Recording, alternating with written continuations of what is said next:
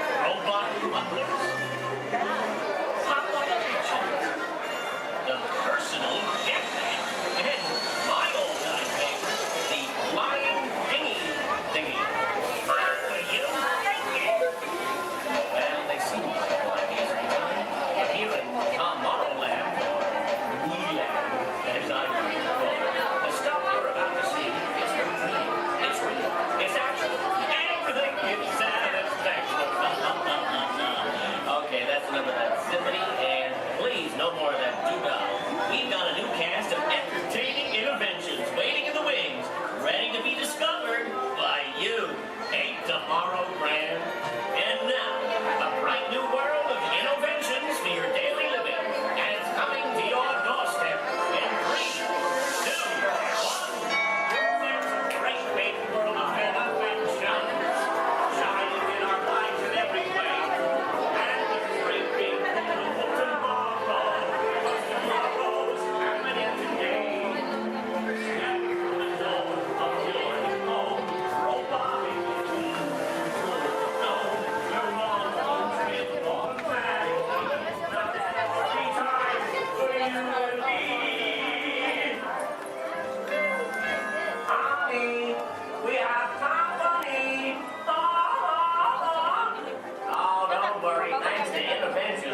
Having unexpected company is a snap.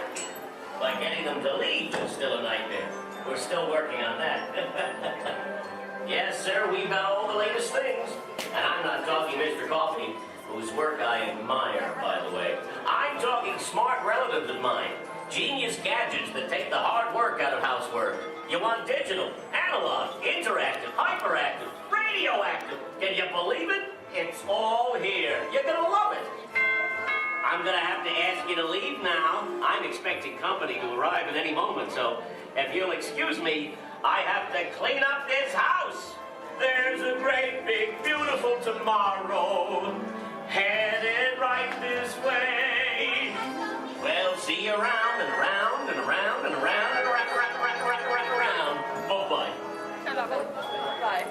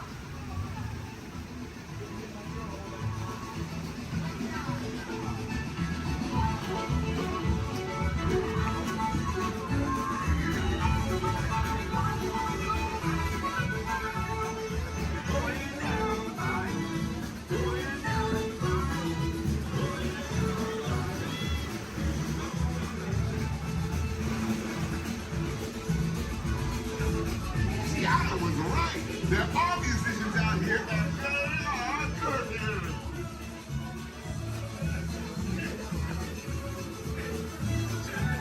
Tiana wasn't years ago. This started over and she found the No doubt. We'll ask them to join the band for sure.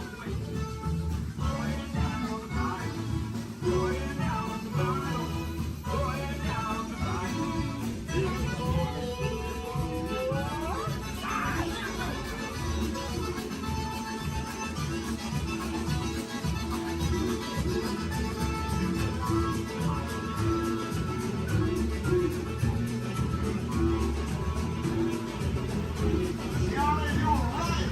The fire's not just what we need.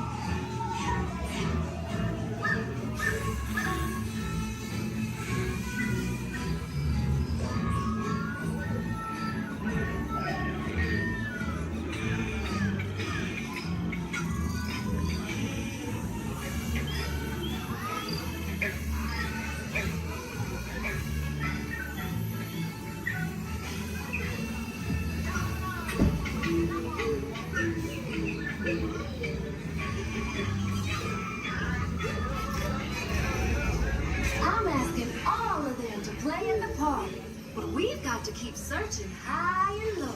How low can I go?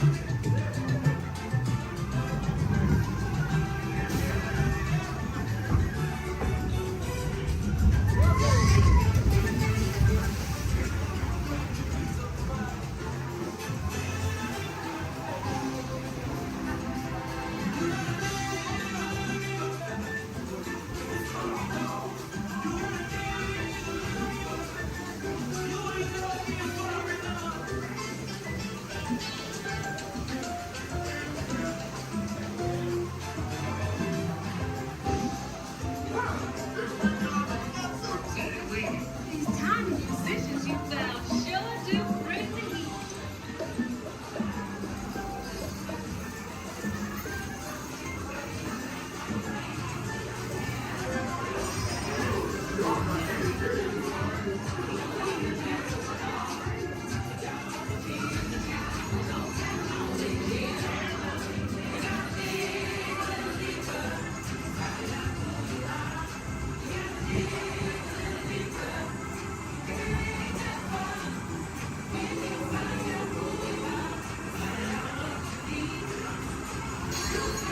Get your hands again.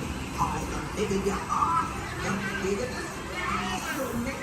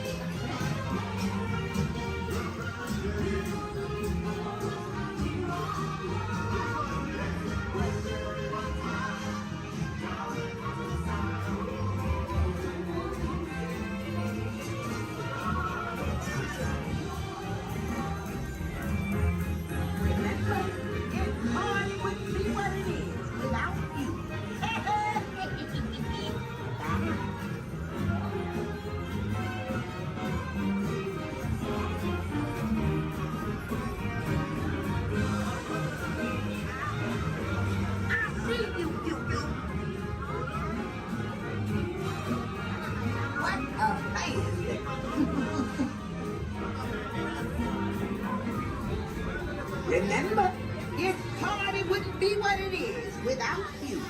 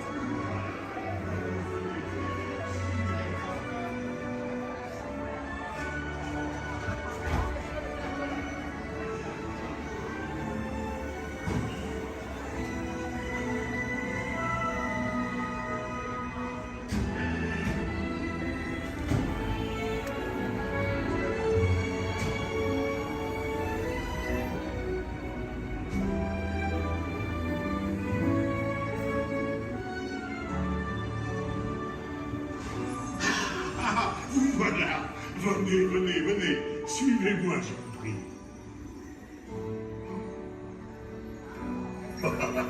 Chef Rami is waiting for you. This way.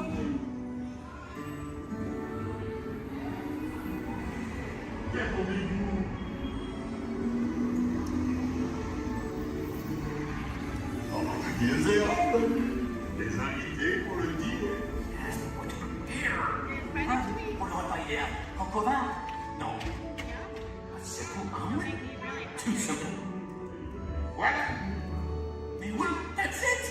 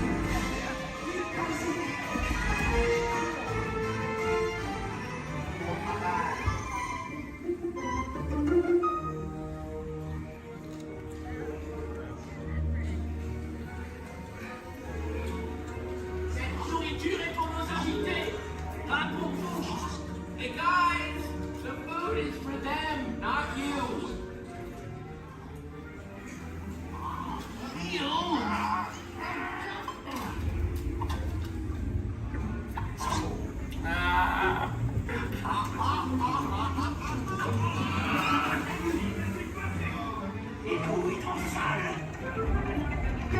Et oui, what are you doing? Que manigancez-vous? Out of my way.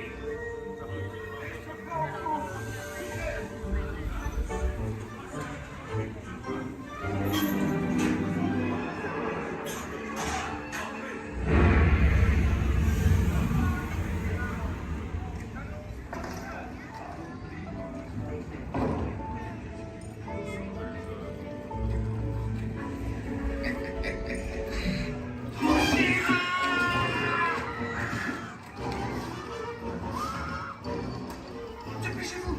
Par ici. Go. Go.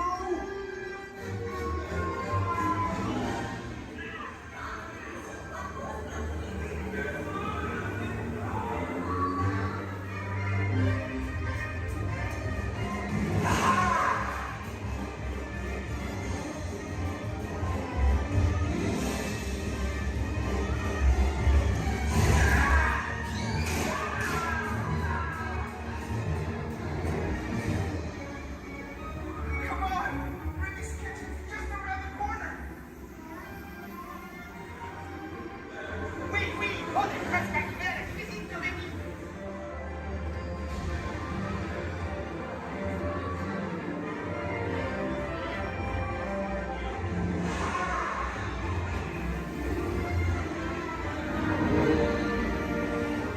Trois entrées commandes pour la douce. Une à trois, une bleue et une saignante. Il va aussi me falloir rapidement 4 ratatouilles pour la table.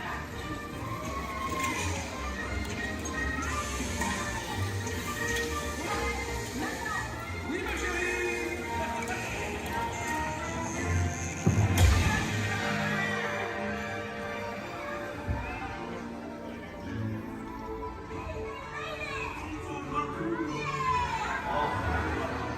Hey, thanks for coming, everyone.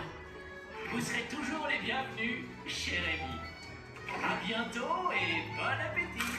Et Mino. Au revoir.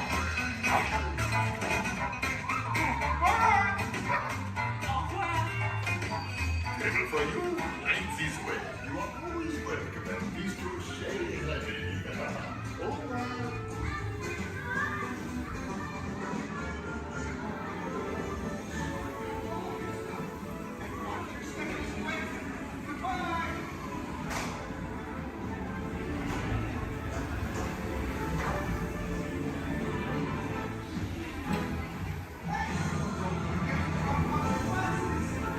Okay. Be sure to grab all your stuff and watch your step as you exit. Goodbye. I cannot wait to get to go back and ride Horizons. Also want to see the energy, dinosaurs, and of course, hear the Veggie Veggie Fruit Fruit. That is the best. Can't wait.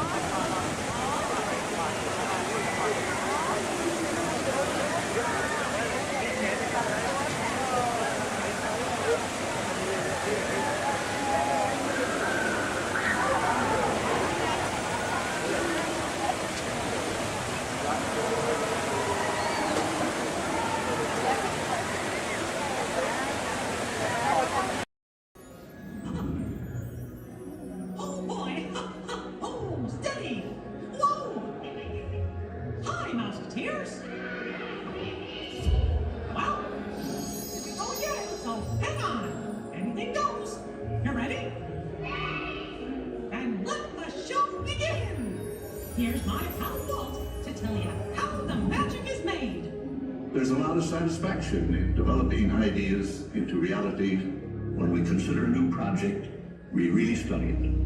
Not just the surface idea, but everything about it. And when we go into that new project, we believe in it all the way. We have confidence in our ability to do it right, and we work hard to do the best possible job. There's really no secret about our approach.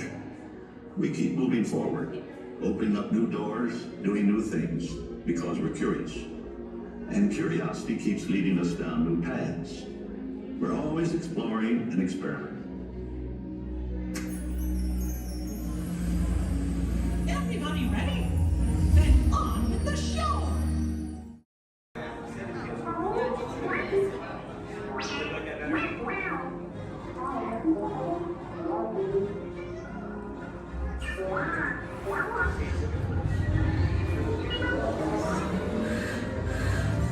Incoming transmission from Ray.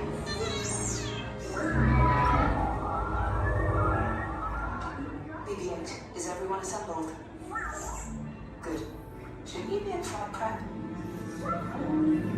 Recruits, thank you for joining the cause. A covert resistance team led by my friend Finn has infiltrated a First-Order Star Destroyer that is now headed to this system. Your outpost on Batu is no longer safe. We have transports waiting to take you to General Organa's secret base on Pokhara.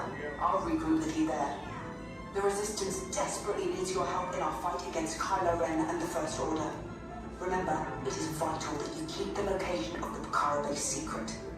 Lieutenant Beck, one of our top commanders, will lead you. Affirmative. Transport is ready. Line up and I shall personally see them delivered. Thank you, Lieutenant. Welcome to the cause. May the Force be with us. Commander Poltam and a squadron of X-Wings shall escort us to the rendezvous point on Pokhara. Roger, this is Black Leader. I hear you're a fine-looking group of recruits. Well, no time to waste. Let's get you on your way to the General.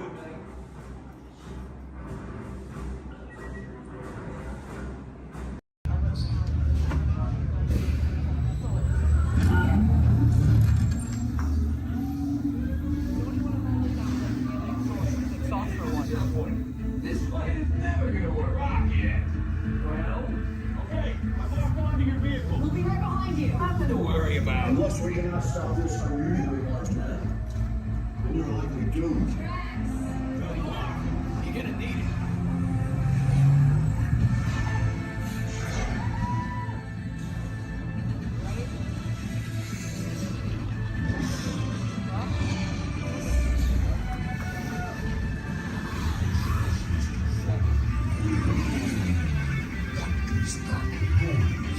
Noise. No one's gonna stop rock and roll from existing. What have we done? I think we're coming back.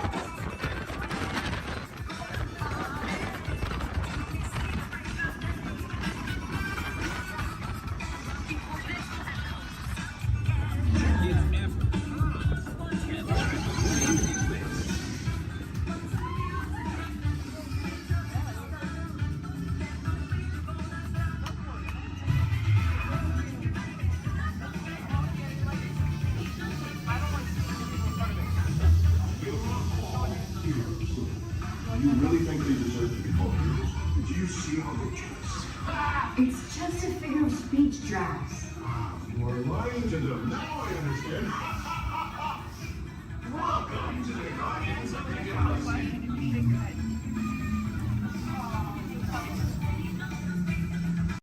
So far, and would not be possible without the combined efforts of all of these talented stunt performers and the very best crew in Hollywood, all working together as a team to create what we like to call here on the Indiana Jones set, a little movie magic.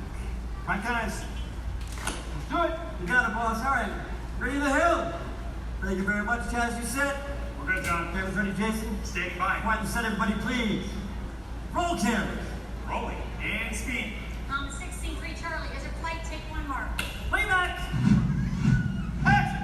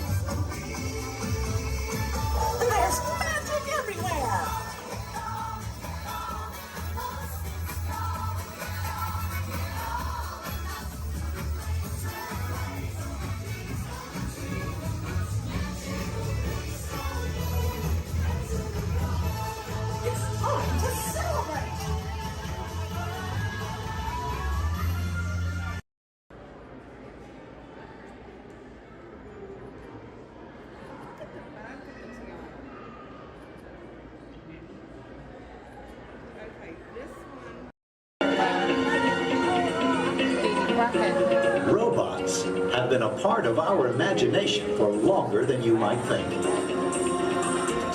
The idea dates back to ancient times, when Egyptians created talking statues to serve and protect people. And Greek engineers built water clocks with moving mechanical figures. As centuries passed, inventors built many mechanisms to imitate human movement. These early robots captured everyone's imagination. Who knew? Perhaps one day, a mechanical being might really be able to walk, talk. And here he comes, ladies and gentlemen, walking up to greet you under his own power. Even help people. In 1920, a Czechoslovakian writer was the first to call these automatic helpers robots.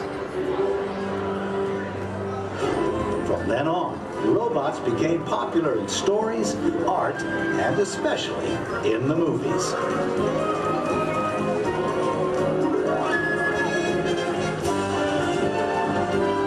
Movie robots often had fantastic abilities.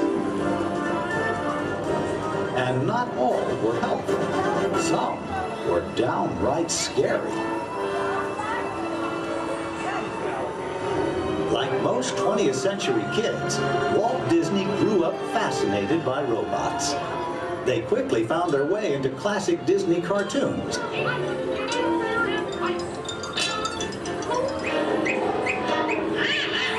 Walt's passion for robots soon took them out of cartoons and into real life.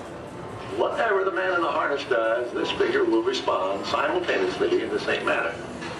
Would you care for your life? I don't think we better. A little smoking on the stage.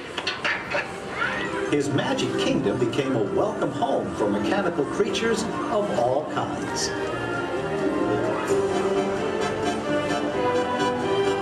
Walt's pioneering work in audio animatronics made robots familiar entertainers at Disneyland, delighting millions of visitors. Meanwhile, in the world of science, advances in hydraulics, microcircuitry, and digital computers were turning science fiction into science fact. Robots had stepped out of the realm of imagination. Today, they are everywhere we and they look. In outer space, in factories, even in our homes. For years, the biggest challenge robotics engineers faced was something we usually take for granted, the simple act of walking. Of course, walking on 2 feet isn't always so simple, especially when we're young. Even as adults, walking has its ups and downs, because it requires well-developed balance and coordination. Making a humanoid robot walk on its own 2 feet is very complicated. Yet this is the challenge that Honda, the mobility company, took on almost 20 years ago. Honda's first prototypes walked in a straight line only, and falling down was a big part of learning. The next prototypes had better balance, but turning was a very slow process. Step by step, the engineers persisted. They built more and more capable models, and finally succeeded in making the most sophisticated humanoid robot the world has ever seen. A machine designed to help people. Honda's advanced step in innovative mobility. Asimo.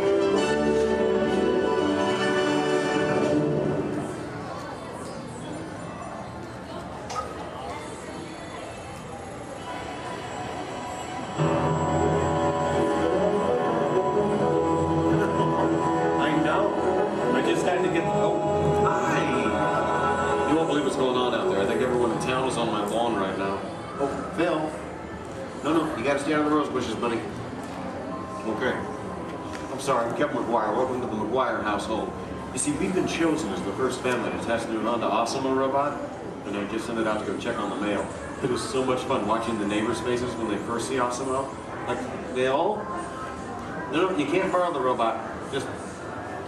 Okay. Now, if you're not familiar with Osimo, you're going to be amazed at the way it... You know what? You're just going to have to see it to believe it. Of course, when we first met Osimo a couple weeks ago, we learned that its name stands for Advanced Step in Innovative Mobility. Oh, here it comes now. Everyone, say hello to Osimo.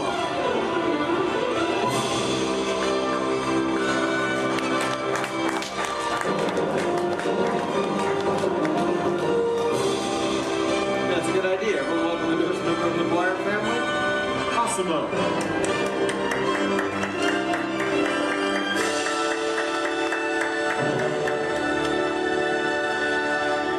Hello, everyone. Oh, Osimo. Did we have any mail? No, but your neighbor gave this to me. Ooh. I wonder if it's from Phil. Oh no, it's an invitation to Cassidy's birthday party. My kids will be very excited, Osimo. Thank you, that was great. Well, I'm an amazingly capable humanoid robot. Yes. How can I help you? Well, actually, my parents are coming over later because my wife and I... Oh my goodness, I completely forgot. I was supposed to call my wife as soon as you got here. I was just having so much fun with the neighbors, but... You know what? We should probably call her right now. Come on, I've got her on speed dial.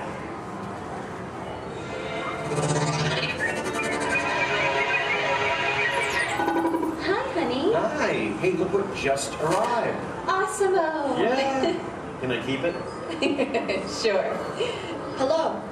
Hi, Awesome-o.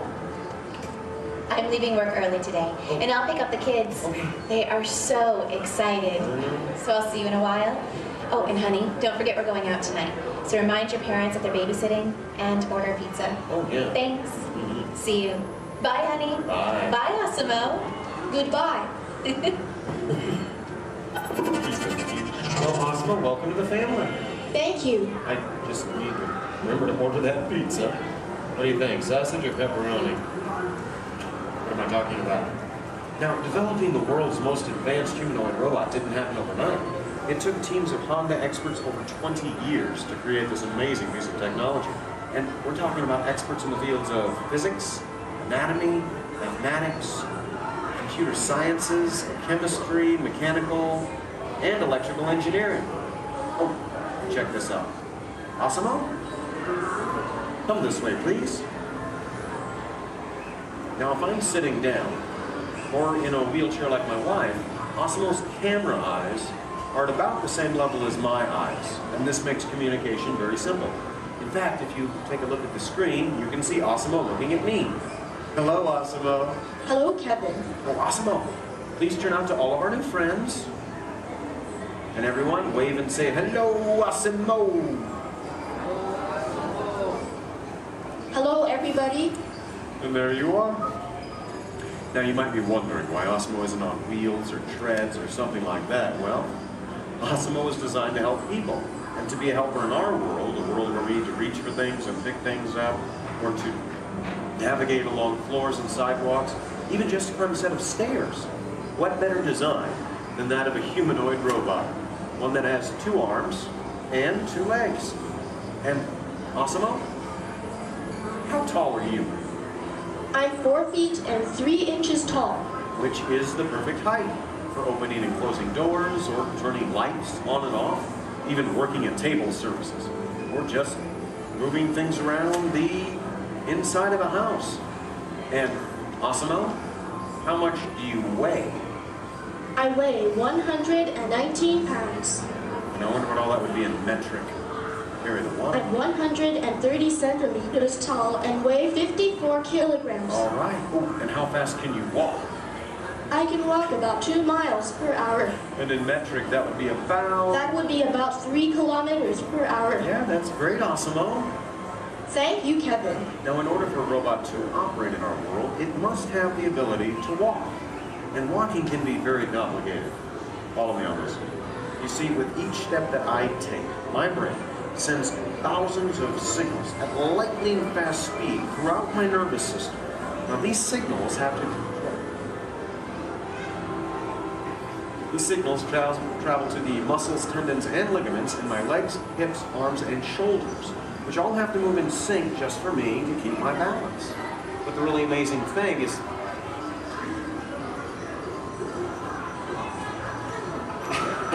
The really amazing thing is that Osimo does something very similar to this. It uses motors, sensors, and computers to keep its balance and walk like a human.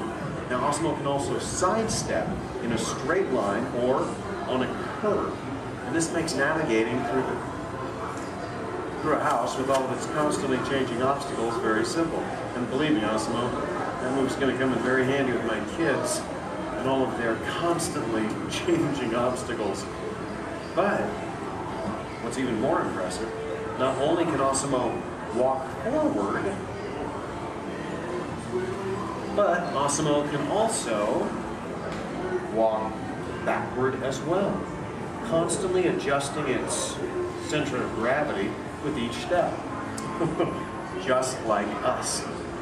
And Osimo's balance is so good, you know what? Let's just show them. Osimo, please balance on one foot, like this. Yeah. Now Osimo makes it look easy. How about the other foot? All right. And Osimo must constantly analyze the data from all of its sensors and 34 separate servo motors. Well, Osimo, I guess it's true. There's really nothing you can't do, except fly, right? But I could play soccer. Yes, you can. You know, I think Molly left her soccer ball here, so yeah. Why not show everyone? Oh, hold on just a moment. Let me get some goalposts so we can make it official. All right, Osimo. Bend it like Beckham.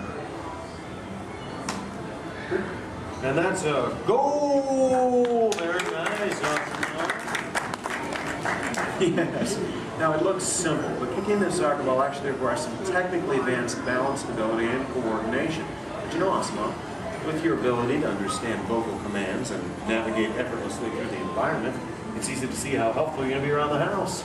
Oh, telephone. Okay, Osimo. I'll get it. Hey. Hey, is Osimo there? Yeah, right here. Hello. That is so cool. Osimo, we'll be home in like 5 minutes. Osimo, I told everyone in school they can come over and meet you. And I invited everyone in the neighborhood. Hold on. Also your video. Yeah, Osimo, you're a star. Bye, Osimo. Okay, my kids. I know. How about a bye, Dad? Bye, Dad. Love you. You're cool. Well, Osimo, looks like you're pretty popular with my kids. Oh, come on. You know what I'm talking about.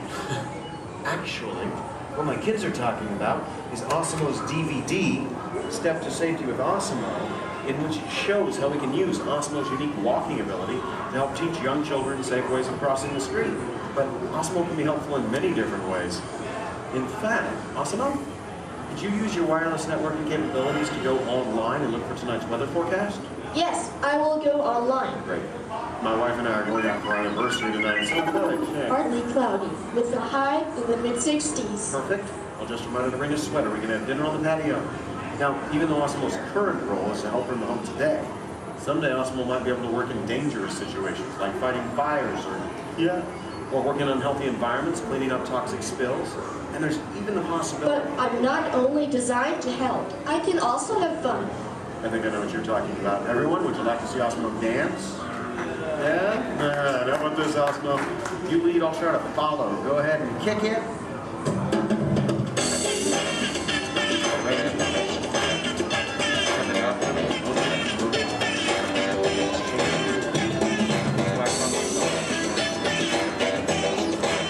I have no real sense of rhythm. Maybe I don't have it.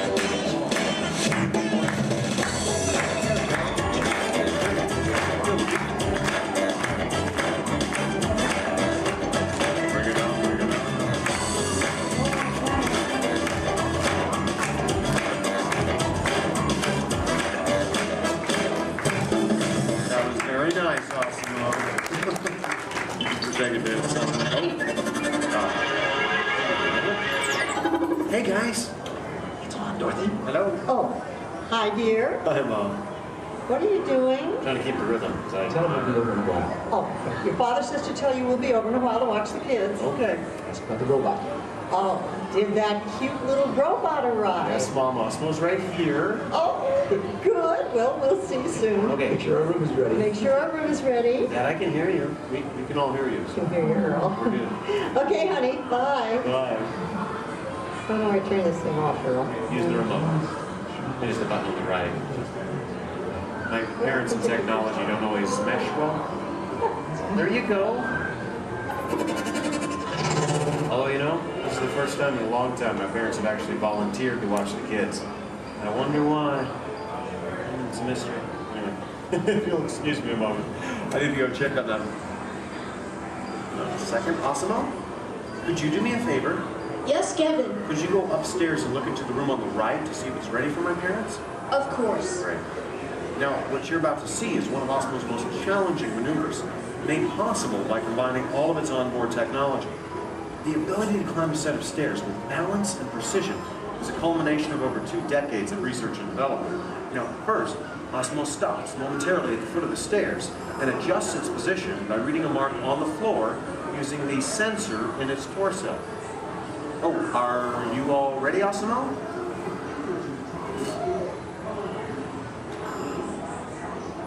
I am ready. Okay, then. Go for it.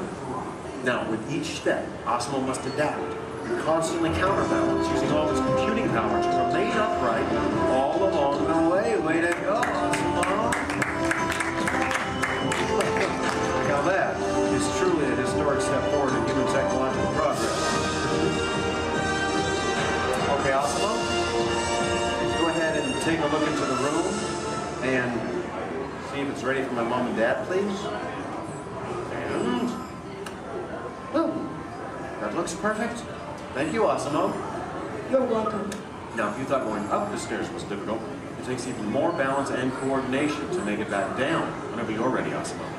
Once again, Osimo will find its position by reading a mark on the floor using the sensor in its torso. And when it's ready, it will descend the stairs, constantly adjusting with each step.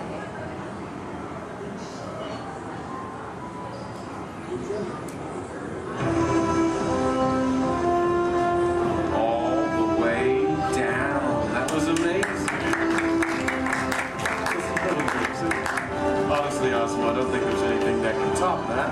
So, Excuse me. Yes? I can even run. That's right, you can. And we have the room. Okay, well, you get ready. I'm going to tell everyone. Folks, you're in for a real treat. This is something that I've heard about, but have never seen in person. You see, Osimo can actually run. Yeah. Okay, oh, and it looks like Osimo's getting warmed up, which is something we all need to do before any physical activity. I mean, no one wants to get a cramp in a servo motor.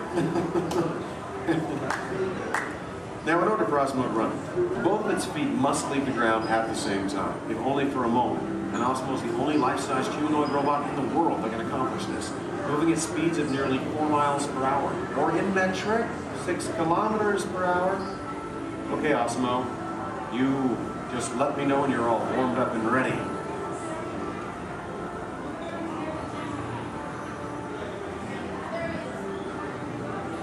I am ready. Alrighty then.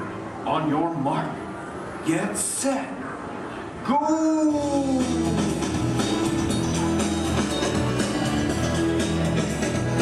That was incredible.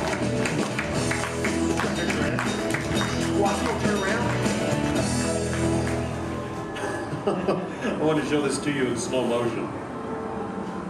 Now, this is truly an amazing accomplishment. Osimo's airborne, meaning both of its feet leave the ground for about 0.08 seconds, running very similar to that of a human. Very impressive, Osimo. Thank you, Kevin. Now, if you'd like to learn more about Osimo, please visit the website, osimo.honda.com. As for you, I think it's time to get you ready to meet the rest of the family. So, why don't we say goodbye to all of our new friends? Excuse me. Yes? Please do not forget to order the pizza. Pizza for the... That's right. Thank you, Osimo. You're welcome. You know what, Osimo? I think this is going to be the beginning of a beautiful friendship. All right. And the kids are home. I hope you're ready to meet them. But before we go, let's say goodbye to all of our new friends. Goodbye, everybody. And everyone, let's hear one more time for Osimo.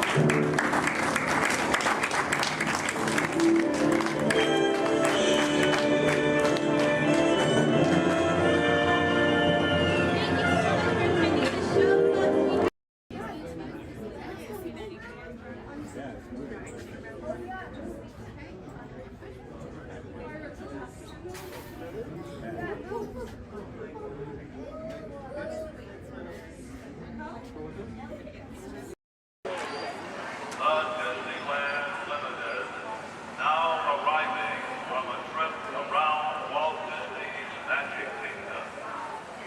Passengers will stand by to board.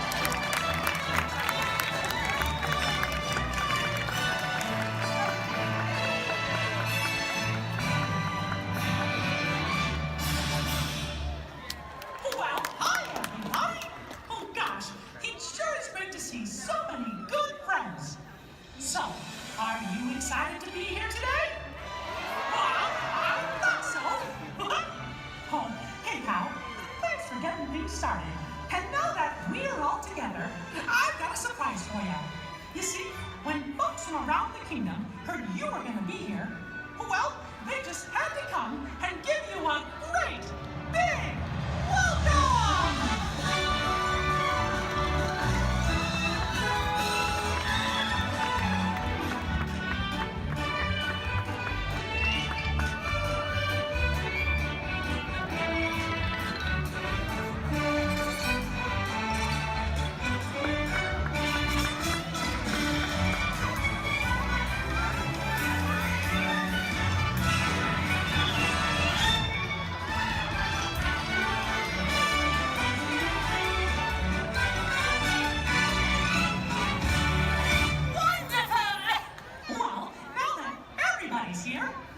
It's time to start the day.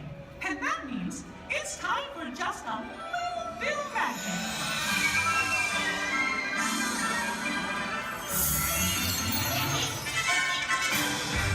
Is someone in need of magic? Oh, gosh! It's the fairy godmother! She must have heard you, Mickey.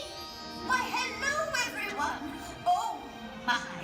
Look at all of you. So many smiling faces, including yours.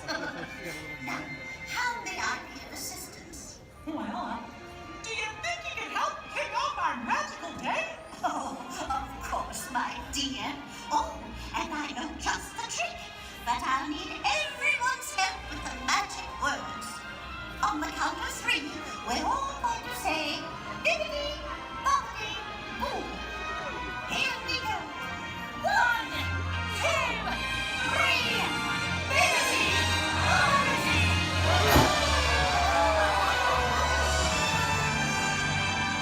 Let the magic begin!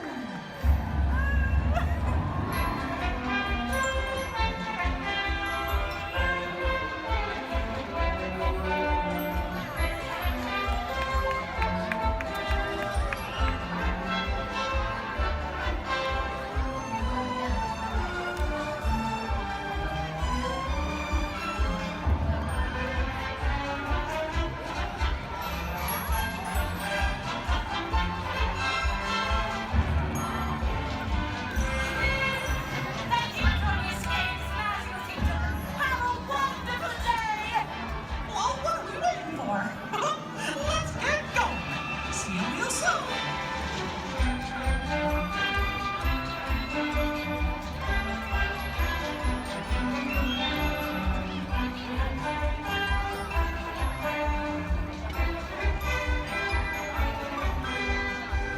For your safety and the safety of those around you, please walk slowly and carefully to your first destination.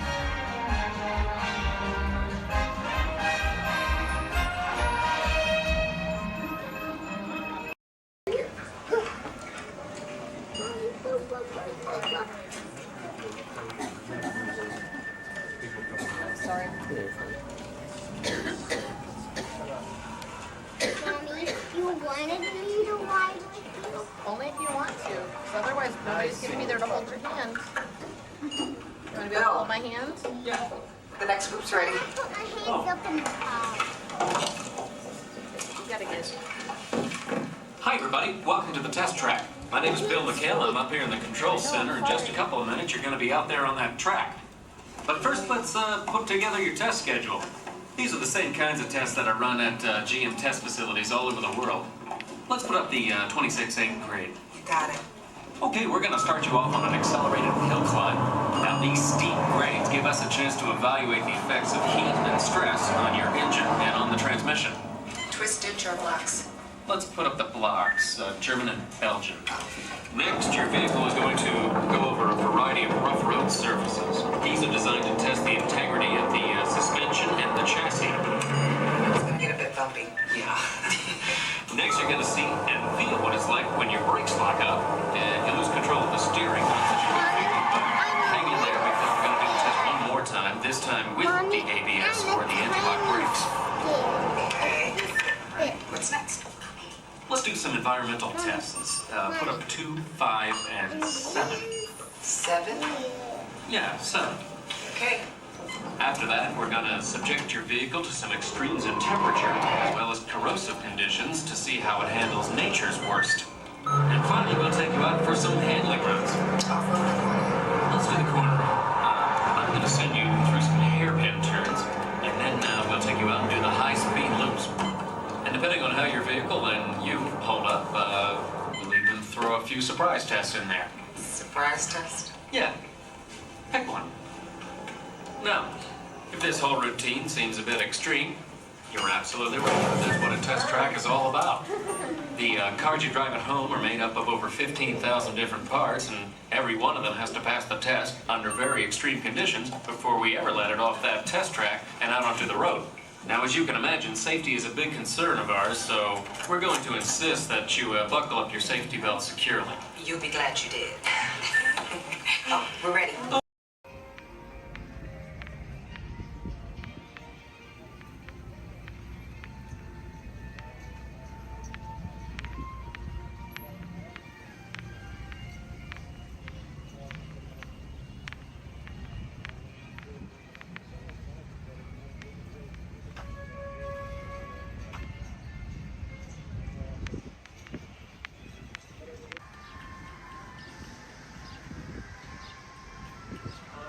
Hi. Time, watch your step, welcome aboard. All right, thank you. You're welcome. I'll see you on the other side. All right.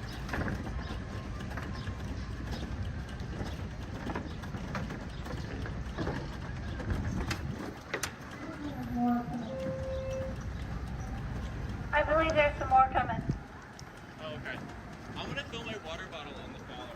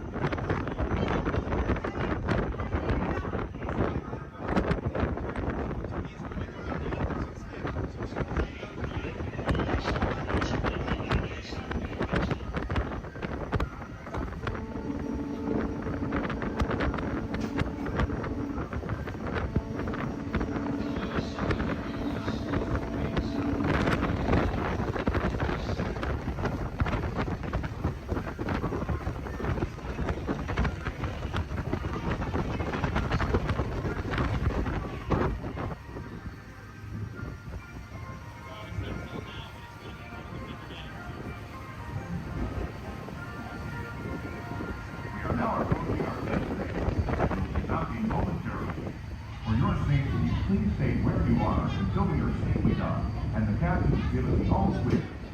Because this is a free-flowing zone, we do have a tendency to bounce around a bit during docking. If you are standing or sitting on the stairs, we ask that you please clear the stairway. Everyone else, please remain where you are until we've completed our docking. Once again, please clear the stairway. You'll be given an all clear when we state the crown stairs and doors. Por favor, manténganse alejados de las escaleras.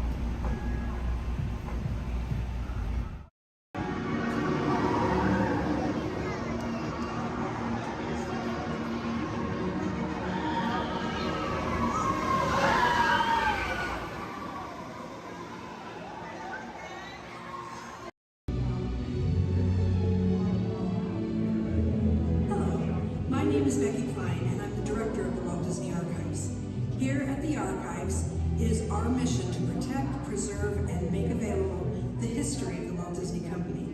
So in celebration of 100 years of Disney magic and entertainment, it's my honor to welcome you to Disney 100, the exhibition. This very special exhibition will travel the world for 5 years in 2 units, one in North America and one in international locations. Both units feature hundreds of iconic Disney artifacts from throughout its history, including props, costumes, models, attraction vehicles, and artwork, as well as our original immersive activities that are sure to please visitors of all ages. We hope you'll enjoy your visit today and look forward with us to the next 100 years of Disney magic. So move a little if you can't.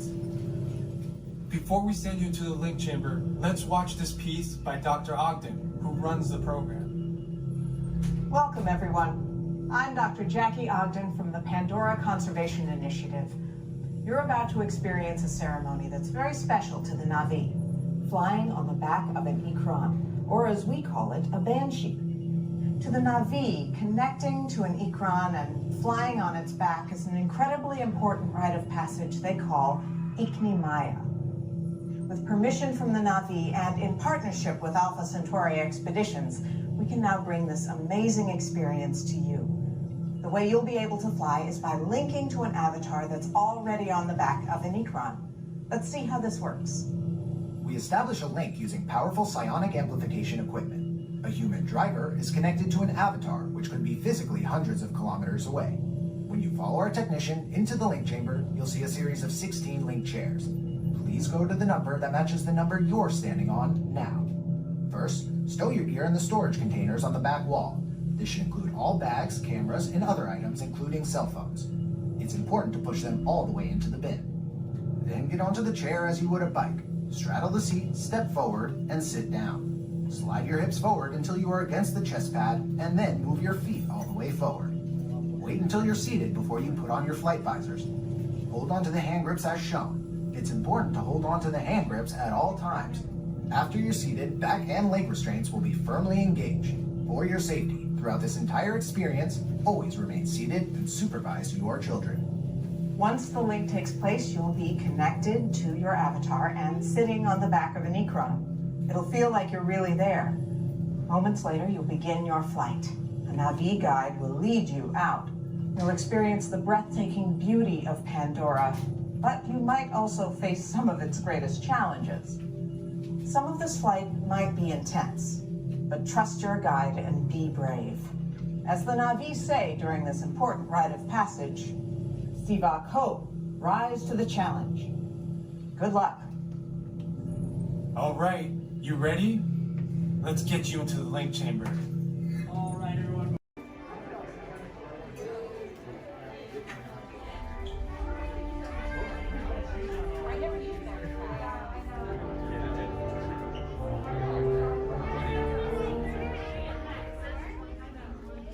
Hello and welcome to Soarin'. My name is Patrick and I'll be your chief flight attendant today. We'll begin boarding in a few minutes, but first I'd like to acquaint you with some important safety information. When the doors to your flight open, please take a seat and store all carry-on items in the under-seat compartment. This includes cameras, purses, hats, and of course, these little beauties. Next, fasten your seatbelts, inserting them into the buckle on your right. The smaller aviators don't measure up to the height indicator on the seat. Just put the belt through the loop in the center strap before buckling it.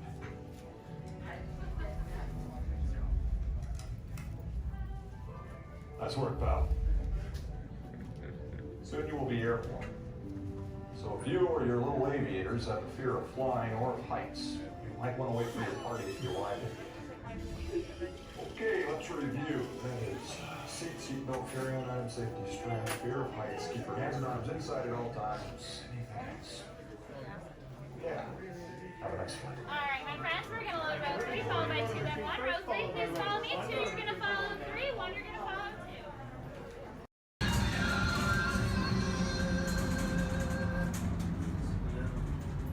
2. Ladies and gentlemen, this is Disney's All-Star Movies Resort. Please collect your belongings, watch your head and step as you disembark, and take small children by the hand. Thanks for riding with us, and welcome home.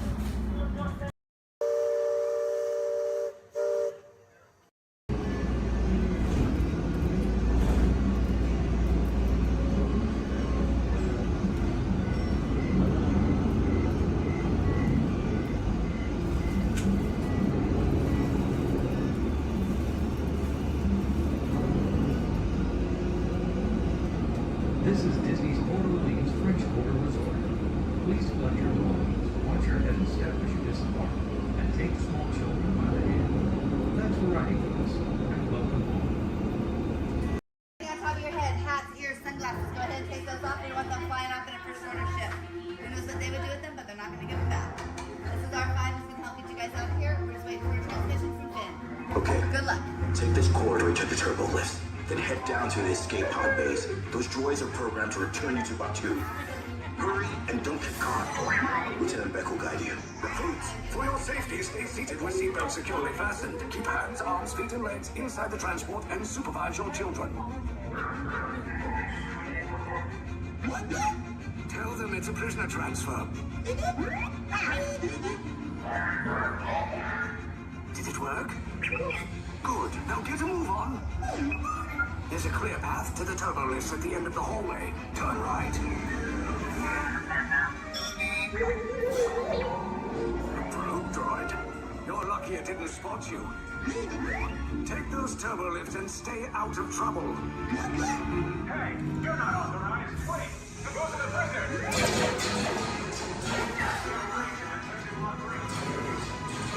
Your cover is blown. Find an alternate route. Who picked these two droids anyway? Detention coverage. Prisoners not seen on their routine. Fire!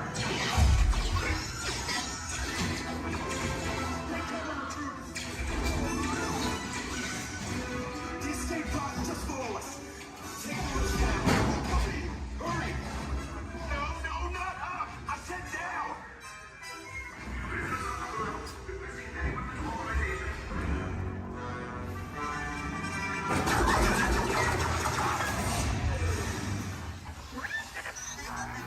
does not look good. Try to find another way down to the escape pods. The Resistance will attempt to rescue the prisoners. They have neither the resources nor the courage to engage us. You underestimate their conviction. Raise the shields! Shields? I see no evidence. Now! Sound the alarm! All personnel to their stations! Sir, the prisoners have escaped. How brave, but ultimately hopeless. There's nowhere to run.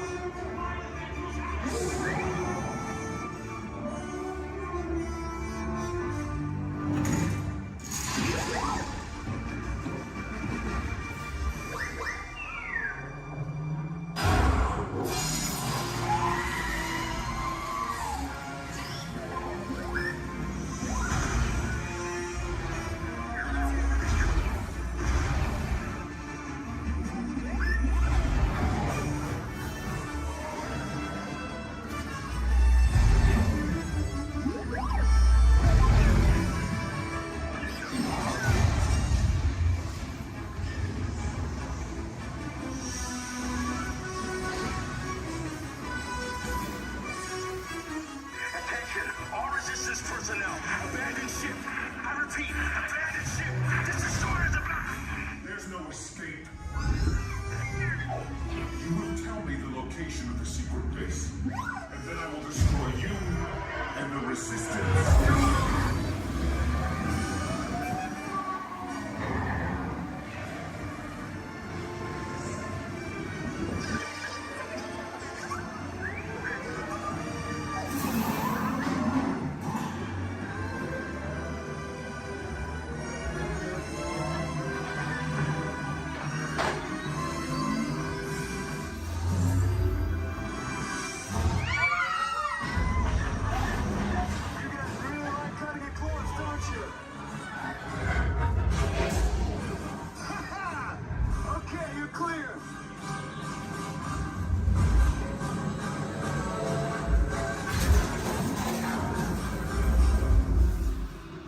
Escape pods came in a little off target. Ground crews will meet you outside the wreck. All right, nice job, recruits. Not what you signed on for, but hey, you're Resistance now. I think I have that authority. Right, Beck? Where's the lieutenant? I need eyes on Beck. I know, Stafford's coffee. More escape pods down in Sector 4. Verification pending from Key Command personnel. Where's the lieutenant? I need eyes on Beck. Lieutenant Beck here. Beck! You're right. I should hope so. Great job, recruits. Thanks to your heroism, the location of the Resistance base is secure. Bravo! Yes, R5, you too.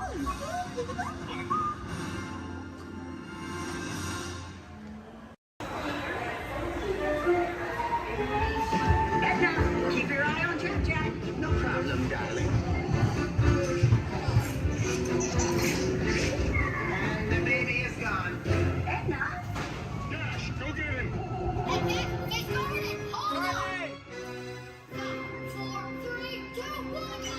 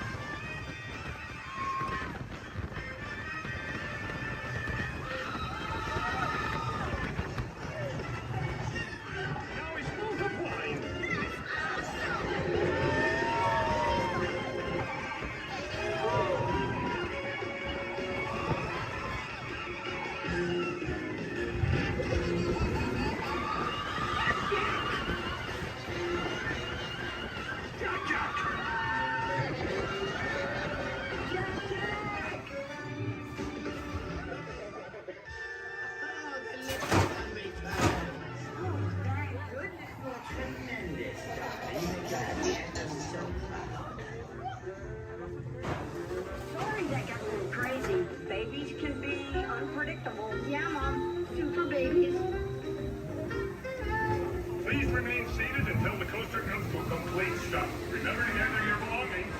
Your little brother. And safely exit area. Set up an incredible message.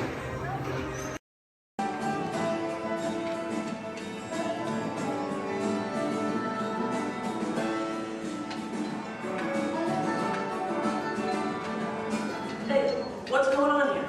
Where are we? Oh, look, we're on the wrong side of the screen. Oh, yeah, wow. Hey, look. Lucky Rabbit. Get off. Come on, let's go.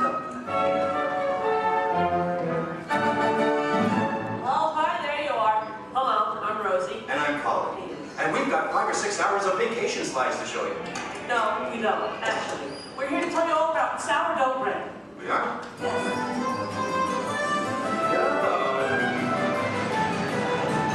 Okay, let's get started. Did you know that the traditional sourdough baking process goes back to the California Gold Rush? You're reading this, aren't you? No, of course not. I did some research. I made a few notes.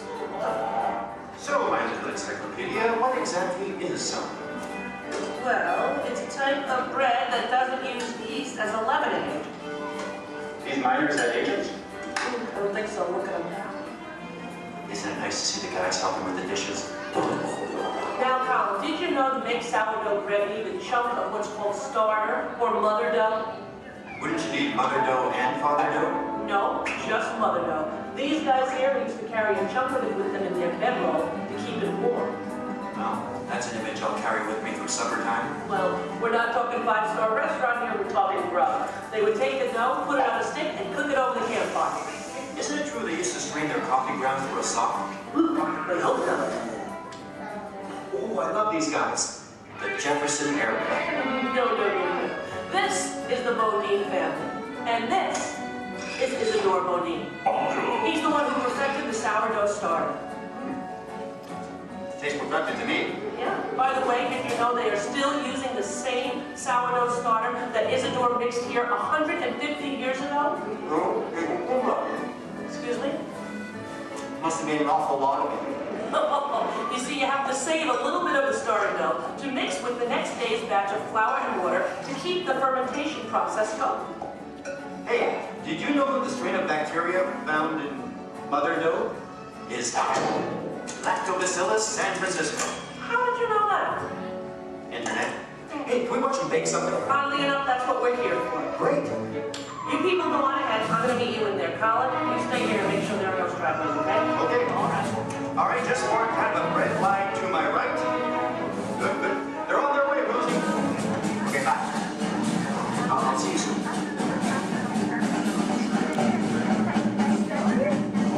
Okay, everybody, here we go. Come on in. There's plenty of room. Gather around the window right here. Make sure you can find a spot where you can see me on one of the screens. Come on, Colin. They can find their way, okay? It's not the California Trail.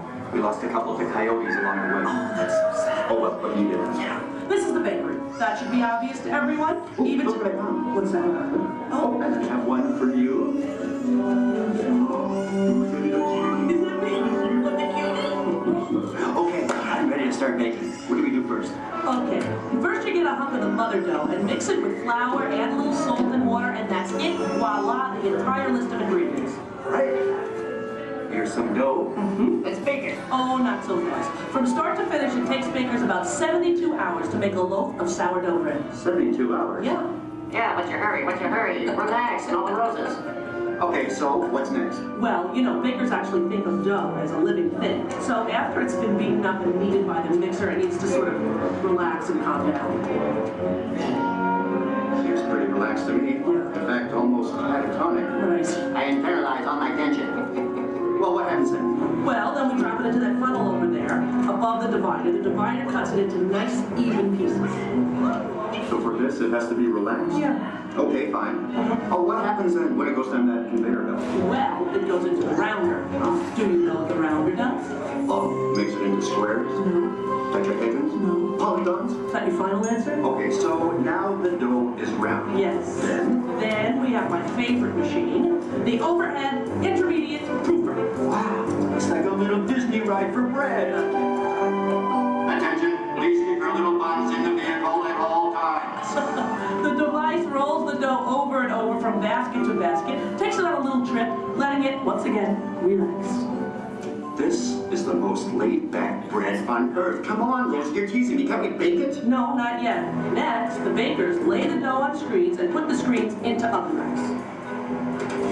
Then we bake it. Not yet. You'll have to go around the corner to the next window to find out more, okay? And you go on ahead. I'll stay here and get the stragglers. You stay with the nice lady. All right. All right. Everyone, follow me. Follow him, everybody. And you relax, okay? Okay. Come on.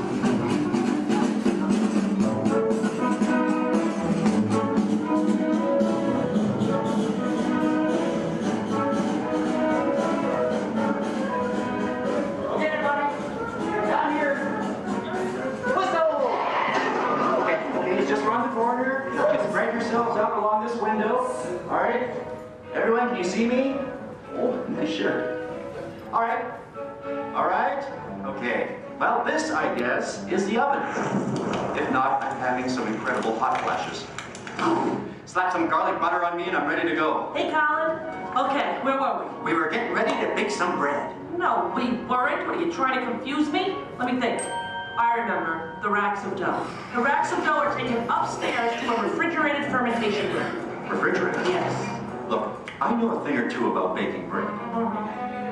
Well, actually I don't, but I'm pretty sure you have to have heat to bake something, right? Sounds right to me. For a technical question like that, I'm going to have to call in an expert. I'd like you to meet my friend, Tony, the baker. Tony! Hi! Are you enjoying your visit? Oh, we're having a great time. We really are. But I'm afraid I have reached my limit of baking knowledge. Tony, call it here. Give us the lowdown. Don't you think we've coddled this dough long enough? Isn't it time to turn up the heat on this baby? Well, no. The dough needs time to ferment in a refrigerated, climate-controlled room. Now that gives the bread a better flavor, texture, and color. It takes about 13 to 16 hours. You know, I like a man who can cook. Then what happens? In the proof box, the dough is slowly brought up to about 95 degrees, 90% humidity. Why not just take it to Florida? All right, so it's baking now, right? Because it's rising. No, it's still fermenting. The dough triples in size now due to the expansion of trapped gases. Hey, listen, we all have trapped gas occasionally. Well, now the bread is scored, so it won't split with its base. Oh, so now I'm almost afraid to ask. It's time to bake it, right? Or do we have to take it out to dinner first? Maybe a bit of a rub-down. It's ready to bake. You're kidding. I hear they spin the bread around when they're actually baking. Is that true? That's right. And this steam is sprayed on from time to time. This gives the crust a beautiful reddish golden color. So I'm thinking I probably couldn't do this at home in the toaster oven. No, I don't think so. Listen, Tony, thank you so much. Yes. It's been a thrill. Thank you. You were superb. I feel enlightened, enriched, fermented. My pleasure. Bye. Bye-bye. You know what? I'm going to spray you down because I think you could use some of that golden Okay, just color. a little on the... Okay, that's enough. All right, the hair. You know what deep frizzy. Ladies and gentlemen, the moment you've been waiting for. A masterpiece of the baker's art. What are you doing? Hey, what are you... Waiting for that. That's not yours. Tony gave it to me. Look right at me. He didn't look at you. That was ours to share, Colin. No, it's mine. It's all mine. One piece, please. One little piece? A tiny piece? I'm telling Mickey. All right. Here. Yeah, you see? Here, don't tell Goofy I owe money. You do? Well, don't even ask. I don't even want to get into that. Goodbye, everybody. Have a great time here. Bye. I'm going to go eat. Share it.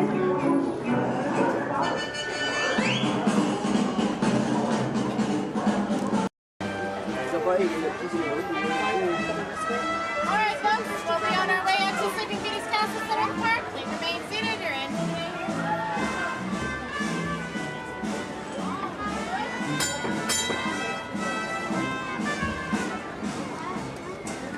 Here we go. Okay. Yeah, with 1 horsepower motor. Yeah.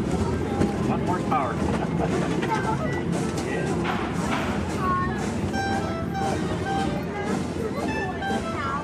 Well, because this one only has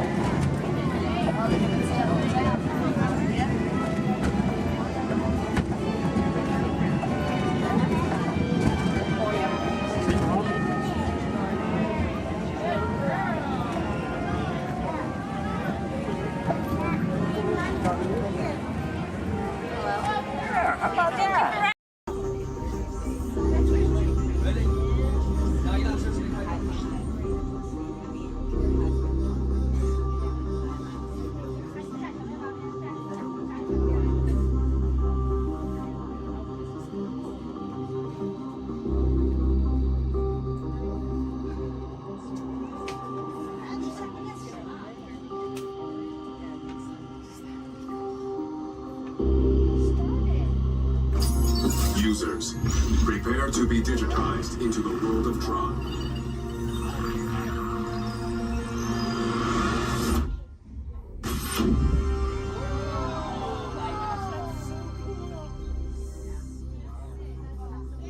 Team Blue, welcome to the grid. Proceed to games.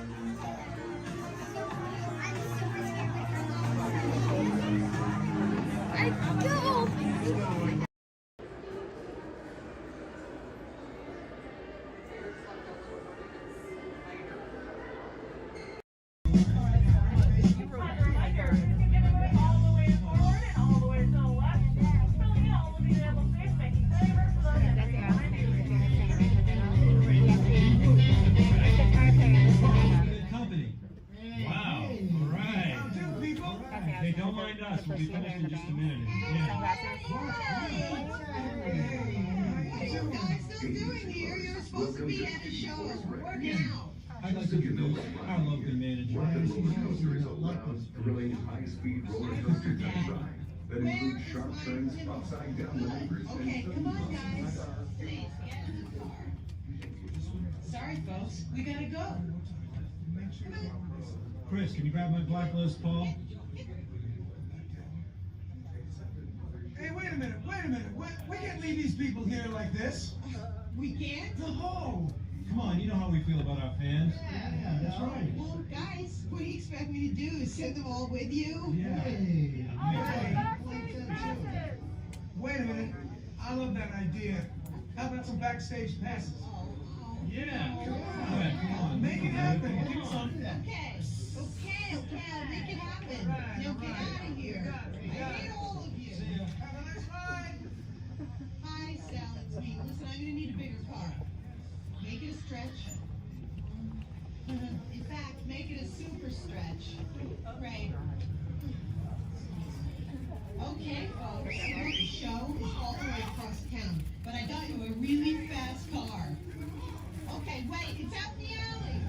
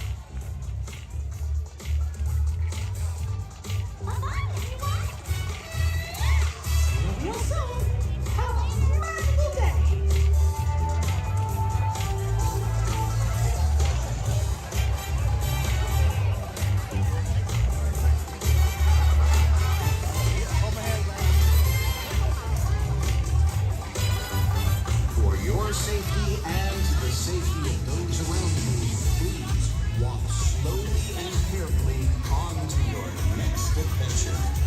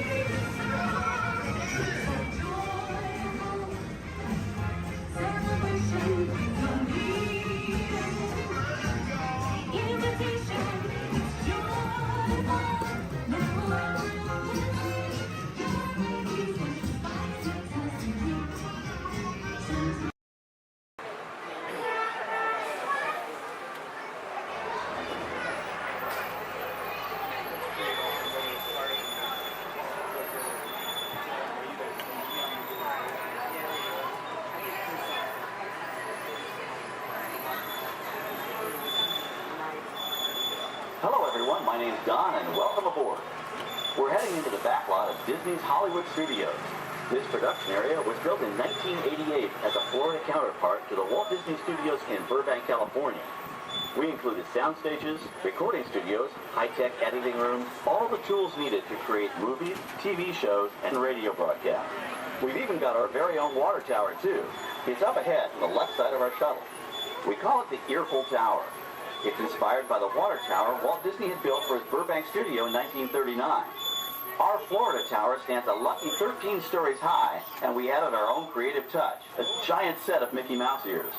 If you wanted to wear those ears, you'd have to have a hat size of 342 3/8. Up ahead, after the next bend in the road, you'll have a perfect opportunity to take a picture of this famous icon. In the world of entertainment, every project starts with a screenplay and a lot of creative ideas. A production studio is where the ideas of writers, producers, and directors are transformed into an on-screen reality. Within these huge spaces, filmmakers can literally create their own worlds. Our Florida sound stages are soundproof, weatherproof, and most importantly, air-conditioned, all vitally important for the cast, crew, and equipment. Many of the crafts needed for filmmaking are located right here on the lot. On the left, we have our own greens department. It grows flowers, trees, shrubs, and topiaries. A few well-placed plants can cover up empty spots in the set and add a touch of natural beauty to a scene. On the right are two of the aircraft from the 2001 blockbuster hit Pearl Harbor. These exact full-scale replicas of P-40 fighters were used in the special effect fight sequences. Of course, many of the planes you saw flying through the aerial battles or sitting on the ground weren't real at all. They were created entirely within a computer. Oh, keep your cameras focused to the right. We're coming up on that perfect angle of the Earful Tower I told you about. It's a true masterpiece.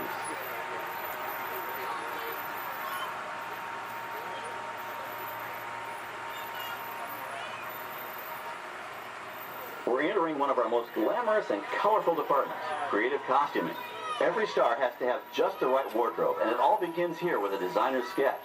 Our team of designers, seamstresses, and tailors can turn 1.5 million yards of fabric into over 25,000 costumes every year. Many of these costumes will become part of the shows and attractions of the Walt Disney World Resort. In fact, here in Florida, we have the largest working wardrobe department in the world.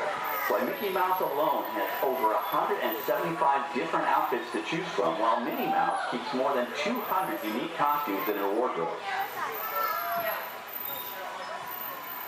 On the left are costumes worn by the stars in recent studio productions. You'll probably recognize some of those costumes from the big screen. Every story needs a setting, and our design staff can create just about any place a script calls for, from an urban city street to a remote desert canyon. On the left is our scenic shop where large-scale sets and props are built.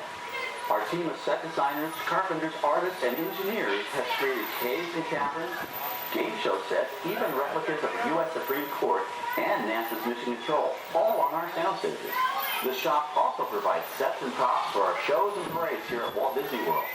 The same skill and craftsmanship that goes into a movie set can also be used to create magic for our parks. Either way, it's all about making dreams come true.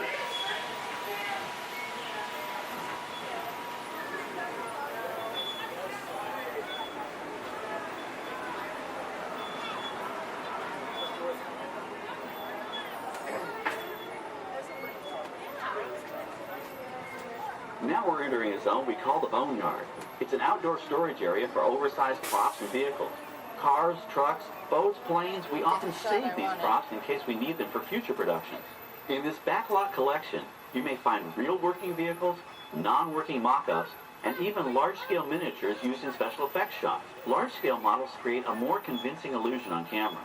We even place small cutout passengers in the windows of the plane.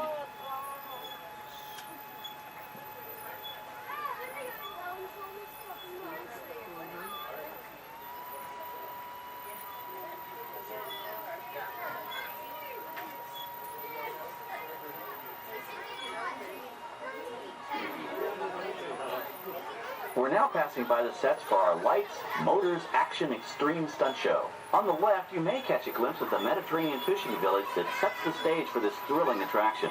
We'll get a closer look at it soon, but for now, we're approaching one of the largest standing sets on our back lot. It's over on the right. It may not look like much from this angle, but it's pretty spectacular on the other side.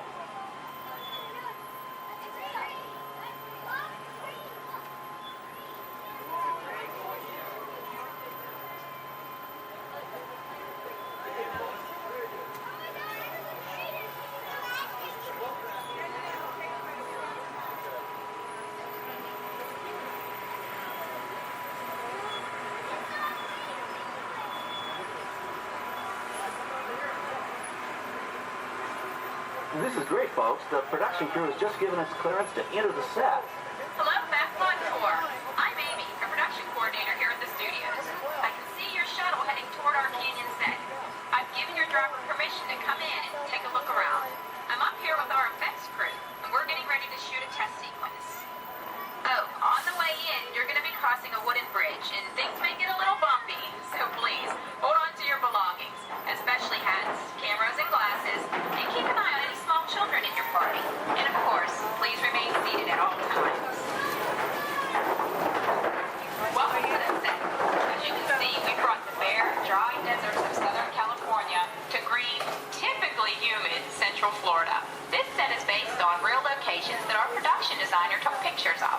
Our set crew spent about 6 months building the canyon, but we've used it for a number of TV shows and specials over the years. For our upcoming production, the script called for a tanker truck. We found this one in our boneyard, but it was too big to drive into place. So we picked it up with a crane and set it down here. We're up on the overhead platforms, and I see our director has arrived. As soon as the rain effect is ready, we'll begin the sequence. This set and shower is really just a special effect. We rigged up a series of water nozzles just above your trim. The water sprays in a crisscross pattern to create a sense of depth. But this storm only covers the first few feet.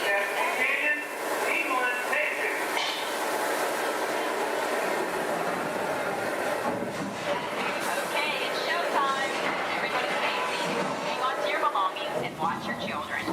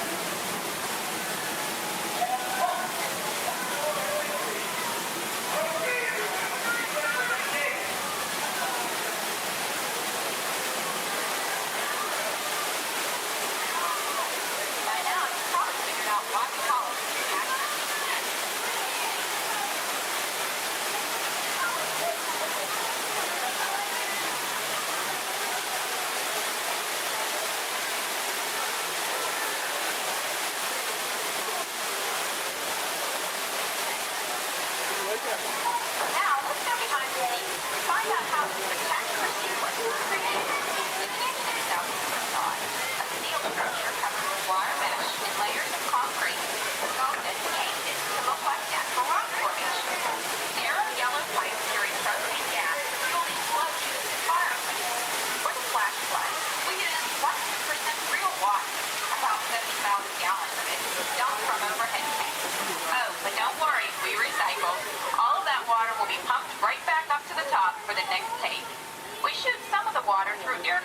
for an extra dynamic effect. Those ear cannons are powerful enough to shoot a basketball over the top of a skyscraper the size of the Empire State Building. To top it off, our shuttle was sitting on hydraulic shaker tables. They provided the shaking, rattling, and rolling sensations for the scene. The entire sequence can be reset in 3.5 minutes. That's just enough time to bring in the next shuttle. Well, I've got to get ready for our next take. Thank you all for being part of the action.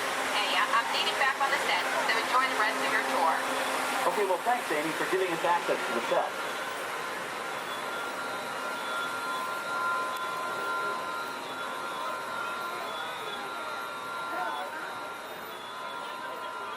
On the right, we have an authentic piece of Disney history. That Gulfstream 1 was known at airports across the country as November 234 Mickey Mouse, but we just call it the Mouse.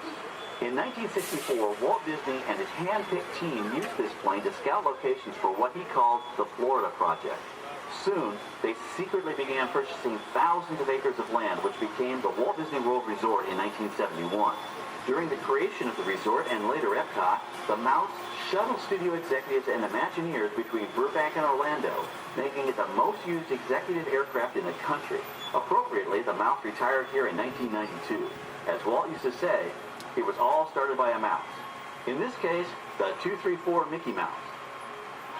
On our right, we once again sweep past the magnificent Mediterranean village of our Lights, Motors, Action Extreme Stunt Show. This high-octane attraction is based on the hit show from the Walt Disney Studios Park in France. In this action-packed production, you'll feel like you're right there on the set during the filming of a spy thriller, complete with custom-built cars, motorcycles, even jet skis. You'll experience the split-second timing, coordinated driving, and fiery special effects that make action movies a real blast.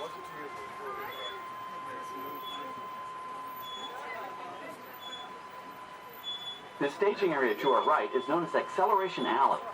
Here, the custom-built stunt show vehicles rev their engines up to 70 miles an hour before making their high-speed entrances onto the stage for our Lights, Motors, Action Extreme Stunt Show. Of course, these are professional stunt drivers. We hope you'll enjoy their daring driving skills, but please, don't try them yourself.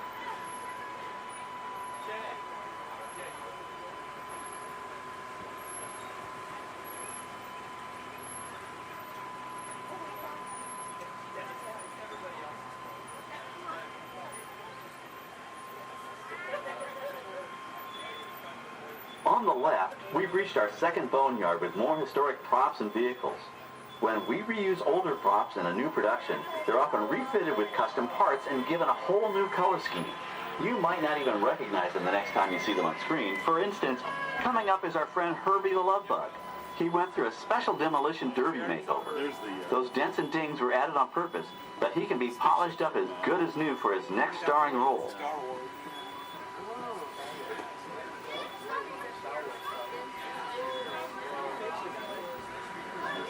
On our right, we now have a very different view of the Fishing Village set. From this point of view, you can see that there is no inside to the buildings. They are just false fronts or facades. In the movie business, set builders only create what the camera has to see. It's an old movie trick dating all the way back to the silent era. To add to the sense of realism and avoid the cost of set building, many of today's television shows and movies film on location in cities and towns across the U.S. But out in the real world, you've got to contend with noise, traffic, crowds, and various visual elements that may or may not belong in your film.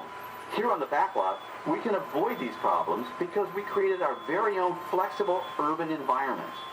Our Streets of America facades can stand in for a small town or a giant metropolis. As we come around the last corner on our route, you'll see the skyline of New York City in the distance. It's really a series of painted flats, expertly designed to fool the eye and the camera. We can dress and decorate these streets to look like any city we want, from Chicago to San Francisco. Depending on the choice of vehicles, props, and costumes, we can even turn back the clock and set our story in a different time. And what's more, these sets are built with Florida weather in mind. They're made to withstand 100-mile-an-hour winds. You're welcome to visit our Streets of America anytime during your visit today and get an up-close look at the skills of our set designers and builders. We've just about reached the end of our tour. Our final stop is the American Film Institute Showcase, where you can see the actual costumes and movie props used in some of Hollywood's most famous films. There are some pretty amazing items in there, so feel free to take all the time you like. Please stay seated until our tram comes to a complete stop and check around you for any personal items that may have fallen during our trip. Well, as they say in Hollywood, that's a wrap. Thanks for joining our backlot tour, and we hope you'll come back to visit us again soon. All right, we're going to stop up here in just a moment. I'll open these doors. I'm going to exit out through those blue automatic doors into the AFI showcase tour.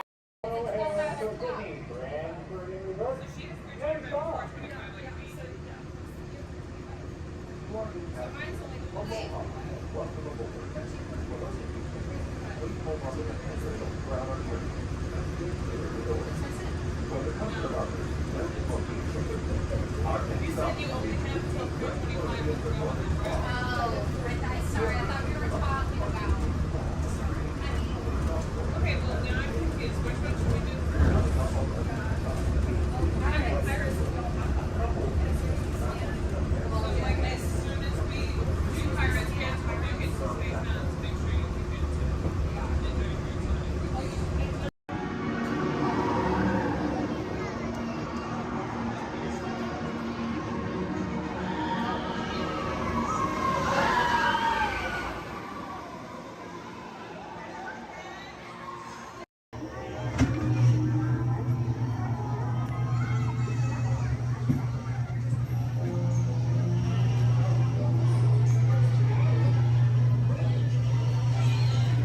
Adventures in Wonderland began when all of the white rabbit down the rabbit hole. All of a sudden, I fell. Down, down, down. Into the white rabbit. Wow. See for yourself. Oh, Mr. Rabbit, wait. Please. He went this way. No, that way.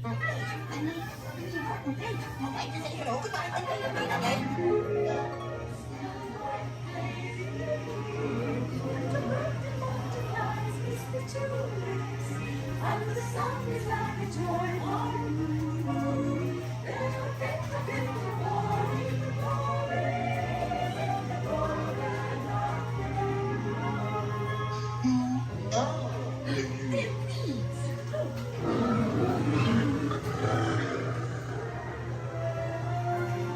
Now this is curious. I wonder if the rabbit came in here. I'm not sure. Where I am, you do. Wait! Don't go, please!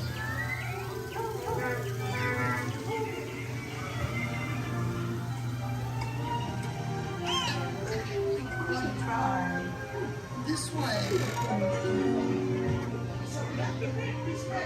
We're making a noise. And making a cheery shake. Because we know They'll cease to grow. in fact we'll soon be dead. No! And yet we go ahead. Making a roses spread. You can't go on Royal Majesty, the Queen of Hearts, and the King. Shall we play croquet? Rule 42, the Queen always wins.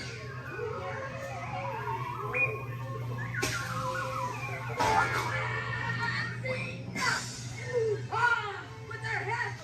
Oh, their heads!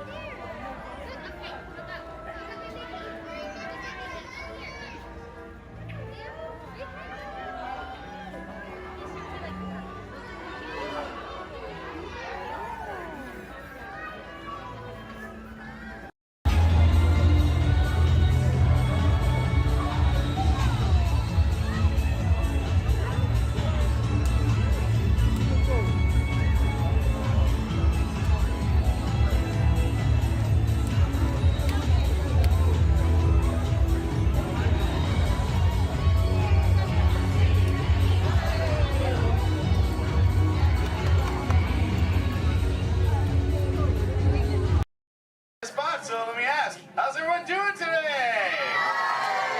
Sweet. Welcome everyone to the Aquatorium and welcome to Turtle Talk. My name's John. I'll be your host. You're all here to have a conversation with the coolest sea turtle in the entire ocean. Do you know his name? That's right, it's Crush. Let me show you how it's going to work. Right here is our window to the Pacific. It allows us to see all of the undersea life that swim by. Up there in the corner is our hydrophone that allows us to communicate with all the undersea life. So it's going to be very conversational, meaning Crush will talk to you. You'll be able to talk to Crush. He's got questions for you. And hopefully you all have some questions for him. You can ask him anything you want. You can ask him what he likes to eat, what he does in his free time, what's the meaning of life, anything like that. He'll be happy to try to answer.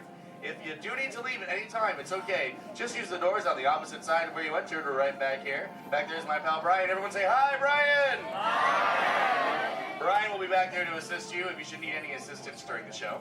I'm going to lower the lights and lower the music here so we can see and hear just a little better. My friends the Moonfish are going to be coming out here and showing you some rules. First rule inside, please no eating during the show. And no drinking. No smoking. And the last one, take all the pictures and video you like, just please no flash photography or video lighting. Round of applause for the Moonfish! Excellent. All right, Crush is up there surfing. He said when you're ready, just call him down. So on the count of 3, yell, hey Crush. Ready? 1, 2, 3!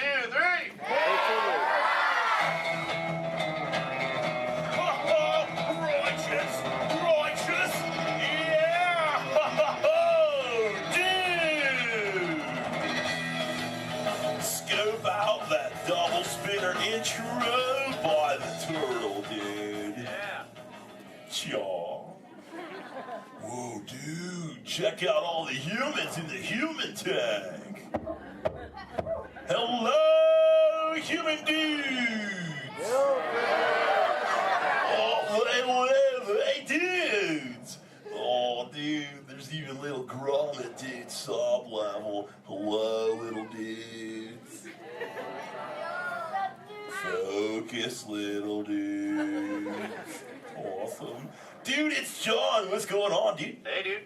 Hey, do you think you can help me talk to a grommet right over here? Right down front, kind of in the middle, wearing like a greeny color shell, dude. Brown moss on the noggin. Hey, what's your name, dude? Rudy. Nice to meet you, Rockin' Rudy, dude. Hey, do you know how to talk like a turtle? No. Oh, no worries. I'll teach you. Can you say totally? No, I can't. Okay, then. Let's go over here, John, dude. Yeah, let's talk to the dudette right here in the pinky shell, dude. Let's see if she can say totally. Hey, what's your name, dude? Gabby. Nice to meet you, Groovy Gabby, dude. So can you say totally? Totally. Whoa, you're good. Okay, now can you say sweet? Sweet. Okay, put both those words together, Groovy Gabby, and say totally sweet. Totally sweet. Whoa, dude, give me dude, put your fins together for Groovy Gabby for totally talking turtle, dude. Dude, you're like bilingual. Hey, so like, where do you come from, Gabby, dude? Where do you live? Canada. Ooh, dude, you come from Canada, dude. That's excellent. I have no idea where that is. So how's the surf in the Canada, dude? Why are we whispering? Well, no worries, dude. Hey, so like, who brought you here on this fine day from the Canada, dude? Who'd you come with? With my family? Oh, excellent, dude. You brought the whole familia. Wouldn't it be cool if I talked to, like, your parental units? Totally say chaw. Chaw. Awesome. Okay, let's find out where they are. Parental units of Groovy Gabby, where are you at? Raise your fin. I want to talk to you. Over here, dude. Oh, dude, excellent, dude. They're, like, way over there. They're, like, taking a mini vacay from the little one over there, dude. Hey, what's your name, dude? Walt. Nice to meet you. What relationship are you to the Groovy Gabby, dude? Father. Oh, you're the Papa Bear. Excellent. Hey, so how many little ones do you have? 2. Oh, you're just getting started. Excellent. Dude, the Crush Man's got 65. You should totally try that. Well, hey, I was wondering, do your little ones ask you a lot of questions? Oh, yeah. Do you always have the answers right? Never. Oh, dude, I'm totally the same way, dude. My youngest son, Squirt, dude, he asks me questions all the time, and I'm like, I do not know. In fact, human dudes, that's totally why I'm here today, to answer all those questions Squirt has about you human dudes.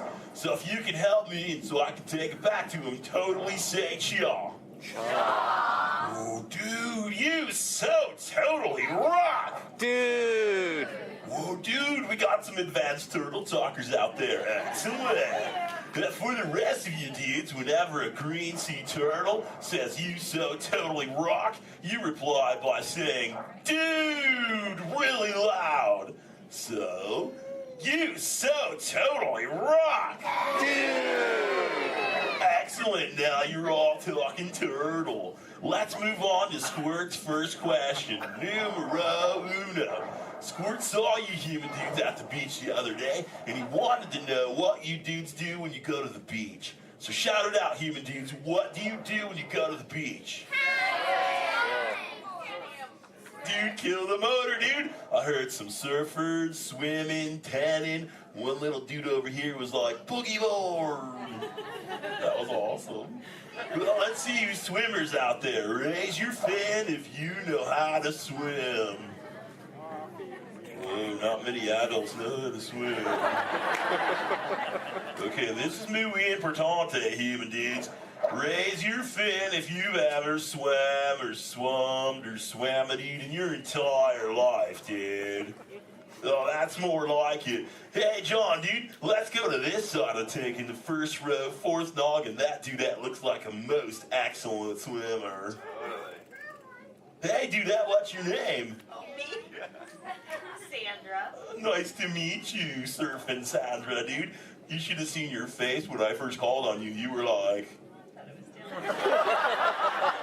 It was totally awesome. Oh, go ahead, Sandra, dude, what's up? Are there any sea creatures you're actually afraid of? Oh, dude. Those tiger sharks got some serious thrill issues. They're real jerks. Dude, but, you know, I'm a pretty fast swimmer, so I can get away from them pretty good, dude. But, you know, I do have two very good friends, Chum and Bruce, or an anchor, too, don't forget about him. Well, Bruce and them started this 12-step program called Fish Your Friends, Not Food. Oh, you know it, dude. You took it, too. That's excellent. It's spreading onto the land. Very cool. Well, hey, I was wondering, dude, do you ever go swimming and you like to go fast or slow? I like to float on my back. Oh, dude. I like your style, Sandra, dude. There you go. It's kind of like sit back and close your lids and be like, dude, I'm Sandra. I hope there's no tiger sharks around. Dude, that's excellent. But you know, I am a green sea turtle, and because of those tiger sharks and my love for the thrill of speed, I totally love to go fast. Hey, human dudes, you want to see how fast I can swim? Totally say y'all. Excellent. I'm going to go get my motor running, and human dudes, I need you to time me. So start counting when I say go, and count nice and loud so I can hear you, okay, dudes? Ready, set, go. 1, 2. Back, dudes. Dude, I just swam all the way around the world. I did, dude. Right through Canada.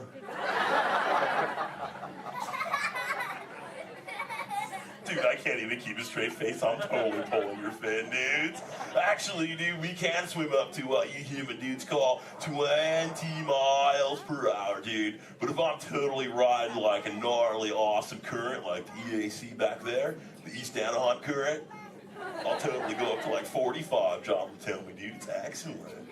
Well, dude, but where are my manners, human dudes? I'm totally doing all the talking. So if you have a question for me, dudes, totally raise your fin nice and high, human dudes. And keep your fin high so I can totally see it. Excellent, dude. All right, hey, John, dude, let's go to this side of the tank. Right in the top part of the lily pad looks like a little dude with a stripy colored, multicolored shell, dude. Totally, dude. Excellent. Hey, dude, what's your name? Robert. Nice to meet you, Rockin' Robert, dude. So what's your question? Do you have a favorite toy? A toy? Dude, what's a toy? I don't know. Something you play with? Oh, dude. Yeah, dude, when I first got into the ocean from the beach, dude, I totally loved to play with this sea star, dude. It was excellent. We used to, like, totally have fun together. Do you have a favorite toy, dude? Yeah. What is it, dude? A stuffed animal?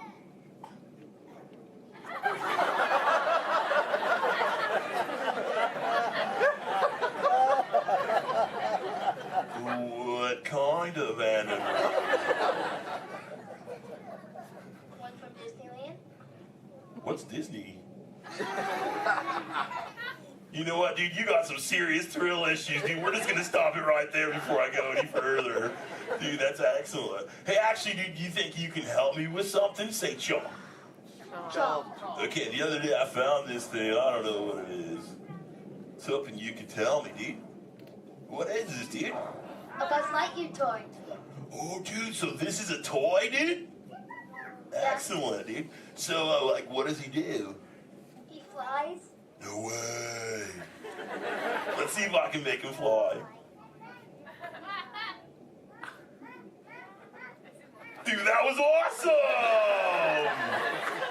Dude, the other day when I found this little mini man, he started talking to me, dude. He was like, I don't know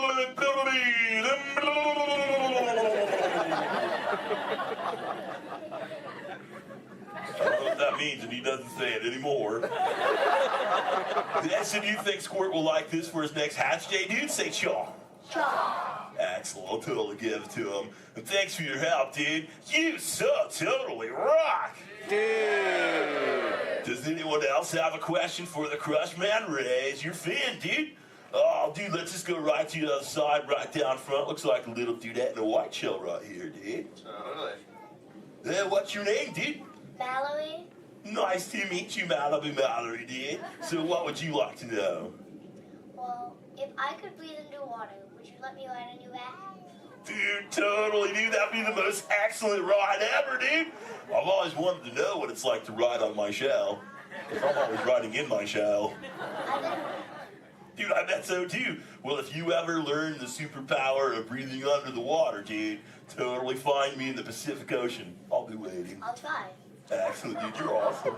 Hey, it was totally nice meeting you, dude. And for the rest of you humans, this has been excellent. I've learned so much. But I gotta give all this Mondo knowledge back to Squirt. But before I leave you, let me give you some of my ancient turtle wisdom. Remember, human dudes, in the big ocean of life, never make an enemy out of a sea anemone. A sea anemone.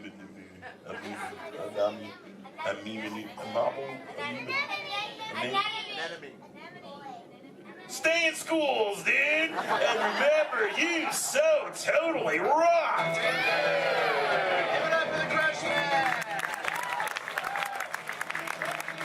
Alright, human beings, while you're exit ready, escape, the doors in the back.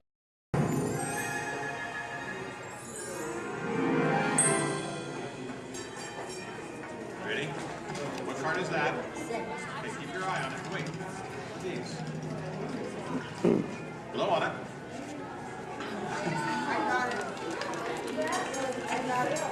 Hello and welcome to Disneyland's 50th anniversary celebrations. For this truly historic event, no ordinary host would do. No, the Disney folks wanted someone who's been here from the beginning. They wanted a household name. A name that means family entertainment. Donald, calm down. You're just too animated. I'm referring, of course, to me, Steve Martin. Oh, really? Well, I don't remember him calling that show the Donald Duck Club. Now just waddle along. As I was saying, the Disney folks came to me because I began my career right here at the Magic Shop at Disneyland. That's me, Disneyland class of 1960. Magician, prestidigitator, and seller of fake vomit.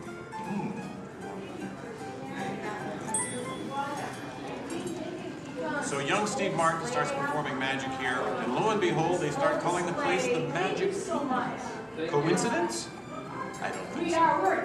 But right now, I'd like to introduce you to the man who started it all, Walt Disney. Walt, tell us how it all. Well, this is the original. Now, this is the original, so we get from the original show here in Disneyland. And This is a then, milk. so we start out, yes, it was Walt planning him, and then Take the merry-go-round, and let's go to different places. As I'd sit there, while all these things, sit on the bench, eat peanuts, I felt that this should be something that used in parents and the children could have fun together. Great idea. So that's how Disneyland started. Disney does everything. I'll take it from here. oh, yeah, and I did not. This work for priceless Disney artwork show, shows but the I first did work design for the Disneyland. Journey to Gettysburg show A small park that would with have been the near the headset. Disney Studios in Burbank. It's They sweet, would isn't it? simulate a But he couldn't stop there. Not Walt. He wanted a world of the future, an exotic jungle, a wilderness frontier, and this is just the most rare and valuable piece of art for Disney archives. It's the painting that sold the concept of Disneyland to the bankers. was a painting. You guys really. Thank you, and just get this lobby just open this morning, so you were here day one. It's just open today. Then Walt heard about an orange grove in Anaheim. Thank you. Thank you, you're welcome. An hour away from any major city, at the end of a dirt road. Talk about impossible dreams. If I could take you back in time. Wait a minute. What am I saying? I'm a magician. I will have the next ready. It's going to be very patriotic, which is something beautiful. Here is the actual orange grove 1 year from opening. And that's actually Walt Disney in the actual orange grove. Let's listen in on his top secret plans. 1, 2, 3. Aha! Some sort of code. I get it. Walt also had a code for all the trees on the property. Red ribbons for the big trees he wanted to save for Disneyland, and green ribbons for the ones he wanted removed. But, as fate would have it, the bulldozer driver was colorblind! Oops. So, Disneyland, less than a year from opening. No one, in their wildest imagination, could ever build an entire theme park here in just 1 year. Yeah, I'll show ya. Watch this, Magic Boy. That kind of sound. Keep going, boys. Faster, faster. That's it, good one. That's it, good one. Opening day. Take it away, Walt. To all who come to this happy place, welcome. Walt's dream had finally come true. And to celebrate, ABC organized the biggest live telecast in history. Some of the most famous stars in Hollywood showed up, including host Art Linkletter. Frank Sinatra. Hello, Franco. Who's driving? Sammy Davis Jr. Hello, Sammy. Bob Cummings, Ronnie Reagan. Come on in. Davy Crockett. Buddy Epson's there, too. But right now, it's my pleasure to introduce the famous star whom Mr. Disney has asked to christen the Mark Twain. Ladies and gentlemen, Mr. Disney. What's the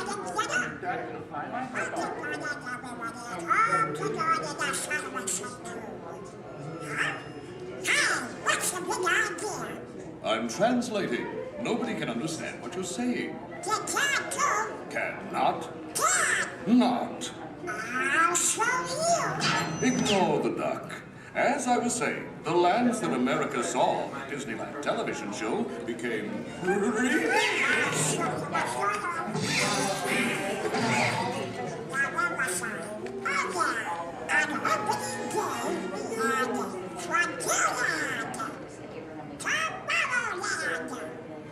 Fantasyland and Adventureland. It was a perfect day. Oh, really? I wouldn't say perfect. It was 100 degrees in the shade, and the freshly poured asphalt was still wet. 11,000 people were invited, but 28,000 showed up. Newspapers predicted the worst for Walt Park, and only 90 days later, 1 millionth guest walked through the gate. Disneyland not only survived, it thrived. And then we had another show that was called The Journey.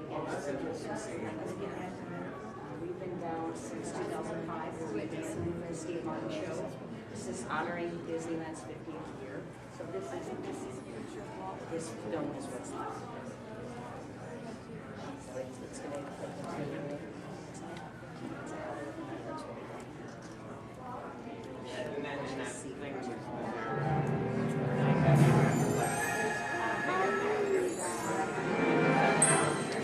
Walt wanted the magic of Disneyland to begin as soon as you walk through the gates.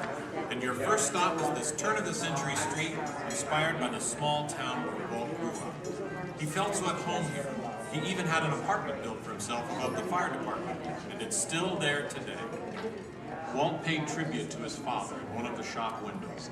In others, you'll find some of Disneyland's most important contributors. Nice try, Donald. Many shops have come and gone here over the last 50 years. Gone is the working pharmacy, and gone but not forgotten, my favorite, Hollywood Maxwell's corset shop, better known as the Wizard of Bras. Yes, Disneyland is filled with nostalgia and memories, but that's only part of the magic. Let's not forget fantasy. Ah, hear that?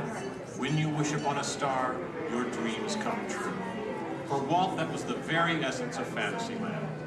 Of all the lands, this was closest to Walt's heart. He even placed the Disney family crest right above the castle gate. Fantasyland was created by the same artist who created Disney's animated films at the studio. And soon those storybook tales came to life in an orange grove in Anaheim. For the first time, we could step into those worlds and become a part of the adventure. In Adventureland and New Orleans Square, surprises happen all the time. In fact, Disneyland is the only place I can think of where you can be attacked by pirates, frightened by ghosts, and nearly crushed by a giant boulder, while keeping your arms, legs, and feet inside the vehicle at all times. And here's the adventure that started them all. Remote rivers through a treacherous jungle. Could something go horribly wrong? Only a punchline. Over the years, the Jungle Cruise has become a showcase for handsome and witty river guides. Oh no! That big elephant is coming up to us and it looks like he's going to squirt us! Everyone in the back, get down! Don't worry, it never happens.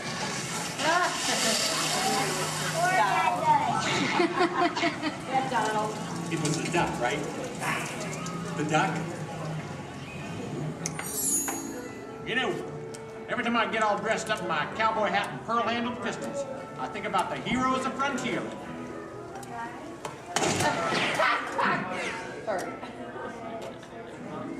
You see, Walt believed it was important to pay tribute to the pioneers who blazed a trail across frontier America. And I agree. Especially when it involves saloon girls and blazing six-guns.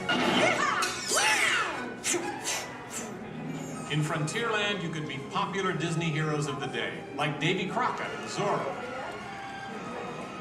For a while, there was an authentic American Indian village. And in the little mining town called Rainbow Ridge, you could board a mine train or pack mule to explore nature's wonderland. And then the West got a whole lot wilder. Big Thunder Mountain Railroad was a thrilling addition to Disneyland's growing mountain range. The first peak was the Matterhorn, one of Disneyland's first e-ticket attractions. But the most out-of-this-world mountain of them all is right here in Tomorrowland. When Disneyland first opened, Tomorrowland gave us a preview of the amazing, futuristic world of 1986. Okay, so the 1980s didn't turn out that way. But Tomorrowland is really about imagining the possibilities of the future. So we got to go to the moon before real astronauts did. We got to travel through the mighty microscope on atommobiles, beyond the realm of normal magnification.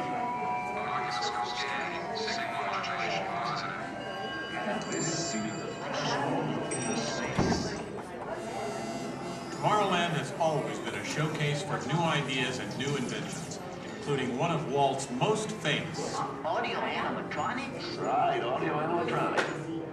And this technology wasn't just for the birds. Walt's idea got better and, as always, bigger.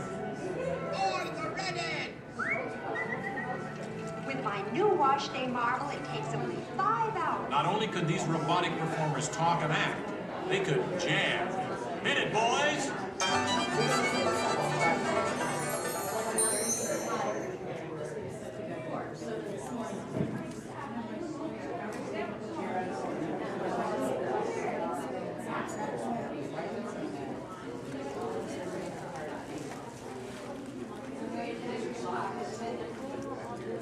I was going to call him and say that because I'm sure I'm just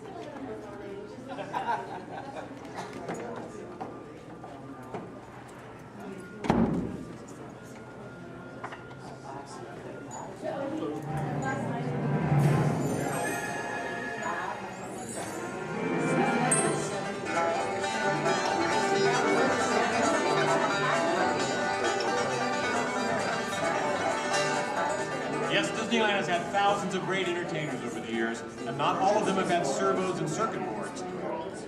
I learned a lot about comedy by watching Wally Boat, star of over 47,000 shows at the Golden Horseshoe Revue. And he was only one of the great homegrown acts that brought their unique magic to Disneyland over the years.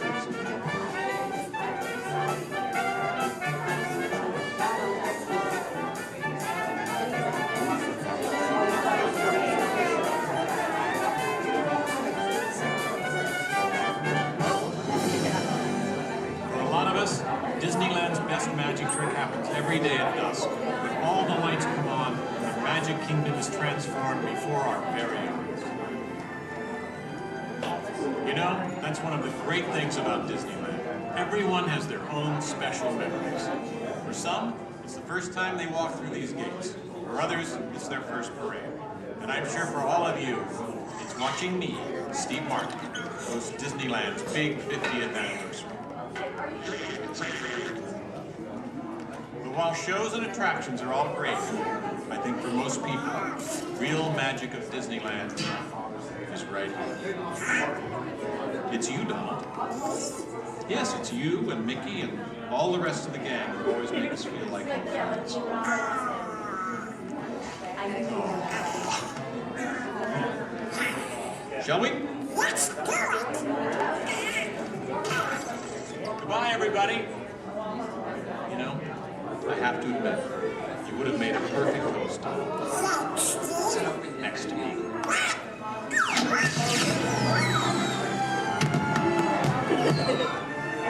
All come to this happy place. Welcome. Disneyland is your land. Here age relives fond memories of the past. And here youth may savor the challenge and promise of the future.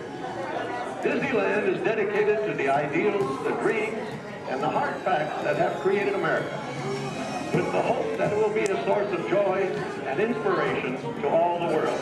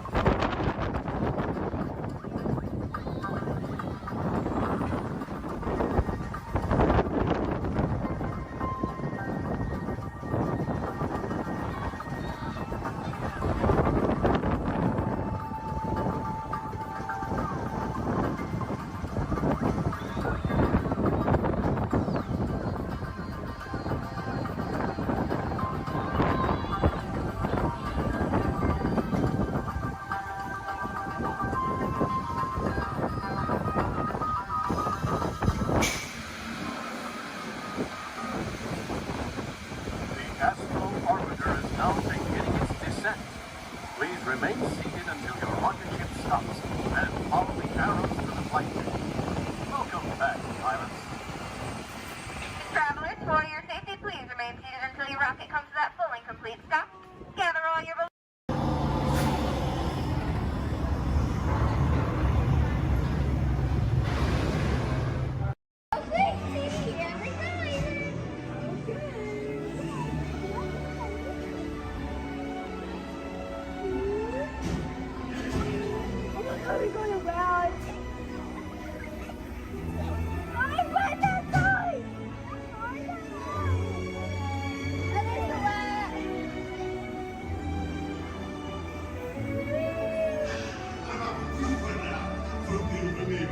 Suivez-moi, je vous prie.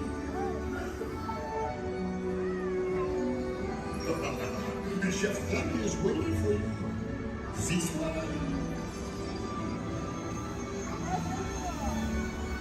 Qu'attendez-vous?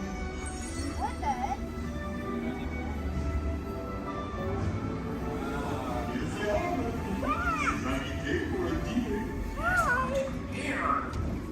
Pour le repas idéal, en commun? Non. A simple omelet? Too simple. What? Mais oui, that's it!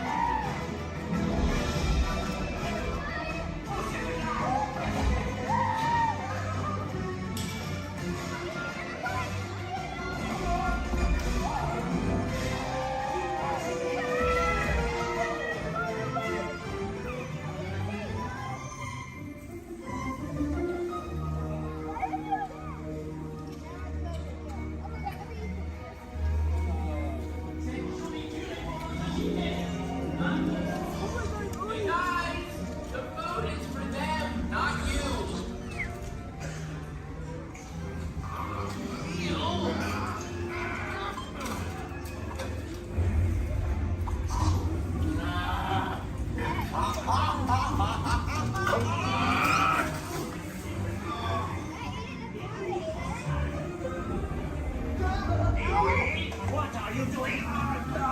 Que manipulez-vous?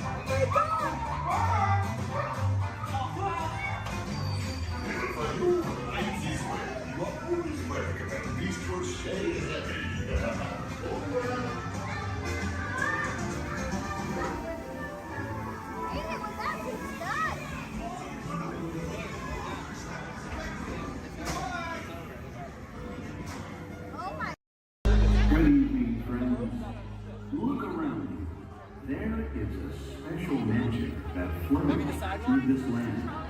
A magic of fantasy, swirling with pixie dust, made more brilliant by the light that lives within you. It inspires us to wish upon stars, follow our hearts, and find our happily ever afters. Tonight, as we gather together under the spires of this majestic castle, our dreams ignite the magic to create a beacon shining out and celebrating 50 years of the most magical place on earth.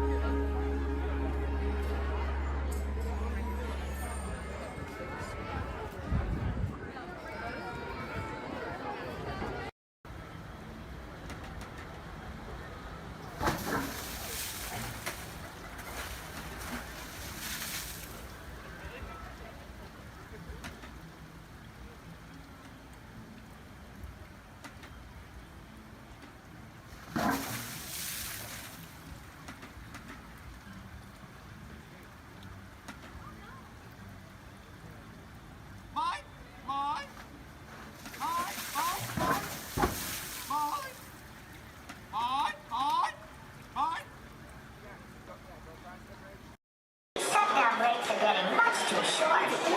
Now, what happened here? Hey, haven't I seen you before? Seems like I'm always fixing this burnout. Oh, let's see now. No, that can't be right.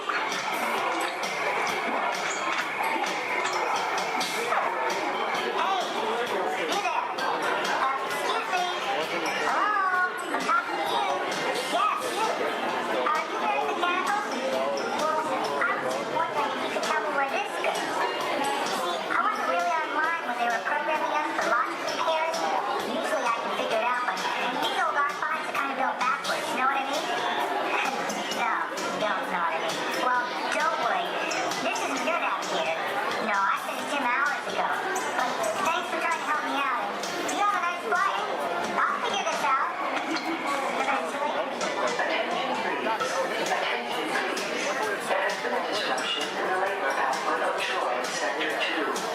All workers suspend immediately, or power disconnect will be initiated. I gotta get back to work. Just keep the line moving, folks. I've got programs that I can chit-chat. You know, it's not polite to stare. Now, was I supposed to run that logic module positive to positive or negative to negative? No. Positive, it was negative positive. Absolutely positive. Hey, what are you all staring at? Oh, me. Well, you got cameras. Why don't you take a picture? It'll last longer.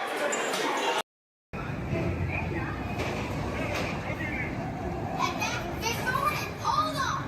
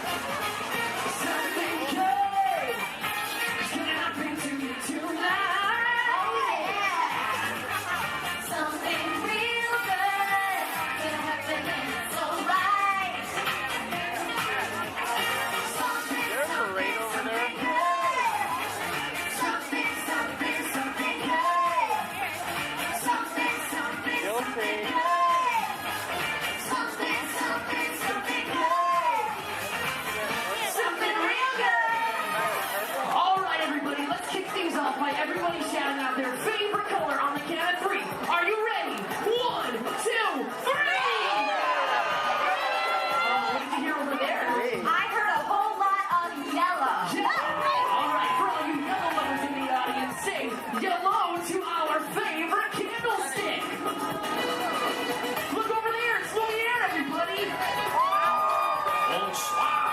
Is this where they're throwing the party? It sure is, and who better than you to brighten up the festivities?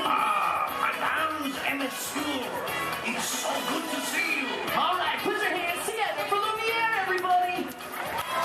Such a colorful celebration, don't you think? You can say that again. Such a colorful celebration, don't you think? Very nice, Lumiere. What service? I love this song. Okay, now whose favorite color out there is orange? Anybody? Well, gee, I sure wish I knew somebody orange who could kick this party up a notch. Well, I know somebody, and I'll give you a hint. He's orange and black, and he loves to bounce. That's right, it's not Tiger, it's a Tigger! It's time for a little bouncing. All right, everybody, now's your chance to get bouncing! There ain't nothing can bounce like the Tigger. Except maybe you. Keep on bouncing. All right, we've got yellow, we've got orange, now we need somebody green! Oh, don't tell me, Peter Pan. No. Who's the other here? Alex. Jiminy Cricket. Picture somebody larger and a little more round. Just picture a big billiard ball with one eye. Did somebody say there was a party? Ladies and gentlemen, it's Mike Wazowski. I knew I liked you the moment I laid an eye on you. Oh, thank you, thank you. We would have nothing if we didn't have Boy, am I excited. you. Okay, friends, everybody shout out another color so we can bring in another one of our Disney pals. On three, ready? 1, 2, 3! Lavender. All right, what do you hear this time, Emily? Oh, I heard red. Red. Oh yeah, this is one red hot crowd. Okay, who's got 6 legs, lives under the sea, and has a merman for a friend?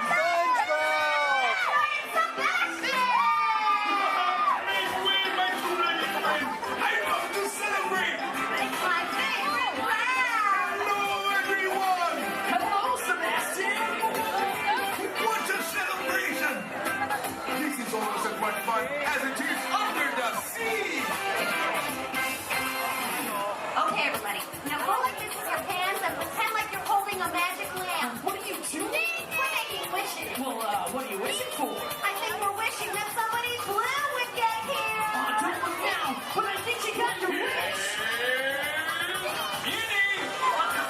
Genie, wouldn't be a party without you! Right, Mr. Blue himself. Genie is in my house. Oh, yeah. These look like real party people. Put your hands up. Put your hands up. Come on, put your hands up, everybody! Look out. Come on! The genie is coming through. Let's give a big round of applause for all of our colorful friends. Just Russia. Thank you. Oh. Okay, now it's time to find out just how excited everybody is out there! Yes, friends! It's time for the official World Championship Color Competition. Okay, it's time to break them into teams, and these colorful friends of ours will be our team captains. So first up, let's decide who's on Genie's team. So this big group of people right here in front of me, including you in the center, I want you to think like a genie and yell abracadabra on the count of 3. Are you ready? 1, 2, 3! Oh, come on, I said it like a genie really loud this time. Ready? 1, 2, 3! Great! You guys are now Team Genie. Blue is the bomb. Oh, really? We'll see about that. Everybody back here hanging out with Mike. Let's collect some scream power. I want to hear a big green team scream on 3. Ready? 1, 2, 3. Fantastic! You guys are all now Team Wazowski. Good job, everyone. I'll be keeping my eye on you. Eye. Get it? Yeah, we get it, Mike. All right, now everyone around Lumiere, I want you to throw your candlesticks up in the air and wave them from side to side and make a little noise. Come on, guys. Oh, you can be louder than that. Come on. All right, you guys are now Team Lumiere. Well, see, I am touched. All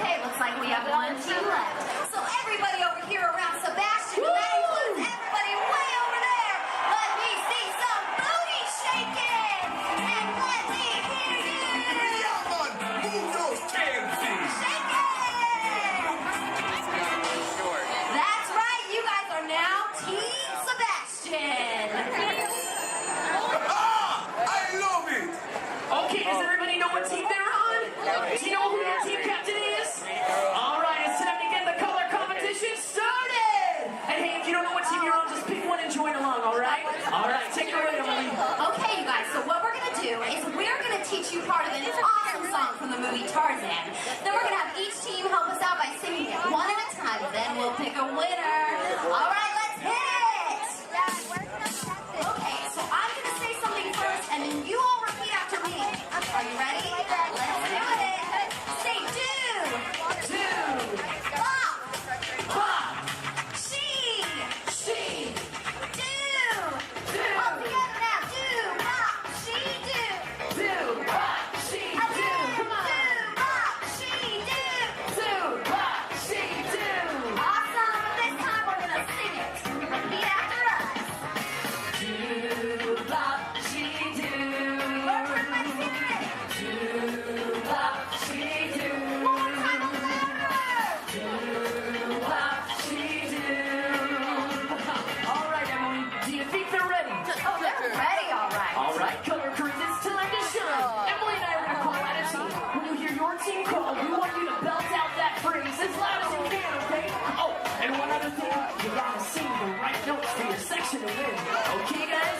Team G, your lines are up first. All right, watch Emily and I for your cue. Here we go.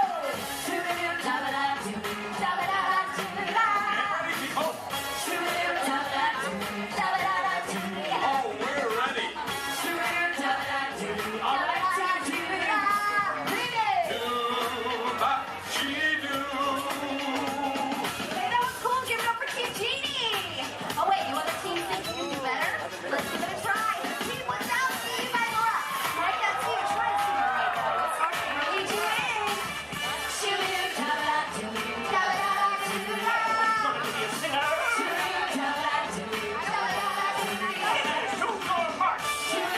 Okay, Team Wazowski is up. Here we go. Oh, my G's and CMS's button. But hey, Team Wazowski, you guys were great. All right, we're gonna call out the next three sections a little bit faster and in this order. Ready?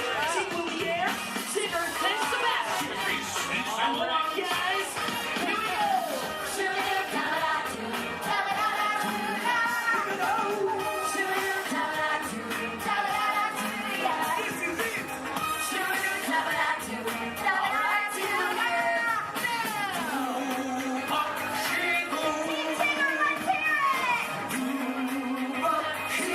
All right, Team Sebastian. Hit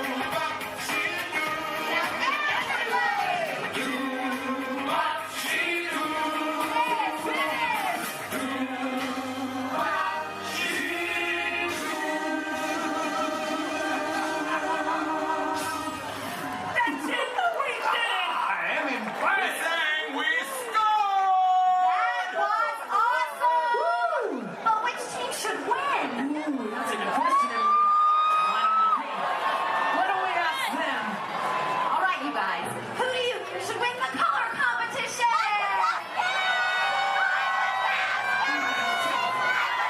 Everybody did a great job, but tonight's winner is Team Lumiere. Let's be the winner. Congratulations. Actually, you know what? You all did such a great job. Your winner's in my book. But hey, now that everyone's in the room, let's really get this thing going. Welcome to the celebration. It's the jubilation. It's the carnival. People in the streets are dancing. No time for a dancing. It's the carnival. Oh, see with lights flashing. Their eyes are laughing. They see the dreams. This is fantastic. There's so magic in the mystic music of the carnival. We don't get it. No one can resist the magic in the mystic music of the carnival. Let's keep this energy moving. Earlier, Captain.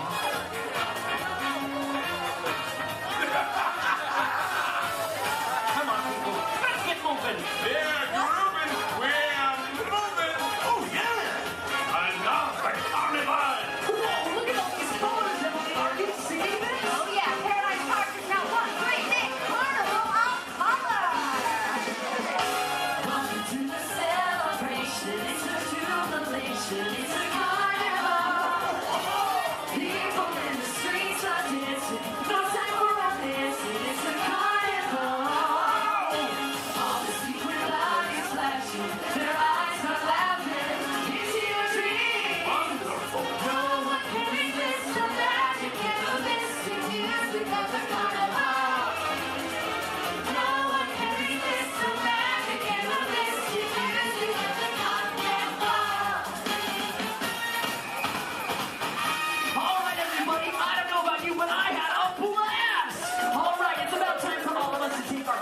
for World of Color!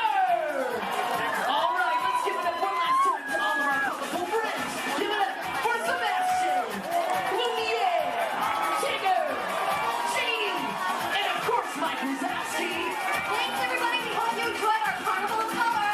Remember the exciting colorful landings is over. Now we're going to show something really spectacular. Something good. Something good. Something good. Fun, people. Something good. Good. Real good. Something real good. In just 15 minutes.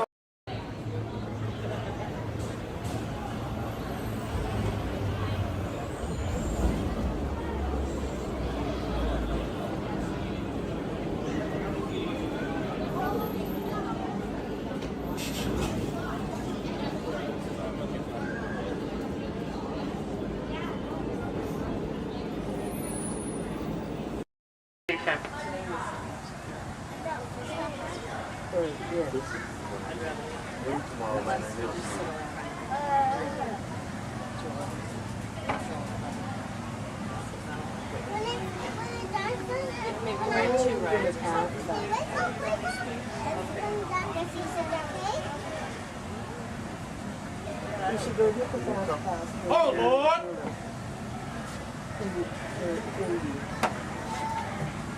Is it all right there?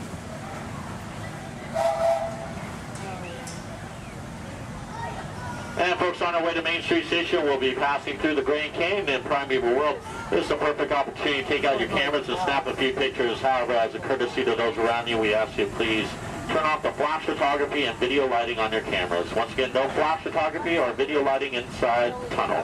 Thank you.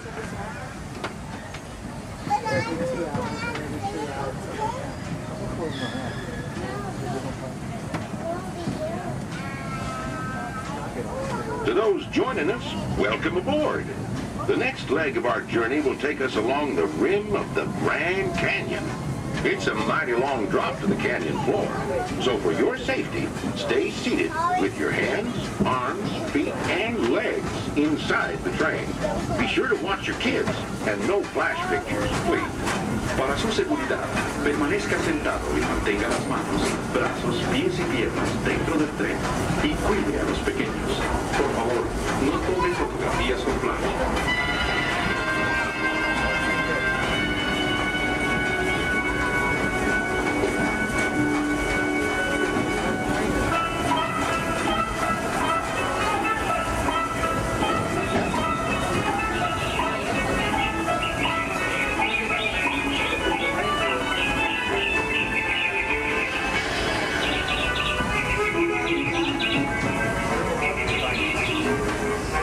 We do need everybody to please remain seated at all times. Thank you.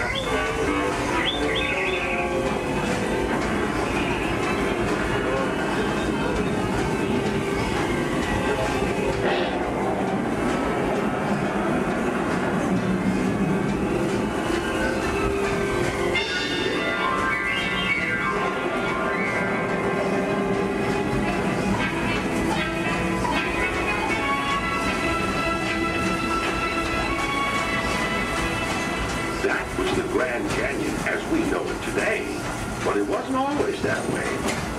Right now, as we travel back in time, back to the fantastic primeval world, land of the dinosaurs.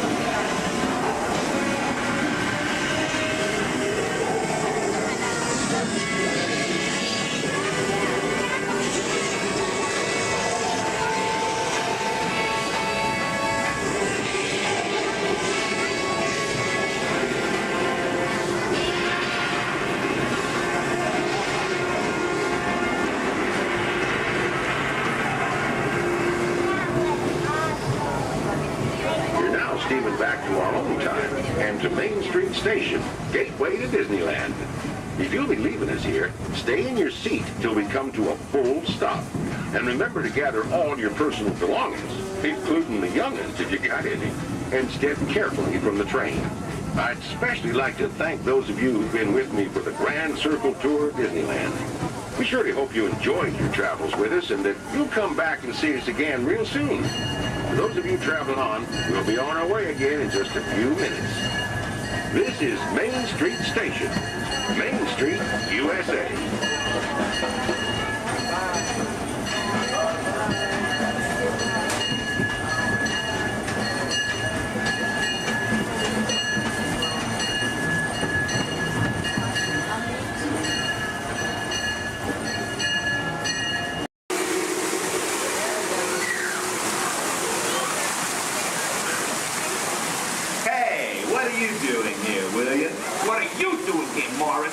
Just flew in from Hollywood. My client's the new owner of this birthday.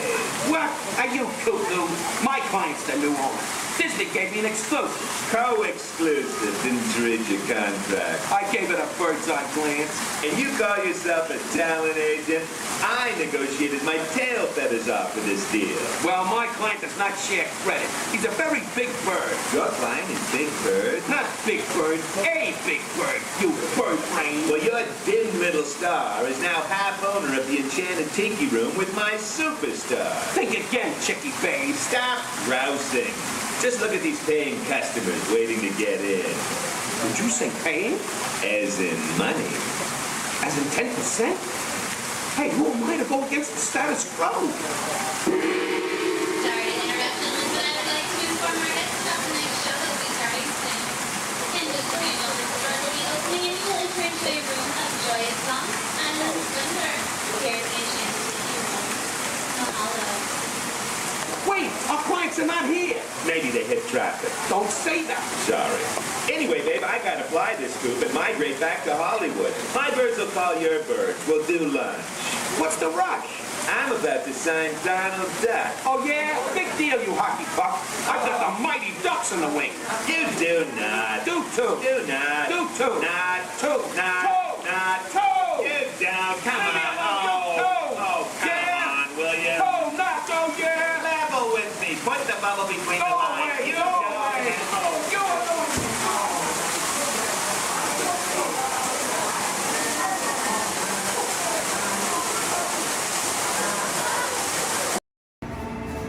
Welcome to the Sim Track.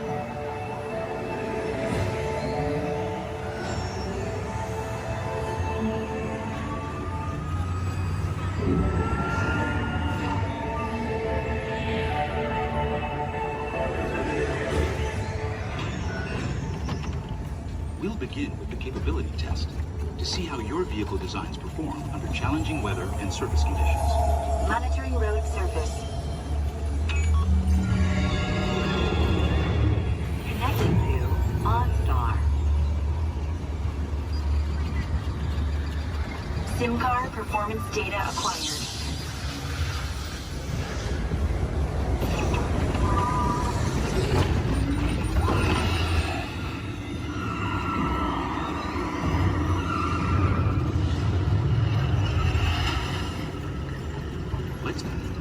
Let's see how your designs hold up now. Commencing SIM car off-road and extreme weather sequence.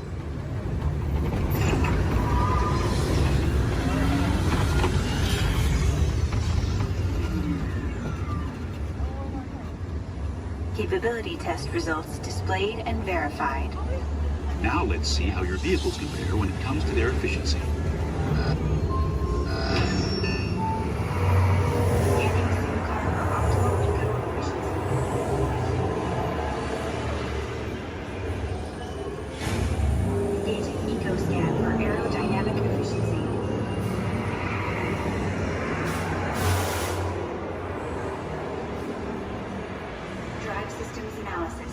Spectral imaging in progress. Calculating total enviro impact.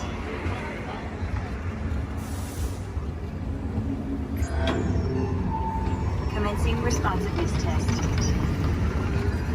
Okay, the responsiveness data is now being synchronized. Automated driving technology verified and active.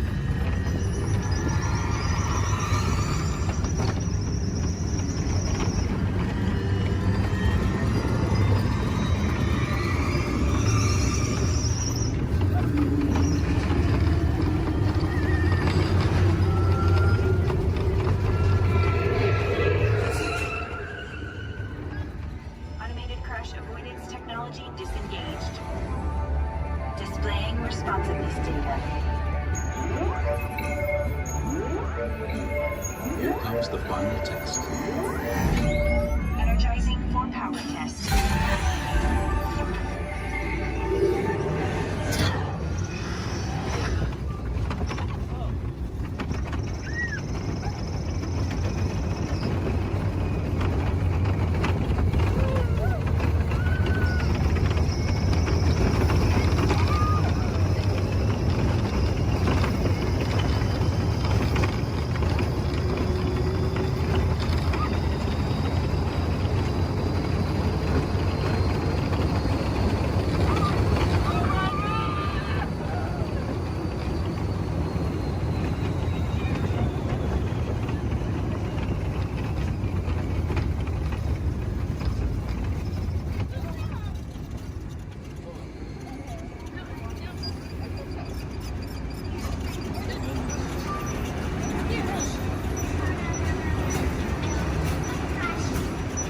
Displaying power test results. SimTrack performance testing complete. This concludes your performance testing. You'll be able to see how your Chevrolet custom concept vehicle designs compared with the sim car after you disembark. Please watch your step as you exit, and remember to take all your personal belongings with you. Be sure to check your final performance numbers in our scoring area.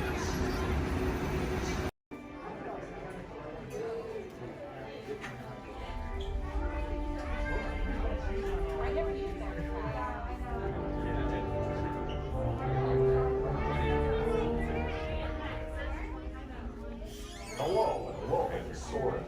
My name is Patrick and I'll be your chief flight attendant today. We'll begin boarding in a few minutes, but first I'd like to acquaint you with some important safety information.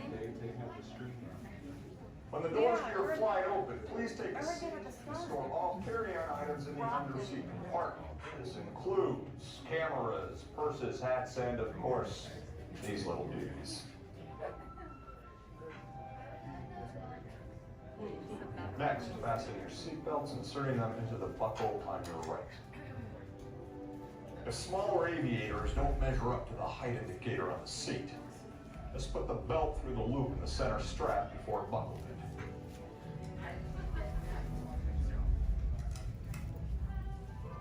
Nice work, pal. Soon you will be airborne. So if you or your little aviators have a fear of flying or of heights, you might want to wait for your party if you arrive in. Okay, let's review. That is seatbelt, carry-on item, safety strap, fear of heights, keep your hands and arms inside at all times. Anything else? Yeah. Have a nice flight. Alright, my friends, we're gonna load row 3, followed by 2, then 1. Row 3, please follow me. 2, you're gonna follow 3. 1, you're gonna follow 2. Yeah, so friends, my name is Orlando, and I'm gonna be your guide today. Just a quick couple of reminders. A bumpy road, so please stay seated with your arms, hands, feet, and legs inside the vehicle at all times. With that in mind, please keep a hold tight to those phones, cameras, hats, and sunglasses. If one of them falls, sadly, we won't be able to stop. On your top side, you're going to see an animal spotting guide. Hopefully, we're going to see most of those animals today in our safari. Once again, bumpy road, moving truck, so please stay seated at all times. I do advise you to get those phones and cameras ready. This is a photo area, but we might not be able to stop for every animal. We're going to make sure I stop for most of them. But sometimes they won't stop for us. Just be ready. And 20. So we're going to start off our journey here in the Little Ituri Forest. The forest animals are kind of exclusive and they depend a lot of camouflaging to stay safe. So sometimes they're kind of hard to see. So here on the right side, we're going to see an okapi. Even though the okapis have zebra-like pants, they're actually related to giraffes. It wasn't until 1901 that okapis were discovered. Before that, they used to be thought as a myth. And much like the giraffes, okapis also have those long tongues that are going to help them reach tall places. And only the male okapi is going to have ossicones. Ossicones are basically the same type of horns that giraffes have, but it's made out of their own skin, so it doesn't count as a horn.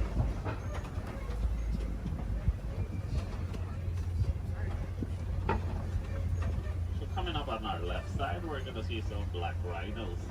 The black rhinos are one of the smallest of their species, weighing up to 3,000 pounds. The shape of the black rhino's mouth is kind of pointy or triangle-like, so that way it's easier for them to feed on the forest. It's also a nice way for them to, also a nice way for us to identify the rhinos. Black rhinos have a pointy-shaped mouth, while white rhinos have a square-shaped mouth. So this one here on the right side, closest to the truck, is going to be a greater kudu. The greater kudus are one of the tallest of the forest antelopes. They can go about 55 inches to the shoulder. That's about 4 feet tall. That greater kudu doesn't have any horns like the one in the picture. It's because this one is a female. Only the male greater kudu is going to have horns. Behind the greater kudu, we're going to see some bongos. Bongos are also known as the ghosts of the forest because they're rarely seen. The shape of the bongo's horn is twisted and it goes all the way towards their backs. So that way it's easier for them to travel around the forest without getting stuck.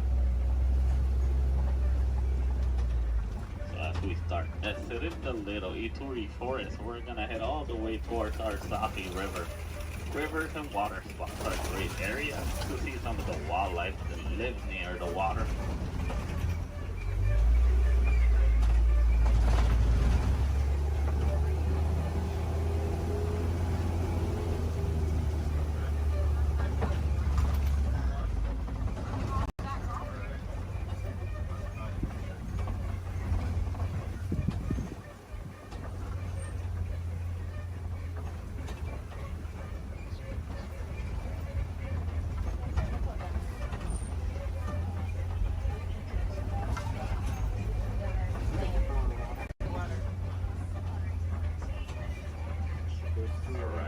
Here on the left side, we're going to see some Nile hippos. The male Nile hippo can weigh up to 5,500 pounds. They're nocturnal animals, so they're going to be more active during the nighttime. Most of their daytime they're going to spend underneath the water, but they do need to come back for air every 8 minutes. Also, baby Nile hippo right there. A group of hippos is also going to be known as a blotus. Local hippos. So here on the left side, we also see some pigbat pelicans. The pigbat pelicans get the coloration in their feathers during mating season. They're colonial nesters, so most of the time we're going to see them in large groups. They can go between 50 to 500. As we head around this curve, we're going to approach a bridge. And once again, they're really jumpy, so they need it at all times. But to the left side, we're going to see some Nile crocodiles. Crocodiles are one of the largest crocodiles in Africa. They can go between 16 to 20 feet long and they can weigh up to 500 pounds. They're endothermic, so that means they're cold-blooded, but they're going to get their body due to the environment. So they're going to spend most of their daytime underneath the sun. If they need to cool off, they'll just open their mouth or they'll dive in the water. They're great parents. They will roll around the eggs in their teeth, so that way they can help them emerge.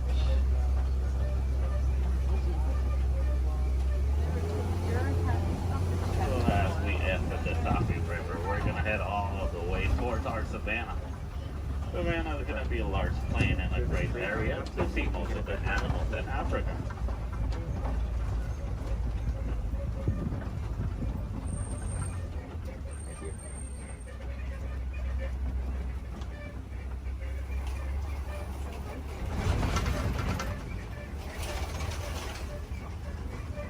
Brian.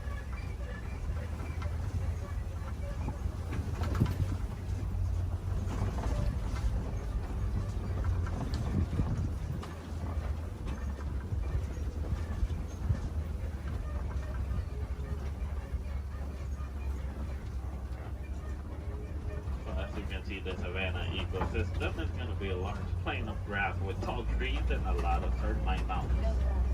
Each ecosystem is going to be unique and shaped by the animals that live on them. Between savanna, deserts, rivers, mountains.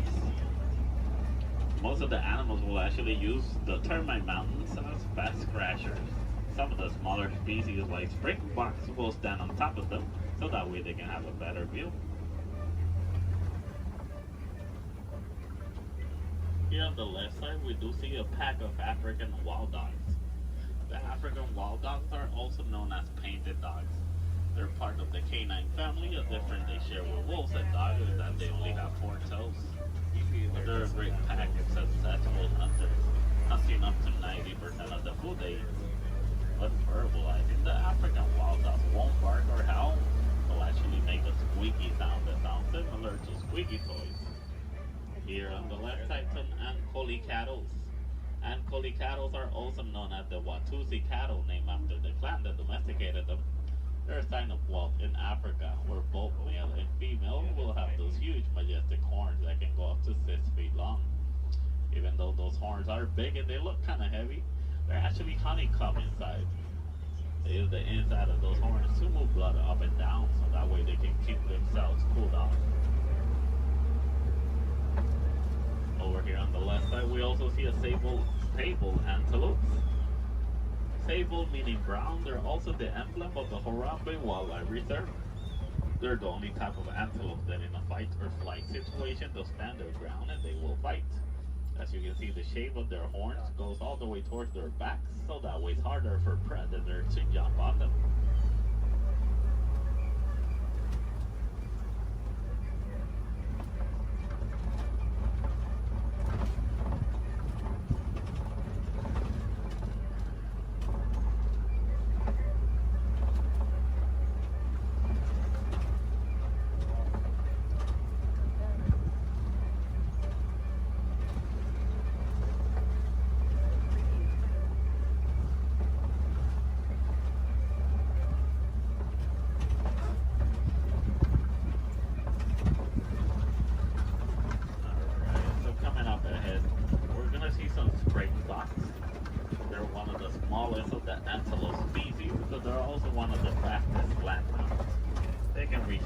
Between 50 to 60 miles per hour.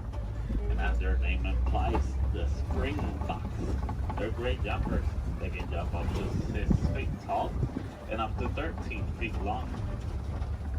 Behind the springboks, we do see some wildebeest. The wildebeest are the second largest grouping of mammals, second only to us humans. Wildebeest is a translation from the African word wild beast. But they're also known as the newts due to a sound they make when verbalizing. It sounds like they're saying newt.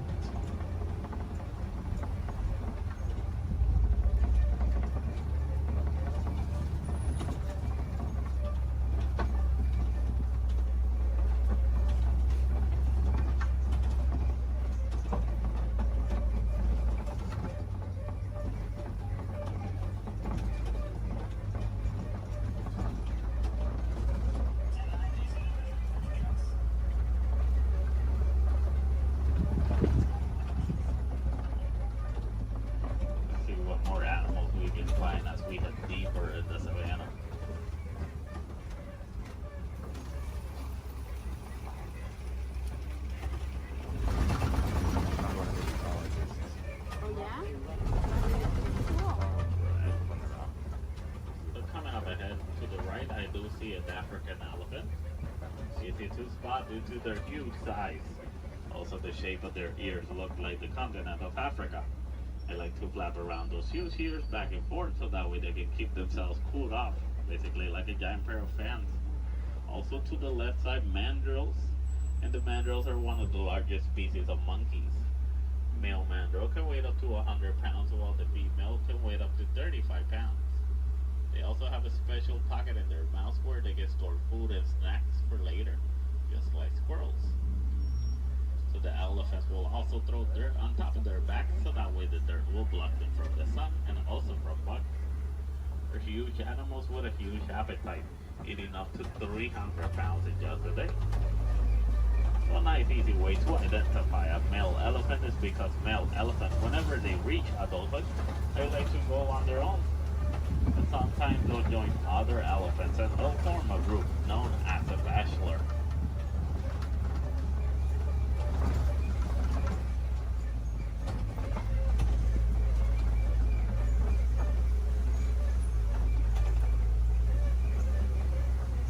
Once again, another bridge. Please stay seated.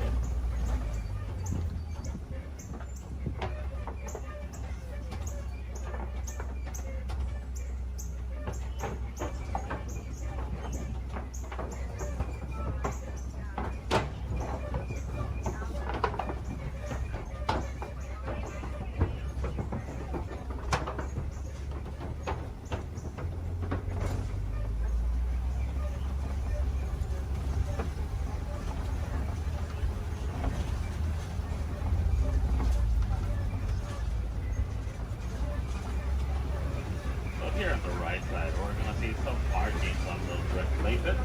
Those are elephant tusk marks. Elephants will lick their tusks on those red places, so that way they can get some of the minerals they don't get in their regular diet. Basically like a natural vitamin for them.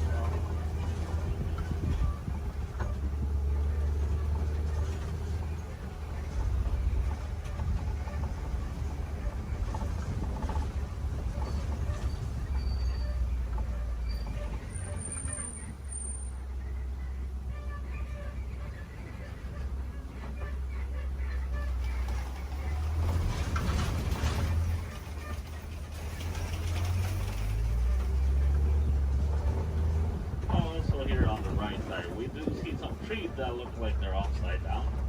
They're known as upside down trees, but they're also known as the tree of life. The real name is the baobab trees.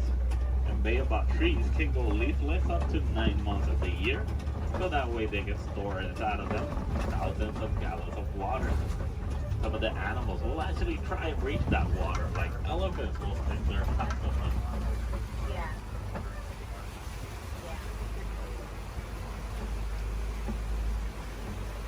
As we head around this curve, we're going to see a small island of greater flamingos.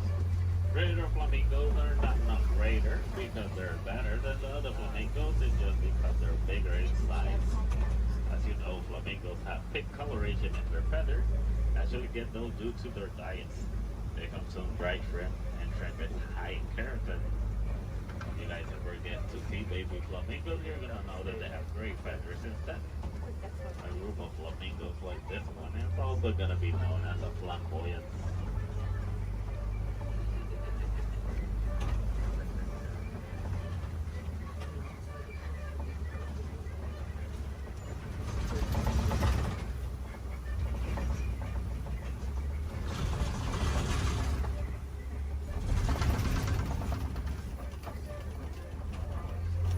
Coming up ahead, we do see some white rhinos.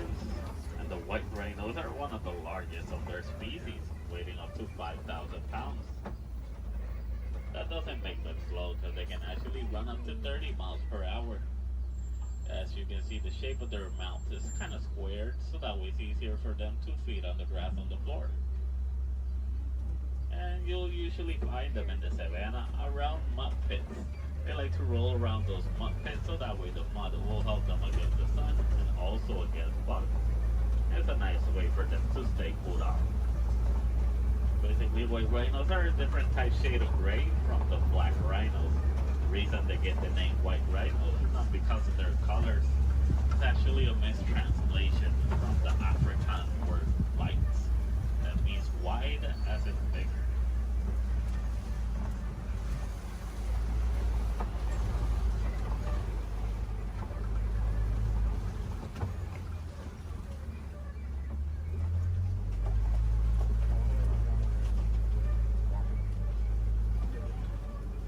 All the way in the back on the left side, I do see a cheetah walking around.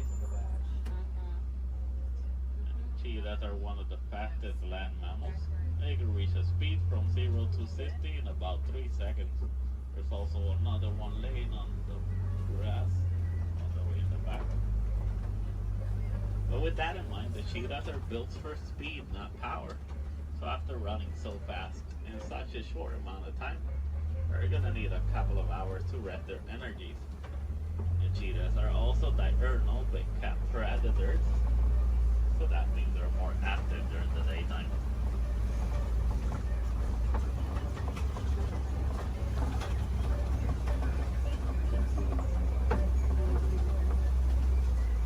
Coming up ahead, we do see some Kobe rocks, and on top of that Kobe rock, we do see a lion. And lions are nocturnal big cat predators. They're more active during the nighttime. Most of their daytime, they're actually gonna spend sleeping. They can sleep up to 20 hours in a day. So that way they can store all the energies for the successful hunt at night. But while hunting, the female is gonna do most of the hunting, while the male is usually gonna be the stay-at-home dad who's gonna take care of their cubs. A group of lions is gonna be known as a pride. In the morning, the lion's eyesight is technically as good as ours, but at nighttime, their eyesight are 6 times stronger. That's why they're successful hunters at night.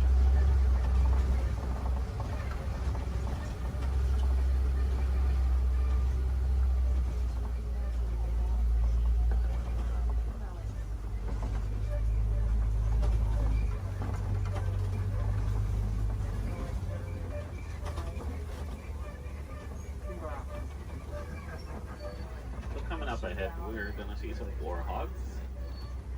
One behind that tree, and we're gonna, there it is. And warhogs are one of the largest burrowing mammals. They like to make burrows like those in which they will sleep on facing outwards, so that way they can see anything that's coming towards them. They're super close relatives to domesticated pigs, and they can run up to 35 miles per hour.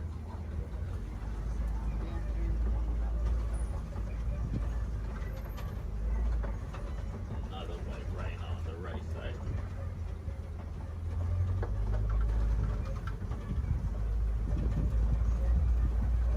So as we start exiting our savannah, we're gonna head all the way towards the Warden's Post. Warden's Post is gonna be a great area to see how both humans and wildlife will live in harmony.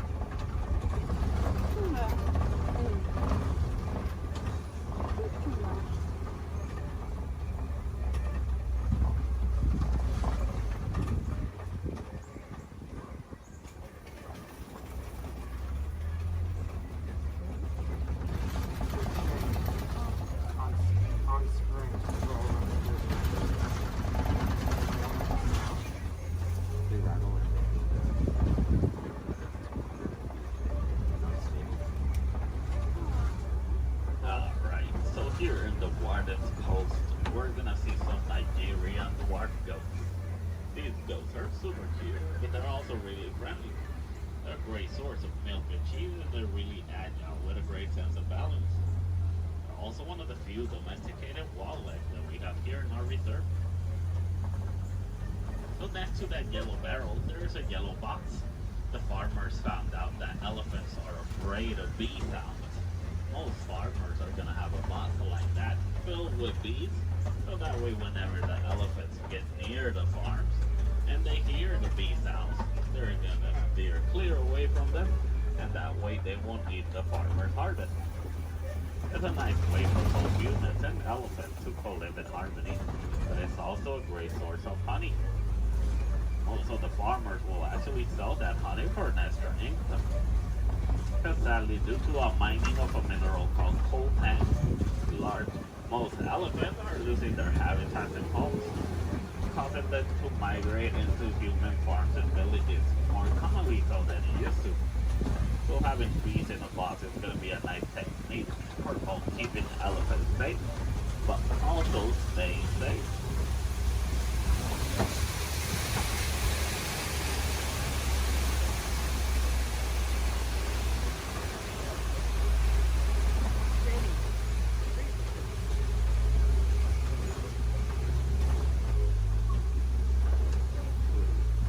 As we start reaching the end of our safari, I just want to let you guys know, if you want to see more animals and learn more about do advise you to visit Gorilla Falls Trail.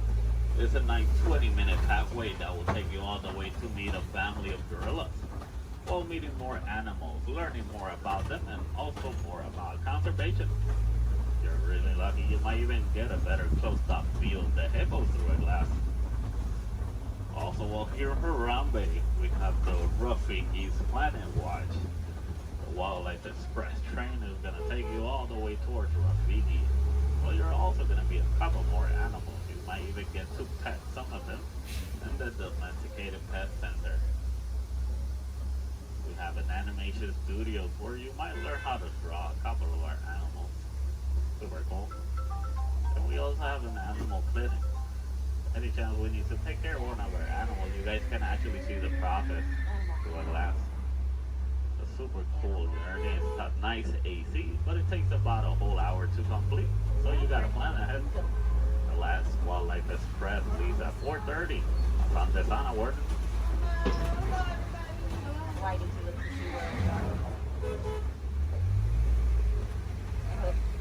Alright, also while here in Harambe, you guys can visit the celebration festival, the Lion King. It's a great show to watch while visiting Animal Kingdom. There's going to be animals wherever you go throughout the park. We do have the lesser flamingos. Those are going to be the smaller flamingos. In some area of the park, I believe, is one of the pathways that leads you to the Tree of Life. If you go all the way towards Asia, they're going to see a similar walking trail to the Gorilla Falls, but it's going to be known as the Maharashtra Jungle Trek. Over there, you're going to meet some of the Asian animals like Komodo dragons, tigers, also super cool to visit while you're in Animal Kingdom. So for the Gorilla Falls, once you head out of the truck and you head down the ramp, if you go to the left side, you're already on the Gorilla Falls Trail. Keep going around, enjoy your time, see more animals. If you go to the right, you're going to go back to the village, where you can see the entrance towards Rafiki.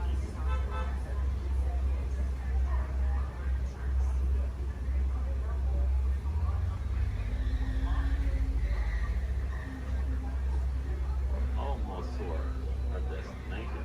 Just a little bit.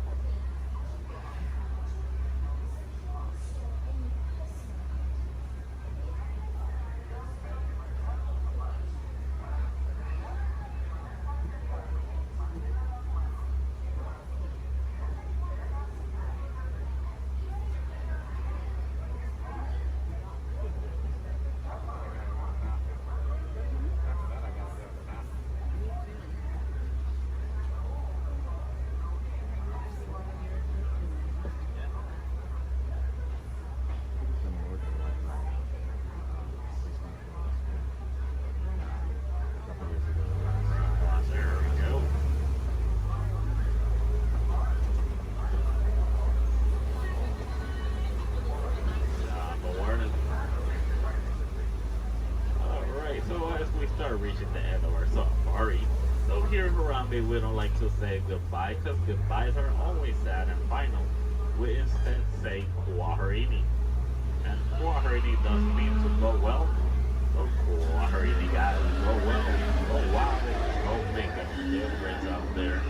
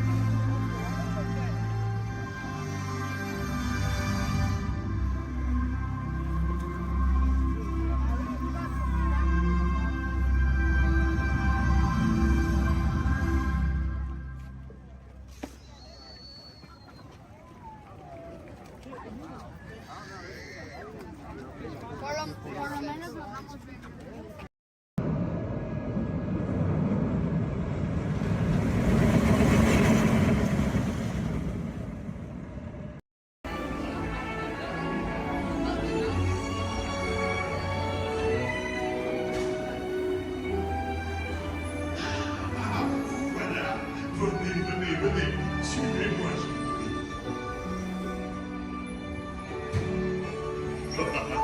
mes chers amis, is waiting for you. This way. Qu'attendez-vous?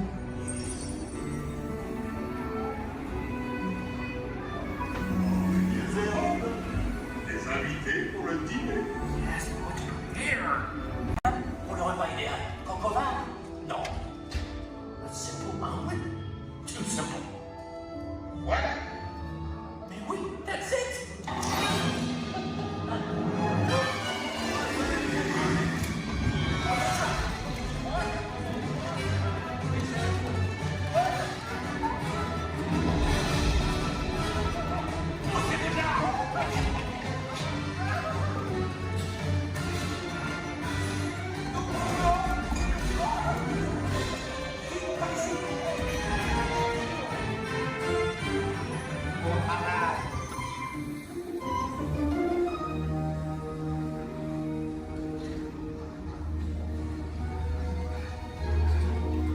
Cette nourriture est pour nos invités, pas pour vous. Hey guys, the food is for them, not you.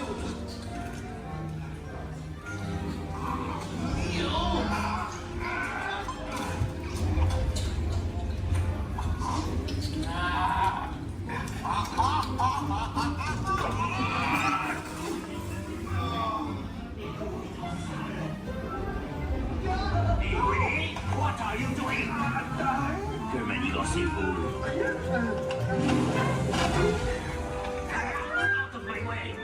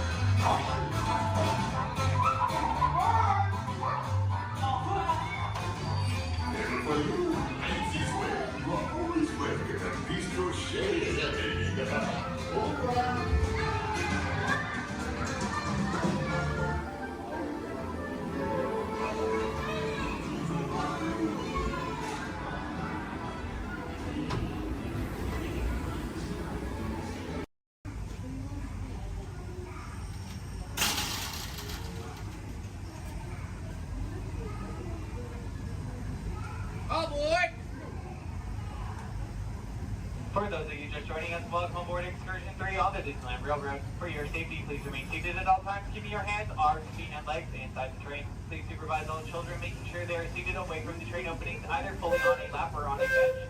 Our next stop will be Main Street, but before that, we will travel into the tunnel ahead and journey through the Grand Canyon and Primeval World. While you are more than welcome to take as many photos and videos as you'd like, we do ask that you please turn off all flash photography, video lighting, lighted toys, and accessories, including any lightsabers, light up ears, bubble box buildings, and many more.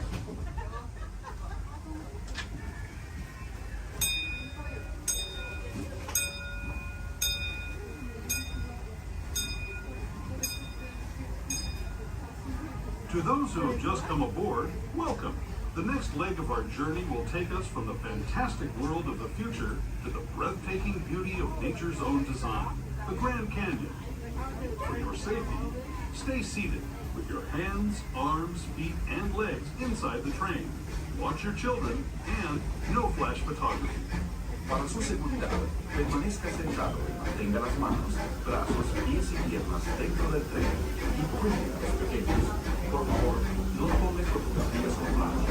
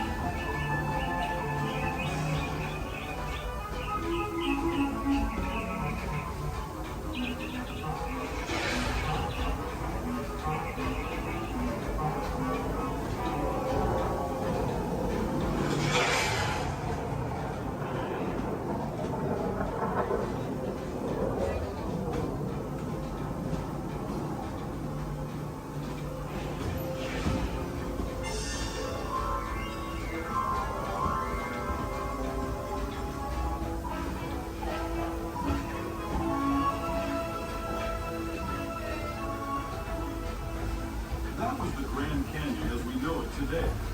But it wasn't always this way.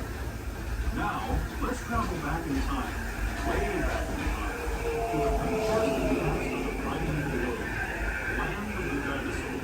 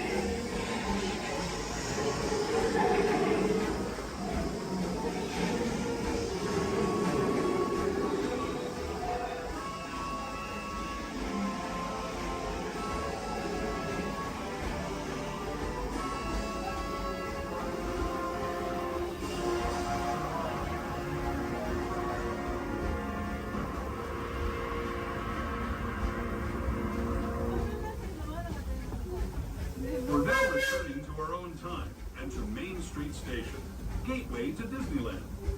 If you're leaving us here, stay in your seat until we come to a full stop. Remember to gather all your personal belongings and step carefully from the train. I'd especially like to thank those of you who've been with me. As we make our way back to Main Street Station, remain fully seated until the train has come to a full and complete stop. As a reminder, Main Street Station has currently there are no ramps or elevators, so we do not wait on the off to retain wheelchairs only as they reach the very bottom of the exit stand. This will be your stop for the down to Disney District Park exit and of course Main Street.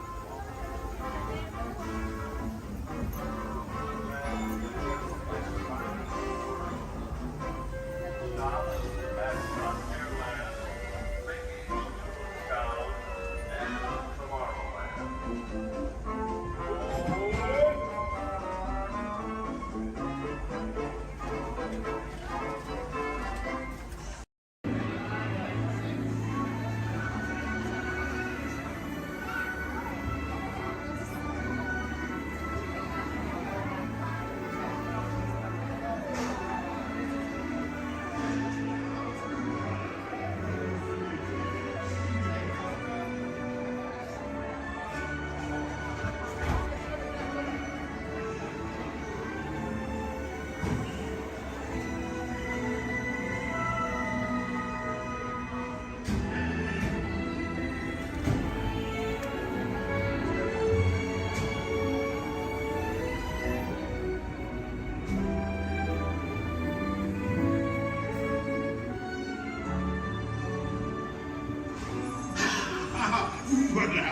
Venez, venez, venez. Suivez-moi, je vous prie.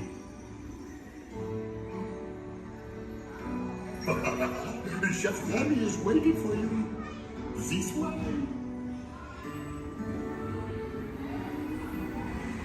Qu'attendez-vous?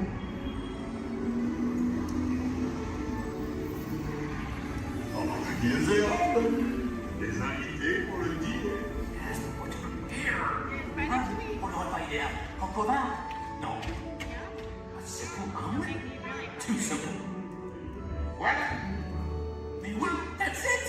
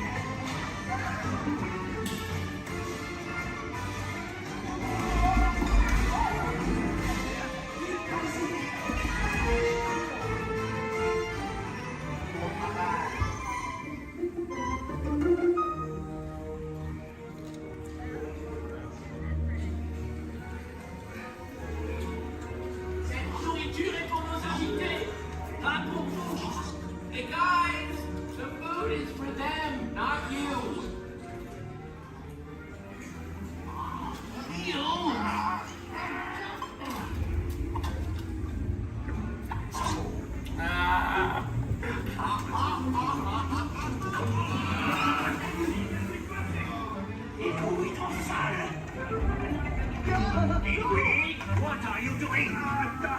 Que manigancez-vous? Out of my way!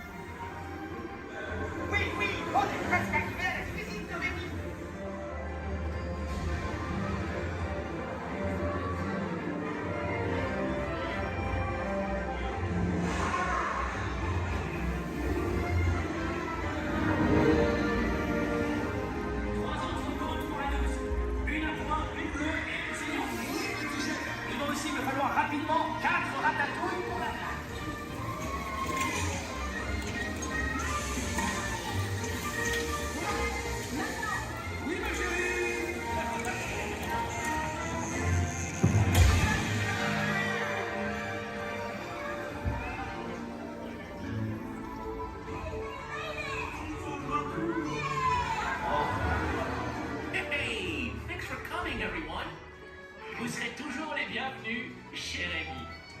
À bientôt et bon appétit. Mino. Au revoir.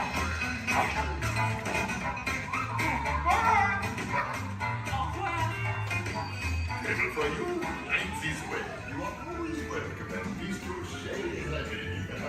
Au revoir.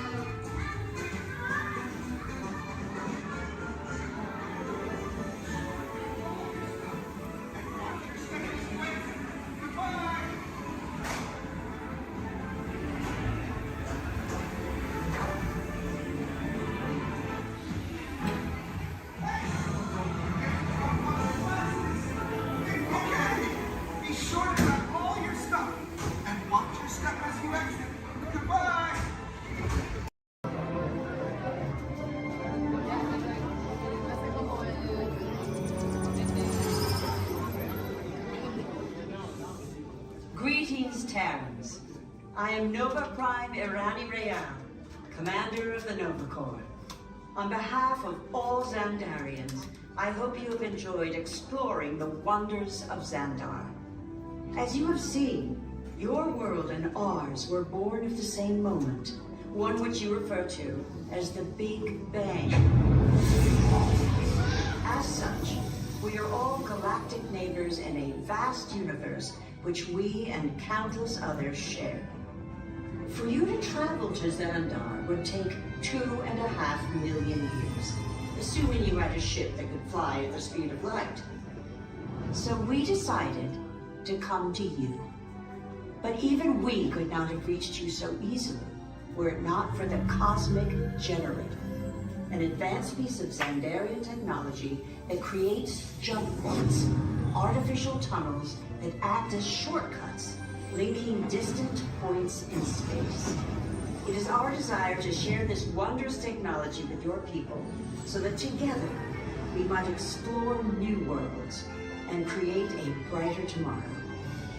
And now, as the culmination of the wonders of Xandar, you will be teleported to a Nova ship above your planet for a demonstration of the Cosmic Generator.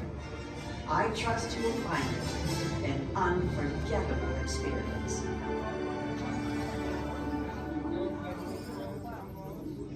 Welcome, people of Epcot, Epcoters, Epcotians, citizens of Epcot. Does anyone know what they call themselves? What? I'm on? Someone needs to tell me when I'm on. Welcome, Epcot-tarians. I am Centurion Tal Merrick, and we're just about ready to teleport you up to the ship for the demonstration.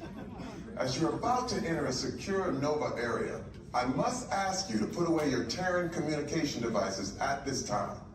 Recording of any type is strictly prohibited. I am very serious about this. Now, please step forward into the chamber. You're gonna love this.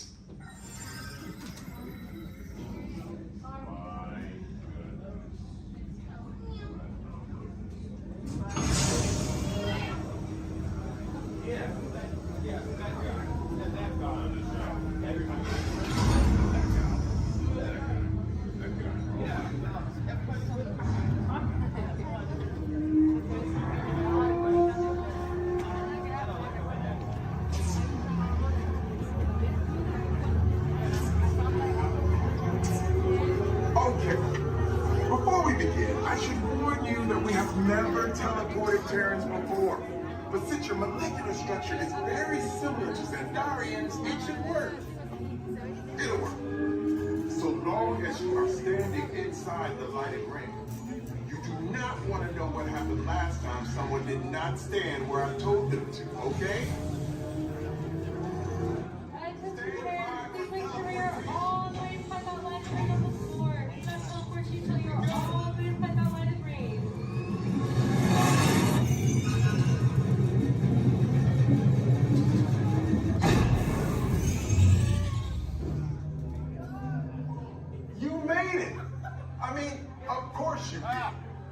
Nova Prime, they're ready. Excellent. What you see before you is the Cosmic Generator.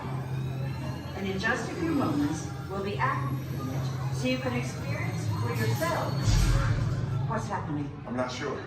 Our power's out. And the Cosmic Generator is gone. Superior Monarch, go to Code Red. Prepare the fleet. And call the Guardians. Now.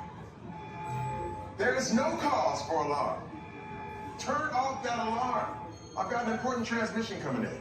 Hey, what's up, Nova Corps? Our Cosmic Generator has been stolen. What? How? Why didn't we think of that? That thing's gotta be worth a fortune. I am Groot. Good question. Yeah, who do you think took it? Perhaps that really big man outside your ship. Oh, that is a big man. I need to alert Nova Prime. I have been watching Terrans for eons. That's not creepy at all. This species has failed. Wait, whoa. We didn't even know there was a test. He's got the Cosmic Generator. He's creating a new jump point. Jump point to where? Not where. some kind of mutant jump point. It's going back to the dawn of time. Dawn of time, why? To erase an error. Well, that doesn't sound good. Your time is over. Wait, what do you mean? What do you mean it's so vague? The jump point is closing. Hey, no, dude, you're not recording to follow that whatever it is until we get there. We can't. Our power is down, and I've got to get these Terrans onto evacuation shuttles. I got it. I reprogrammed the shuttles to follow through the jump point. Wait, what? Look, they're our only chance of keeping track of that whack job until we get the cosmic generator back. Piece of cake. Wait! There's cake. Where's this cake? The odds are impossible. Yeah. But it's our only shot. Good luck. Are you sure you can control it? Come on, it's me. I got this. We're all toast. First it was cake, now there is toast. This plan is making me so hungry. Terrans, listen up.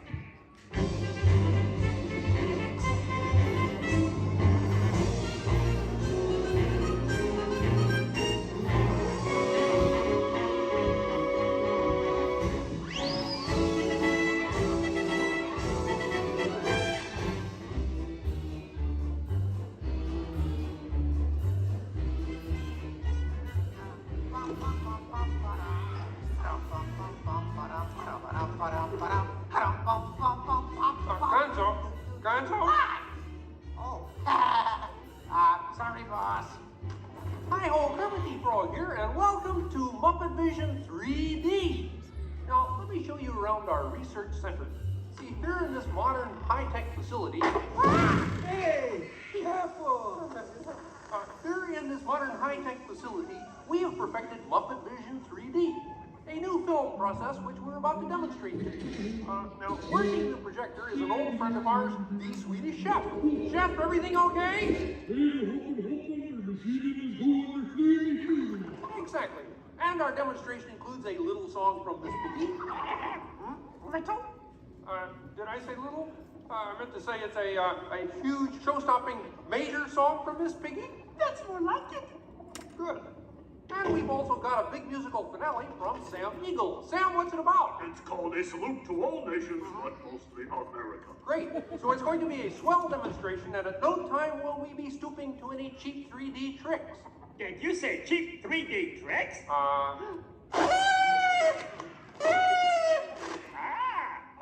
And here's something I wanted to spring on you. Walmart, it's that dumb bear again. Yeah. Hey, Bear, you're not even funny in 3D. Oh, not you guys. How did you get here? We entered a contest. Yeah, we lost. Oh, yeah? Well, my new 3DX gonna shower you all with humor. Waka waka. He's trying to drown us. What kind of act is that? An act of mercy. Listen, better luck next time, Fozzie. Okay? And now, if you'll come this way, I can show you our secret laboratory. You see, we invited distinguished scientists from all over the world to come and work here. Unfortunately, none of them showed up. So instead, I'd like to introduce you to the guys who invented Muppet Vision, and they can show you some of their... Right now, I'd like to turn you over to Dr. Bunsen Honeydew and his assistant, Beaker. Well, thank you, Mr. Kermit. Today, let's look at the advancements we've been working on for Muppet Vision. Beaker, would you turn on the machine?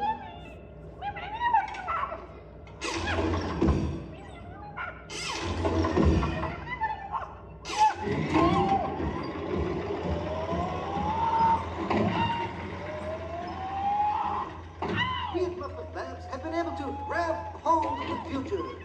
The wheels of progress turn swiftly here as we strike upon ways to bring science safely to you. This user-friendly machine will now generate the first living 3D effect just by flicking a simple switch.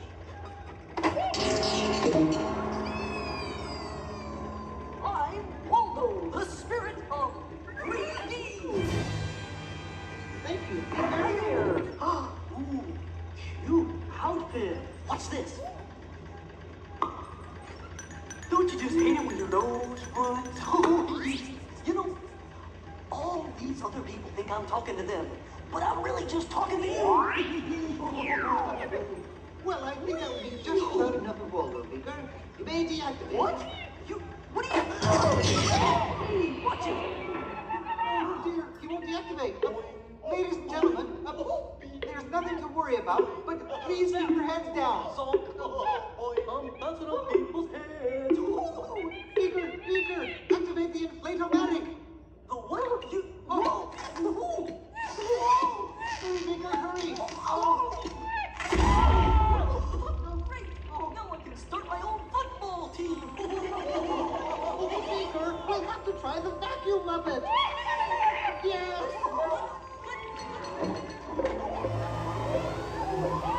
Ladies and gentlemen, for your own safety, please rest your armrest firmly.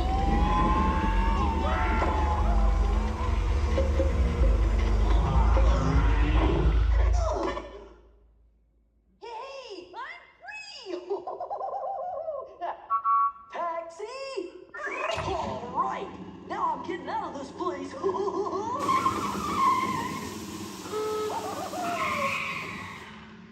This way, folks. I'm sorry, but Muppet Labs seems to have been temporarily sucked up. But, now what is that? Hey, come in. See, it's my new remote control banana green pie. Yeah. Hey, come in. Watch this. What?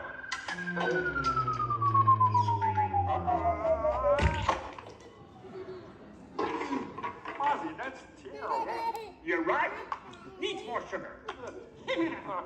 And now, ladies and gentlemen, for the first musical portion of our demonstration, we have Miss Piggy in a wonderful 3D number. That's you, penguins.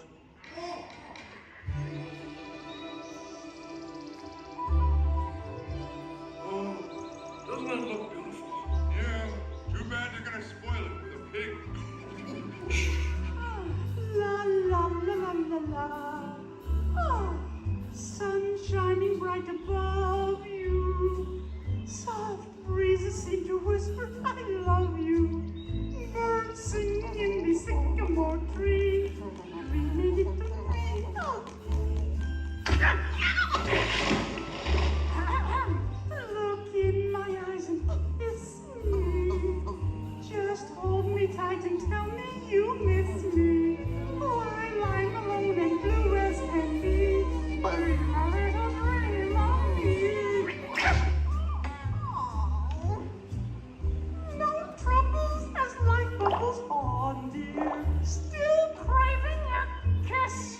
All right, that's it. Knock it off, penguin. Oh, but it was going so well. I will not work with the rabbit. But I was just doing 3D. Guess I won't be needing this. What's that? It was for the big water skiing finale.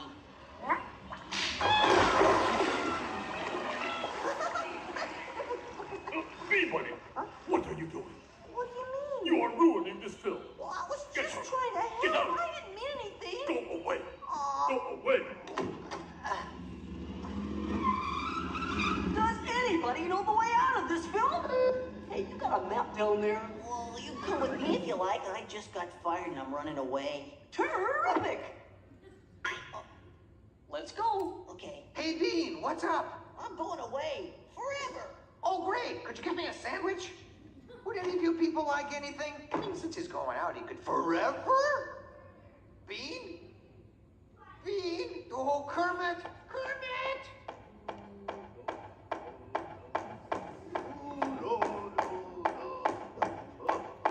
Hey, sweeter, that's a great effect. Hey, Fuzzy, Kermit! What is it? Bean Bunny ran away! Oh, no. Yes, our ribbons! We gotta find him. I know! All right, everybody spread out and look for Bean. Right. I'll go this way. Ladies and gentlemen, we'll continue the show in just a moment, but in the meantime, if you see a rabbit, holler. Bean. Bean? Oh, Bean. Bunny! Bunny! Bean! Where are you? Bean! Bean! Bean!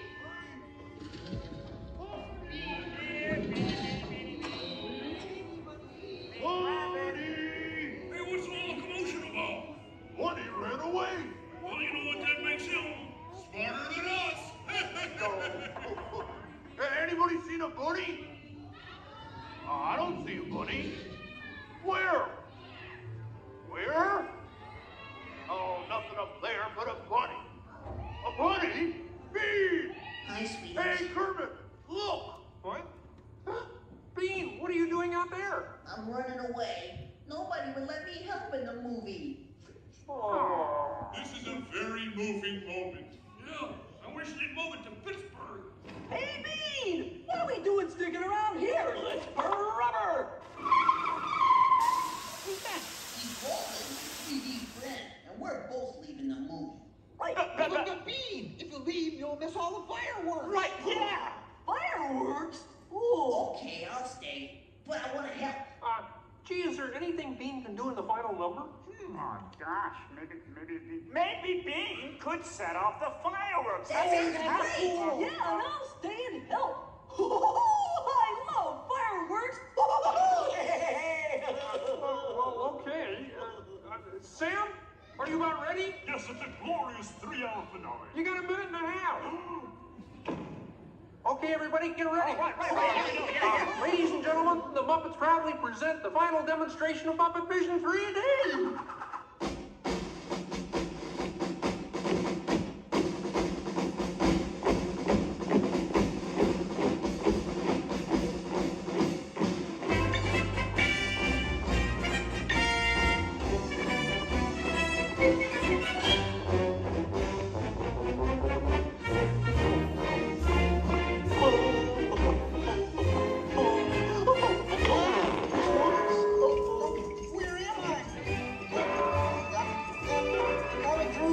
What are you doing? Get back into place. On me! Where's the true reception? Oh boy. Whoa! Is it over yet? Can we start again? Sorry. The fireworks!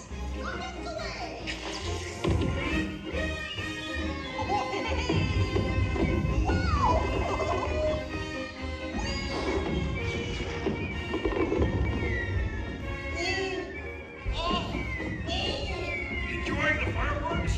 No, your chair's on my foot!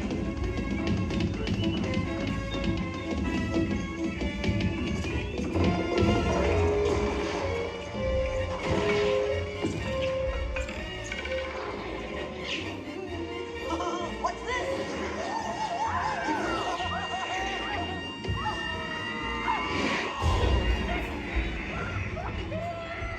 Stop the movie! Stop the movie, Chef! Chef! Can't you hear me? Stop the projector! You won't hear from my lawyer! Hey, I'll save you a penguin! Take it easy! Oh, I'm sorry! Oh, no, wait! Don't shoot! Stop, everybody! Stop! No, not you! Them! Look out!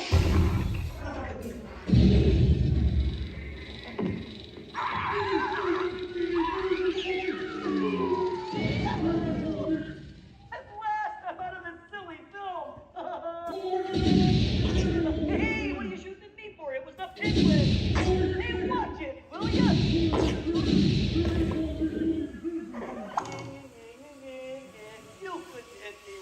Cannon? Hey, everybody! He's got a cannon!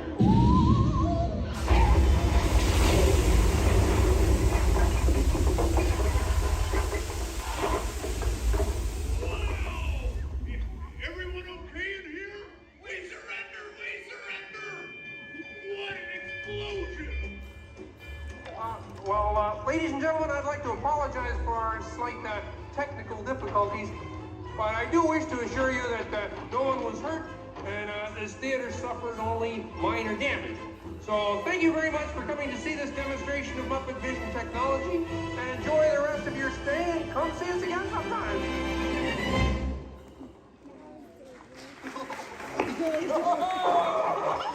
They'll never recognize me now. Forward!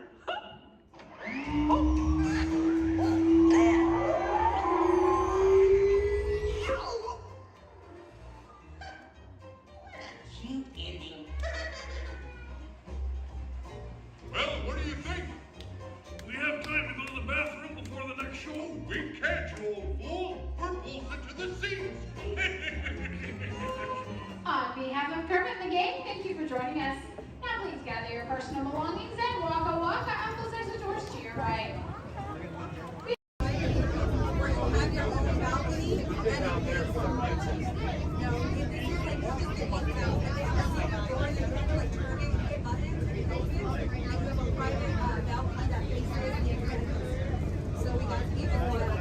That's what they call it now, the Incredicals?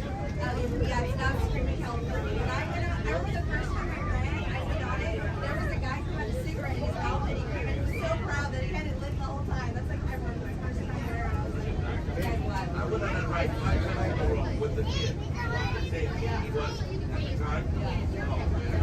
My shoulder. Yeah, it's fun. That's a good one. It is. I grew up in Santa Clara and then Marriott to America.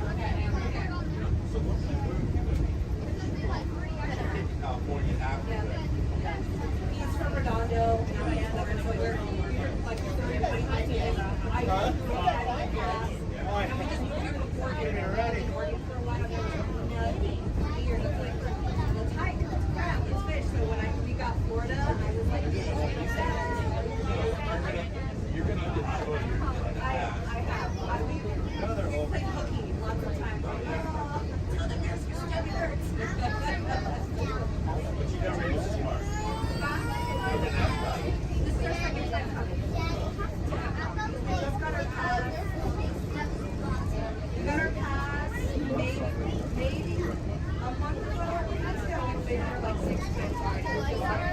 But it's hard to break some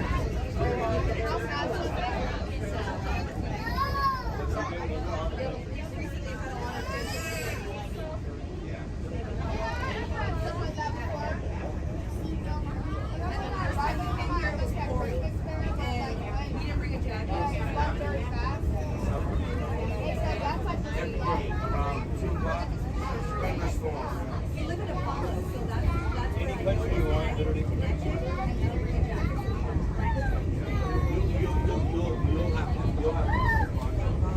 So you'll be like, pretty soon it'll be like Italy, France, Moscow. Yeah, but that's the rate in order. Okay.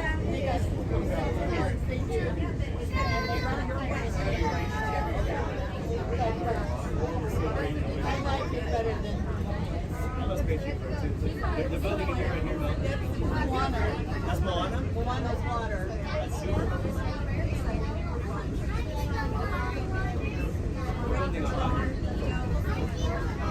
They're building Moana, baby. Yeah, I mean, Shanghai Disney kind of. You to walk and get that movie star treatment. There you go. That you know you deserve. And you know what? You might look and see.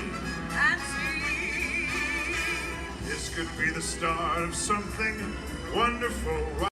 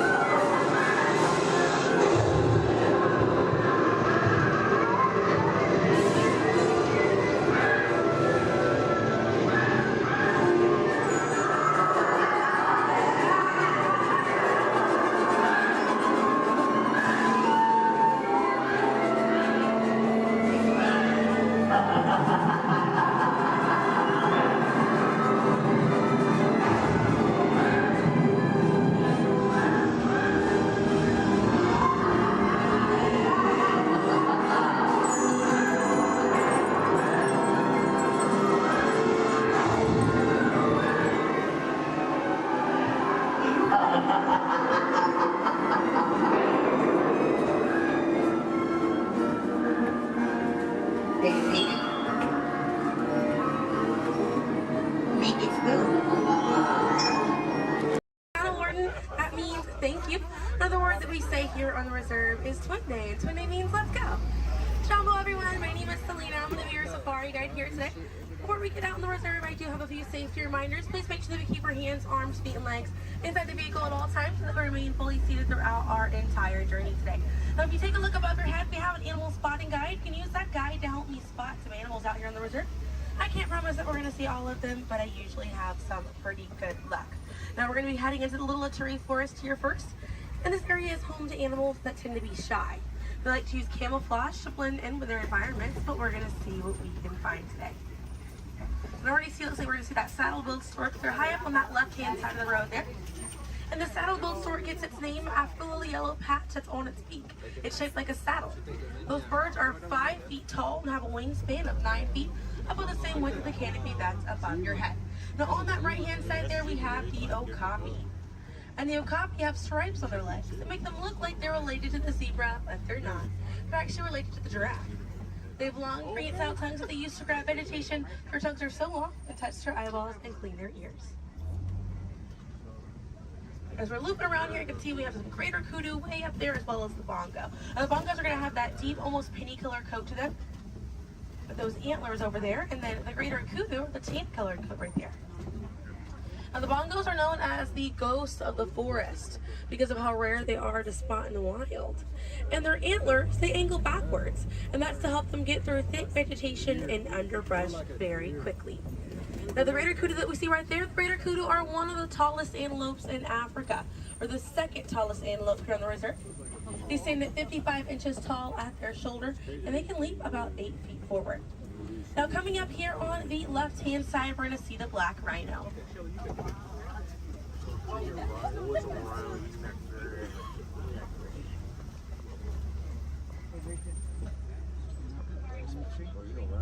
Now, black rhinos are the smallest rhino in Africa.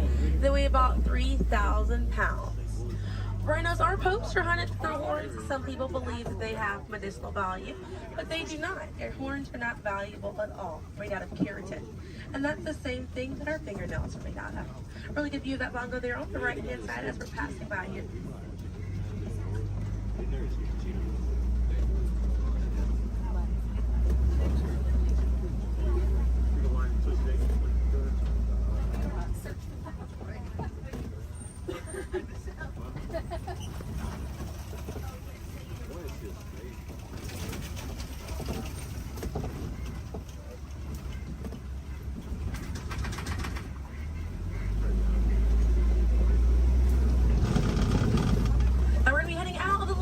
Forest, but we're going to be on our way to the Safi River, and animals in this area like to hang out in and around the water.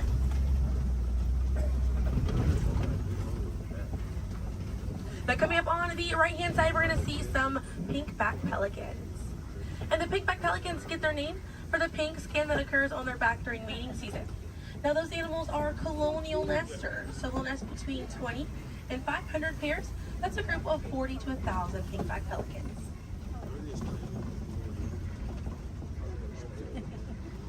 A view of the Savi River coming up on the left, and we have some Nile hippopotamuses. Now, a group of hippos is called a bloat, and they spend most of their time submerged in that water to avoid overheating, but they will come out to graze. And they can stay submerged in that water up to 8 minutes at a time. And instead of swimming through the water, hippos will actually walk or run along the bottom of the riverbank, helps them glide through that water right there. One of the ways you can help out your waterways is by checking your sunscreen to see if it's reef safe. Another way is just being aware of how much water that you use and trying to conserve as much as possible.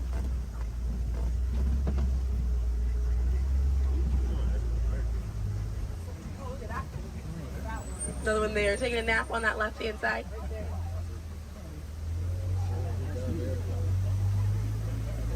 Now, coming up on the left, we're going to see the Nile crocodiles.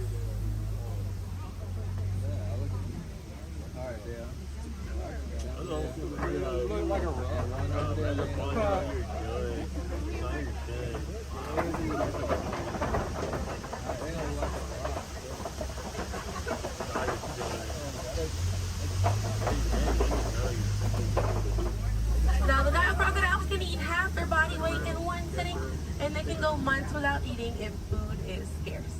Now, mother and father crocodiles are great parents, and they'll gently roll their eggs in their mouth. It softens up their shell, and it makes it easier for their babies to hatch. But we're going to be heading into the savannah now, and the savannah hosts millions of migrating animals every year. And it's home to Africa's most well-known animals, such as zebras and giraffes.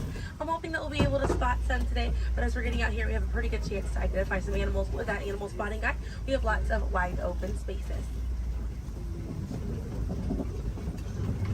Already see, looks like you can see the elands are out there. Wondering what other animals. I'm hoping it'll be a pretty busy day out there.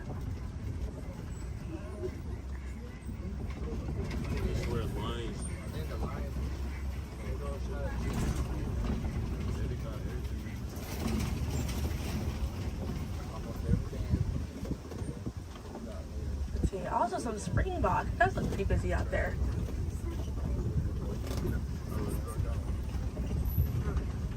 So we're still looking around here. Keep an eye on the right. They're going to be past this kind of rocky area. It's a herd of wildebeest way back there in that pathway. And the name wildebeest means wild beast in Afrikaans. And they'll travel in groups of 1.5 million, and they'll go about 500 to 1,000 miles every year. That's roughly the distance between here and New York. And during a wildebeest great migration, they can kick up so much dust that their dust cloud can sometimes be seen from space. Now, wildebeest are very impressive animals. They're able to run about 15 minutes after they're born. But this group of trees there on the right-hand side, they're all kind of pruned underneath to the same height, and that's about as far as those giraffes can reach. Like the vegetation on these trees all around this area here. Now that's going to be the Maasai giraffe, and the Maasai giraffes have an irregular coat pattern. They don't have those clean lines around their spots like the reticulated giraffe that's on your animal spotting guide does.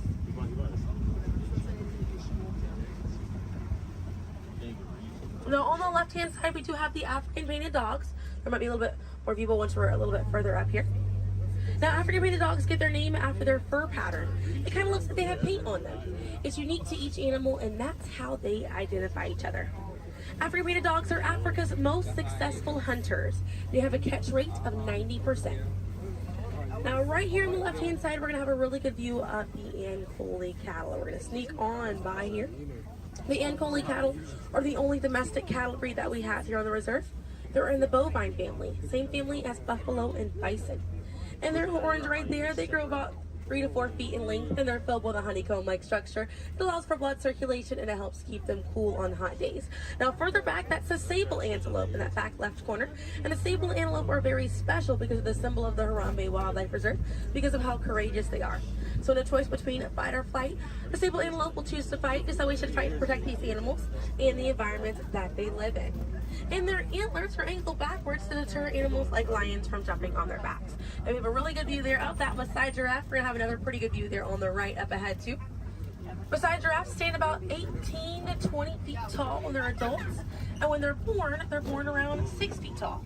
They have about a 6-foot drop the moment that they're born. And just like the okapi, they do have those long prehensile tongues that they use to grab vegetation. They kind of use like how we use our fingers to grab food.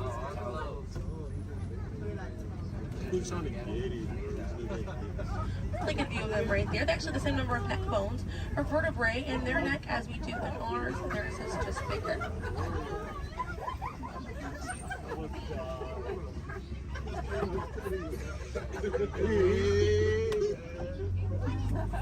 Group of giraffes is called a tower.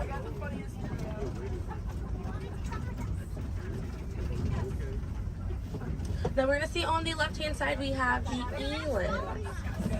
Now the elands are right next to the springbok. The elands are the tallest antelope on the reserve. They stand at 6 feet tall at their shoulder. One of my favorite eland facts is they'll make a flower crown with their antlers to impress the females during mating season. Now it's not a perfect flower crown. They'll kind of root up at plants and bushes, but it's the thought that counts. Another eland right there, a couple of elands right there. And then we have the springbok, and the springbok are the smallest antelope on the reserve. They're able to jump 6 feet straight up into the air repeatedly and about 13 feet forward. And they're a symbol of a lot of sports teams over in South Africa. Now those elands right there, they can weigh up to 2,000 pounds.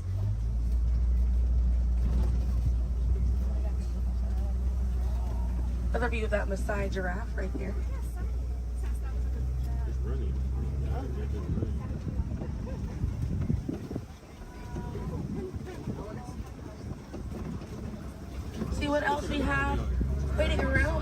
here for us. Another Maasai giraffe there. But a bit big, these giraffes.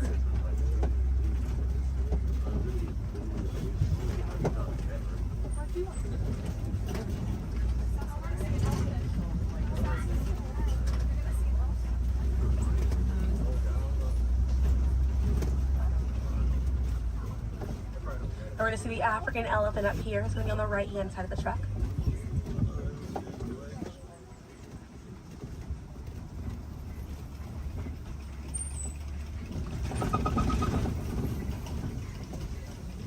Really good view of that African elephant there on the right-hand side.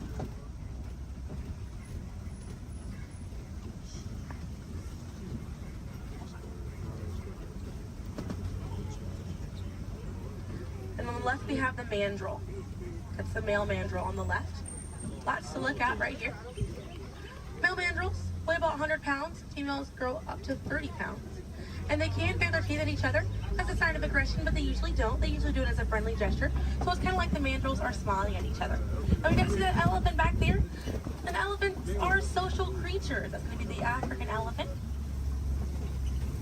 The females and their young will hang out in large groups together, and the males will form a loose bachelor group, or sometimes they will kind of hang out on their own, depending on their mood. And the way that African elephants stay cool is by flapping their ears. It runs air over the blood vessels that are dispersed all throughout their ears, and it helps bring their body temperature down.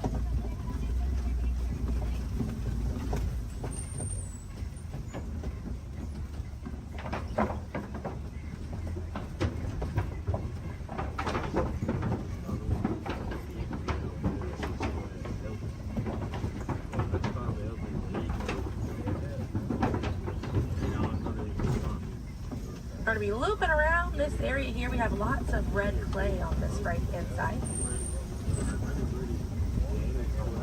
And if you keep an eye out, we're going to be able to see some tusk marks right around the corner here.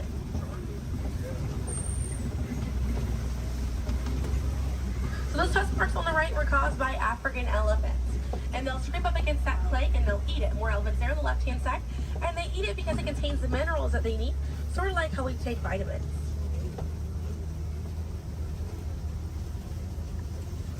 They're way out there on that left-hand side. They kind of look kind of tiny from here. We'll see if we can get another view of them a little bit further out.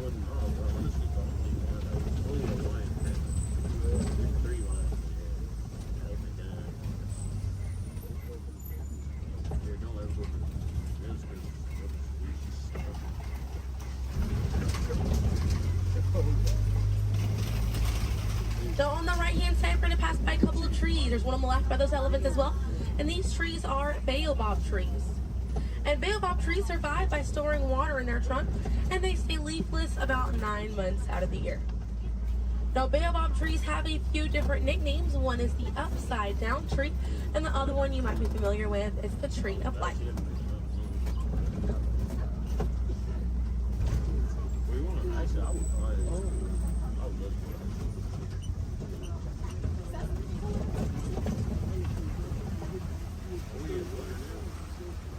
And we're coming up here on a group of flamingos.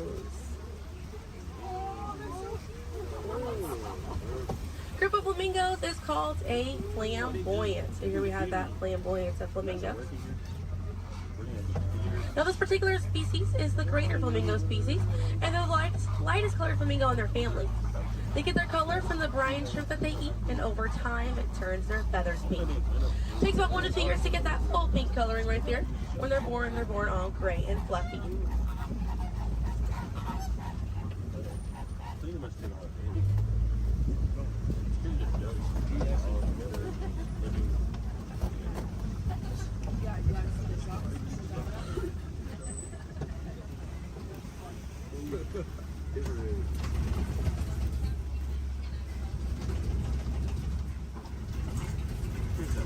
We have some white rhinos right around the corner here. So they're going to be hanging out by a mud wallow on this left-hand side, and they'll use this mud wallow to cool off it. And they'll coat their skin in the mud to act as a natural sun protectant, sort of like how we use sunscreen. Now elephants do something very similar, and they'll fling dirt and mud on their backs as well. Just how important it is to protect ourselves outside in these environments by wearing hats, sunglasses, sunscreen, very, very important, as well as staying hydrated. Now that white rhino right there, they weigh about 4,000 to 5,000 pounds. A group of rhinos is called a crash, and they can run at 35 miles an hour. Now on the right hand side, those are some ostriches way back there. Ostriches are the largest bird. They have wings, but they do not fly. They use those wings for balance and to help them change direction. Comes in handy because ostriches can hit speeds up to 40 miles an hour.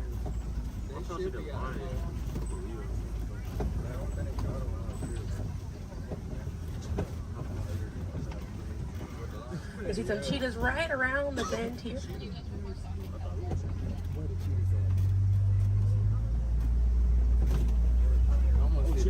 That's a good view of that cheetah here on the left. Now cheetahs are the fastest land animal. They run a little over 60 miles an hour. And they have 2 black lines on their face. Those black lines are called tear marks. And they help reflect the sun. Benefits cheetahs because cheetahs are daytime hunters. Now cheetahs do not roar. Instead of roaring, they'll meow and they'll purr. And their claws are not retractable, so they're out all the time. Now we're coming up here on some Kopi rocks. And Kopi rocks are rocks that jut out from the savannah. And a lot of times animals like lions will use these Kopi rocks as a vantage point to kind of scope out their territory and their prey. Really beautiful view of that male lion right there. Now at full volume, their roar can be heard up to 5 miles away. And they can sleep about 16 to 20 hours a day. Really impressive view of them posing right there. Now, female lions will do most of the hunting for the group, and the male lions will stay back and kind of guard the territory and guard their cubs. And the Swahili word for lion you're probably already familiar with. The way that you say lion in Swahili is Simba. And we're going to see some more ostriches. We have some white rhinos over here too, and the lioness is there on the left. Looks like she's posing for us as well. Really cute view of that white rhino as well on the left here. Excuse me. Yeah, right hand side. That's all they have. I think that's what they have like wild rocks, so they can't even get it. They really try. Not really.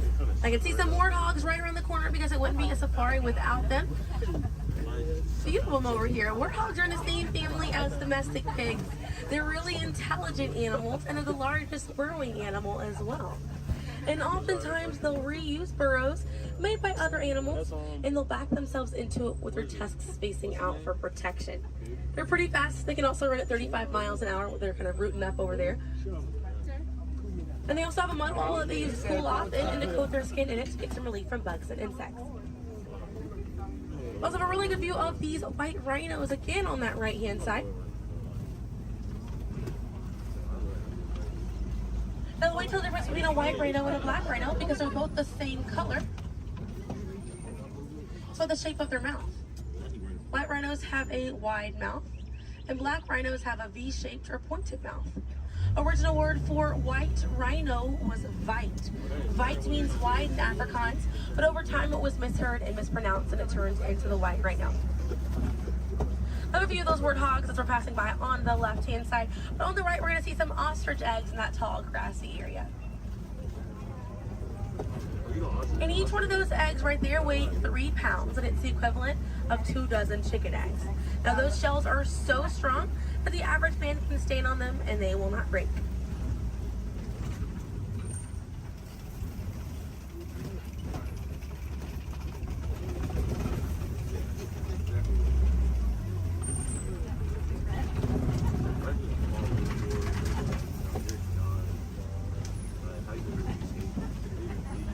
We're gonna see, looks like we have some Nigerian dwarf goats over here. And these goats are used for their dairy products, such as milk and cheese.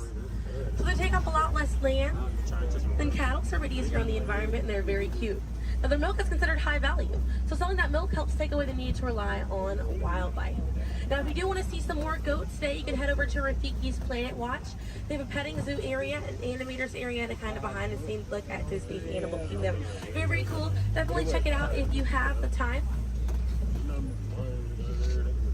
They have a conservation station over there, and inside that they do have an animal hospital as well. Pretty cool. It's going to be a train right away through the Wildlife Express. Those trains are going to start running at 9:30. The last train leaves at 4:30 today. The petting zoo is going to close at 5 o'clock once you're over there, and the animators experience is going to close at 4:45. But we got to see a lot of really cool animals today. If you'd like to learn some more information, you can check out DisneyAnimals.com, or National Geographic is a really good resource. Some ways to help out these animals at home include volunteering at your local nature center, or a conservation organization, or even joining a local beach or river cleanup.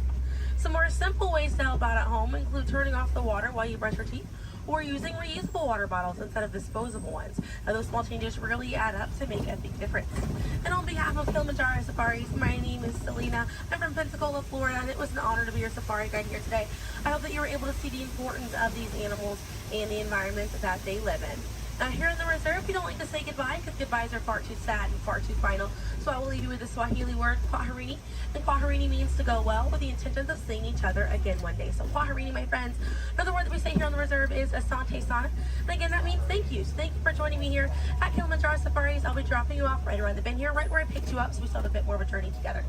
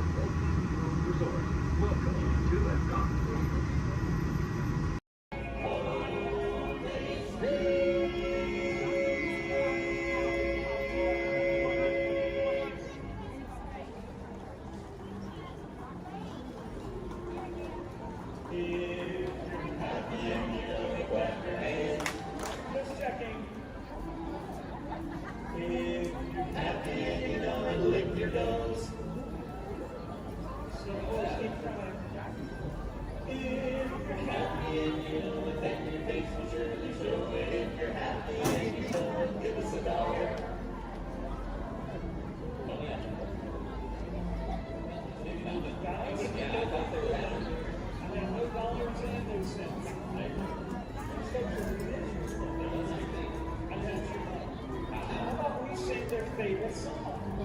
Which one is that? The last one. One of our favorites. Yeah, 20.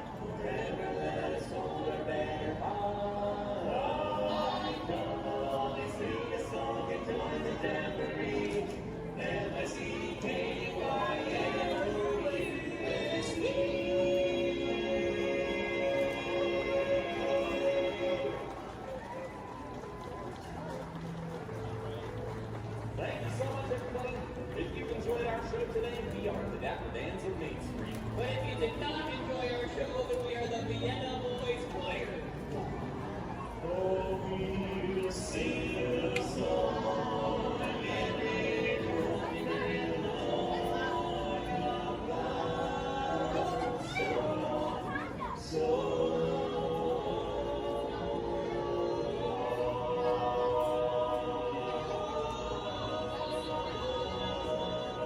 every morning in the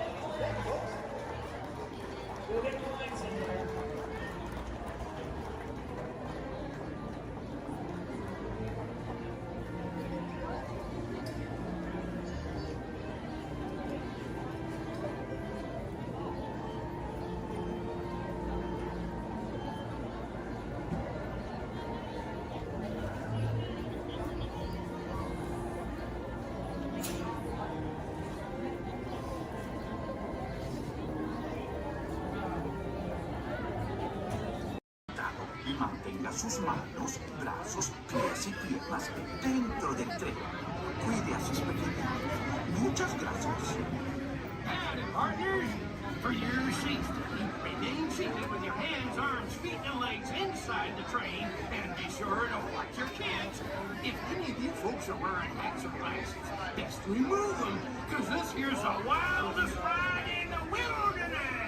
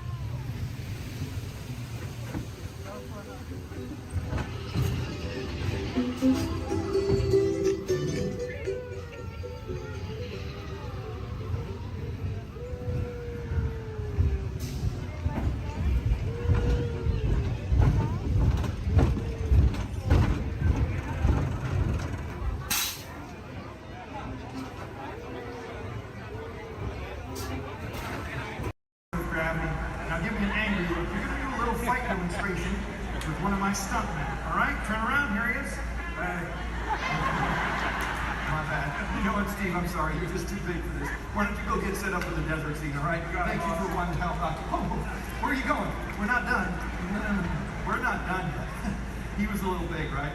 Scared you a little bit. Sign that waiver, all right? You're good. You're good. Let me see if I can find you somebody a little bit more your size to pick on. Hey, Devin. Yes, sir. Come on over here. So I'm doing a little fight demonstration for our guests, and I've got a volunteer. RT, this is Devin. I think it's something real simple. Okay. Basic, all right? Nothing too crazy. Just listen to her. Do exactly as she says. I've actually got to go over notes. I'll be right over here if you need me. No problem. I'm like, hi. Okay, thanks for helping. So I guess I'm going to show you a few things. I'll make it super easy, but tell you what, let's turn around. We're going to face this way, and you're just going to stand right here and facing me. So try not to move. I'll do everything, okay? Okay. All right, you guys.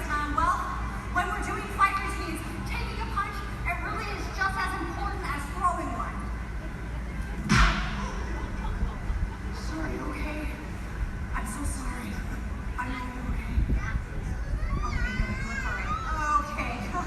Well, as you guys can see, you really can't get hurt if you don't have the right timing. Sir! Okay, I think I know what's happening. You're moving just a little bit. I don't want to listen anymore. Okay, no problem. I'll wrap it up. Here's your little hat. You see, it just takes guts and coordination and a real level head.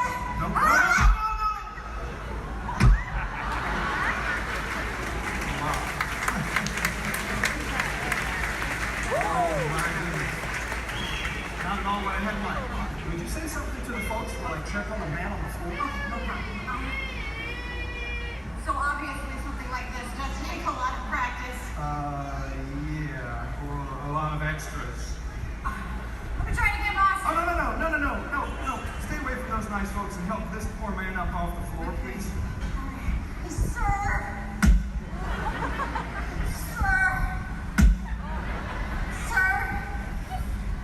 Ladies and gentlemen, that is indeed one of my stuntmen. Give it up for Mr. R.T. Lovato! He's got applause going for all of our background extras!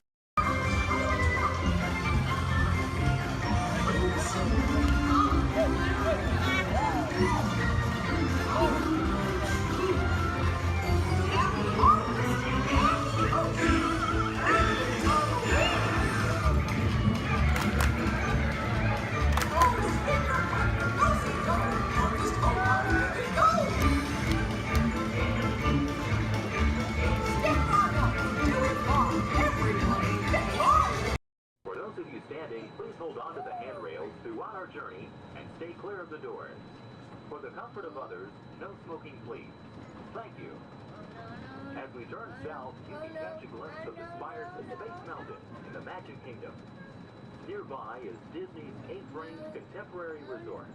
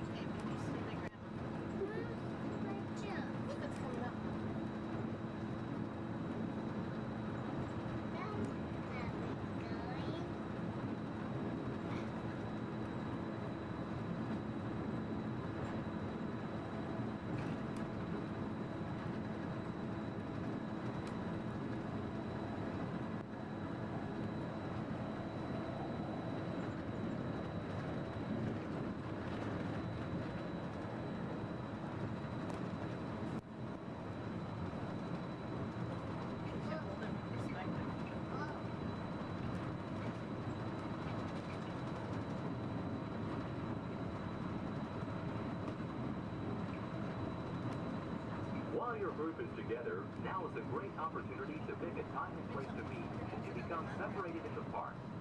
If you should need any assistance, please go to Guest Relations, located in Innovations East. Guest Relations can also assist you in making dining arrangements, provide special tours of Epcot, or make other suggestions for planning your visit to Walt Disney World.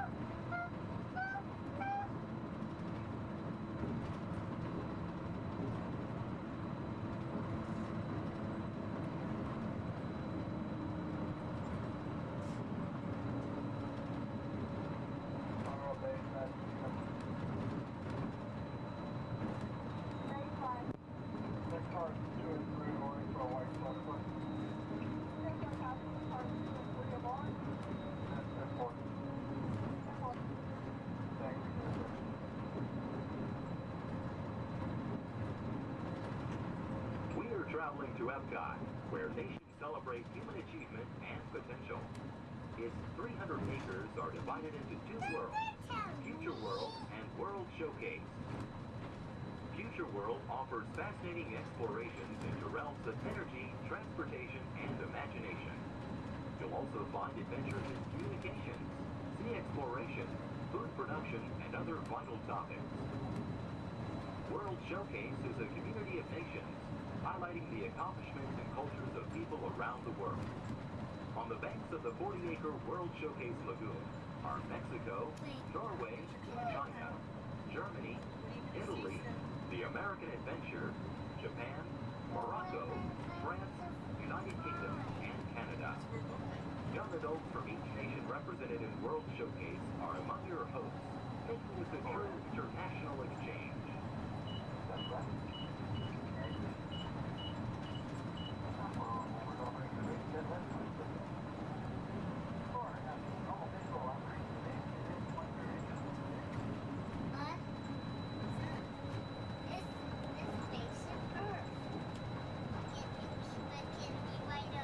Beyond the trees ahead and to the right-hand side of our forward motion is Spaceship Earth.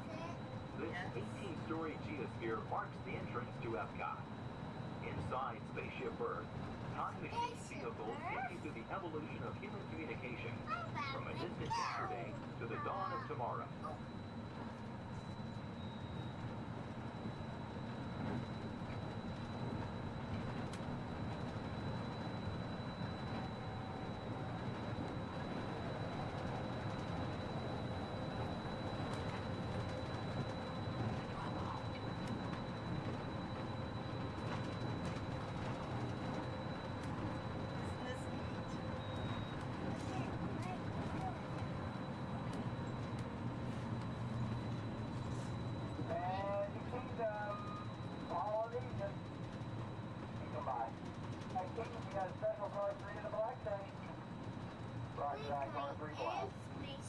Coming up behind Spaceship Earth is Innovations. Inside this hands-on area, you can explore and interact with the ever-changing technologies and products for everyday living in the near future. To the opposite side is the Universe of Energy. Inside, you'll find Ellen's Energy Adventure, hosted by Ellen DeGeneres and Bill Nye the Science Guy. Maybe. Next is the Wonders of Life, where you'll discover Body Wars, which takes you on an amazing trip through the human body. No, we are not going to In Test Track, you can experience the acceleration of test driving a vehicle on the fastest and longest ride ever created for Walt Disney World. Coming into view is World Showcase. Directly across from us on the far shore of the World Showcase Lagoon is our host pavilion, the American Adventure.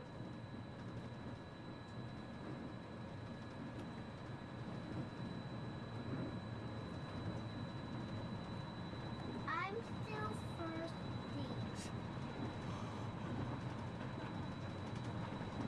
Well, I'm sure we can find something for you to drink.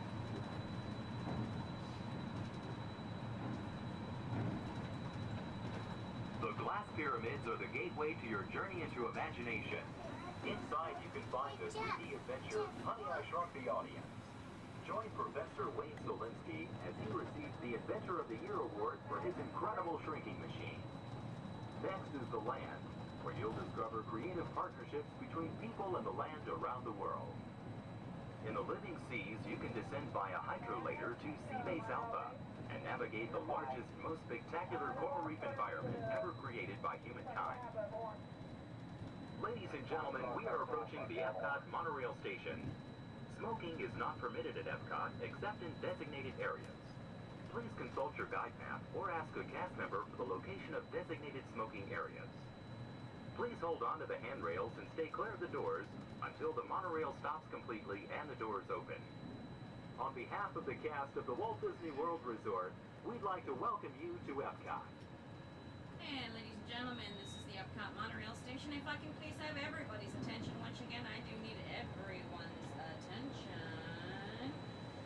As you're walking up the platform this morning to the Transportation and Ticket Center, you might have noticed our signs, and if you did not, that is why I'm here. Epcot will be closing this evening promptly at 4 o'clock. Once again, Epcot, the entire park, will be closing this evening at 4 o'clock. Monorail transportation will...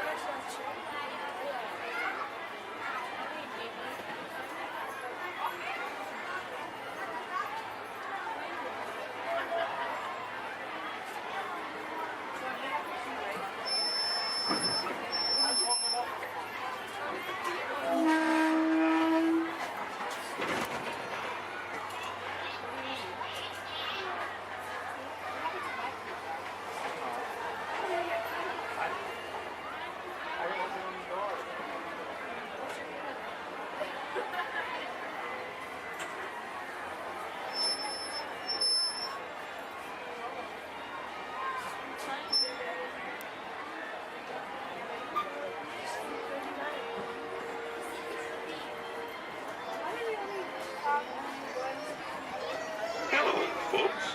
Welcome aboard the Disneyland Railroad. We're now embarking on a grand circle tour of the Magic Kingdom, with stops at New Orleans Square, Mickey's Toontown, and Tomorrowland, followed by a visit to the Grand Canyon and Primeval World. We got a lot of traveling ahead of us, so remember, for a safe trip, you need to stay seated, keeping your hands, arms, feet, and legs inside the train. And please, watch your children. Bienvenidos a bordo del Disneyland Railroad. Para su seguridad, permanezca sentado y mantenga las manos, brazos, pies y piernas dentro del tren. Y cuide a los pequeños. Gracias.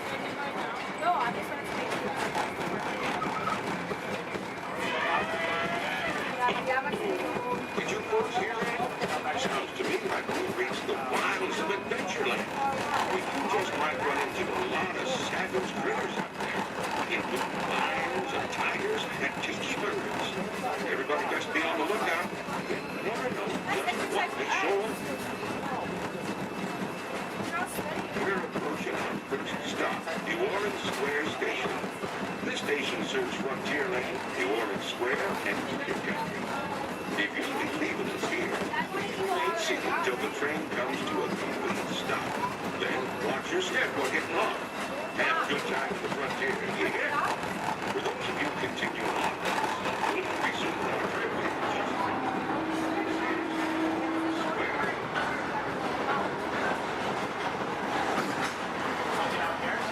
Mom, you want to get up here?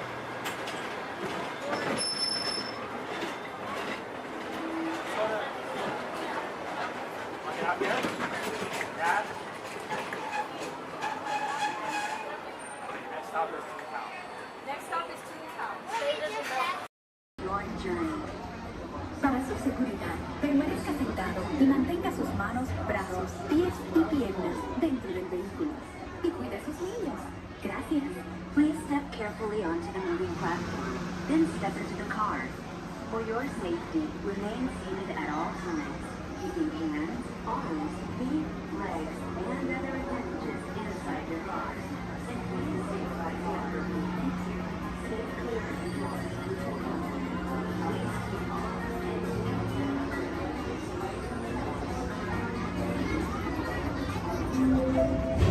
This is the TTA Blue Line, non-stop service around tomorrow.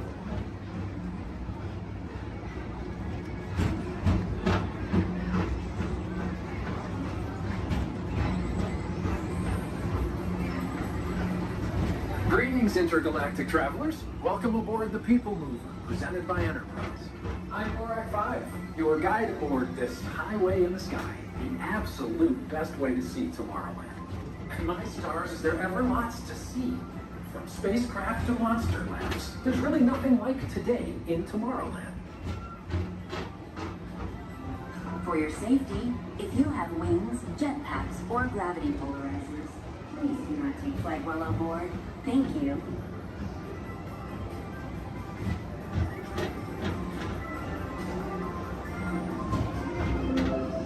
The next station is Tomorrowland Urban Planning and Star Traders. Transfer to green and red lines. Don't worry, your express train keeps on rolling through the future, right by two of my favorite spots.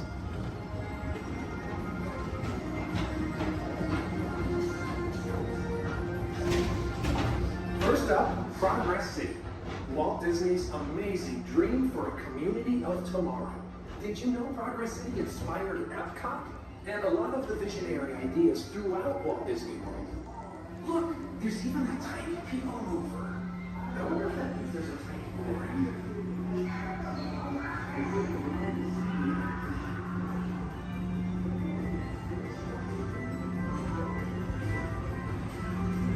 On your right is Star Traders, home to the greatest goods in the galaxy. Except action stars. Those are no longer sold.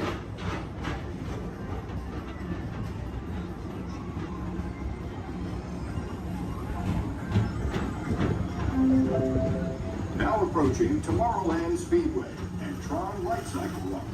I love a good circuit, and these are two of the best tracks of the cosmos for a bit of light, speedy competition.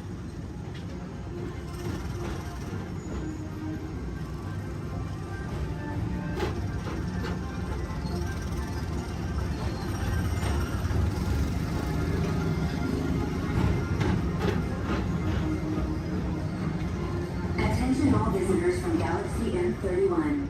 Please keep forward-facing tentacles clear of oncoming vehicles. Thank you.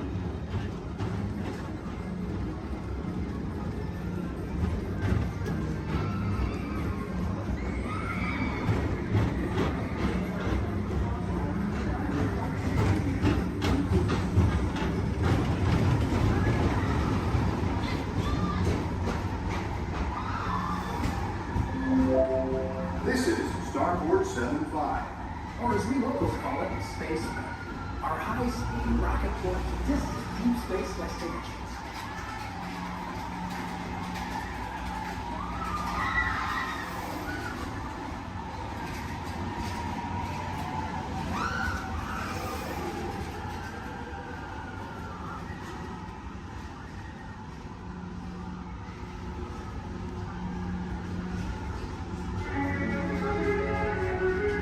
Let relaxation wash over you at the most refreshing retreat in the galaxy, the coral rooms of Pisces 7. You H2 owe it to yourself. Book today.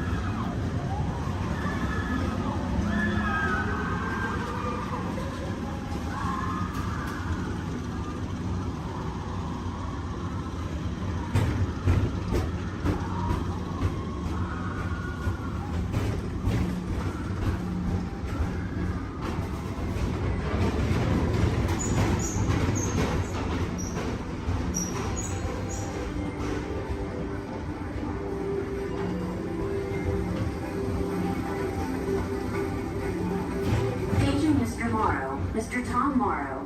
Please contact Mr. Johnson at the control tower to confirm your flight to the moon. Thank you.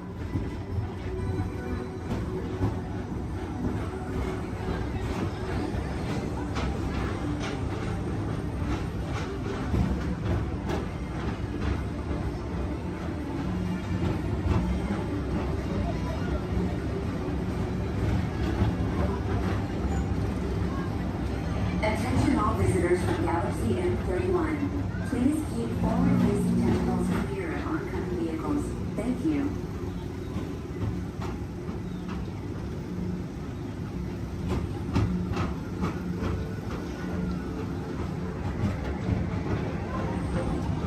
To your right is the Astro Orbiter, our celestial symbol of interplanetary harmony and fellowship. Hop aboard and launch high above Tomorrowland for a spin amongst the planets.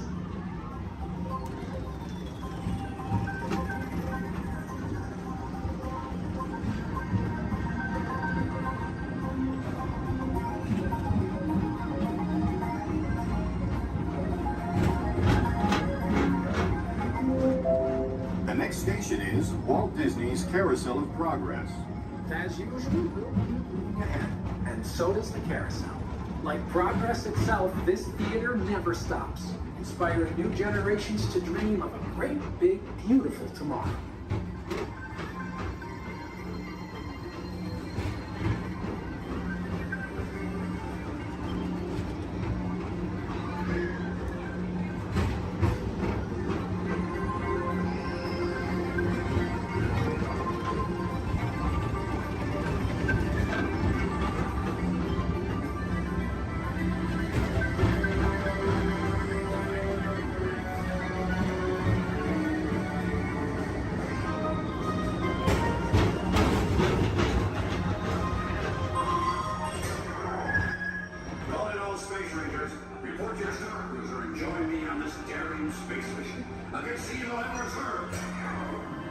Affirmative. We run it, Buzz. You can count on us.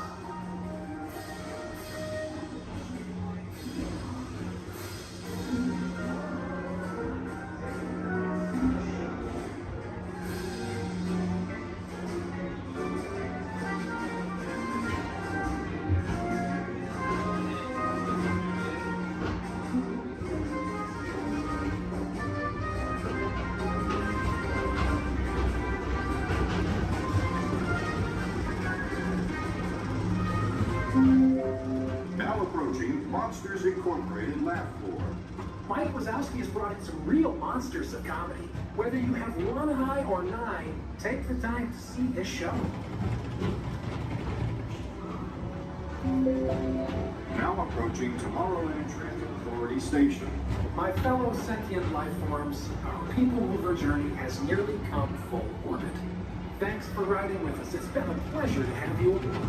And even though we're concluding, this is always my favorite part. Because now is the time. Now is the best time to go out and explore tomorrow. Today. See you in the future.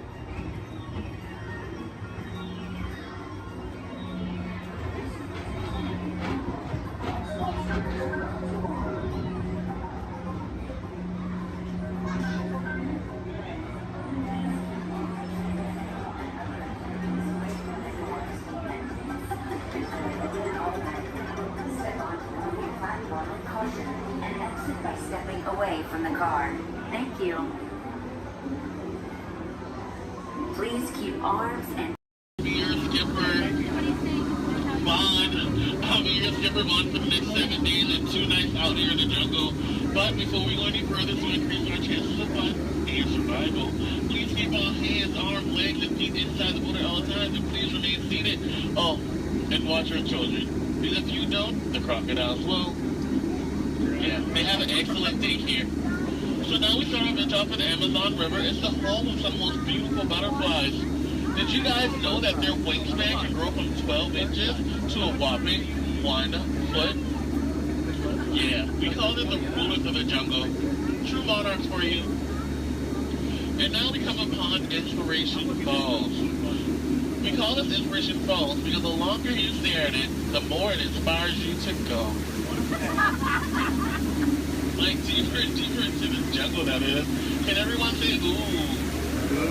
No, everyone say well, that sounds like inspiration means that we're going to keep on traveling. Well, we're not just crossing different rivers, we're actually crossing into another continent. We're now on the Congo River in the deepest, darkest part of Central Africa. Ooh. I didn't say so. Now, if you guys have not seen it before, there's a Jungle Book. You might get it because it's like a book in the jungle. Never mind. So now up ahead, we have a pygmy welcoming party just for you guys. Everything's been full swing. Everyone should hear, as you tell from the music, that no one is here. I cannot see anyone. Canoe? No? Okay. Don't worry. My pet python is here, but don't look him in the eye. He can develop quite a crush on you. The relationship can be a little restricting, but we're not going to get wrapped up in that, okay? We're going to stop at my base camp just to grab a couple of things we need for this journey that would happen. Oh, great. They do this all the time. They throw all my stuff everywhere. They break my dishes, and now they even flip my Jeep. I really wish they would have flipped my house. I would get a better return on it. Well, anyway, we're in the Nile River. The Nile River goes on for now and now. You make a left, it goes on for a couple more now. But if you don't believe me, then you must be in no. Disbelief or disagreement. Come on, guys. Anyway, this is the African elephant. One way you can tell it's an African elephant because of its big floppy ears. Can you guys get the second way you can tell they're African elephants?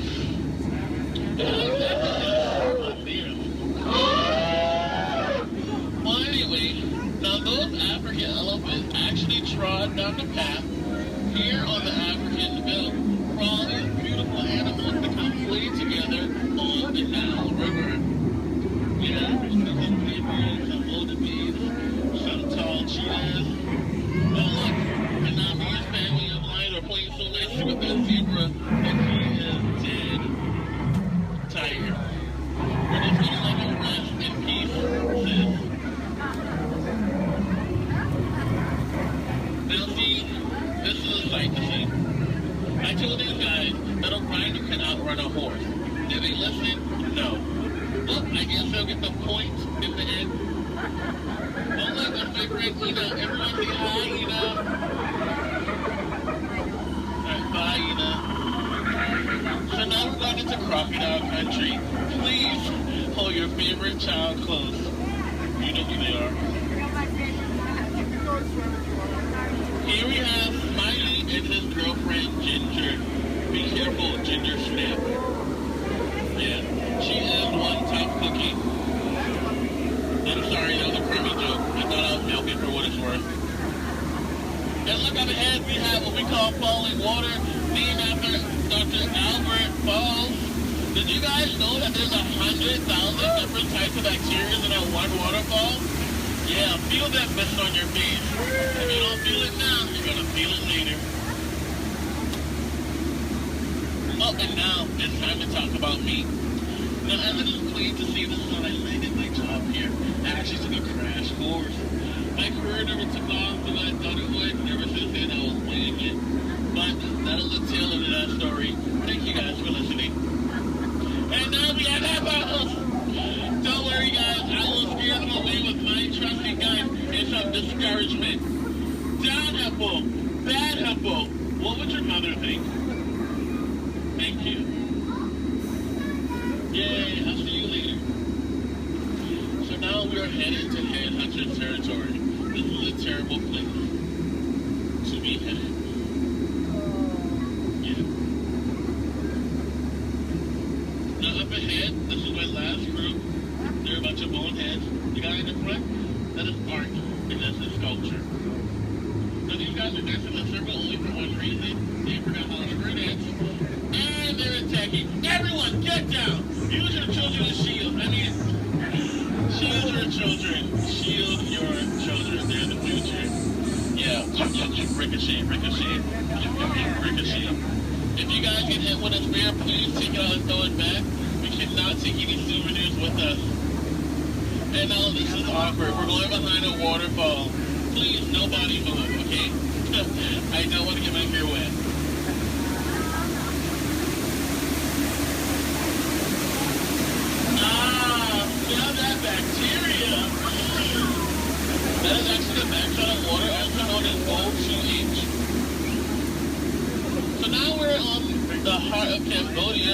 on the Mekong River.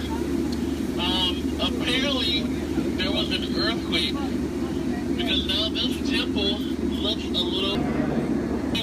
They do have their trunks on, and a lot of you guys may think that's water coming out of their nose. Well, it's not. And this guy here, he got a big practical joke. Sometimes he sprays a bullet. So I think we're gonna miss it this time. So if we go back really, really fast, we can miss him. Maybe not. You might want to duck, duck, duck, duck, duck, duck. Goose is a very fun game to play. I'm actually a two-time world champion of Duck Duck Goose. Ooh, so now this is my favorite part of the cruise. I'm going to point out some of my favorite plants. Pay attention, please. That one. That one over there. The green leafy one right there. And then the tall one in the back. Did you see that? Okay. And here we have Trader Sam. Everyone say hi, Sam. Hi, guys. So, Sam is actually the head salesman of the jungle, but recently his sales have been shrinking. So he's got a great offer going on for you guys. 2 of his heads for 1 of yours. So no matter which one you guys place it or dice it, you always come out ahead. So now we're returning back to civilization. Please keep your hands, arms, legs, and feet inside the motor all the time. And please remain seated. This is kind of awkward. I'm horrible with goodbyes. So I'll leave you guys with these parting words. The same thing my mom told me when I turned 9 3/4. She said, "You're a skipper, Bond. Now get out." Oh, please watch ahead and watch your step. If you miss your step,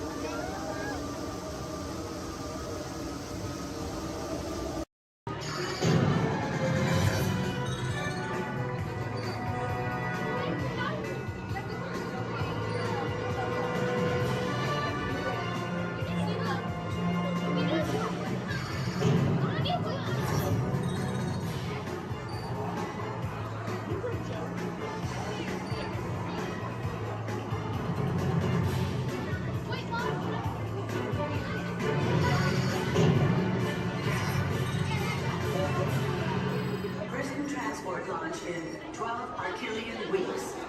Hold on, people. Zed here. Glad you made it to the 5-mile corridor tourism to be with us today. New MIB recruits. Warning. Warning. Warning. 10 seconds to planetary implosion. 8, 7, 6, 5. Planetary implosion averted. Have a nice day. Never a dull moment around here, folks. Many of you may be wondering, are resident aliens really that common here on Earth? After all, how many antennae or antennae does one see in a day? And that's precisely the point. Because when they get here, you look like this. Then Speaking of glass, would you hand me that last window pane over there? Certainly. Oh, but just be careful. You don't want to step on it. Oops. Looks like it's break time.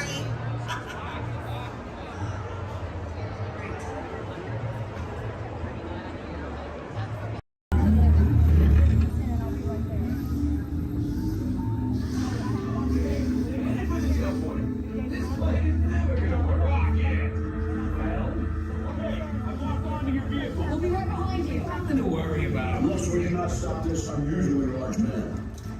Then you're likely doomed. you're gonna need it.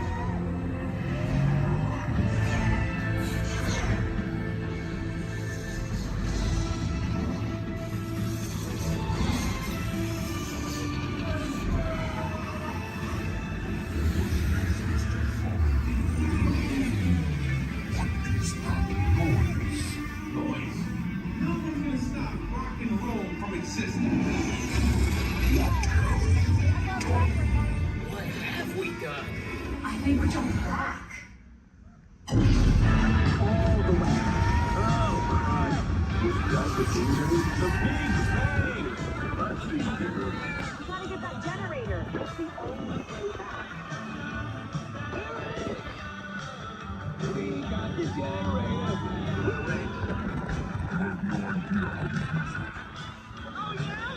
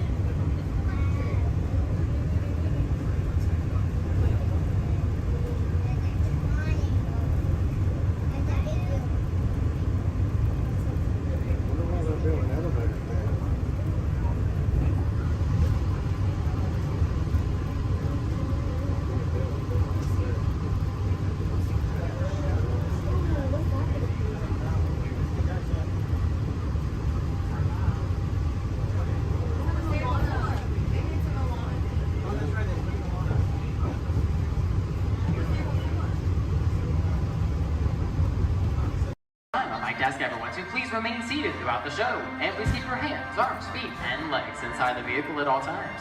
Oh, don't forget to supervise your children, and for the safety of our cast, we ask that you please refrain from the use of flash photography and external video lighting. Now that we've taken care of business, let's talk about me. My name is Travis, and I'll be your guide for this magical journey into the movies. It's the perfect job for me because, why love movies? Is everybody ready? Great, the cameras are ready to roll. Ready when you are, CB.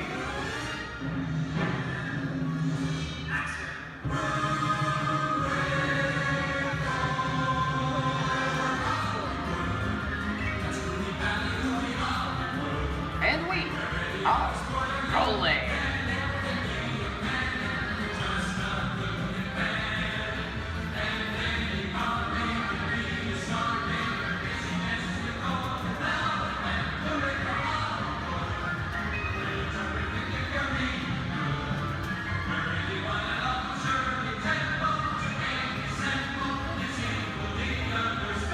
Hello everyone and welcome to the Great Movie Run. Once again, my name is Travis, and on behalf of Disney's Hollywood Studios and Turner Classic Movies, please welcome our host for this one-of-a-kind tour, Robert Osborne. Thank you. Hooray for Hollywood indeed. What better way to start our journey? From the Old West to the rooftops of London and along the Yellow Brick Road, there really is no place like the movies. One of Hollywood's significant contributions to the world of film were great musicals. This scene is from one of my favorites, the 1933 Busby Berkeley spectacular, Footlight Parade.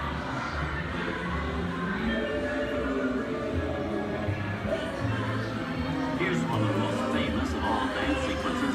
It's from the 1952 musical classic, Singing in the Rain. Here's Chicken Ellie singing in the rain. Literally.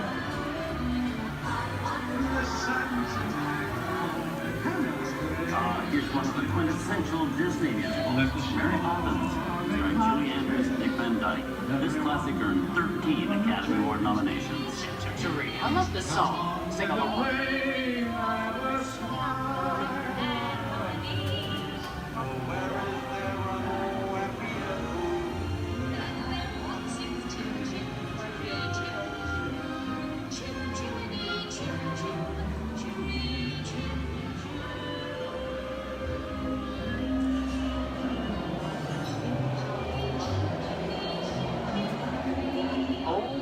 Those wallets and purses, folks.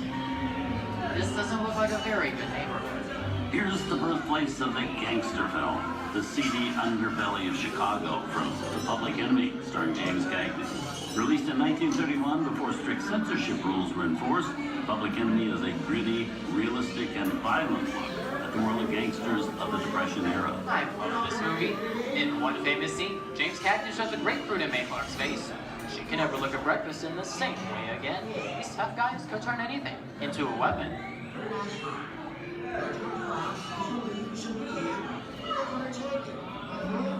You want to kick in with the dog.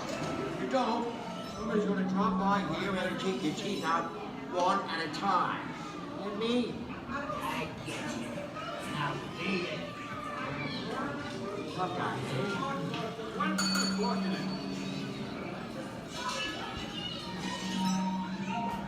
Sorry about the delay, folks. I don't want to run a red light, even in the movies. I gotta let her leave my vehicle. I think it's time for a visit to a concession stand. Bye. So Osborne, wait. Okay, Muggsy, whatever you say. Hey, how'd you know my name anyway?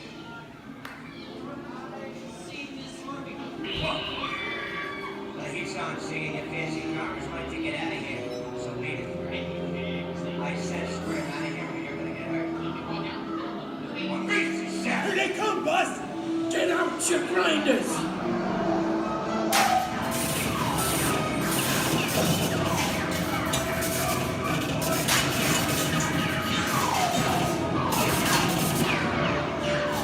I'm hit!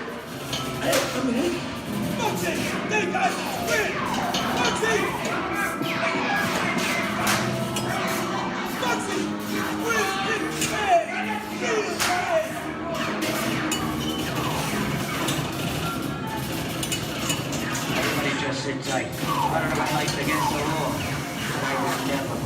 Hey, watch this.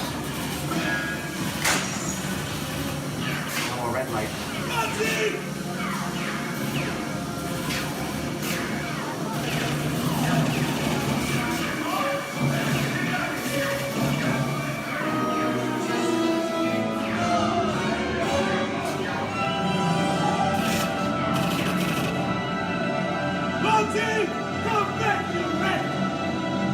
Sorry, boys, I'm making my getaway.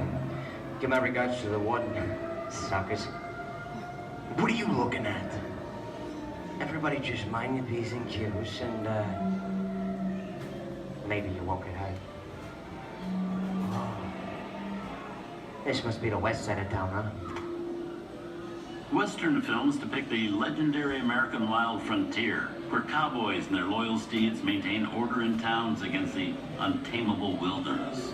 John Wayne and Clint Eastwood are two of the iconic stars who epitomize this ideal of the stoic gunslinger.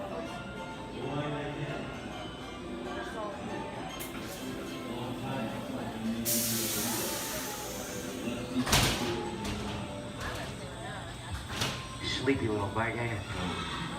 That's some mighty tough territory you're heading into, Pilgrim. I'd think about turning back if I was you. That is, if you want my opinion. But I reckon Now that we're in the clear, this looks like the perfect time to collect up all your valuables. We'll start with the jewelry and then we'll... What are you talking about? I didn't even work this neighborhood, copper.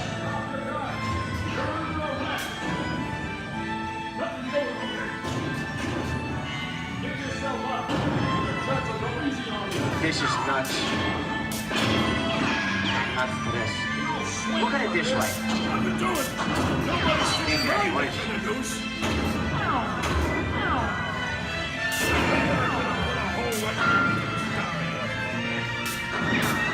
Okay. Choice.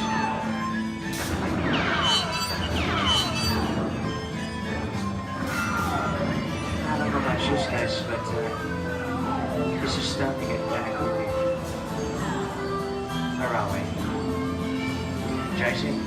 Science fiction has been a staple of classic movies, from George Méliès's Trip to the Moon to George Lucas's Star Wars.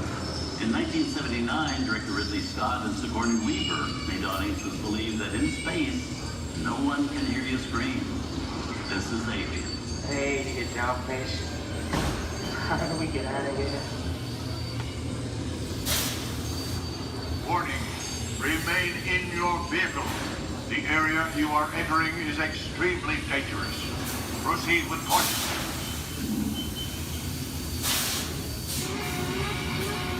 Danger.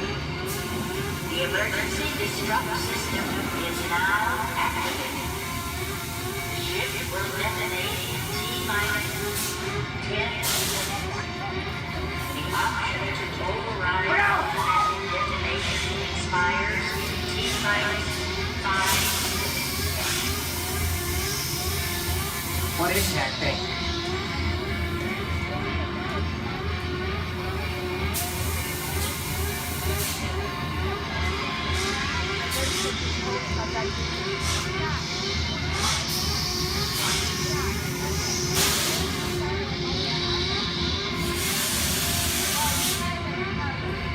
Get it together.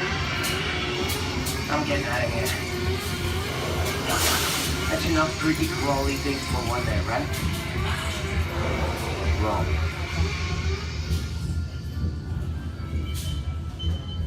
Steven Spielberg and George Lucas cemented their status as the blockbuster boys with their first partnership.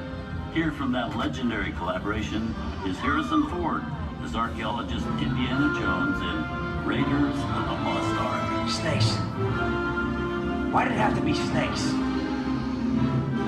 Some of the biggest horror stars of Hollywood appear in the ancient story of a cursed Egyptian temple, a priceless jewel that beckons to all, but be warned, the temptation always leads to destruction. Get a load of that show, guys. Time for me to get back to work. Good thing I don't believe in ghost stories. Don't nobody move while I go get the goods. I don't think they'd notice a few extra bodies around here. If you know what I mean.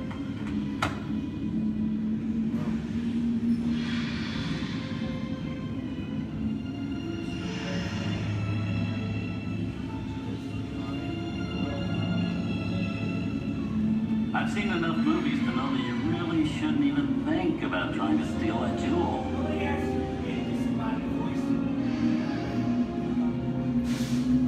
Halt, unbeliever. Disturb the treasure of the gods, and you shall all pay with your lives.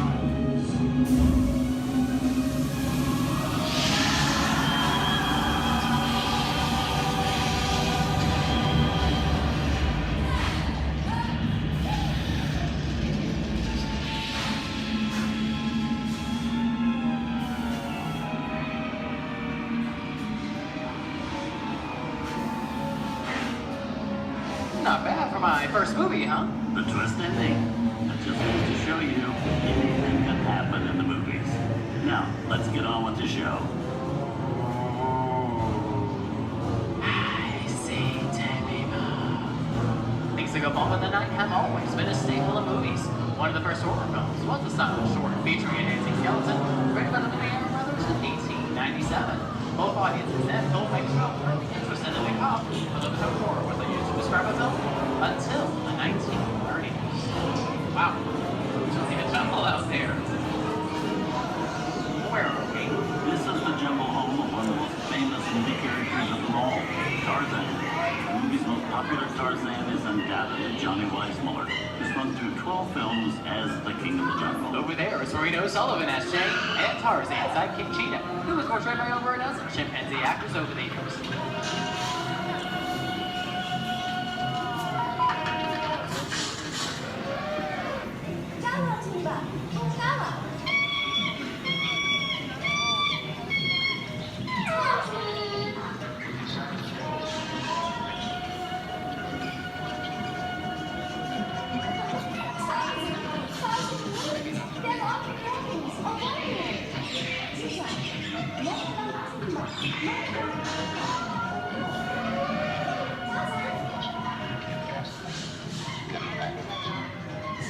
Here's Humphrey Bogart in his most famous film role. In 1942, Bogey finally got to spread his wings and romance the beautiful Ingrid Bergman in Casablanca. Look, I'm not going to be noble. It doesn't take much to see that the power of 3 little people don't amount to a hill of beans in this crazy world. Someday you'll understand that.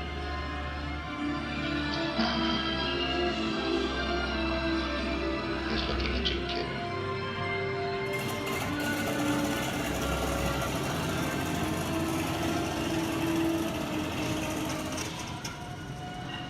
Inside of us, we both know you belong to Victor. It was work, the thing that keeps you going.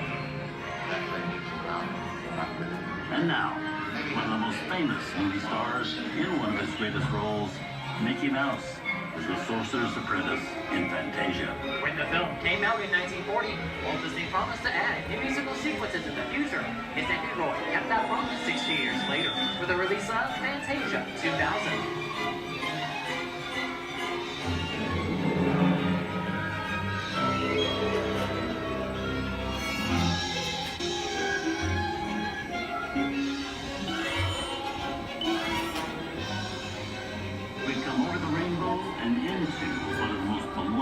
And most watched films in movie history, The Wizard of Oz. Toto, I have a feeling we're not in Kansas anymore.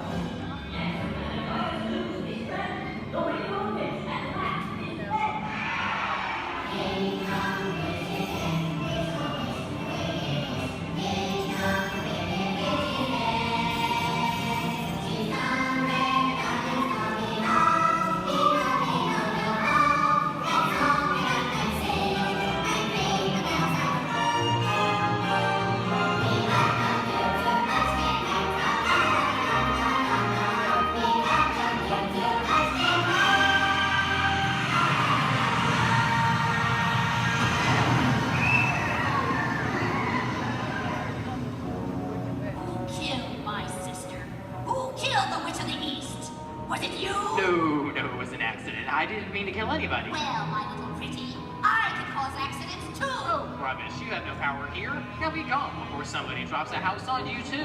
Very well. I'll bide my time. But just try to stay out of my way. Just try. I'll get you, my pretty. And your little dog, too.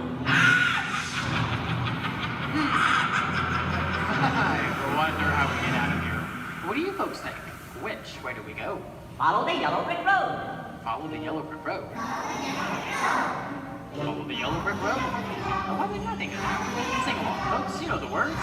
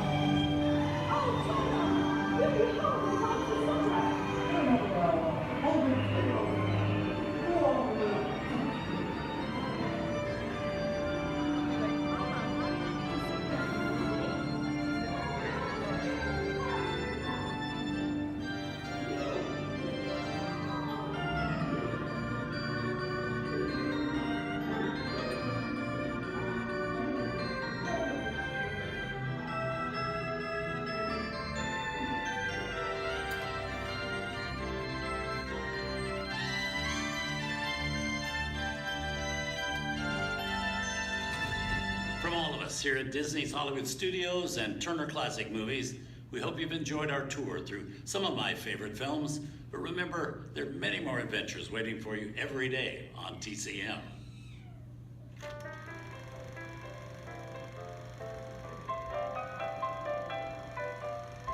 We didn't need that. We had to face it. Wait a minute. You ain't heard nothing yet. Step in time!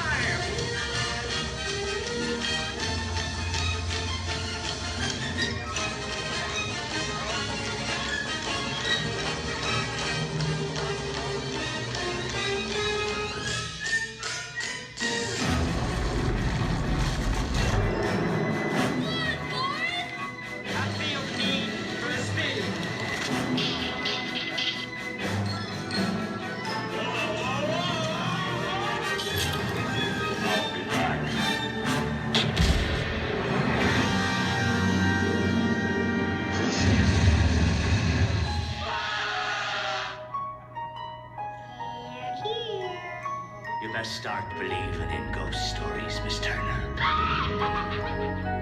Is it safe? No, you run! I have a feeling we're not in Kansas anymore. I'm a man. Well, nobody's perfect.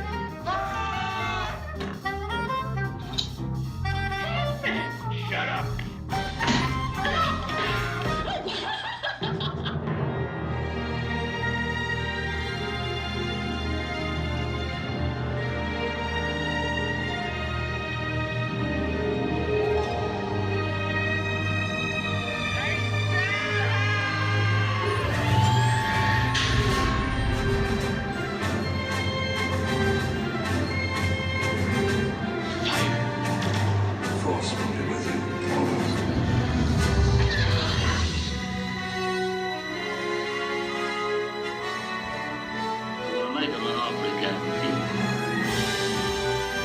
I want to be alone. We didn't land on Plymouth Rock. Plymouth Rock landed on us. Good morning, Vietnam! He's looking at you, kid.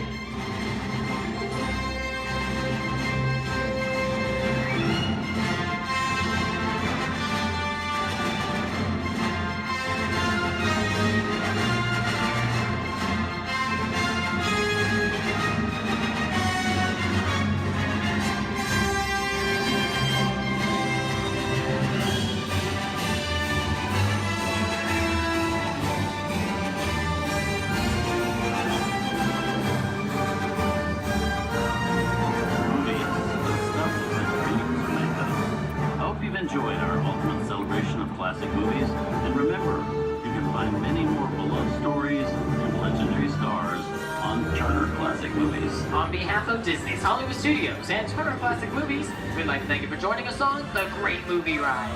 Now please remain seated until the vehicle comes to a complete stop. Please take small children by the hand and gather your personal belongings. And once these doors have opened, rise dramatically to your feet and make a brand exit towards the rear of the vehicle. Oh, and one more thing. When I yell action, don't forget the thunder is upon for yours truly. Okay, quick, everybody, and action! Thank you. Have a wonderful afternoon at Disney's Hollywood Studios. Awesome. Thank you for volunteering for being our flotation devices. Does anybody think that the captain should go down with your ship? Raise your hand. Awesome, sir. What's your name? Jim, thank you for volunteering for being the captain. I'm a skipper. I skip out at the first sign of danger. All right, and we are clearly out of my mind. Everybody turn around, wave goodbye to the dock. Now wave goodbye to the nice people on the dock. Now wave goodbye to the skippers. Bye, skippers. You're never going to see them again. All right, ladies and gentlemen, my name is Skipper Jason. For your safety and mine, please remain fully and completely seated, keeping all hands, arms, legs, feet, small children inside the boat at all times. Now, not only am I your jungle cruise skipper, I am also your dancing instructor, your cruise director, your lion tamer, your alligator wrestler, and if you don't laugh at my jokes, swimming instructor. All right, guys, we're starting off right here in the Amazon rainforest where it rains 365 days a year. That's almost every single day. That's what makes these bugs larger than life.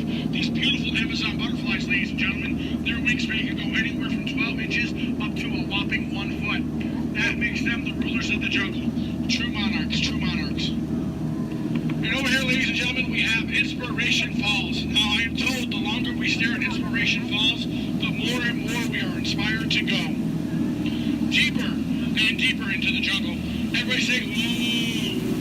Everybody say, ah. Everybody say, ooh, ee, ooh, ah. No, I'm just kidding. Go do that, folks. Anyway, so much inspiration, we are going to not only change rivers, but jump continents. We are now in the continent of Africa along the Congo River. Now, we're going to see how far we can go on this boat with me behind the wheel. Who here wants to see the world-famous Jungle Book? Raise your hand. Awesome, everybody. Because there it is. Now, up here at the beach, ladies and gentlemen, I have arranged for you a welcoming pygmy party. There's going to be music, dancing, singing, eating, drinking, all sorts of fun, all sorts of game, all sorts of craziness, all sorts of... Oh, I can't see anybody canoe. Guys, the jokes are only going to get worse from here, I promise. I wonder what might have scared off my friends, the pygmies. Anybody see anything that might have scared them away? Yes, that giant python could have done it, princess. They can grow up to 33 feet in length, but don't get too close. They can develop a crush on you. They're really friendly. So let's stop by my base camp, guys, and pick up some supplies. Oh. This is what happens, guys, when you leave your door open in the jungle. You get unwanted house guests, and they break every single thing that you own. Good news, though, guys, they got my Jeep to turn over. I wonder if they used a monkey wrencher called 888. All right, ladies and gentlemen, we are now cruising along the Nile River. It is the world's longest river. It goes on for miles and miles and miles. If you don't believe me, you are in... the Nile. False. You're in disbelief. We are on the Nile River. Right over here, ladies and gentlemen, is Jimbo. He's an African bull elephant. I taught him some tricks. Jimbo, speak. Jimbo, speak. Okay, we're getting the silent treatment. That's fine, that's fine. Esmeralda, speak. Really? What did I do? Come on, guys. Get with the program. There they go. All right, right over here, guys, we got the sandstone rock formation. A lot of people take it for granted, but I think it still rocks. It's one of our bolder attractions here in the jungle. Now, ladies and gentlemen, we got the wildebeest, we got the giraffes, gazelles, impalas, zebras, and lions. Hey, guys, those zebras in the back, they are the oldest zebras on property. You know how I know that? They are still in black and white. Don't worry about that zebra with the lions, everybody. He's just dead. Dead tired. Dead tired. All right, ladies and gentlemen, over here, we're going to say hi to one of my oldest friends in the jungle. Her name is Ina. So as we go by, I want everyone to wave and say hi to Ina for me. Here we go, everybody. Say it. Hi, Ina. By the way, Ina is the zebra in the back. It looks like those guys on that tree are in some trouble. Oh, boy. All right, ladies and gentlemen, we are now cruising along in crocodile country. Crocodile country, there's a lot more dangers than just crocodiles. There's monsoons, there's rapids, and there are these giant things called waterfalls. So if you guys see a waterfall, point it out for me so we can avoid it. We don't want to go over it just yet. We want to go through it later. What's that? Where? Where? Oh, that is Schweitzer Falls, ladies and gentlemen, named after the late, great Dr. Albert Falls. As we go by, I want everyone to lean. Lean. Lean. Don't worry about looking stupid. I'm doing it for you. Lean. Lean. Lean. And we will make it. All right. Ooh, that was close.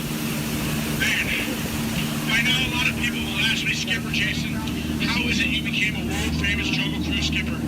And I tell him, quite frankly, isn't it plain to see I took a crash course? Toughest thing about flying, ladies and gentlemen, is the ground. It's totally the ground. So we're going to keep cruising right along, people, until this pool full of hippos. It had to be hippos. All right, guys, cover your ears. This is going to get loud. They gave me something to scare away the hippos. Cover those ears.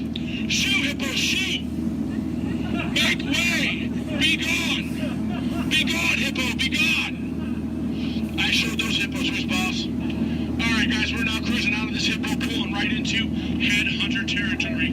It is not the greatest of places to be headed. If you don't believe me, you can ask my last crew. Those boneheads did not believe me. Wait, you guys hear those drums? Are those warriors dancing? Yes, they are. That can only mean one of two things. They're either going to attack the boat or they've lost the key to the men's room. Do me a favor, guys. Keep your eyes peeled out on this side of the boat for an ambush. If you see an ambush, point it out and let me know. I'm going to look over here. Where? Princess, that's not an ambush. That's an ambush. You can tell by its leaves. All right, ladies and gentlemen. This is what everybody got up early to come to Disney for. Are you ready? Are you ready? Here we go. The eighth wonder of the world. The backside of water. Kids, do not try this at home. You'll hit your head on the faucet and that hurts. Don't ask me how I know. Alright guys, we're now in the Mekong River here in Southeast Asia. There's this really cool temple I want to show you guys. It's awesome. It's amazing. The entrance is just up over here. It looks like there's been an earthquake since the last time I've been through. What do you guys say? Do we go in? Yeah. There could be danger. There could be adventure. There could be treasure. Or worst of all, it could be another Disney gift shop.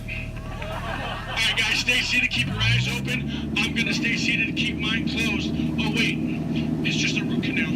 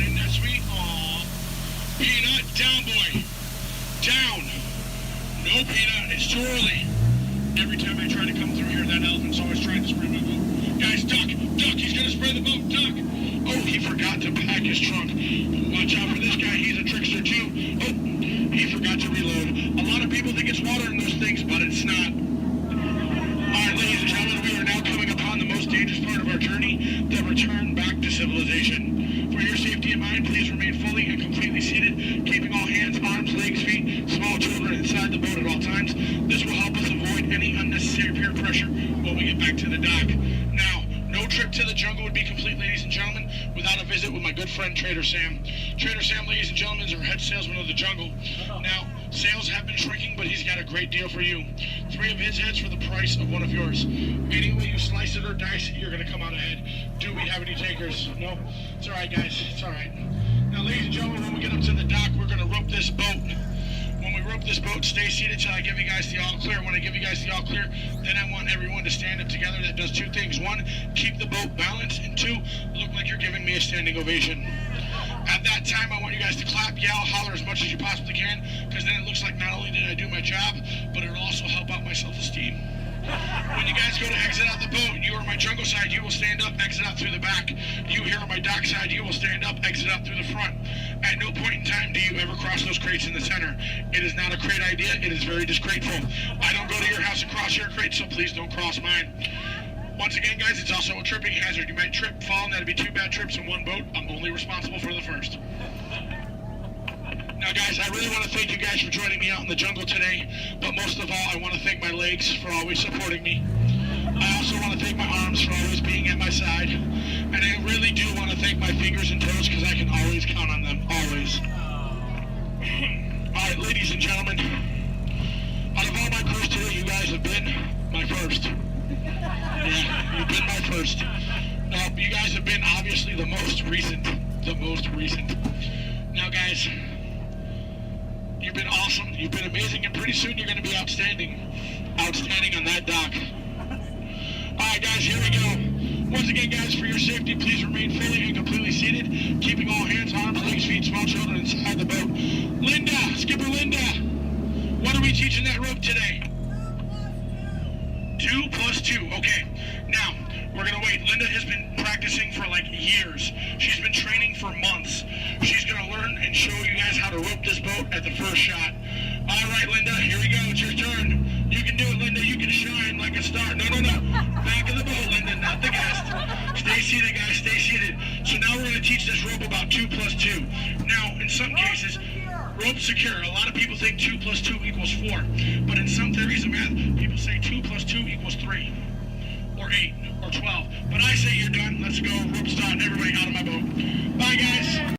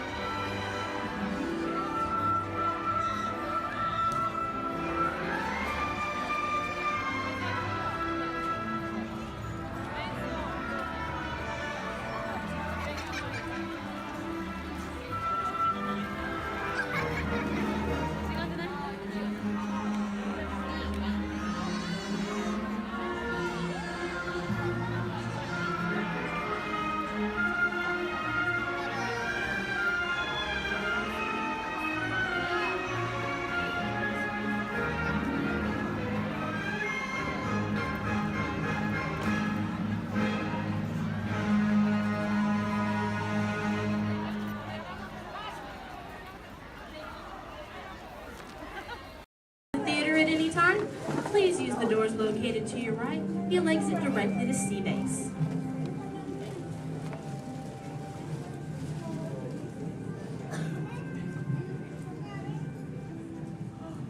Hi everyone and welcome to Turtle Talk. My name is Andy and before we begin, I have just a few reminders. Here at Sea Base, there is no eating, no drinking, no smoking, and absolutely no flash photography. Thanks, guys. The piece of equipment you see hanging in the water is called a hydrophone, and it allows us to hear sounds from beneath the sea. And today, it will allow us to hear our very special guest. Does everybody know who it is? Go ahead and shout it out loud. That's right. Crush is coming today to learn about the human world, and we'll get to ask him questions about the turtle world. So go ahead and start thinking of questions you might want to ask him. Right now, Crush is out catching a wave and said we should call for him when we're ready. So on the count of 3, I need everybody to shout out, "Hey, Crush!" 1, 2, 3. Hey, Crush! Righteous! Whoa, dudes! Oh, turtle like that, dudes. But don't worry about me, dudes. The noggin is taking harder hits than that. Whoa, look at all the human dudes in the human tank. Hello, human dudes. Oh, come on, I said hello, human dudes. Oh, awesome.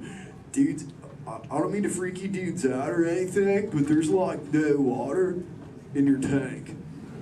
Oh, whoa, look at all the little dudes on this sub-level too. Hey, little dudes. Focus, little dudes. Whoa, look at this little mini man over here, totally smiling and laughing. He's on the front row, almost center. He's second from the center with a white shell and swim goggles on the noggin. Hey, dude, what's your name, dude? Trent. Trent Star, good to meet you, mini man.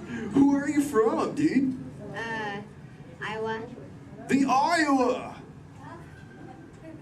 Never heard of it. You having a good day today, dude? Yes. Cool. What's been the best part of your day, dude? Swimming at the Blizzard Beach. Swimming was the best part of your day, dude? Yeah. Dude, this is the best part of my day every day, dude! Awesome! Hey, dude, can you talk the turtle, dude? Can you say, totally? Totally. Can you say, sweet? Sweet. Now put it together and say it really loud, dudes. Totally sweet. Awesome, dudes! Give him a round of fit. He was rocking the Turtle Coffee News. So, Mini Man, who brought you in here on this fine day, dude? My mom and dad. Well, let's talk to those dudes. Where's the mom and dad? Raise up your fence. Oh, there's the big kahuna, the papa son. Let's meet him, dudes. Because he did not think he was going to talk to a turtle today, dudes. What's your name, dude? Jeff. Jester. Is that your little offspring over there, dude? Yes, sir. Awesome. Whoa, don't call me sir, dude.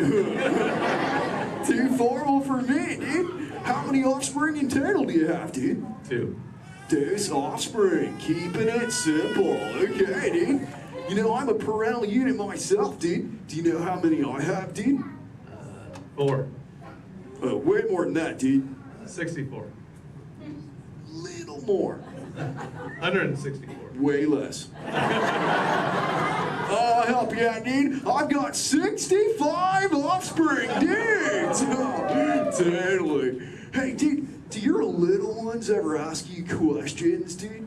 All the time. Oh, dude, totally the same over here, dudes. My youngest son, Squirt, is always asking me questions, too. But you know what, dudes? They're always about you humans. And that is totally why I'm here, dudes. To answer his questions and maybe even answer some of yours. If you dudes think you can do that, say chaw. Awesome. Now, dudes, Squirt's #1 question has always been, what do you humans like to do at the beach? So, shout it out. What do you like to do at the beach, dudes?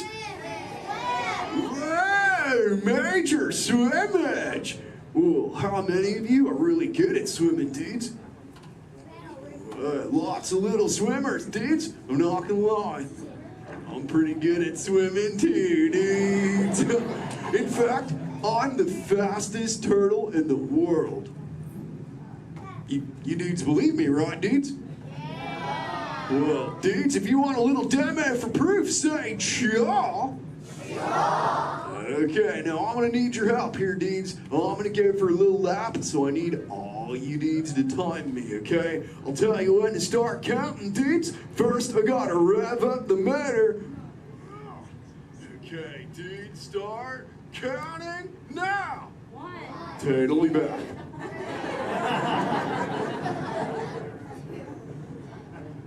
And you know what the best part is, dudes?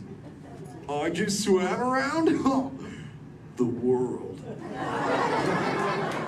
Wait, dudes, where are my manners, dudes? I'm eating up the Q&A time. Hey, if any of you humans have got any questions for me, raise up your fins. You know what? First fin I saw was this little dude over here with a red shell front row. What's your name, dude? Tower. What was that, dude? T-Y-L, you're Tyler. Don't get angry at me, dude. So what's your question, Tadley Tyler, dude? How are you? How old are you? I'm good. How old am I? Is that your question, dude? How old are you? Okay, dude. Well, check it out, dudes. On average, us Greens live about 80 to 90 years. But I'm no average turtle, dudes. I am 150, dudes, and still young. Check out this six-pack. Thanks, dudes. Who else has got a question for me, dudes?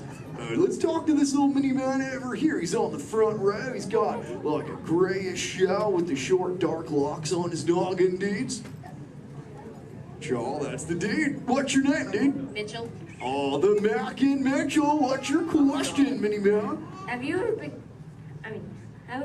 have you ever been close to being eaten?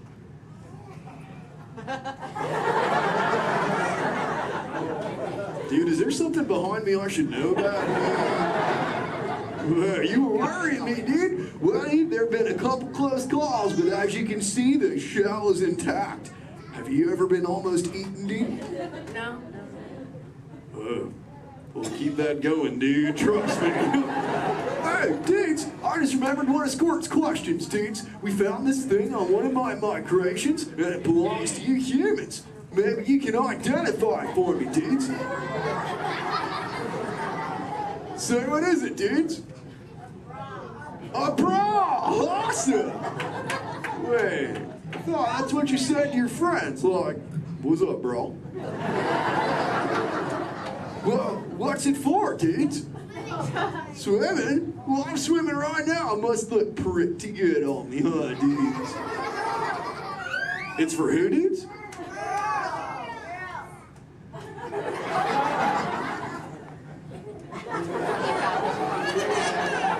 Is this really for girls, dudes? Okay, if this is really for girls, dudes, I have to ask you, dudes, a personal question. Does it make me look fat? Oh, I'm just pulling your fins, dudes. Tell you what, I'll put it back up on eBay and we'll move on, dudes. You know, I'm really digging talking to you human dudes. What was that, dudes? Dory. Wait, you saw Little Blue, dudes? Where? Whoa, dudes! Hey. Hey, Little Blue. Don't I know you? Yeah. Hi, I'm Dory. I remember you. You're Flush. Oh, totally my Little Blue. Say, Little Blue, before you got here, I was totally teaching all the humans the turtle knowledge. Hey, maybe we can teach you something together, like, I don't know, maybe how to speak the whalage. I can speak whale. Awesome. Okay, everyone, repeat after me. Hello.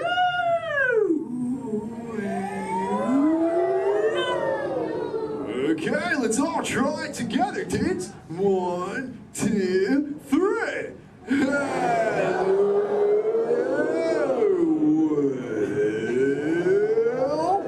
Awesome whalage, dudes. Totally. You know, sometimes you speak whale and there are like 80 whales swimming around you. Sure. But not today. No. Nope.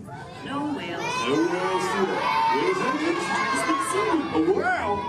Where's there a whale? What? Little Blue, we call it a whale. That's a mountain, that. Little Blue, crop shot, Little Blue.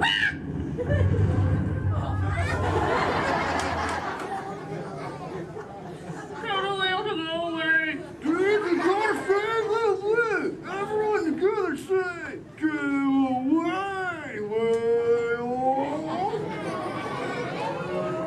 Thanks. Dudes, awesome, dudes, it's working, dudes. We did it. We saved Little Blue, dudes. Put your fins together. That was awesome, dudes.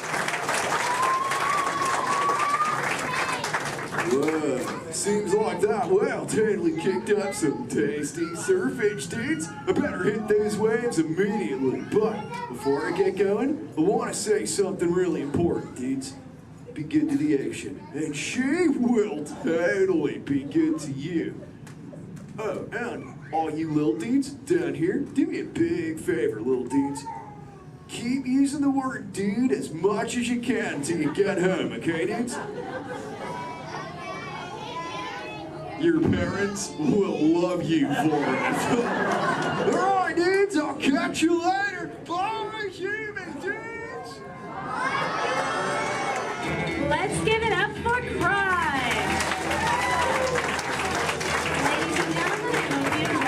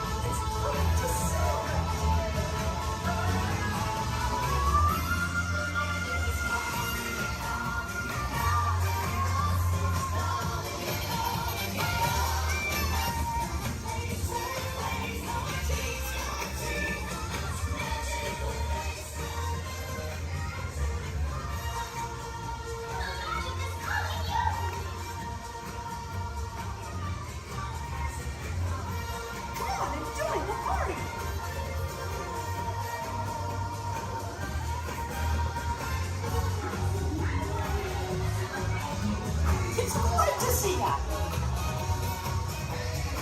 Welcome to the celebration, everybody!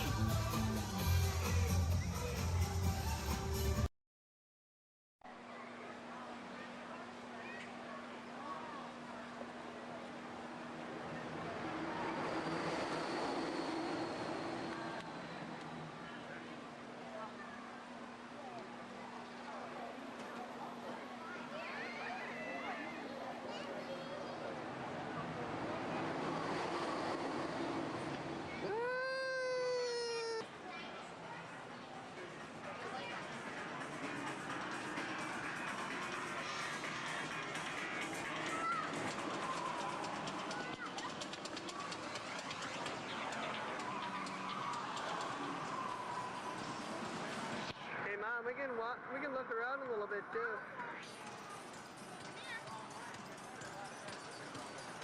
Go on ahead. Stick them out.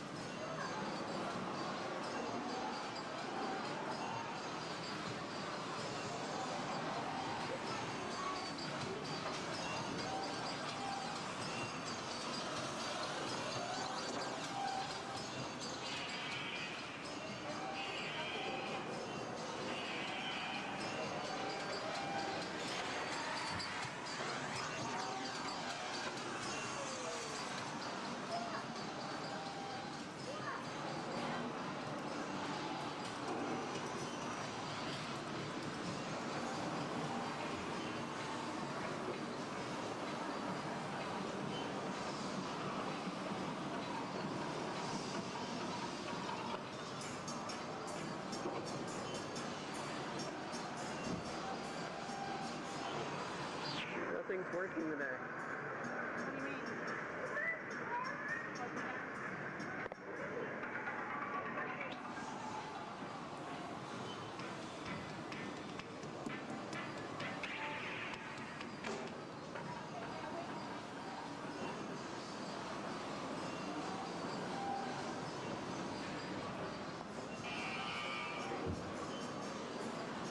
Mom. Oh, look at, watch this, Mitchell.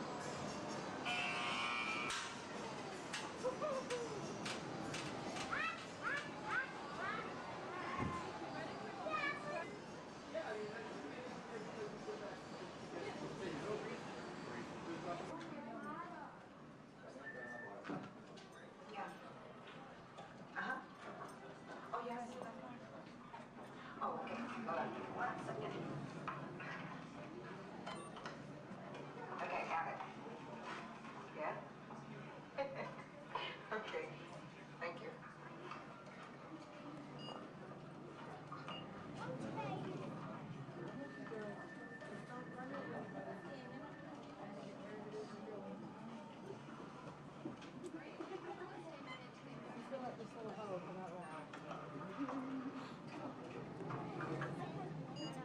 Bill.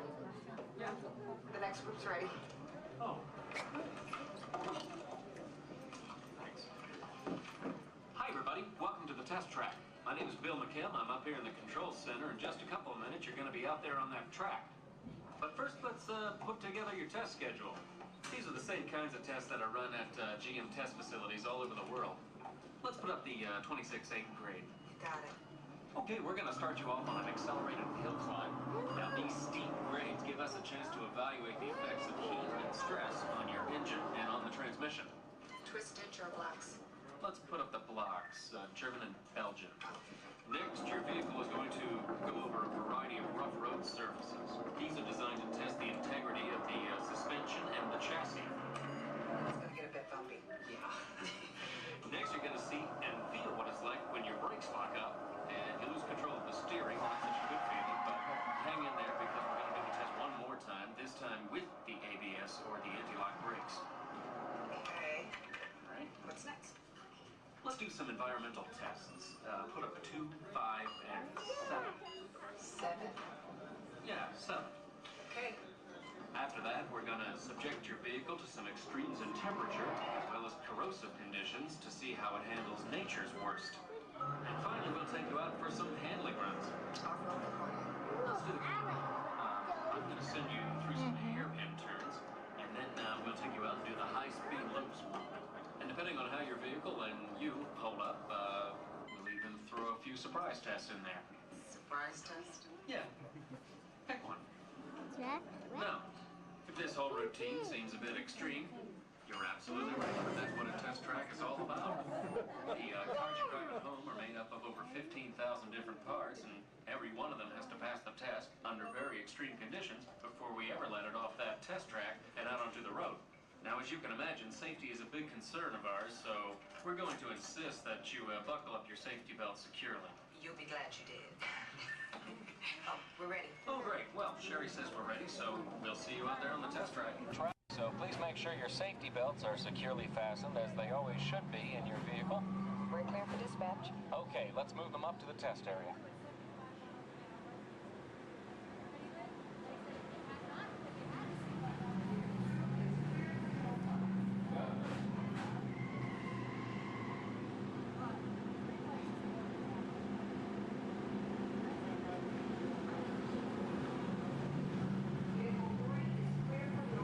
Okay, here we go.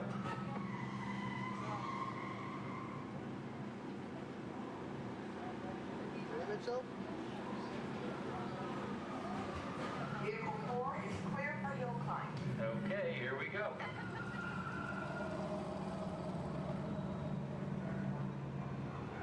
The torque and transmission load data are looking good. Great, let's proceed to the rough road tests. You got it.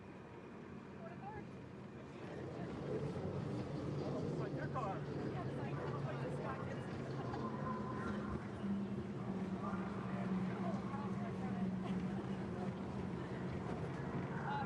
Okay, I'm going to take you right up to the cone buttons, hit the brakes, and see if I can steer you through. Hold on. Braking now. Okay, we're back on track. Let's do that other sequence. Okay, let's try it again, this time with the anti-lock brakes. ABS reactivated. Braking. All right, that's the way it ought to be. You see how ABS lets you keep control of the vehicle while braking?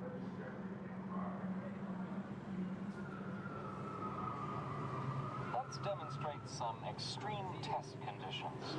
Okay.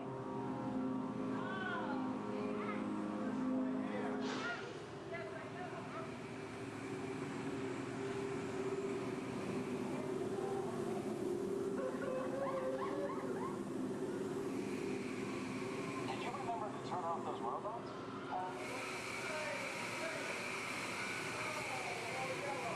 Clear the track course A. All right, let's pick up the pace. Increasing speed 10%. So it's not a matter of just playing along, it's 20%.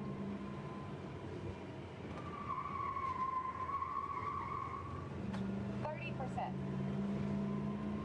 Are you seeing an increase in lateral forces? Sure am.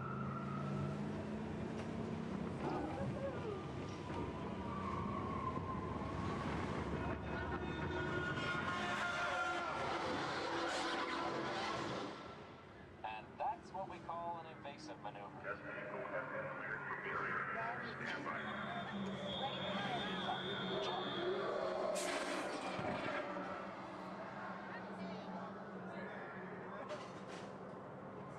Hang on tight.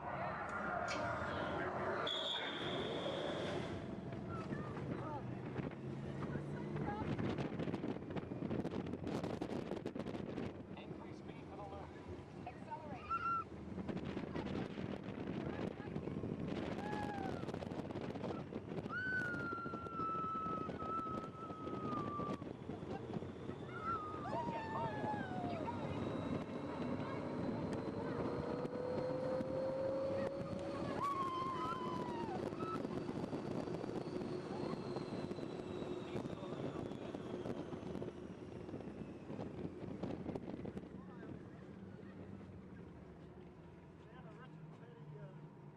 I expected it to be raining when we came out.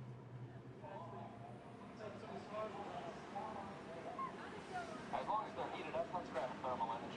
Will do. Cameras on. Looks like all components are well within test parameters. Well, all right, that completes our test schedule. Let's download the data. Good job.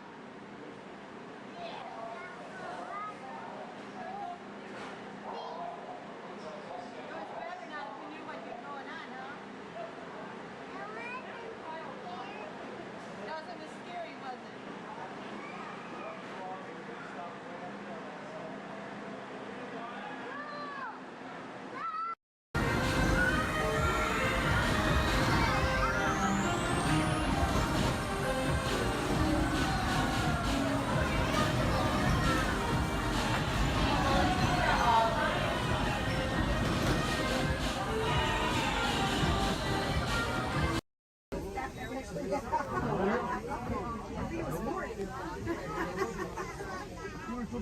Looks like we're on our way, and I'm so glad to have you with us.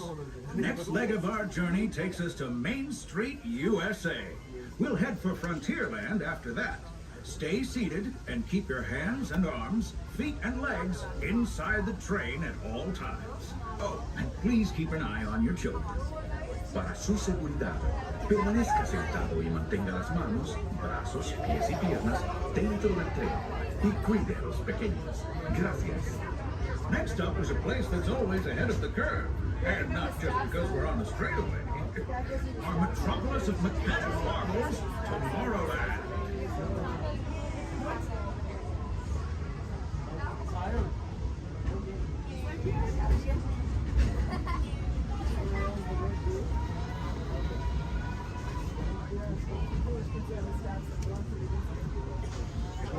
As you know, I love this railroad about as much as a songbird loves the morning. But I'm still awed by the rockets and space and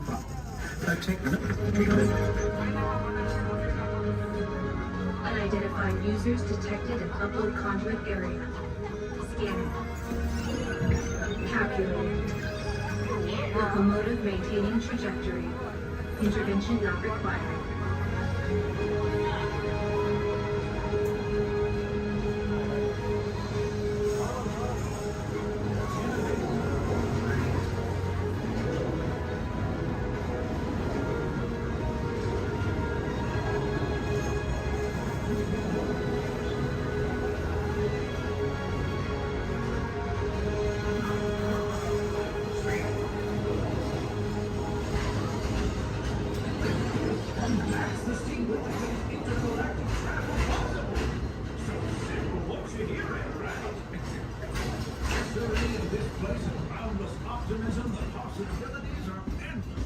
You might say the sky's the limit, but even that is no obstacle in Tomorrowland.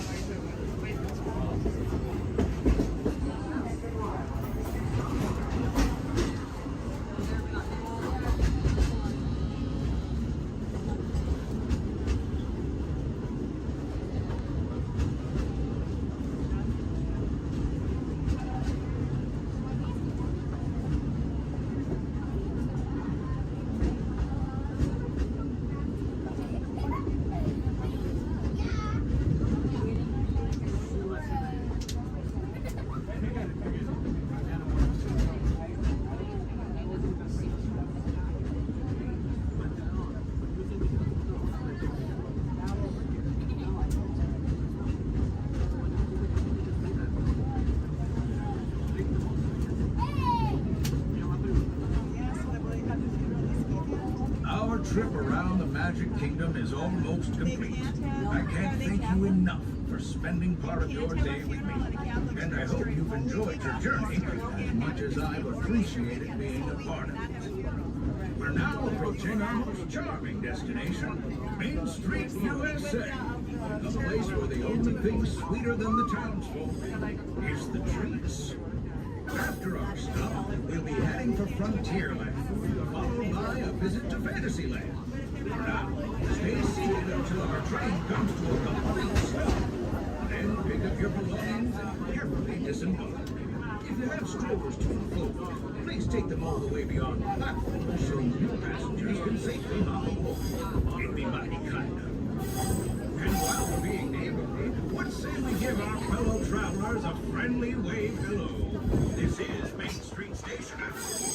Welcome to Main Street, USA. As we come into Main Street Station, please remain seated until I give the all clear. Please remain seated.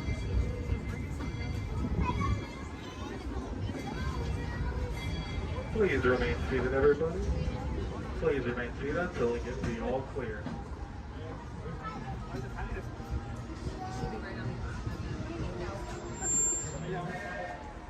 We are now all clear to enter Main Street Station.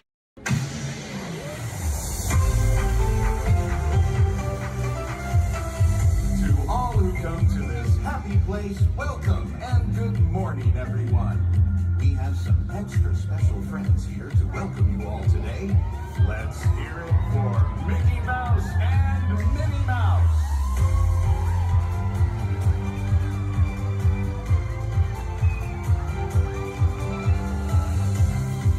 Well, hi everybody. Good morning. Gosh, it sure is great to see so many amazing friends. It certainly is. Oh, I have a feeling today is going to be the best day ever. You said it, Minnie. And now that we're all together, we've got a surprise for you.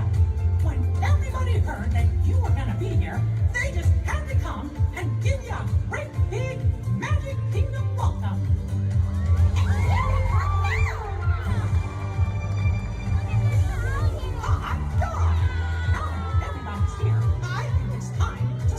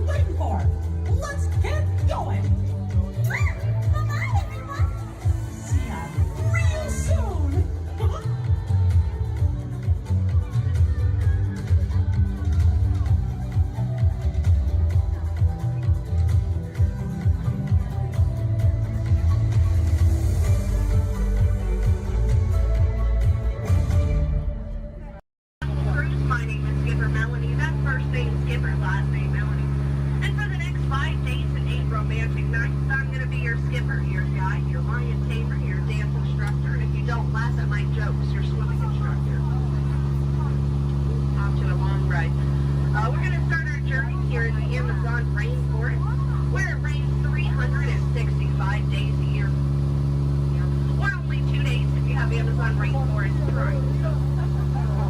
Yeah, that joke's all about the delivery. If you look on either side of the boat, you're going to see our beautiful large red flies. And I know what you're thinking. I can't believe they're not butterflies. Yeah, me too. Me too. Right over here to the left, we have Inspiration Falls. Now, you know, a lot of people wonder why it's called that. And that's because the longer you stare at it, the more it inspires you to go. Yeah, that's our number one joke here. Well, we're now turning down the Congo River, so we'll see how far this boat can go. Probably not very far with my driving. Has anyone ever seen The Jungle Book? Yeah. All 4 people. Wow. And if you haven't, don't worry. It's right there. Yeah, that's the 3D box set. Yeah, it's pretty great, I know. And up ahead, we have a great little boat rental place. Although I can't see anyone over there. Canoe. Cannot. Something must have scared them off. Might have been the giant snake over there. Does anyone know what kind of snake that is? It starts with a P. It's a good guess. It's actually plastic. Sorry, kid. Oh no. Looks like I have some uninvited house guests. But you know, it's not all bad. I could not get that Jeep started this morning. Yeah, looks like they got it to turn over. Yeah, probably called AAA. I should have thought of that. Yeah, or used a monkey wrench, I don't know. But we're now turning down the Nile River. It's the longest river in the world. It goes on for miles and miles and miles and miles and miles and miles and miles. And if you don't believe me, you're in disbelief. Right over there, we have an African bull elephant.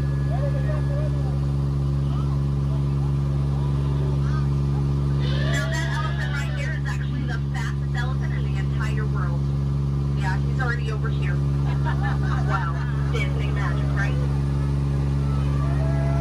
And right in front of us, we have the star of the new Jungle Cruise movie. It makes the way. Yeah, we're really excited about it. And we're now in the African belt where all the animals came together. We have some long-necked cheetahs, some 1970s impalas. Oh, look at those lions protecting that sleeping zebra. He's dead. Tired, dead tired. You know, it must be hard to eat a zebra. Yeah, because it's like white meat, dark meat, white meat, dark meat, white meat, dark meat tail. You know? Oh, but there's the lost safari everyone's been looking for. You know, I tried to tell them that they could not outrun the animals here in the jungle, but what a rhino, right? I guess they'll get the point in the end. But that's my best friend right over there. Her name is Ina. Everyone say hi, Ina. The jokes do not get better from here. But that was a great time to point out some of my favorite plants, so I'll go ahead and get started.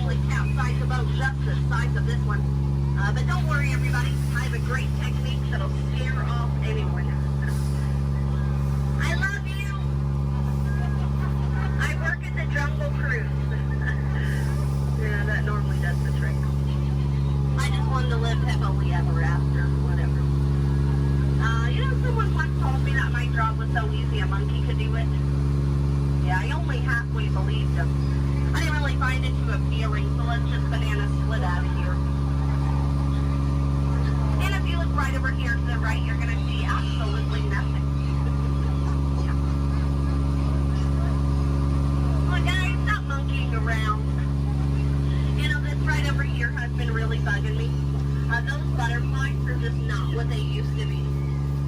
Yeah, caterpillars, you know? But now for the moment you've all been waiting for. It's not the exit. It's the eighth wonder of the world. It's the one, the only, the amazing, the stupendous. It is the backside of heaven!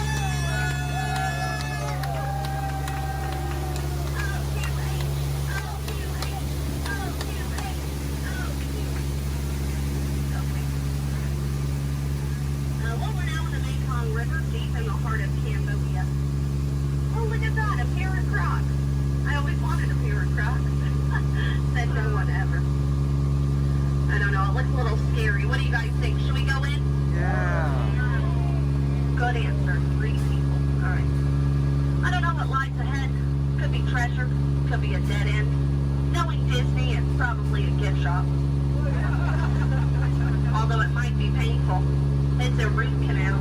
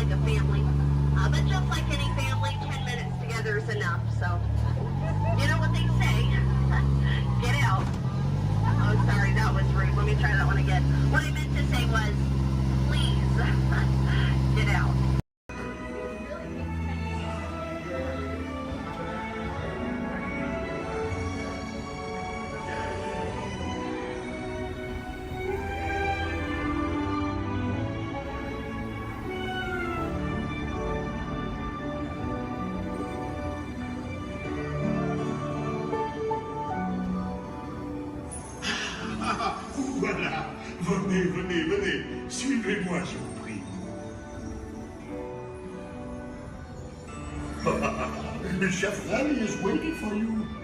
This way. Gardez-vous.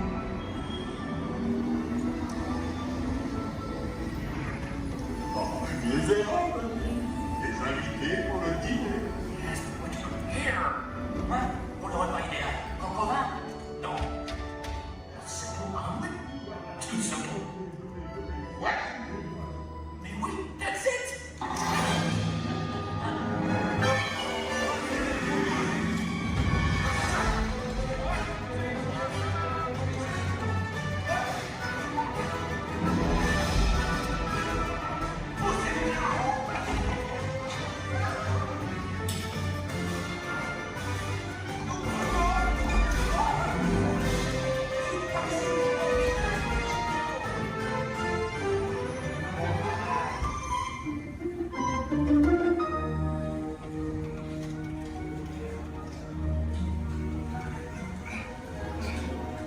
Cette nourriture est pour nos invités, pas pour vous. Hey guys, the food is for them, not you.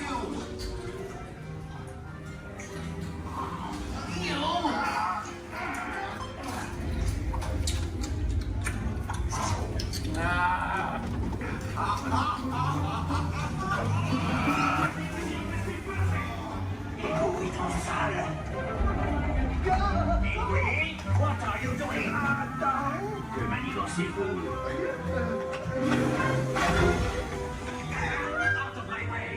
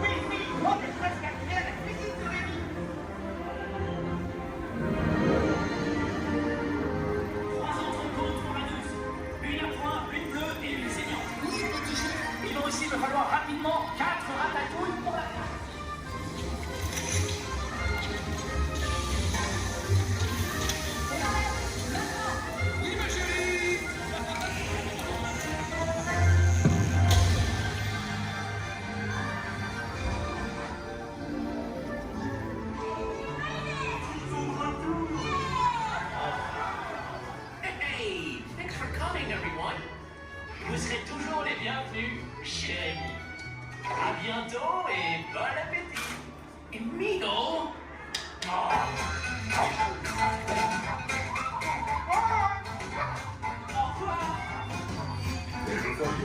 And this way, you are always welcome at Bistro Shade.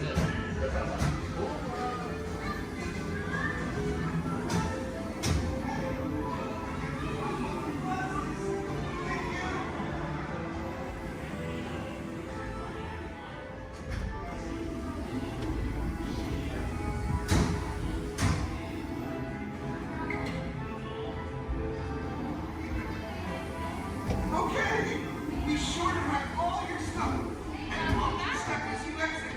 Goodbye.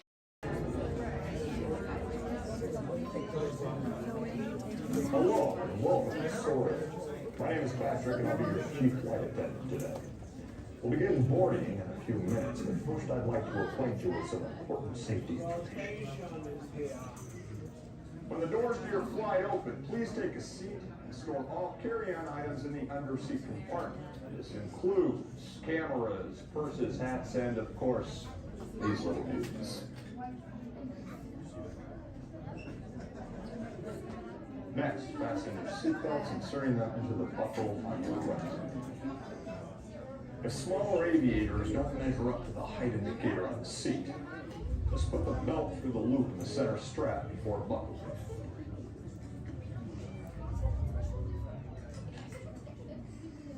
Nice work, pal. Soon you will be airborne. So if you or your little aviators have a fear of flying or of heights, you might want to wait for your party to arrive. Okay, let's review. That is seatbelt, carrying on, safety strap, fear of heights, keep your hands and arms inside at all times. Anything else? Yeah. Have a nice flight. First order. The first order. Excellent. We're not authorized to pick up the cargo. We're picking up the cargo. Good, good. They've accused us of stealing. Well, see, now you're breaking up. I cannot hear you. What? Don't you dare. I don't. Oh. Unfortunately, you don't know. What a conversation anyway. Aha! Another group of flight candidates. Welcome, my friends. Welcome, welcome. What a fine-looking group of flight professionals. You remind me of me. But without the bounty on your heads. Recognize a few of you. You flown for me before. I can't believe you made it back. And it's good you made it back. Good for you. We'll talk later. I have to do everything around him.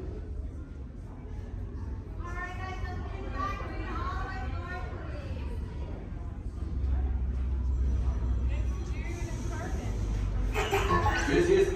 Hello, my friends. I am Hondo Onaka, and this is Onaka Transport Solutions. Today, I am offering the opportunity of a lifetime.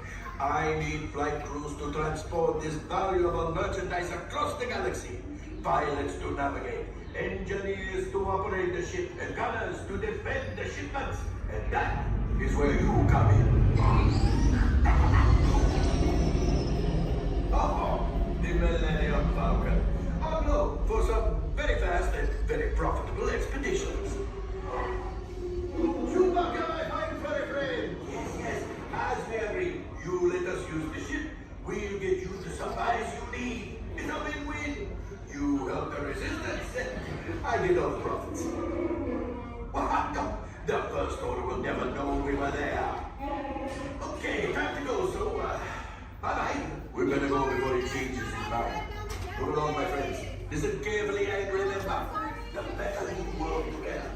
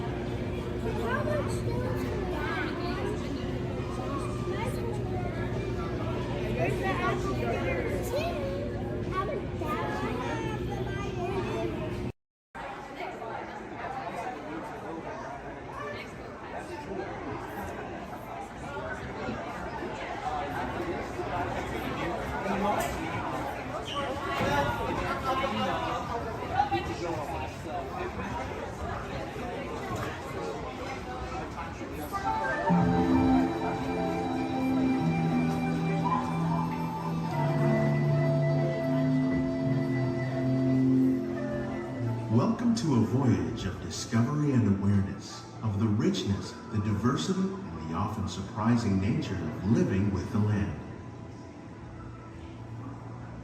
Our journey begins as dramatic and sudden changes are sweeping over the land.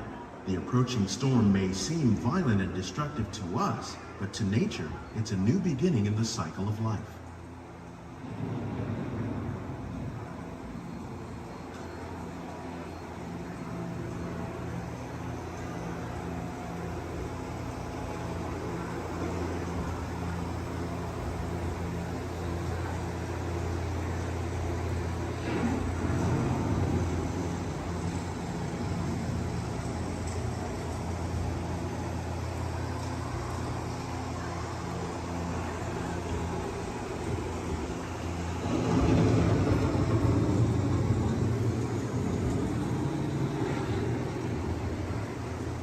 Beneath the surface of the land, roots trap water from the flowing mud, extracting precious nutrients and minerals.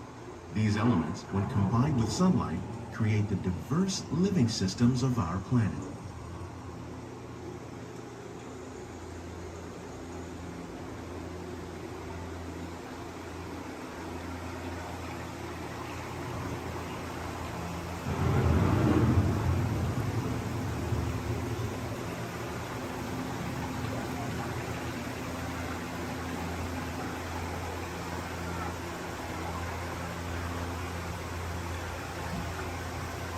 One of those living systems is the rainforest, home to the most amazing concentration of life on our planet.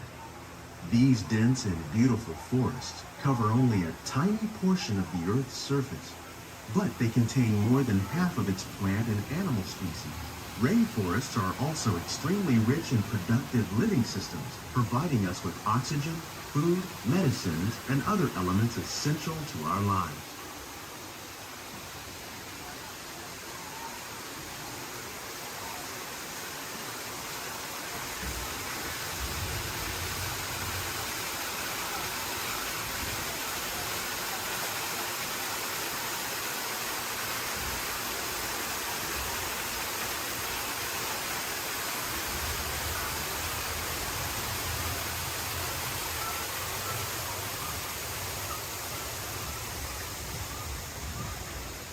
In the desert, nature has created a very different, but no less beautiful living system.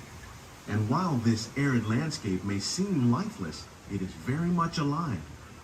The plants and animals that have learned to survive in these harsh conditions make use of what little water they can find and avoid the scorching rays of the relentless sun.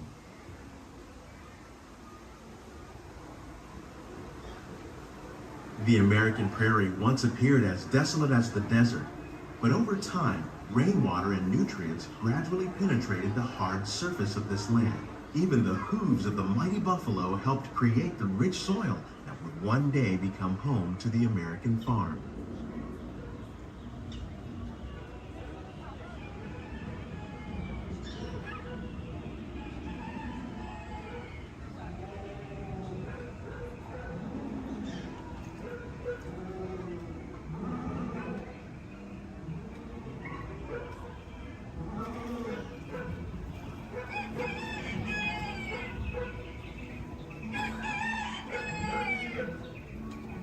Of all the forces at work on the land, humans have had one of the most profound effects.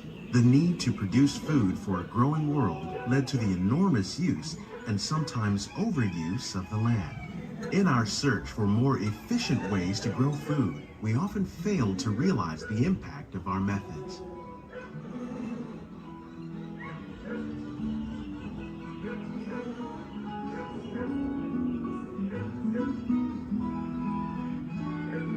Today, we're learning to live with the land, discovering better ways to grow food that will assure both human and environmental well-being.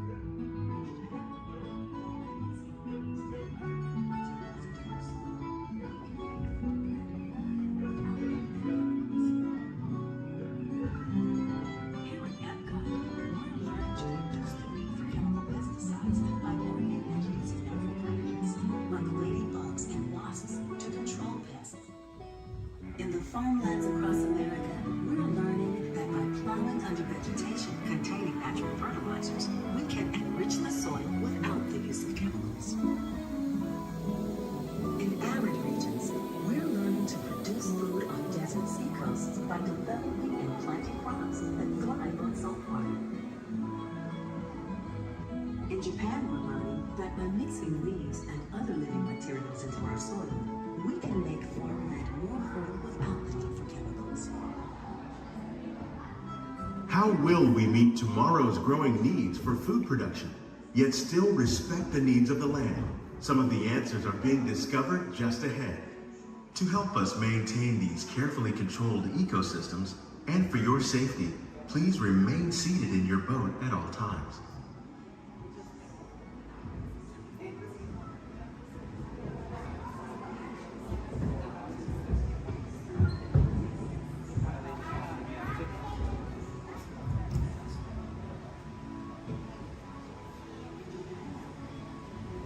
Welcome to our living laboratories, where scientists from Epcot and the U.S. Department of Agriculture are exploring innovative ways to produce bountiful harvests now and into the future.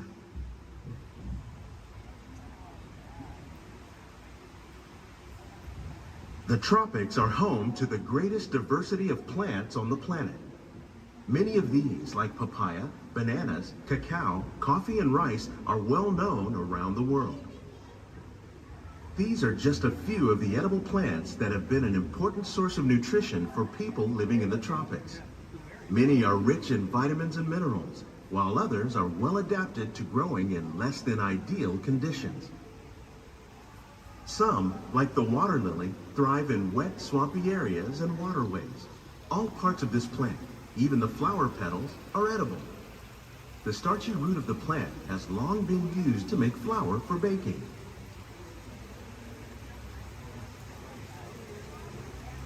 One day, many of these lesser-known tropical plants may be as important as the bananas growing on both sides of the boat. More than 28 million tons of bananas are eaten annually, making it the most popular fruit in the world.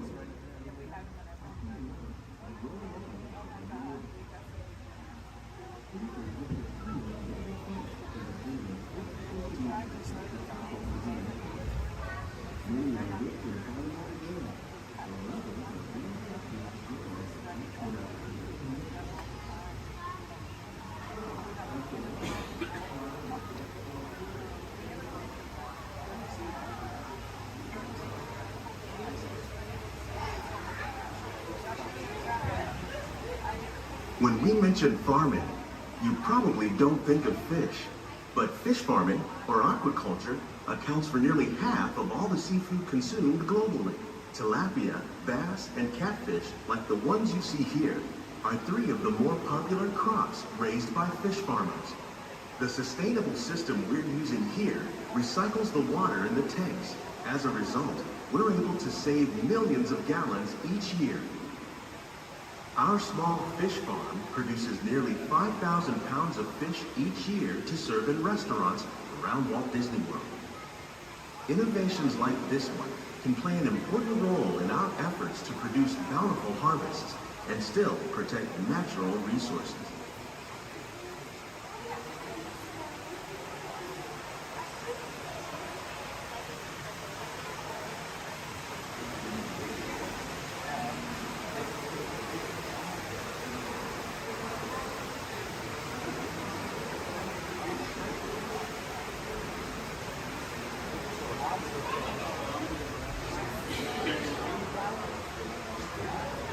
While there are more than 50,000 edible plant species in the world, most of us are only familiar with the handful that make up our everyday diet.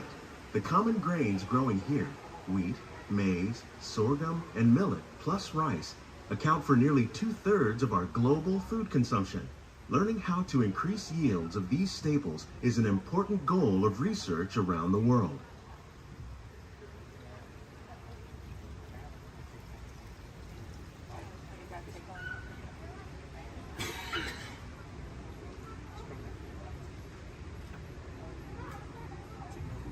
These plants are definitely on their way up. Innovative growing techniques like these increase yields while more efficiently using resources like water, fertilizer, and pesticides. Another innovation at work here is our integrated pest management program. By populating our greenhouses with beneficial insects that prey on harmful pests like aphids and flies, we are significantly reducing our reliance on conventional pesticides. We're growing these crops using our nutrient film system. This technique precisely controls and recycles water and nutrients. With it, we can produce over 27,000 heads of lettuce a year in this one small area.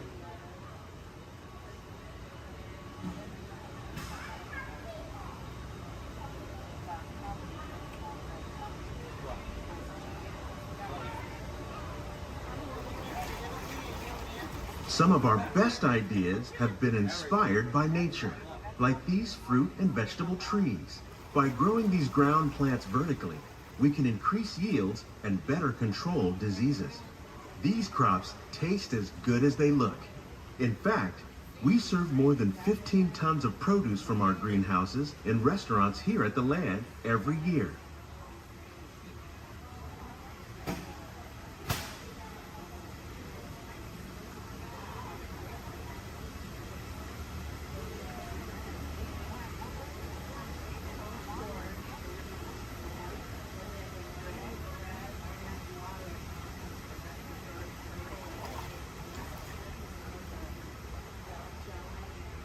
The future of agriculture may include innovative ideas like this vertical growing system.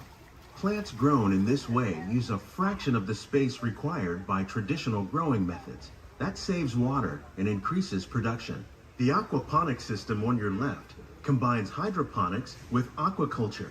The fish provide a natural source of fertilizer for the plants, and the plants help keep the water clean for the fish. It's another great way to produce more while using less.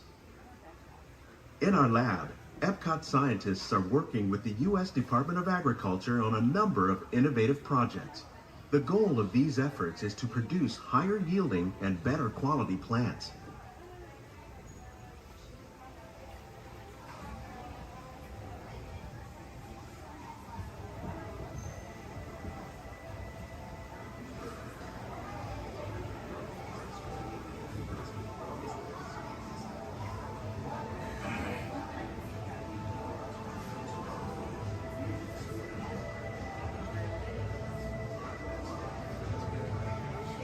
These greenhouses represent just a fraction of the work being done worldwide to produce bountiful harvests for our growing population. Scientists, farmers, and even backyard gardeners are doing their part to improve the quantity and quality of foods that we all rely upon. Together, we can continue to find more ways to increase food production and protect our precious natural environment. Only then will we truly be living with the land.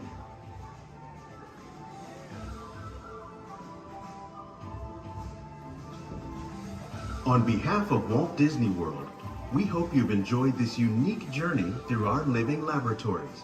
If you'd like a closer look, then check out the Behind the Seeds walking tour.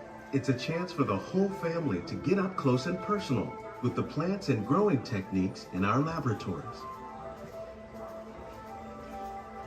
Please keep your hands and feet inside the boat and remain seated until the boat comes to a complete stop.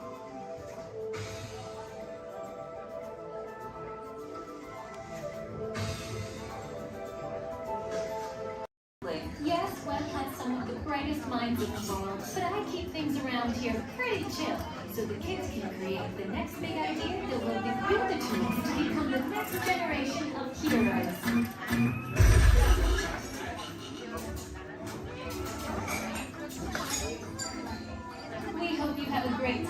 visit to the Worldwide Engineering Brigade Open House.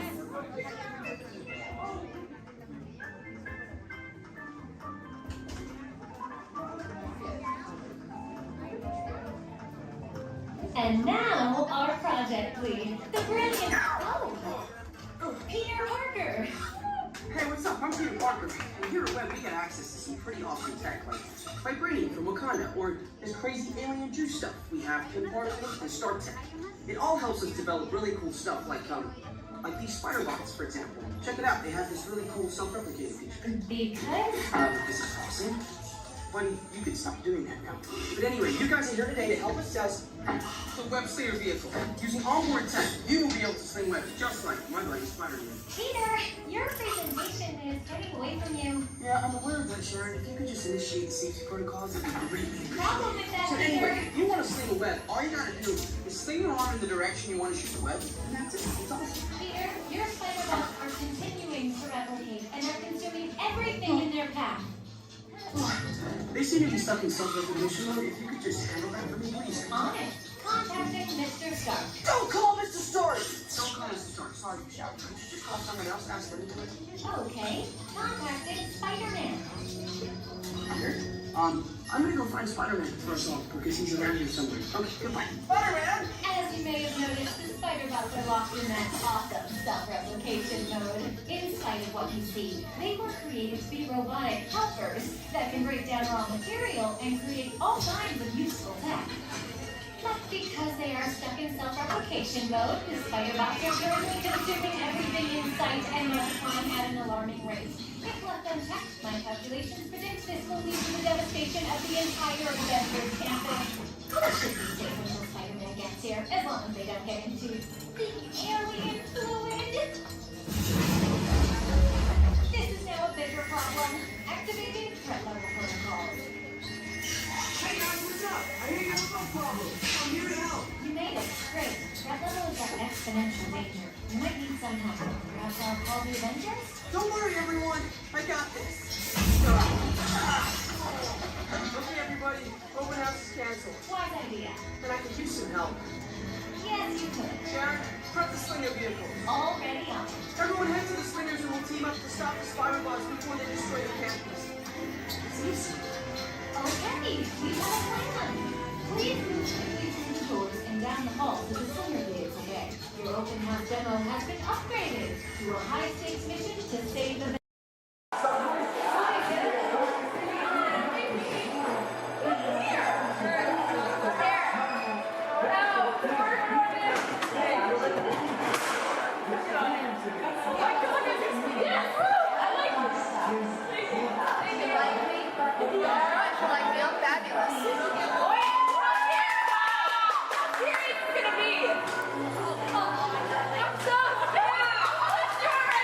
Wait!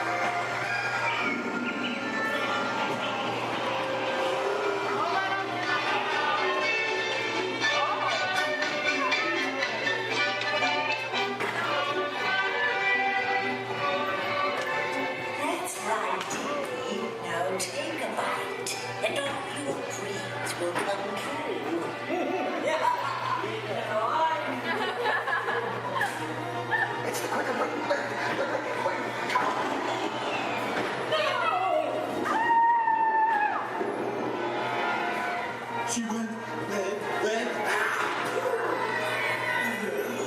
She's getting away. Hurry. She's on the way. Let's go.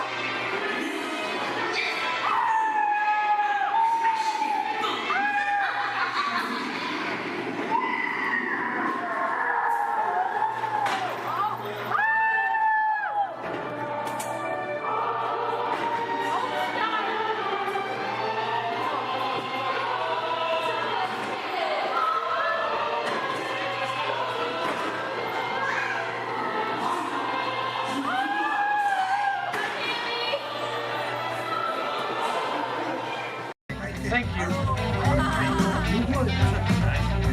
Oh, we got company. Wow. All right. How do, people? All right. Hey, don't mind us. We'll be finished in just a minute. What's that? Hey, how What are you you doing? guys still doing here? You're supposed to be at a show. I'm working. Now.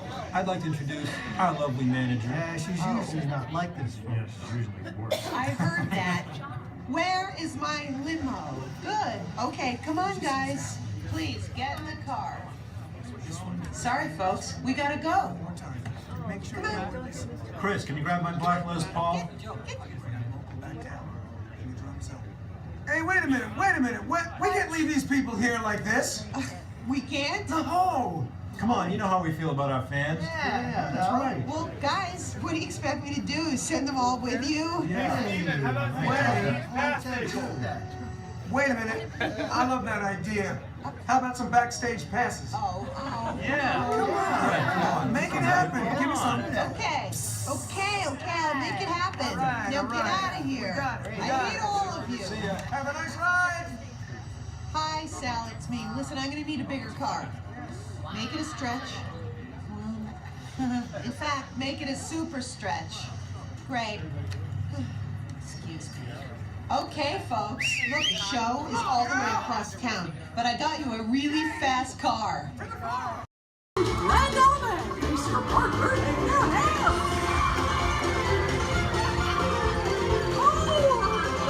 Wonderful coincidence.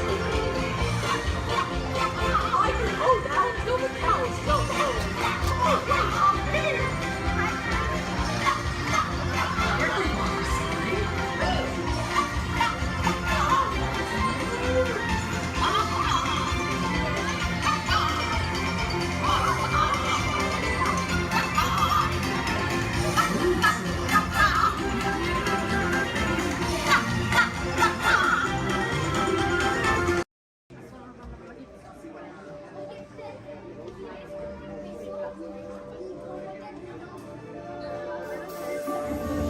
I see we have new visitors. Welcome, Terrans, to the wonders of Xandar. I am World Mind, sentient supercomputer of Xandar. I hold the knowledge, memory, and experiences of all Xandarian citizens, past and present. This gives me extensive knowledge, yet I am constantly learning, and I am now learning about you and your planet, Terra.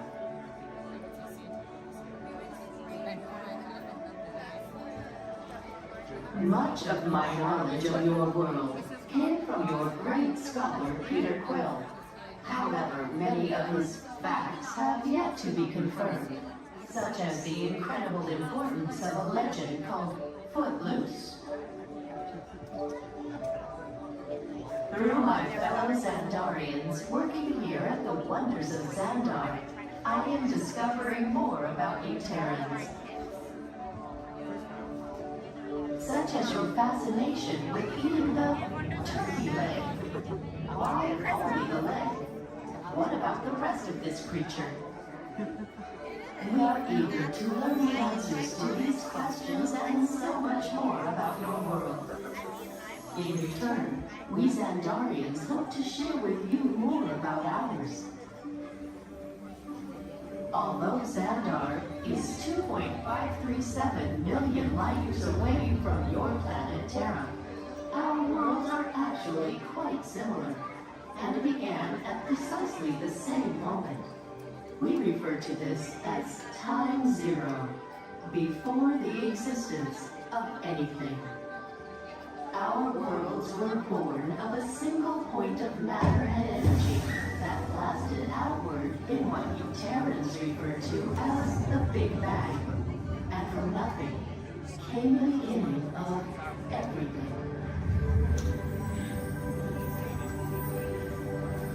Incredibly hot and extraordinarily powerful, this explosion filled the cosmos with a cloud of rapidly moving particles. Over the next 100 million years, space continued to expand, and the particles cooled and slowed. As they coalesced into huge swirling clouds, gravity pulled them into larger, denser clusters. At the heart of these clusters, the temperature rose, and the particles were compressed so tightly they fused, releasing enormous amounts of heat and light. This is how the very first stars in our shared universe were born.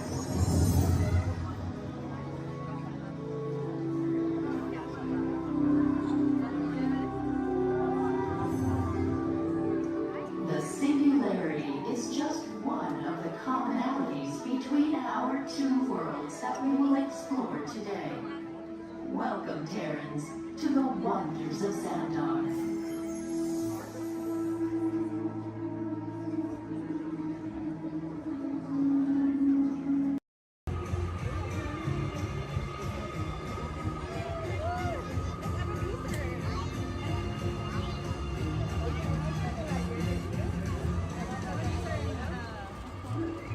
Attention explorers! Set your sights on the Discovery River, because he's at it again! Yes, famed billionaire and thrill seeker Scrooge McDuck is back in pursuit of high adventure! At the navigation helm, why, it's his personal pilot, chauffeur, and travel companion, Launchpad McQuack. This expedition will surely produce a grand ducktail!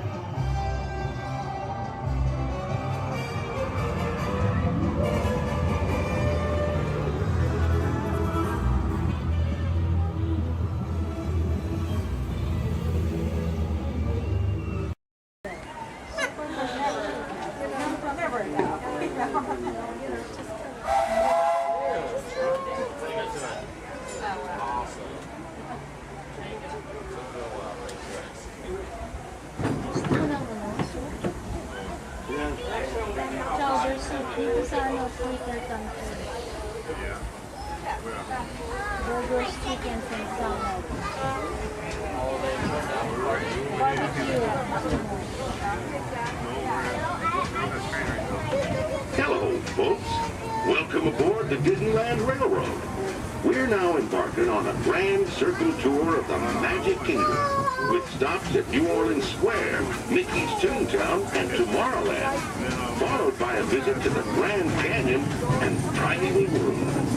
We got a lot of traveling ahead of us, so remember, for a safe trip, you need to stay seated, keeping your hands, arms, feet, and legs inside the train. And please, watch your shoulder. Bienvenidos a bordo del Disneyland Railroad.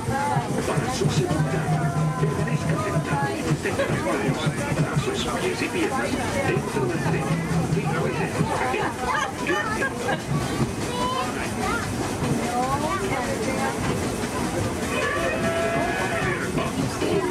Did you folks hear that? Sounds to me like we've reached the wilds of Adventureland. You just might run into a lot of savage critters out there, including lions and tigers and tiki birds. Everybody must be on the lookout. You never know just what could show up. We're approaching our first stop.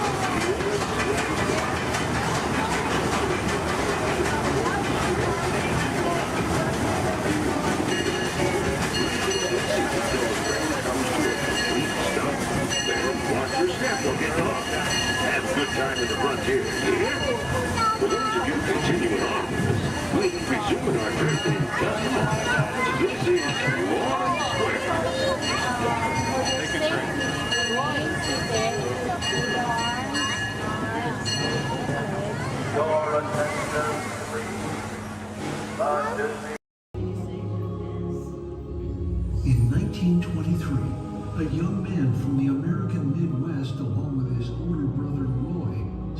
cartoon studio in the back rooms of a small real estate office in Hollywood, California.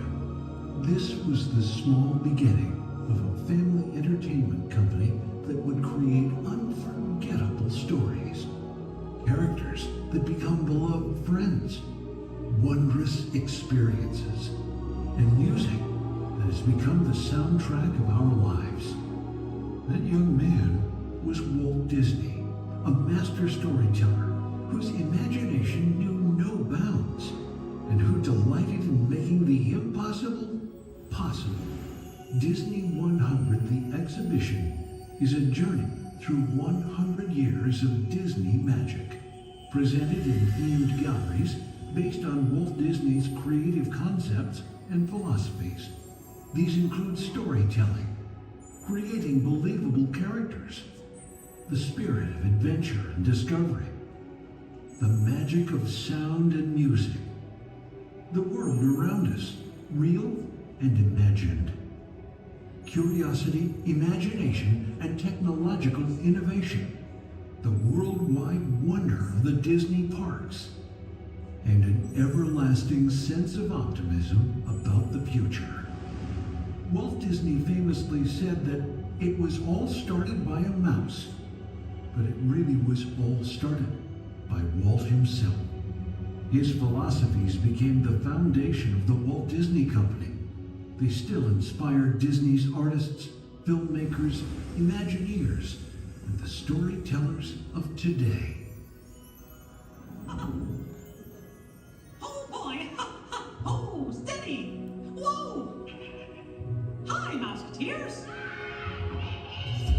Well, here we go again, so hang on. Anything goes. You ready? And let the show begin! Here's my pal Walt to tell you how the magic is made. There's a lot of satisfaction in developing ideas into reality when we consider a new project we really studied.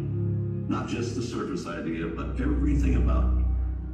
And when we go into that new project, we believe in it all the way. We have confidence in our ability to do it right, and we work hard to do the best possible job. There's really no secret about our approach. We keep moving forward, opening up new doors, doing new things, because we're curious. And curiosity keeps leading us down new paths. We're always exploring and experimenting. Everybody ready? Then on with the show!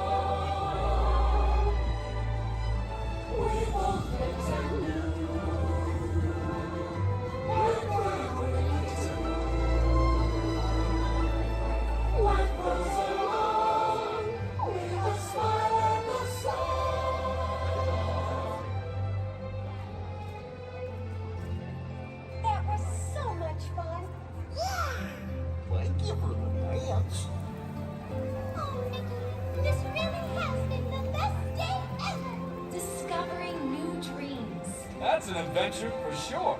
Trying something new. And having a swinging good time. You bet.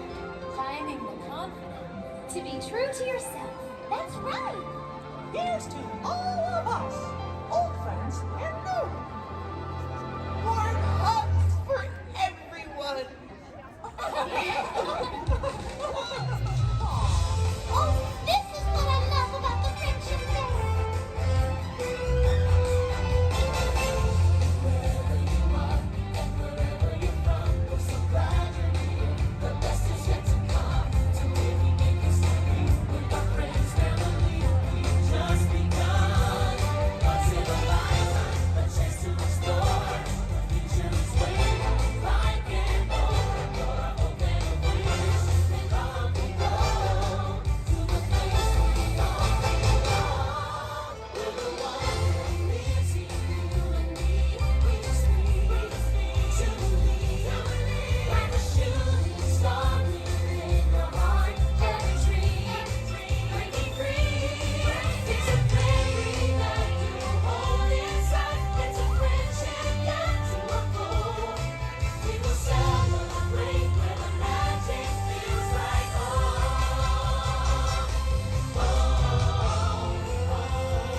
Let's go where the magic feels like home. Let's go where the magic feels like home. Let's go where the magic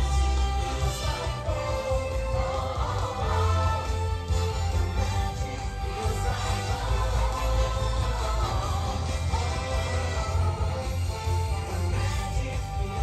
home. Feels like home. The magic feels like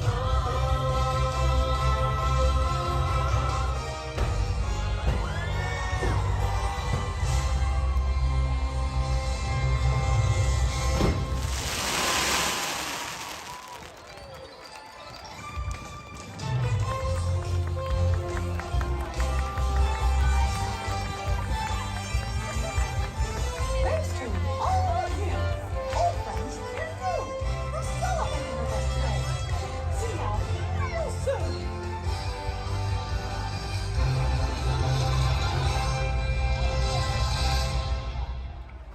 The eye chart to test your vision. Now, all together, if you would please read line 3 and With F-I-G-M-E-N-T, you can see things differently. Sure, you can see with your eyes, but imagine what you could see if you used your imagination. Follow the bouncing figment. One spark of light can light your fancy. Your mind sees more than what your eyes see. Your sense of sight can make your fancy fly. There's more to sight than meets the eye.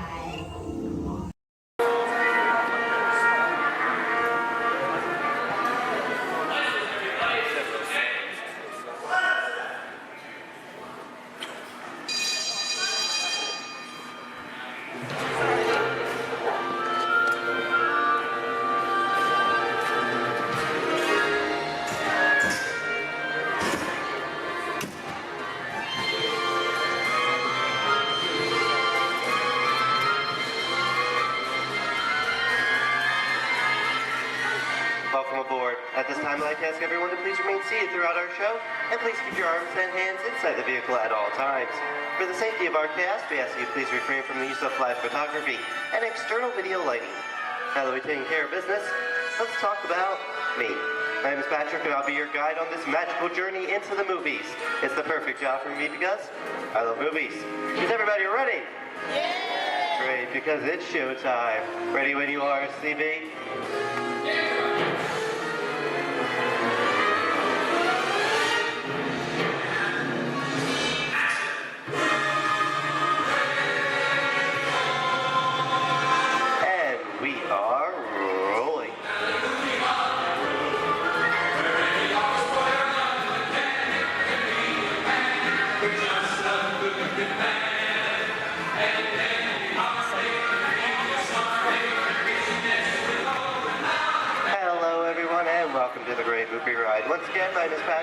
be taking you from this Hollywood soundstage into some of the greatest movies of all time, all on one tour.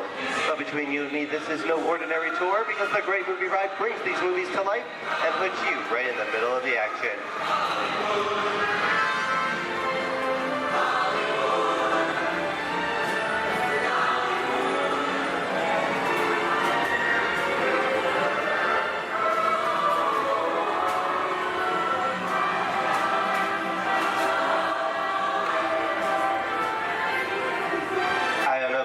But I just love the great Hollywood musicals of the 1930s. This is a scene from one of my favorites, the Busby Berkeley musical extravaganza, Footlight Parade, starring James Cagney, Ruby Keeler, and Dick Powell.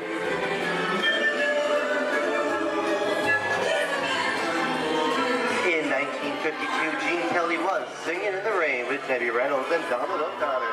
Did you know that Gene Kelly co-directed this movie? Who can tell me what movie this is? That's right, it's Walt Disney's Academy Award-winning film from 1964, Mary Poppins, starring Julie Andrews and Dick Van Dyke. Julie Andrews won an Oscar for her portrayal of the nanny, who is practically perfect in every way.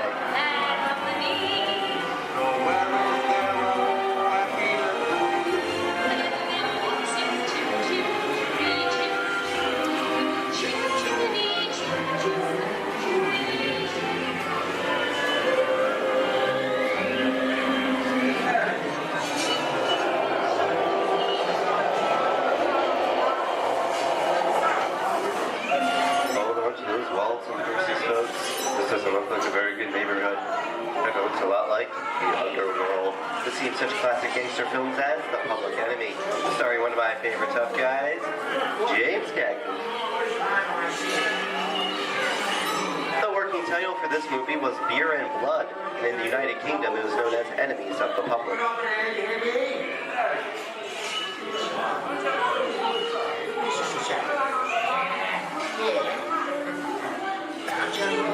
Very nice time. Dutch comes around, he's gonna leave you some beer. Go for a jacket. And you're gonna kick in with the dog. If you don't, somebody's gonna drop by here and kick your teeth out one at a time. With me? I get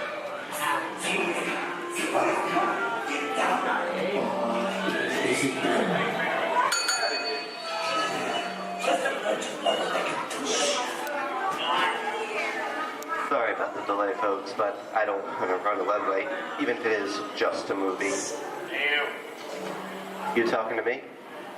You talking to me? That's okay, I'm talking to the demon punishment out for the day. You're talking to me. I'm not supposed to leave my vehicle. I see, get away. Oh, okay, Monkey, whatever you say. Hey, how'd you know my name anyway? I've seen this movie before. Oh, it's that scene you made to get us by thinking out of your space. You make a big mistake about this and screwing out of here. You gotta get out of here. You can't that middle of the movie. I'm beating you, son! Here they come, boss! Get out, you grinders!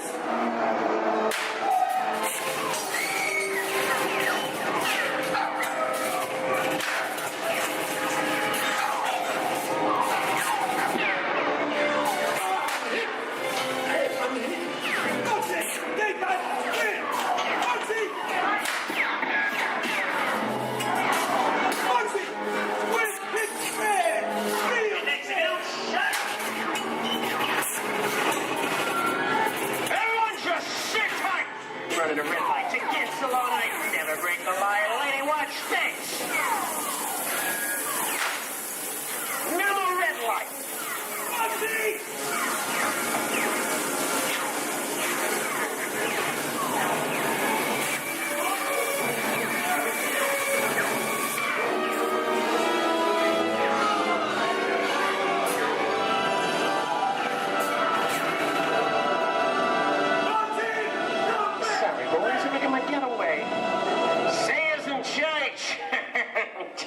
What are you looking at? Everyone mind your P's and Q's, and maybe you won't get hurt. What is this? Jay-Z? And now, the Old West, and two of Hollywood's legendary stars, Clint Eastwood and John Wayne.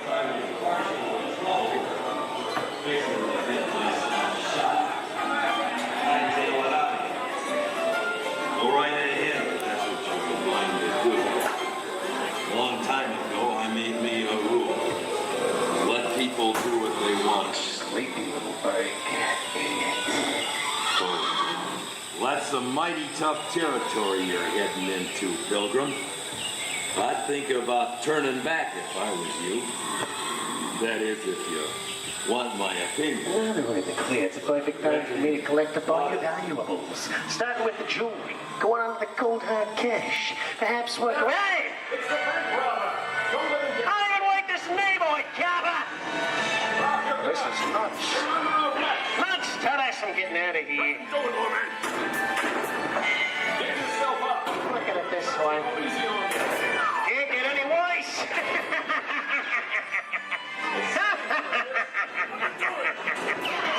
I think you're the goose.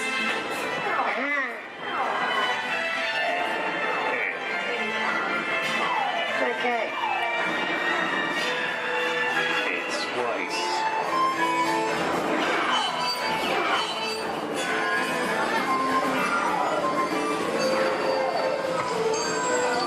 I don't know about you guys.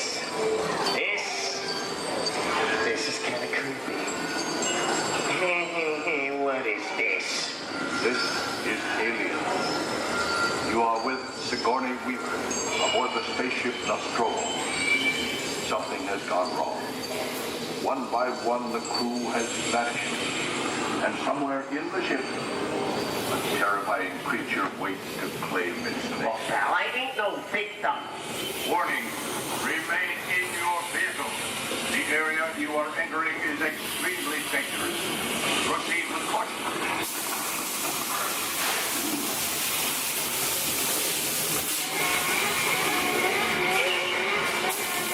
Emergency destruct system is now activated. Ship will detonate in T-minus 10.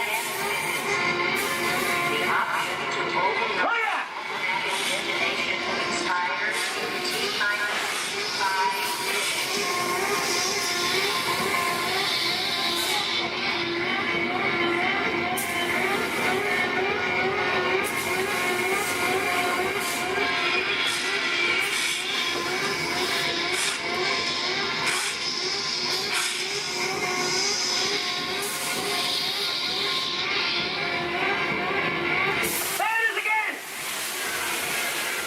Okay, that's enough creepy crawly things for one day, right?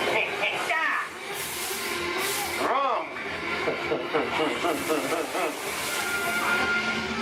Here in Raiders of the Lost Ark, amid 1,000 deadly snakes, Indiana Jones unearthed a great treasure. Will Harrison Ford escape with his discovery? And what will be your fate? Beware. Snakes. Why did they have to be snakes?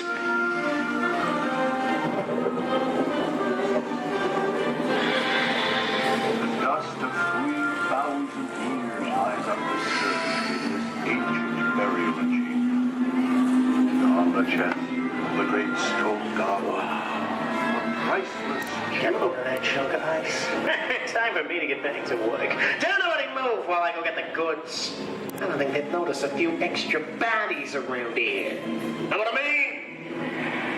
But the jewel is guarded by a curse.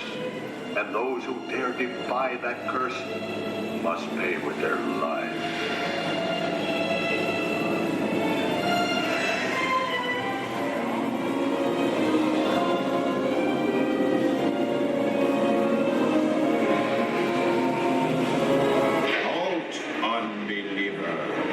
Disturb the treasure of the gods, and you shall all pay with your lives.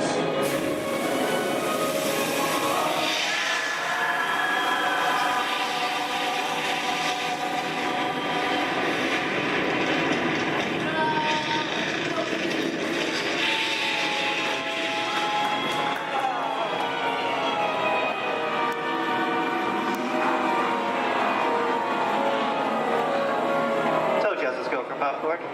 So this just goes to show anything can happen in the movies. Now let's get on with the show.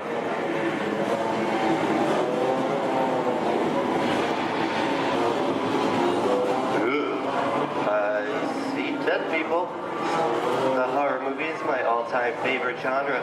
Some of the best horror films were made back in the 1930s and 40s, but monsters, mutants, and maniacs are still audience favorite and continue to haunt us today. And that's what I call a wrap.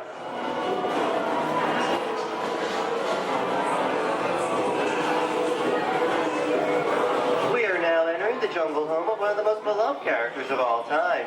No, it's not George of the Jungle. Actually, it's Tarzan, portrayed here by Johnny Weissmuller. Over here, we have Maureen O'Sullivan as Jane, and the lovely and talented Cheetah as herself.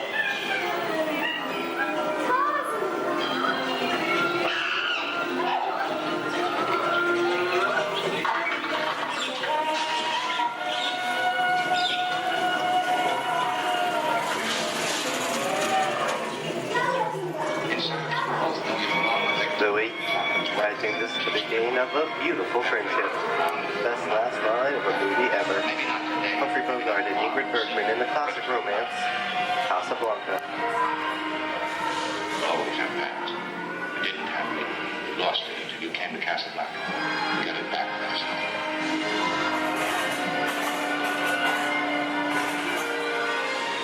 I've got a job to do too. Where I'm going, you can't follow. What I've got to do, you can't be any part of. Hilton, I'm no good at being noble, but it doesn't take much to see that the problems of three little people don't amount to a hill of beans in this crazy world. Someday you'll understand that.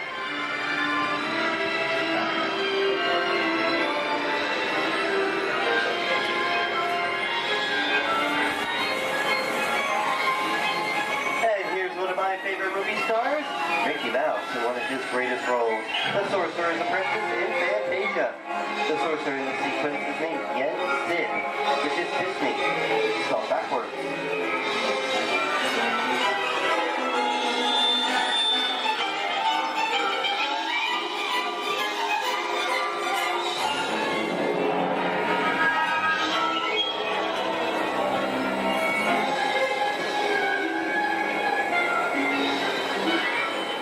Toto, I have a feeling we're not in Kansas anymore.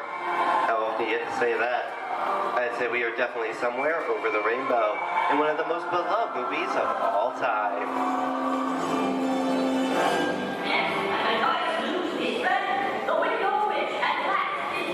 The Wizard of Oz.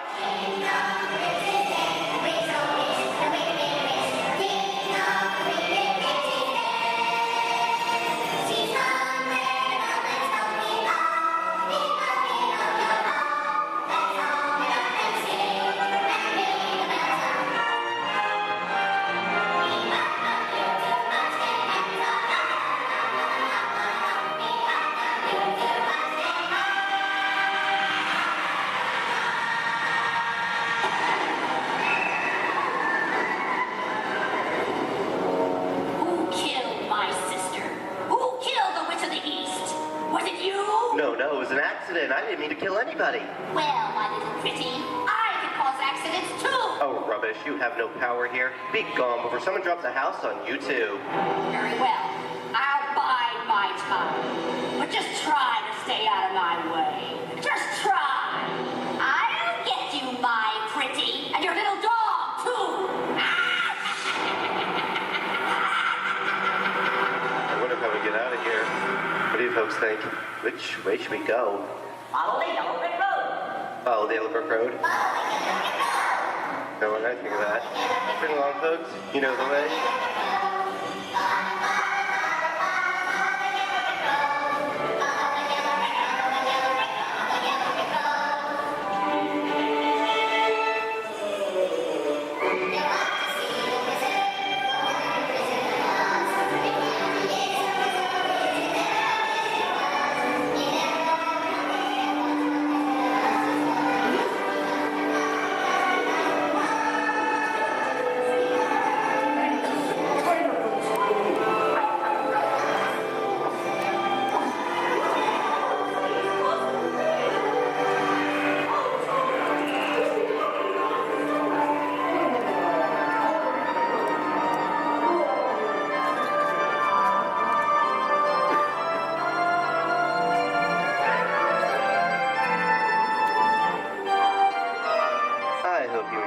tour of these great moments at the movies, but we've only scratched the surface of what Hollywood has to offer.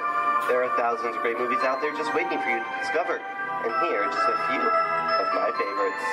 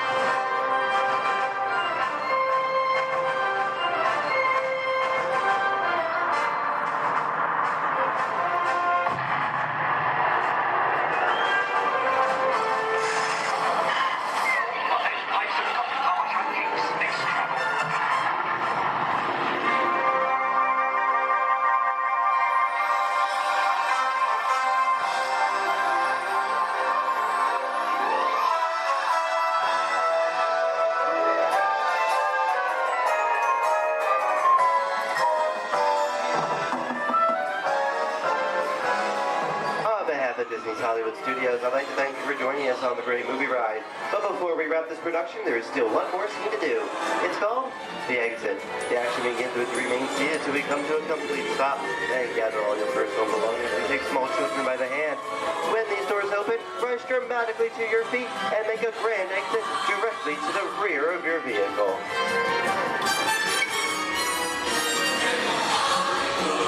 Oh, and one more thing. When I yell action, don't forget the thunderous applause for yours truly. All right, places, everybody, and action! Thank you, thank you. Have a wonderful day here at Disney Hollywood Studios, and we'll see you at the movies. The stuff movies are made of. Goodbye, everyone.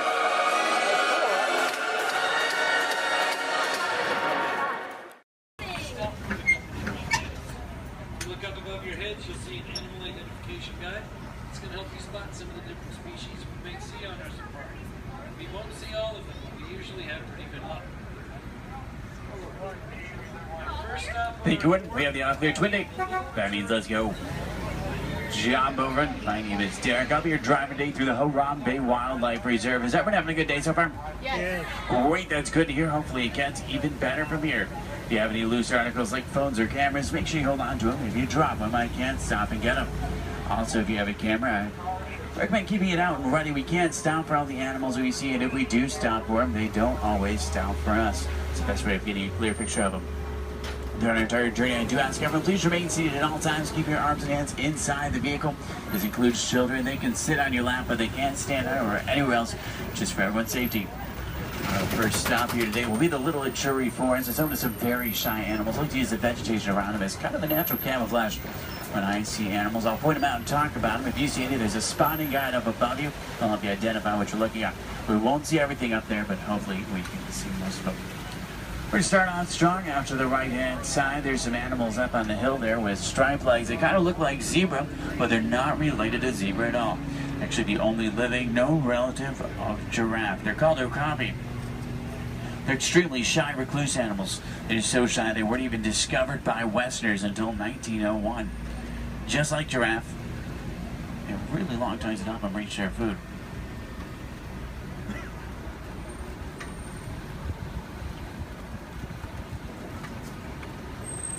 Watering holes like the one out to the left are essential in forests like these. Animals will stay close to them, that way they have a source to drink from.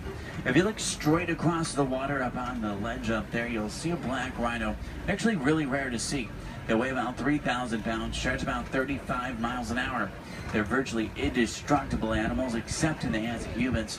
Due to poaching, there's less than 5,000 of them left. They're poached for their horns, which don't have typical bony cores. They're made of the same material as their hair and nails. That's all they're poached for. The bird out to the right is called a saddle-billed stork. They get their name from the saddle shape on their bill. They stand about 5 feet tall, have a wingspan of about 9 feet. They're very unique birds that travel in pairs of male and female together, pretty much just the two of them their entire life. Females have yellow eyes, males have brown.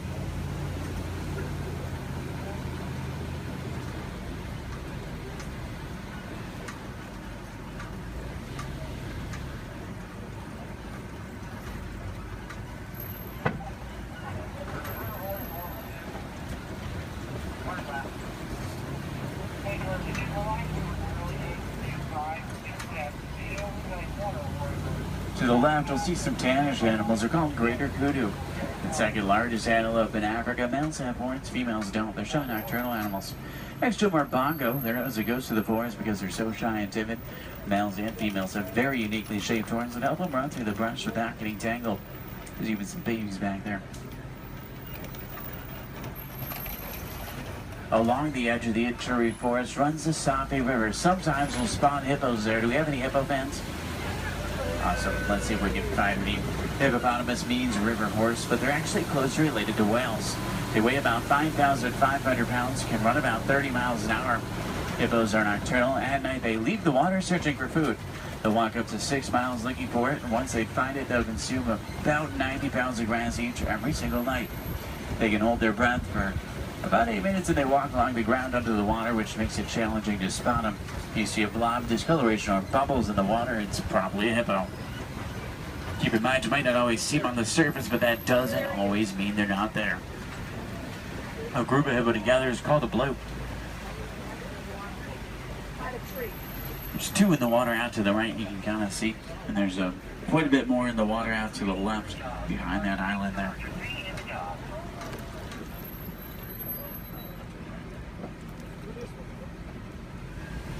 On that middle island are pink-backed pelican. They get their name because they turn a pinkish color during mating season.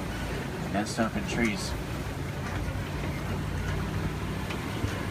Hippos may seem cute, but they're actually one of the most dangerous animals we'll see all day. They're extremely territorial. If you get too close to a hippo or get in the water without realizing they're there, they become very, very aggressive. You don't want to mess with them.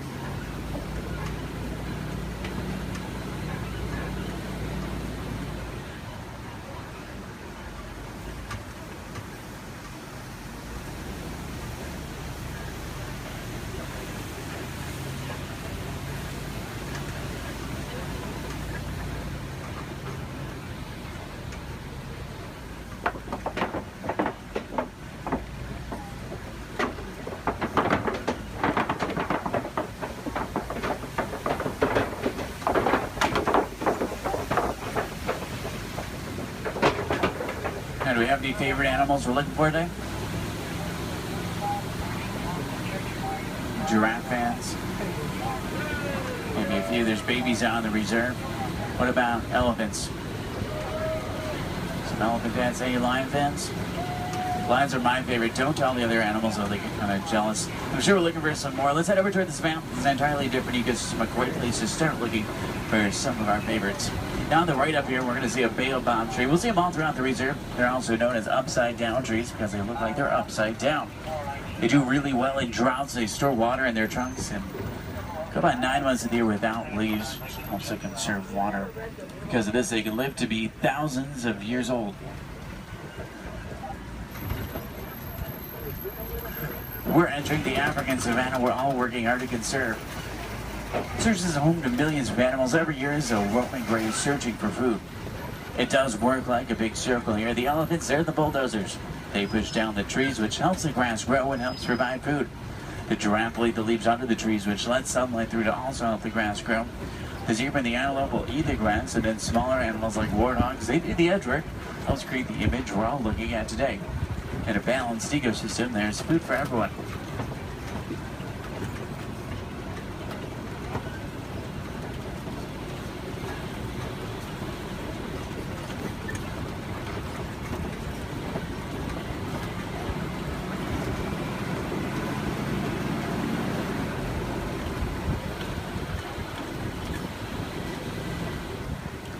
You look under the big tree out to the left, kind of in the grass there, you'll see painted dogs. They're also known as wild dogs. They're not your typical dog, though. They're actually the most successful hunters in Africa. They're more successful at hunting than the big cats, including lions. They rally before they hunt. They'll hunt in the morning and the evening. They follow their prey until it drops from exhaustion. And once they get it, they consume 1/3 of their body weight in just one sitting.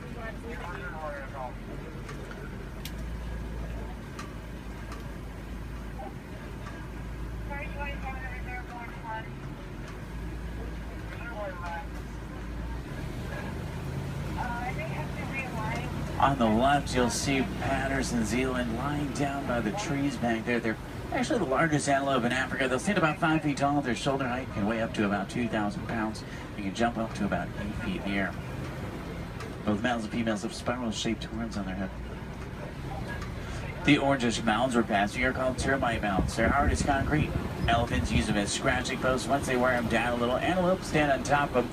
That way they can see predators like lions approaching. Inside each mound are millions of termites. There's also a series of tunnels and canals that help them to move.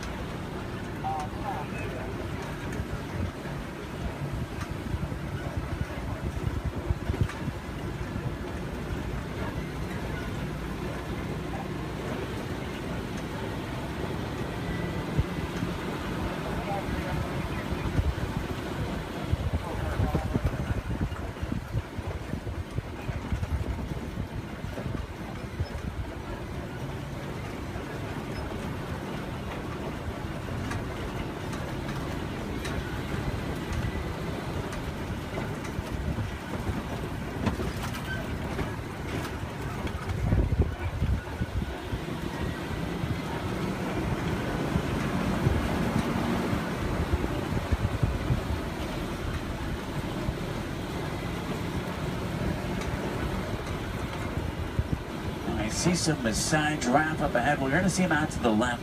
You see them about 20 feet tall. They're tallest. There are some babies on the reserve. They're born about 6 feet tall. In human world, that's pretty big, but in giraffe world, it's really not. A giraffe will spend about 18 hours of their day eating, and they sleep very little, sometimes just about 30 minutes a day. When they do sleep, they typically will sleep standing up. They don't really like to lie down. They're too vulnerable to their predators. They have 7 vertebrae in their neck like humans. A giraffe can run about 30 miles an hour, and they have hearts that can reach lengths over 2 feet long. They're known for their irregular patterns. However, every giraffe's pattern is totally different and unique, like a fingerprint. A group of giraffe together is called a tower. This is a tower of giraffe. I can't stop for them. There's new animals in the area, so I have to kind of roll by them.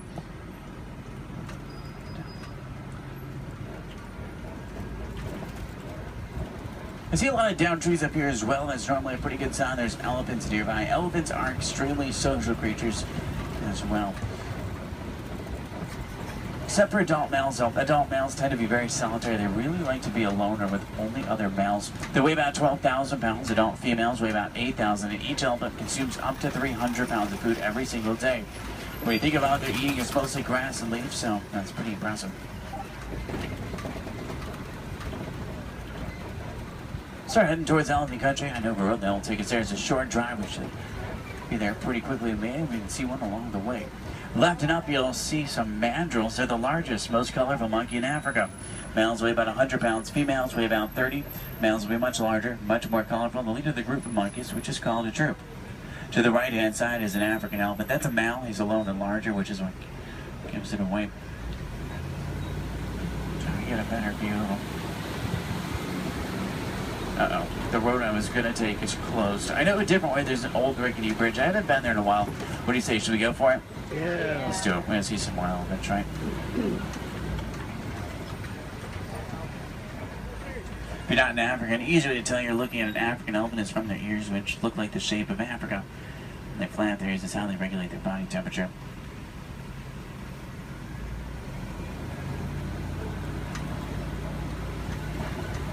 Trying to find some more. I just hope they worked on this bridge. Last time it was pretty bumpy. Almost. Everyone made it.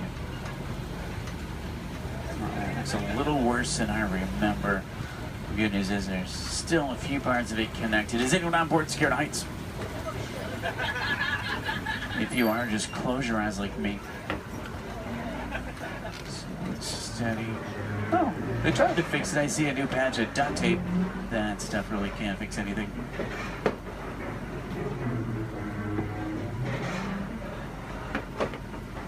Well, I'm safe. About half of you are. Did everyone make it across with me this time?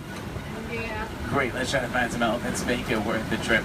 Now you see tusk marks in the clay up here. Elephants will break it off and eat it. It gives them minerals they don't get in their regular diet. It's like a vitamin for them. I think it's pretty cool.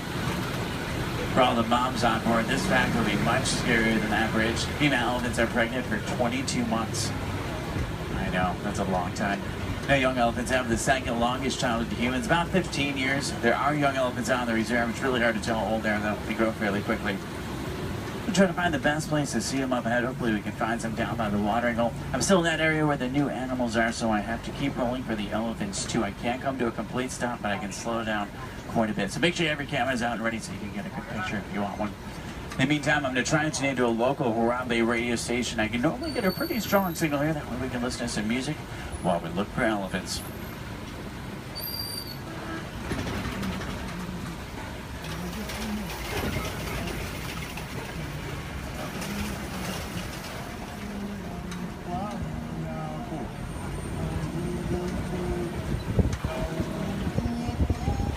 Looks like most of there it is down by the watering hole, which is great news for us. Normally that's a pretty cool view.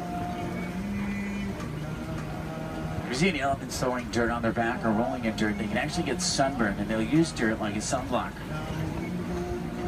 Both male and female African elephants have ivory tusks, which I want their boats for.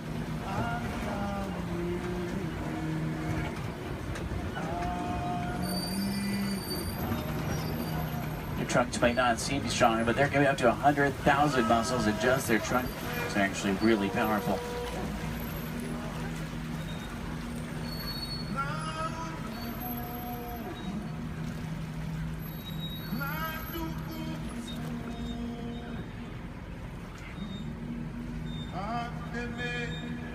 Out to the left are greater flamingo. They're born gray, but after about a year of eating brine shrimp and other seafood, they turn the pinkish color we see right now. The chemical in the shrimp that turns them pink is beta-carotene. Does anyone know you call a group of flamingo together? It's called the flamboyants. It's pretty funny. They're also known as a stand. I guess flock is just too simple for flamingo.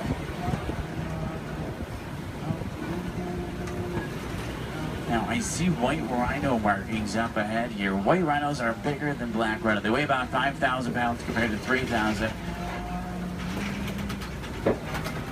They're not named after their color. Both white and black rhinos are both actually gray. They're named after the shape of their mouth and their size. Their mouths are wider. They get their name after the African word bite, which means wide, but it's translated into white. Let's see if we can find it up ahead. Looks like they might be moving around a little bit. In the meantime, out to the left, we do see some zebra. A zebra's skin mirrors the pattern of their fur. Their hind leg is so strong that with one kick it could break a lion's jaw. Zebra are also blind runners, which means if they get scared or spooked and start running, they can't see. They'll run in any direction and hope there's nothing in front of them. The little brown animals out to the left are called bontebok. They're related to wildebeest. At one point, there was only about 17 total bontebok left. They were put on reserves and safe farms. Now they're doing much better. They're poached for their coat, which has a very unique coloring to it. They're extremely gentle animals.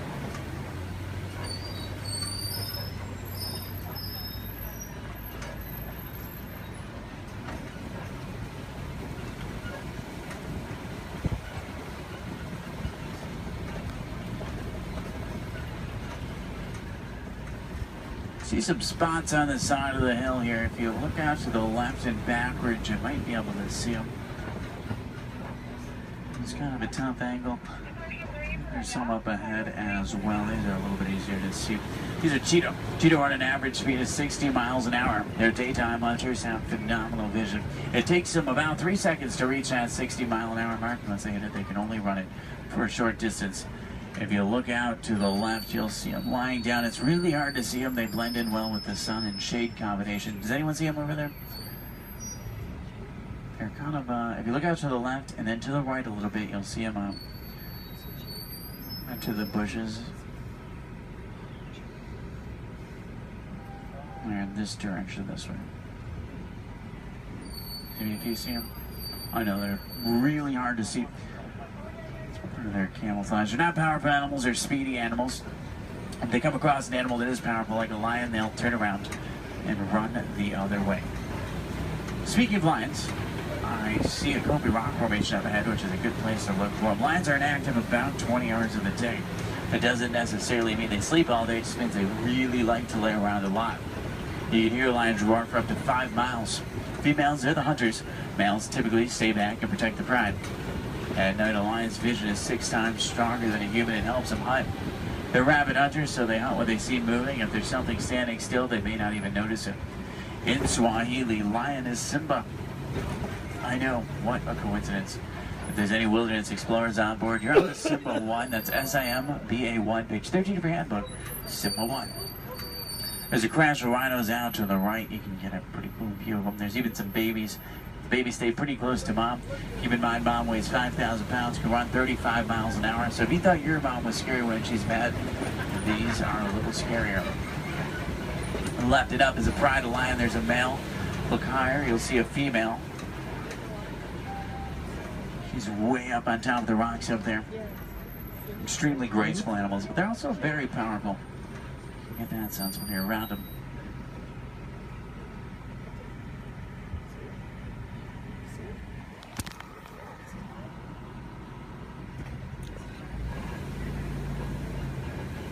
I see some burrows up ahead. Warthogs live in burrows that they typically take over other animals and make their own.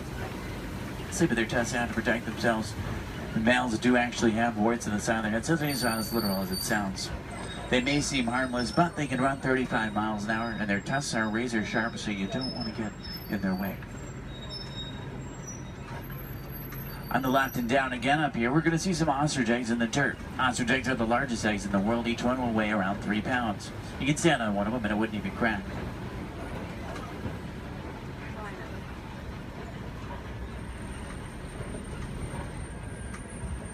If you're wondering what Disney does or what we can do to protect some of the animals we've seen today, the Disney Conservation Fund has been doing research for a long time. And a good example of something we've learned is elephants in Africa migrate quite a bit. There's a problem though, they're migrating onto farms and taking crops from farmers, and the farmers did not have a non-violent way to stop it. Fences don't work, elephants plow right through them. So Disney went over to try to help their conservation partners find a solution. They found out that elephants are terrified of bees.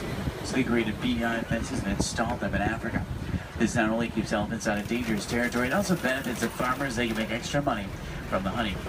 What we can do is recycle old technology like cell phones, cameras, and computers. We can also just learn more about these animals, because the more we know, the more we can help, just like elephants and bees.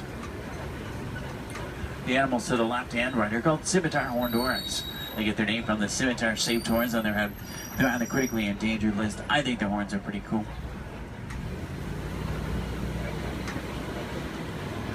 If you have any questions about anything we've seen today or anything I can help you with for the rest of your day, feel free to let me know. I would be more than happy to help. In the meantime, we're going to start to make our way back towards Harambe Village. Once we get back, if you're looking for more fun things to do, I recommend the Pangati Forest Trail. You can see gorillas, baby gorillas, naked mole rats, hissing cockroaches, underwater hippos, meerkats, and more. About a 15-minute hike, but you'll get some great pictures and make some great memories. At the end of Harambe on the right is the Festival of Lion King. It's one of the most popular shows at Disney. By far one of my favorites. It's worth the trip. Make sure you drink plenty of water today, otherwise the heat can sneak up on you. Did everyone enjoy the safari? Yeah. Great, that's good to hear. Now the best thing is no two safaris are ever the same. Whether it be a different driver, different animals, or the same animals closer, it's always unique.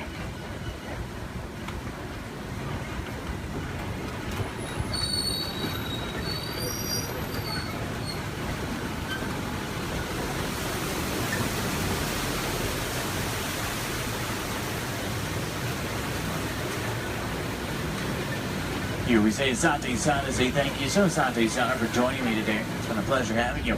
If you enjoyed it, my name is Derek. If you didn't, names really aren't that important. Hopefully you did. I think we saw some pretty cool animals. Hopefully we got to see some of their favorites. If you're looking for tigers today, check out Asia sometimes. We'll spot them on the Maharaja Trail. If you're looking for crocodiles, head over to Dinoland. You may be able to spot them there. The American crocodile. Sometimes you'll see them there.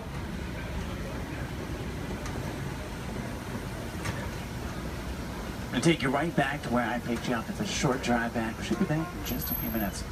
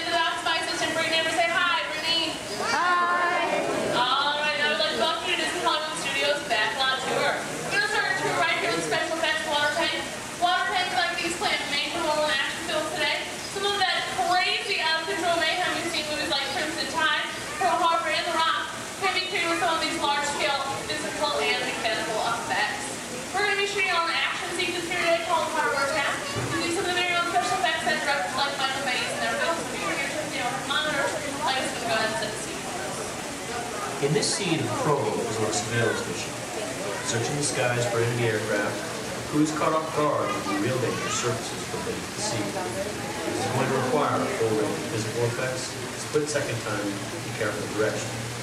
We have the lights, we have the cameras, all we need now is the action. All right, now if anybody knows this serious action, it definitely would have to be director Michael Bay. Some of the special effects you're going to see in our show today include water cannons, pressurized up to 100 pounds per square inch. That must be time to match our sound effects. And probably the most important effect out of all of these is fire, because it must be ignited at the exact precise moment. And it does take a lot of time and energy to set these tremendous for an explosion. But the most important factor in all this is the safety of our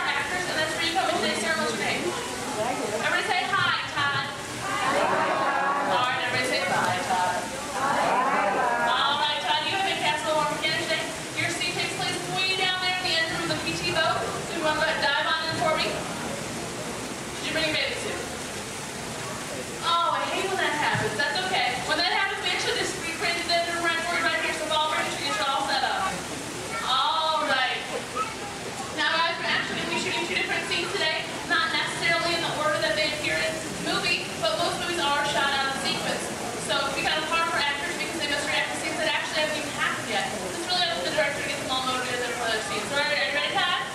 All right, perfect. Now, what you're going to do is that phone right there is going to buzz. Right there. It's going to buzz just before 800 gallons of water. Just come pouring out of those tanks, slide down the chute and slam into like a spray train. Not a big deal, right? Perfect. All right, handle it. Are you ready? Perfect. All right. Good thing this is not 800 gallons. It's more like 1,000. Okay, let's not let them know that because there's a fine line between motivation. Here, are you ready? Perfect. And roll playback. And action. Go pick up that phone for me. Call your captain. Let him know you might take on just a little bit of water.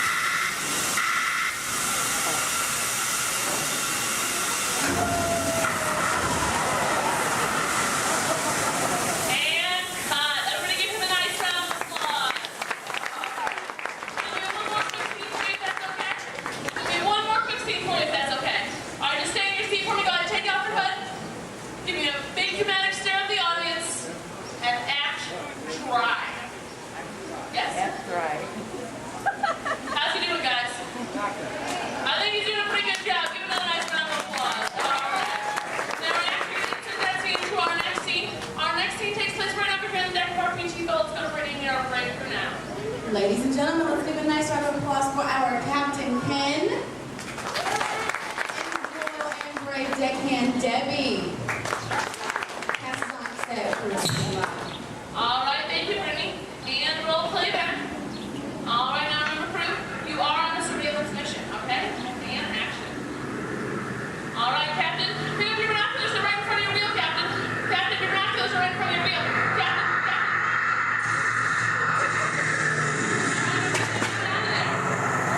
All right, Captain, spin your mouth, hurry. He's coming back for another round. Get your boat out of there.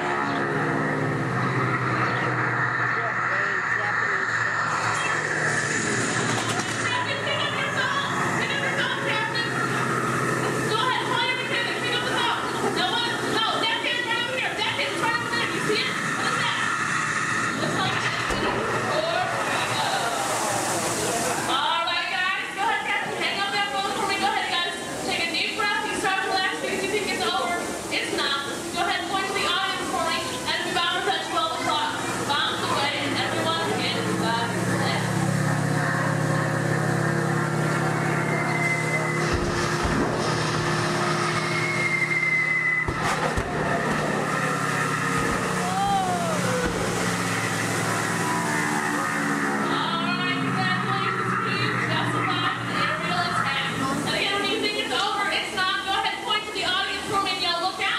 Two torpedoes have just headed their way. And they're giving another nice round of applause. Those two things together, add some computer-generated images, pre-recorded dialogue, and then a rousing musical score. Turn your attention to the overhead monitors as we proudly present our road task.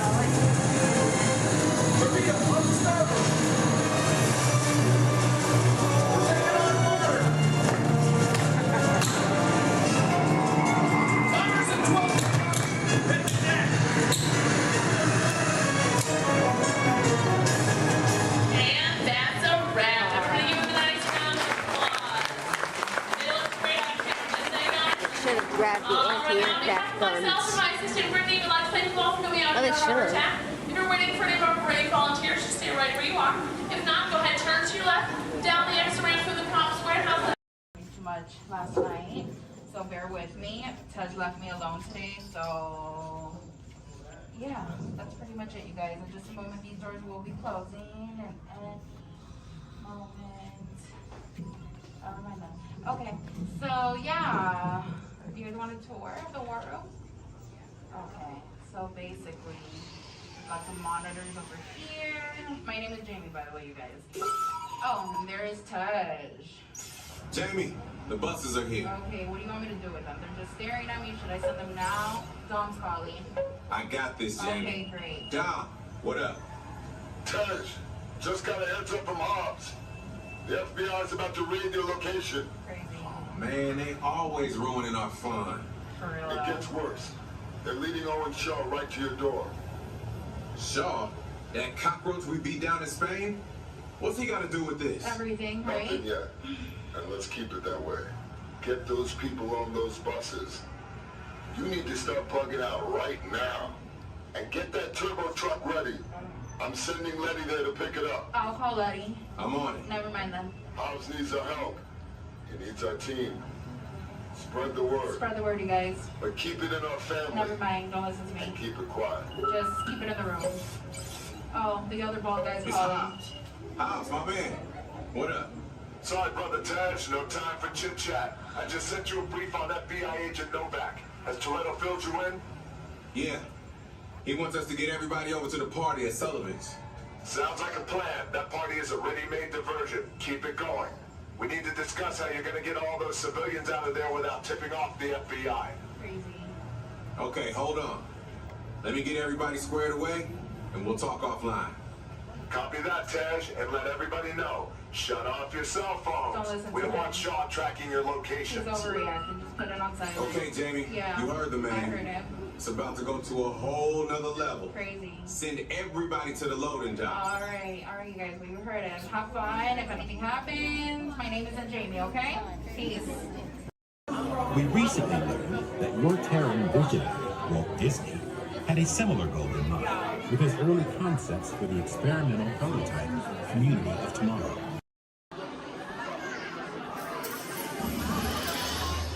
If you have just joined us, greetings, Terrans. I am WorldMind, the Xandarian sentient supercomputer. In my extensive database are stored the combined knowledge of every Xandarian that has ever lived. Recently, I have been learning so much more about you Terrans. We Xandarians and Terrans have much in common, including our mutual love of exploration. Xandarians have explored many celestial bodies, what you Terrans call planets, and many fascinating life forms.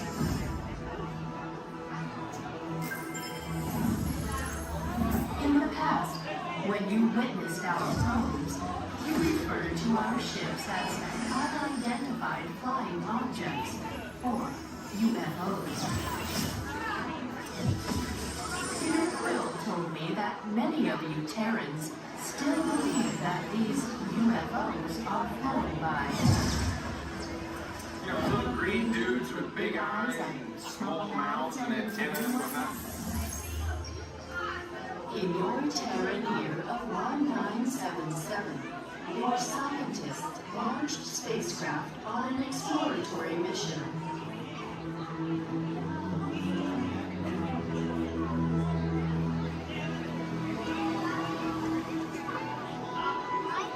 In the Terran year of 2012, Voyager 1 made the historic entry into interstellar space, the outer limits of your sun's gravitational pull.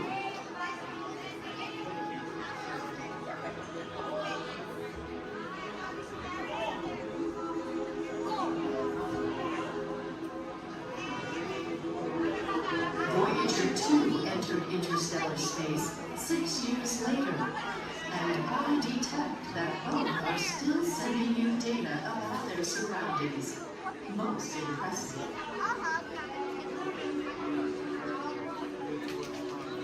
What I find intriguing is that not only are your Voyagers receiving and sending data, they are also serving as ambassadors, carrying readings from new Terrans to the universe.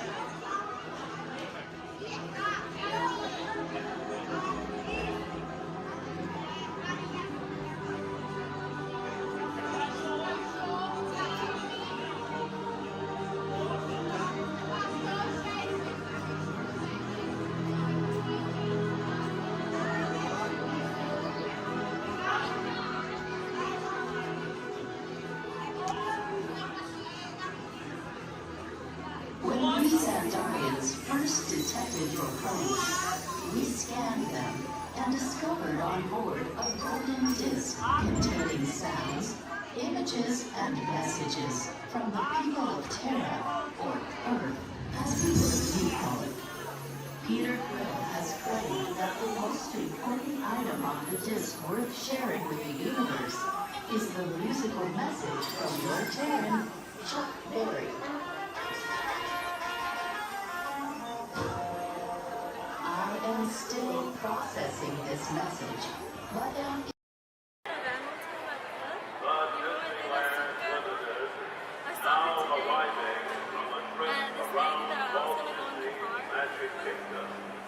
She's a mom of some guy that I used to know. It's because you guys both had the same band. That's what the whole thing. She has big glasses on.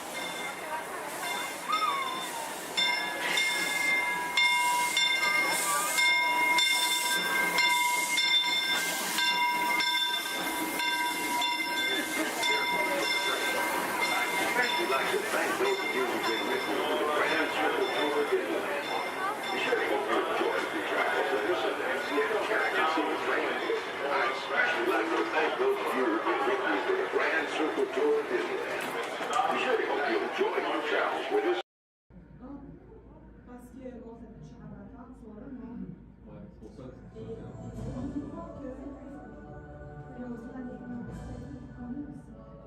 Hello.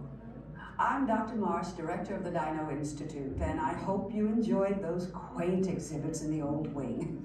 That's how dinosaurs have been presented to the public since the study of fossils began over 150 years ago. Today, that bare bones approach is about to become extinct. In a perfect blending of science and technology, the Dino Institute has created the Time Rover, an amazing vehicle that will literally transport you to the age of the dinosaurs. How? That's proprietary. But the result is a breathtaking journey through a prehistoric world where you will witness the most spectacular creatures to ever walk the earth. In a moment, you'll be going live to our control center for a comprehensive safety briefing, and then it's on to the tour that will convince you forever that the future is truly in the past.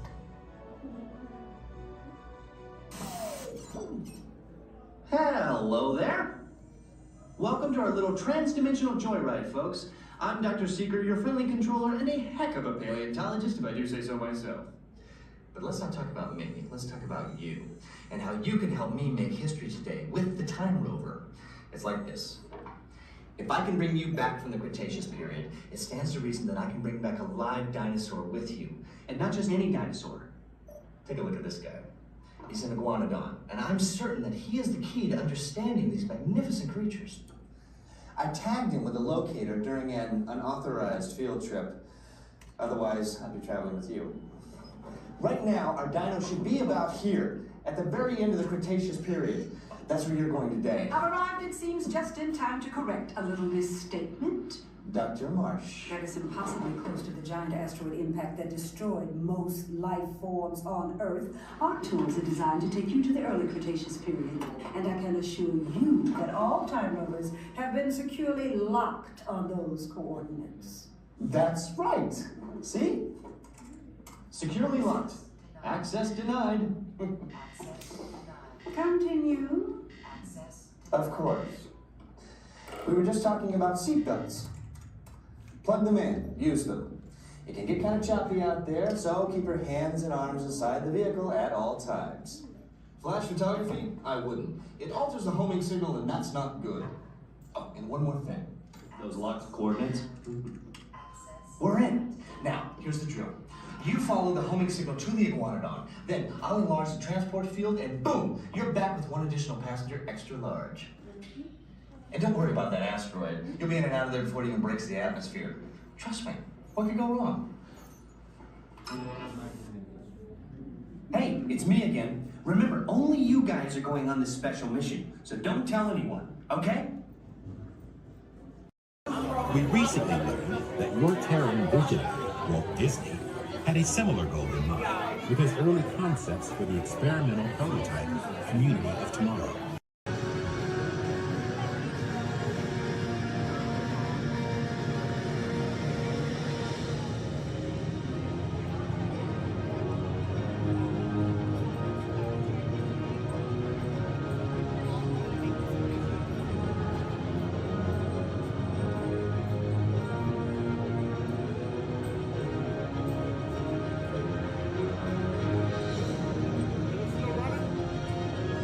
No.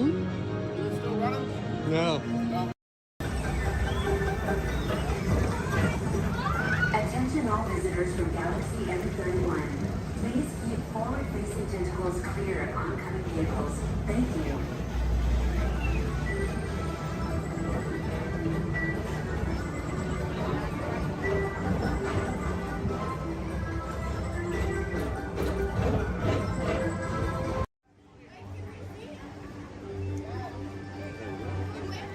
Hey there!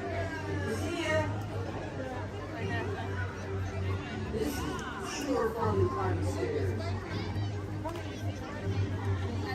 Don't forget to tag me on your video. Hashtag Amazing Spider-Man.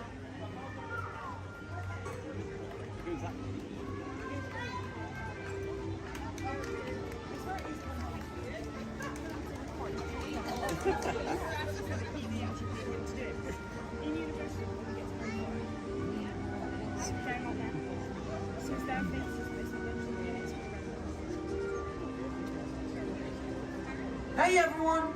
Looking good down there! Wow, this is a friendly neighborhood. Welcome to Avengers Campus. Hey, what's going on, guys? Oh, me? Ah, you know, just spider stuff. Okay, time to run some tests. Spider-Man, Oh, hey, Sharon. shall we conduct an altitude test? Yeah, I guess I should do some work. Always good to have the data. On my way. Just need to find a clear path and something to swing from. Oh yeah, it's go time. Field testing, here I come.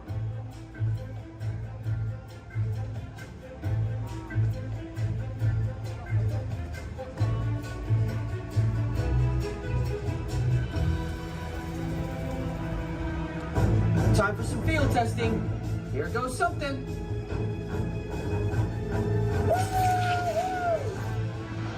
Brace for impact. What?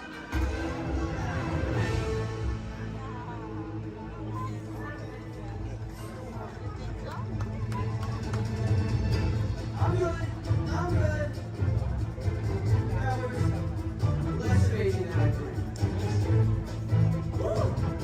Sharon, did you get that? I got the data. Okay, try to test.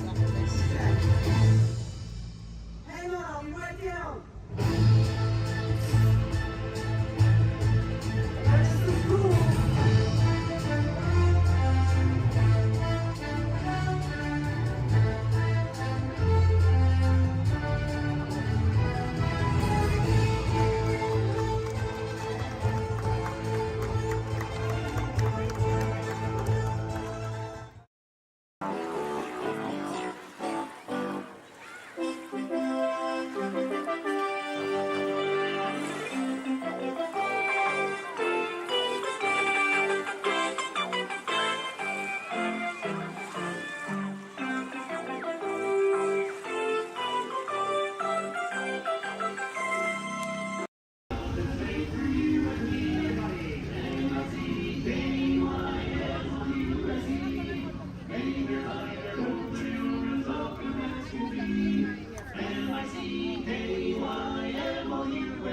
Mickey Mouse, Mickey Mouse.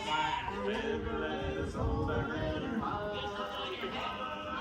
come along and sing a song and join the jamboree. NYCKYMOUSE.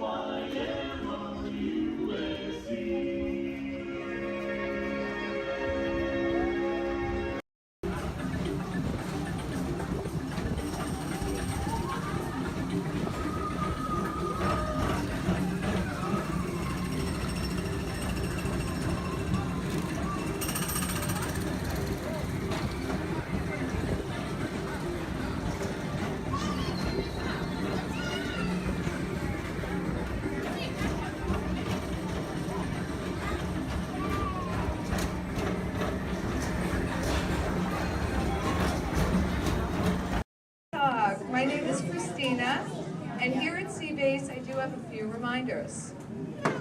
There's no eating, no drinking, no smoking, and absolutely No flash photography. Thanks, guys.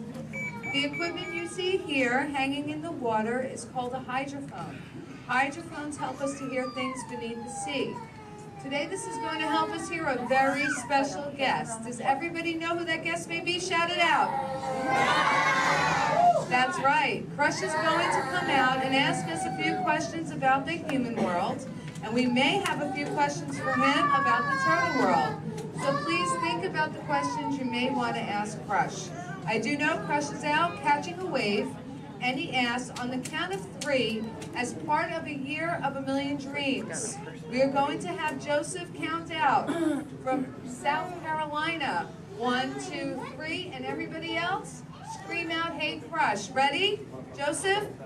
Hey, Chris.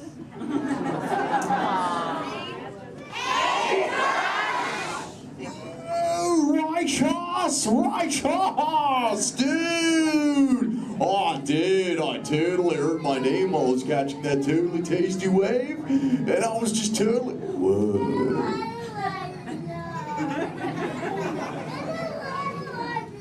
Check out all of you human dudes in the human tank. Hello, dudes!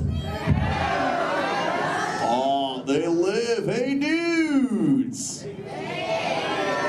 Whoa, there's a little Brahmin sub-level. Awesome!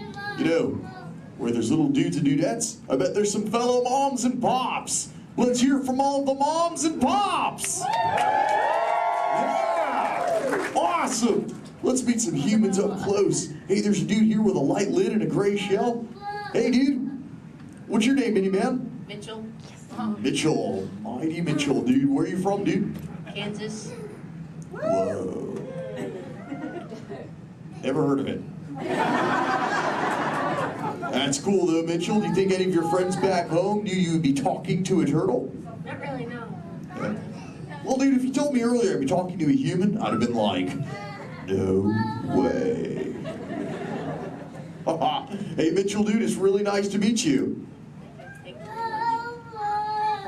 I'll just assume the feeling is mutual, dude. Totally, dude. Hey, there's more humans on this side. There's someone with a blue lid and an orange shell, I think, right in the front here. What's your name, dude? Michaela. Mini Michaela, who brought you here today? Your mom. Where's the mom to Michaela, dude? Oh, way in the back. Sorry to get stuck with the cheap seat. Standing room only, dude. Sorry. Hi, name's Crush. What's your name? Shelly. Shelly. Oh, that's the name of my wife. Shelly. Yes. That's your little offspring, Michaela. Do you have multiple offspring? Yes, I have 3. Awesome, dude. Do they ever ask you questions? Yes, I do. They never stop, do they? No. I bet some days you're like, am I right, dudette? You are very right. Sure. You know what, Shelly? What? From one parent to another, we just shared a moment. Totally did do that, y'all. Because my offspring Squirt, he always asks me questions about all of you humans. So if you dudes can answer some of his questions, everybody here really loud say Cha! Cha! Awesome, dudes!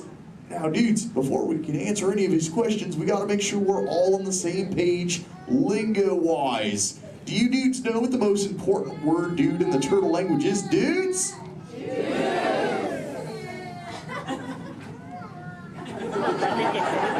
That's right, it's totally dude! Because dude can be used in so many different ways. Example, if something is totally awesome, you say dude like this.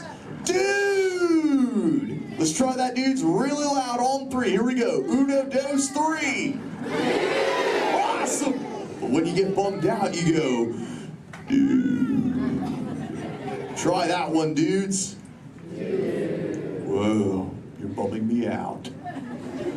But no worries, dudes. If something is bogus, yet semi-humorous, you say dude like this. Try that, dudes. Dudes, you are totally talking turtle. Now here's Squirt's question numero uno. He saw some humans at the beach and he came back to me. He said, Dad, What is up with humans? What do you dudes do when you're at the beach? Shout it out, everybody! Oh, you swim, dudes! How many humans here swim? Raise your fin if you're a human that swims, dudes. Lots of human swimmers here today, dudes. Most excellent. There's even a dude sitting on the front row bench on the corner of this side. He's wearing a white shell. Where are you going? There he is. What's your name, dude? Brian. Brian, dude, you swim? Yes. Awesome. Brian, when you swim, do you prefer to swim real fast or to take it easy and take the turtle's pace? The turtle's pace. Turtle's pace. No shame in the turtle's pace, right, Brian? No shame. Awesome, dude. Hey, Brian, I've got a question for you, dude. All right. Does this look familiar? Yes. I'm Brian. Yes. Awesome, Brian. Thanks for your help, dude. Hey, dudes. I just realized I am the only one here asking questions. Does anyone have a question for me, dudes? Raise your fins, and I shall try to find you. Who's got questions, dudes? Let's go up front near the center. There's a dudette wearing a white shell. Right up front here. Hey there, dudette. What's your name? Madison. Mindy Madison. What is your question? How do turtles swim? How do we swim? Well, we got these awesome flippers that push us through the water, Madison. It's totally awesome. In fact, a sea turtle like me can swim up to about 20, 25 miles an hour. And that's like, whoa. Totally, dude, chaw. Hey, if you dudes want to see how fast that is, say chaw! Awesome, dudes. I'm going to swim so fast, you'll be like, no way. And I'll be like, oh, way. All right, dudes. I'm building up the speed now. Here we go, dudes. Check it out. Right. Dude. Whoa, dudes, that was bogus. Yet semi-humorous. What do we say, dudes? Totally. But you know what, dudes? I've got other questions. Who else wants to ask me a question, dudes? Oh, let's go back to the center. Right in that second row, she's got the red shell here. She's got a question for me. Right there in the center with the red shell. What's your name, dudette? Cameron, what is your question? What do you like to eat? Oh, I love to eat green sea grass and green sea kelp. Cameron, what do you like to eat? Chicken. Chicken. Does chicken ever give you bubbles, Cameron? Because sometimes green seagrass gives me bubbles, dude. It's kind of bogus.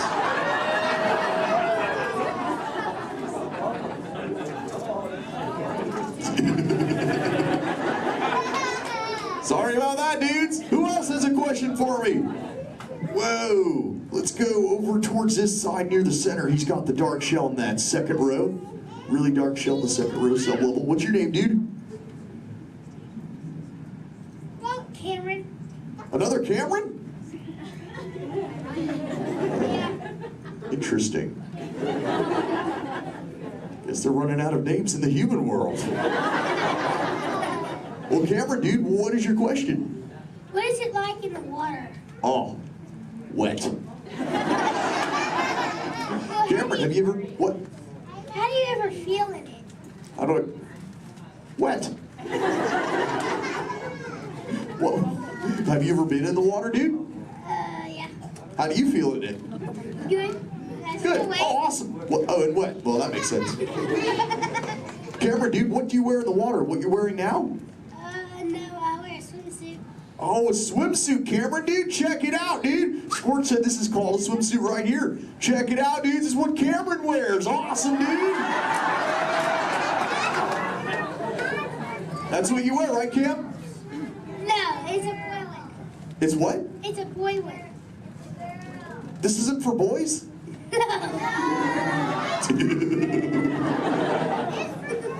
I didn't know that, dude. Cameron, dude, can I ask you a personal question, dude? Yeah. Does this make me look fat? No. No? Oh, thanks, dude. Cameron, dude, remember, when you get older, you'll find that will always be the correct answer to that question. Totally. What, dudes? No, dudes, the name's Crush. Where you see Little Blue?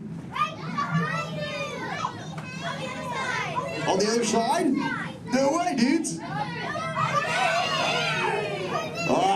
That'd be awesome if she were here, dudes, but she's totally not. Hey. Whoa, Little Blue! Don't I know you? Jaw. Hi, I'm Dory. Totally. I remember you. You're Mosh. Little Blue, the name's Crush. But what brings you here on this fine day? What brings me here? Jaw. My fin, silly. Watch. Woo ha, chee ha, woo. Ow, ow, yeah. Ow, ow, ow. Wow, that really clocked me there. Am I bleeding? Little Blue, I hope not, but... Look. It's a people tank. Hi. Hola. Ooh, bonjour. Welcome. Ni hao ma. Ohio. Hi. You're like a little linguist, Little Blue. You know, I just taught these human dudes how to talk turtle. It'd be so awesome if someone could teach us all how to speak whale. I can speak whale. Awesome. Okay, everyone, repeat after me. Hello.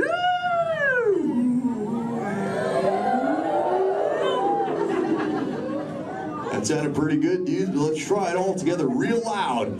Hello.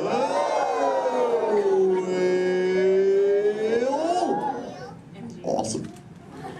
You know, sometimes you speak whale and there are like 80 whales swimming around you. Not today. What do you mean, dude? No whale. Where? You see one behind me? Oh! Little Blue! Oh! Conversation. There's totally a whale, Little Blue. Swim, Little Blue!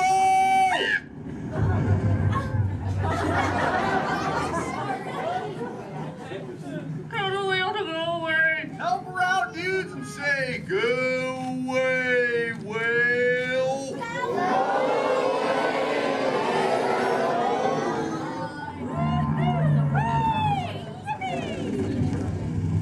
You did it, dudes. You saved Little Blue. Put your fins together. That was awesome. You so totally rock, dudes. You know, I could hang out with you all day, but I have to make sure Little Blue is okay. So before I go, remember, do not fight the current. Learn to ride it, and it will totally take you where you're meant to go. And little dudes and dudettes, do the Crush Man a big favor. Keep using that word dude for the rest of the day. Your parents will love it. Bye-bye, dudes. Let's give it up for Crush!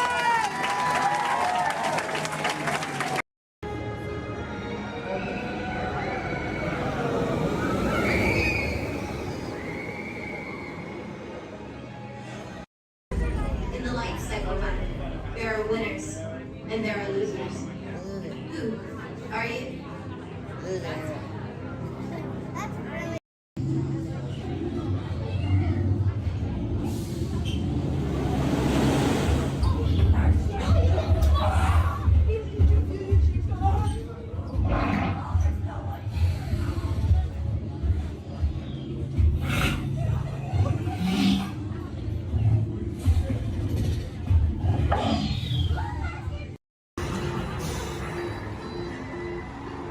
Hang on.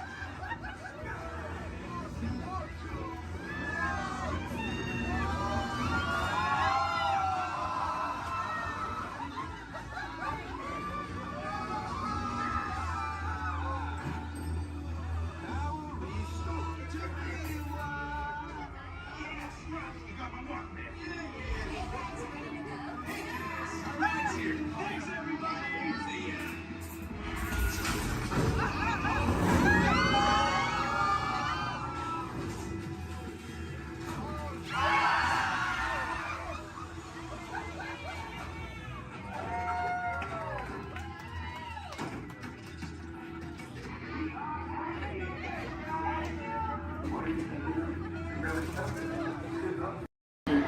seated throughout your journey, keeping your hands, arms, feet, and legs inside your car.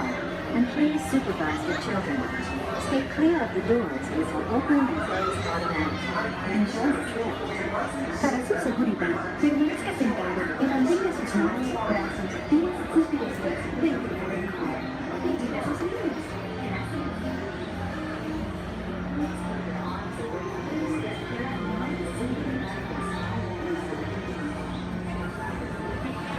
Welcome aboard the Tomorrowland Transit Authority People Mover. You're quiet and carefree, highway in the sky. We invite you to sit back, relax, and enjoy your current circumstance. Along the way, you can preview many of the exciting places you'll want to be sure to enjoy today while visiting this land of tomorrow.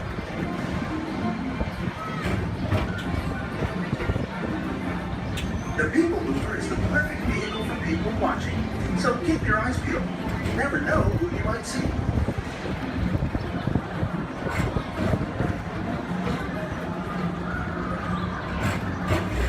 Coming up, Stitch's Great Escape, where you can report for duty as a security agent for the Galactic Federation.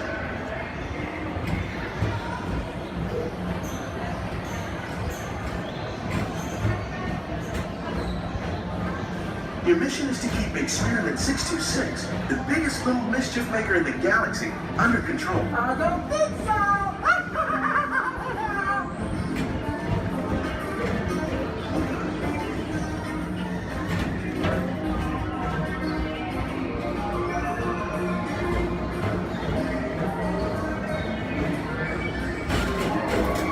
And now, Tomorrowland Transit Authority proudly presents Progress City, Walt Disney's dream for an experimental prototype created in tomorrow. Progress City was the inspiration for everything leading us forward in life.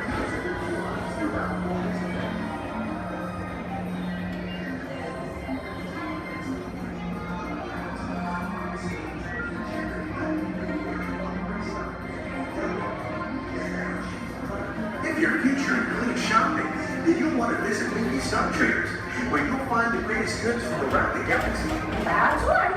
It's out this world!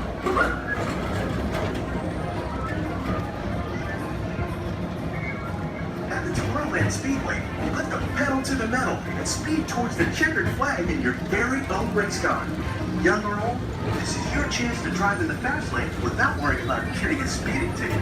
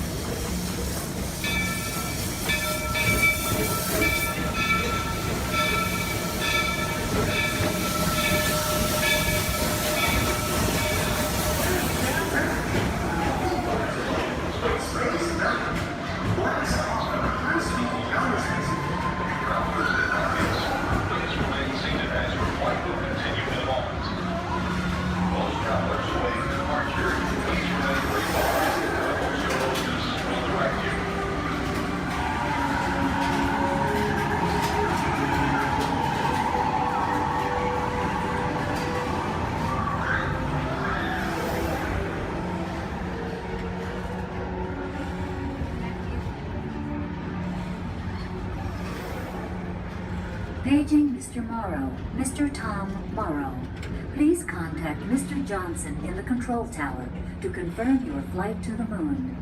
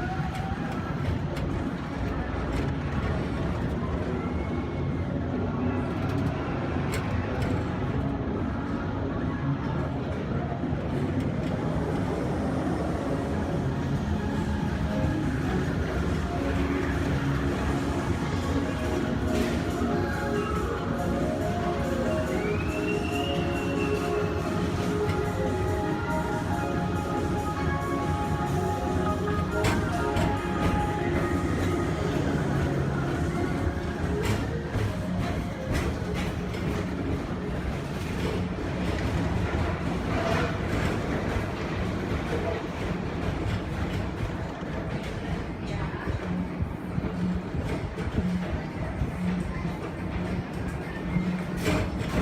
back to Tomorrowland. Be sure to visit Space Mountain while you're here for an adventure that's out of this world. Space Mountain. Blast off the last week outer space.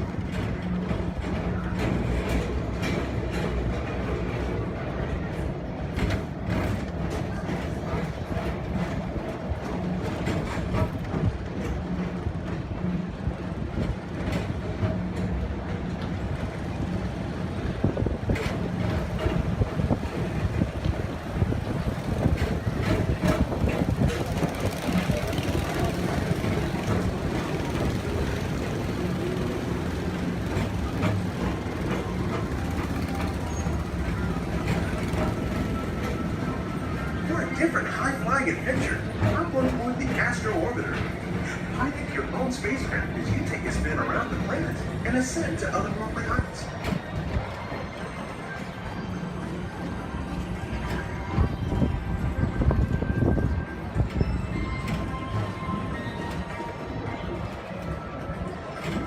We're now approaching Walt Disney's Carousel of Progress.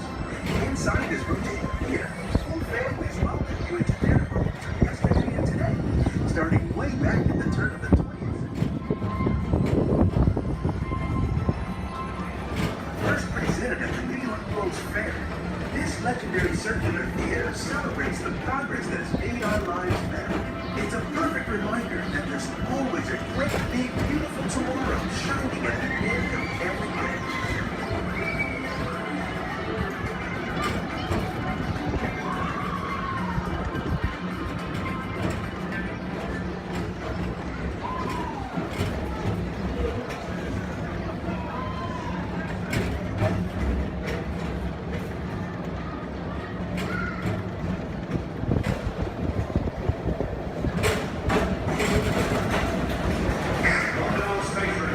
This is Buzz Lightyear. Report to your star cruiser and join me on this daring space mission.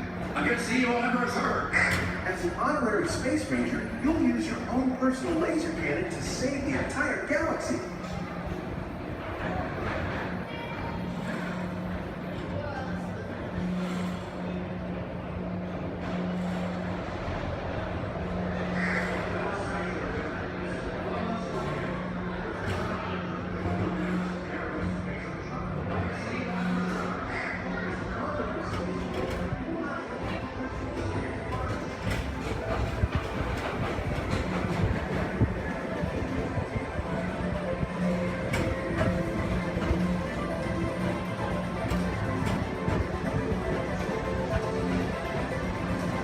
This time it's laughter they're after at Monsters Incorporated.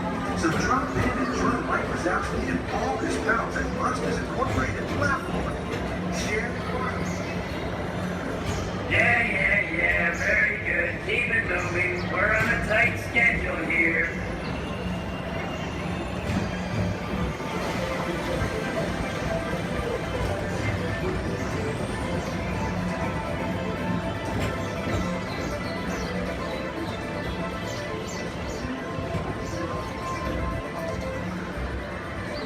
Thank you for joining us on the Tomorrowland Transit Authority People Tour. It's been a pleasure to have you aboard. Enjoy the rest of your day and have a great, big, beautiful tomorrow. Welcome aboard the Tomorrowland Transit Authority. Your flight is right for the Oscar.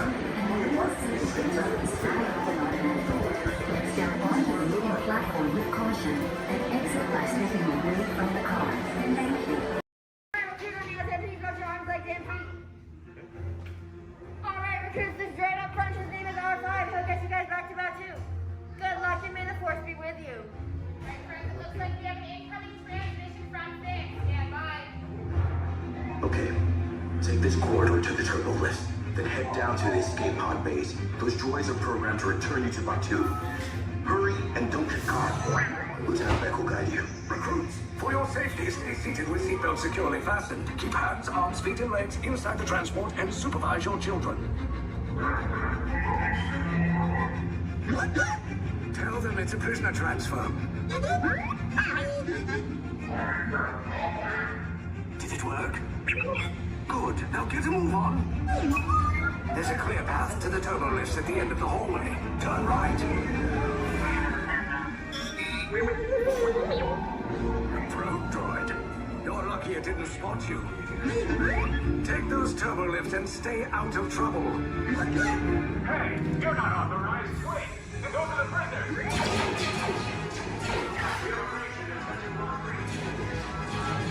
Cover is blown. Find an alternate route. Who picked these two droids anyway? Detention breach. Prisoners not seen and never seen. There they are. Fire!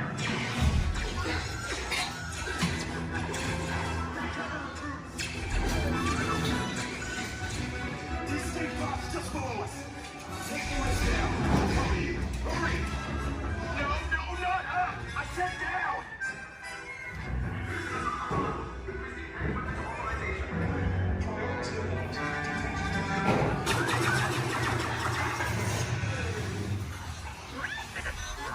This does not look good. Try to find another way down to the escape pods. The Resistance will attempt to rescue the prisoners. They have neither the resources nor the courage to engage us. You underestimate their conviction. Raise the shields! Shields? I see no evidence. Now! Sound the alarm! All personnel to their stations!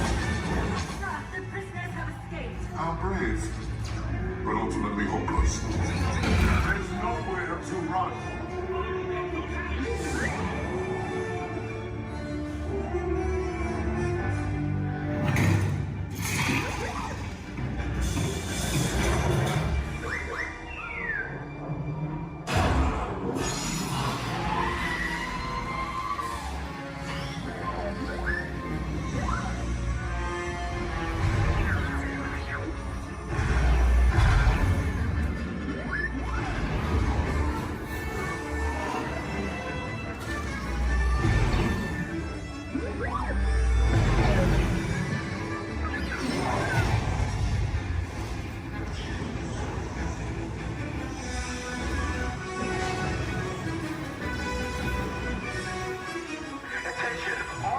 Personnel, abandoned ship.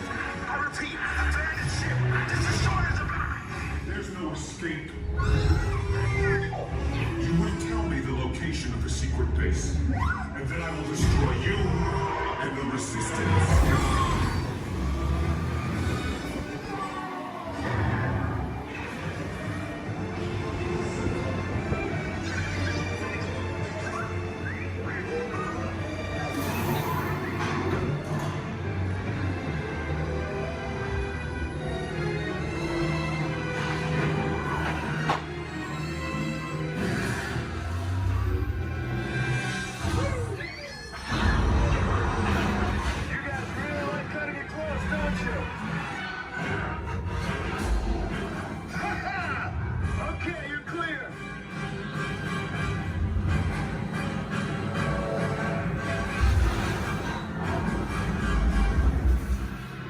Your escape pods came in a little off target. Ground crews will meet you outside the wreck. All right, nice job, recruits. Not what you signed on for, but hey, you're Resistance now. I think I have that authority. Right, Beck? Where's the lieutenant? I need eyes on Beck. Line up, Scapper's pod beacon. 4 escape pods down in Sector 4. Verification pending. Lieutenant Beck here. Beck! You're right. I should hope so. Great job, recruits. Thanks to your heroism, the location of the Resistance base is secure. Bravo! Yes, R5, you too.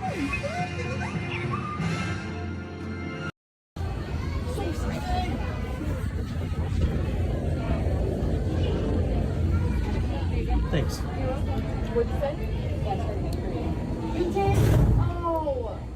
So I said, like, no. I used to Motion tracking, assigning individualized color profiles, web shooters calibrating. Woo! You there, Spider-Man? Yeah. Where are you? On our way.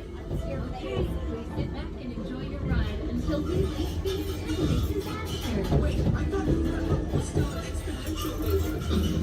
Yeah, disaster sounds right. I got you, Dave. Oh!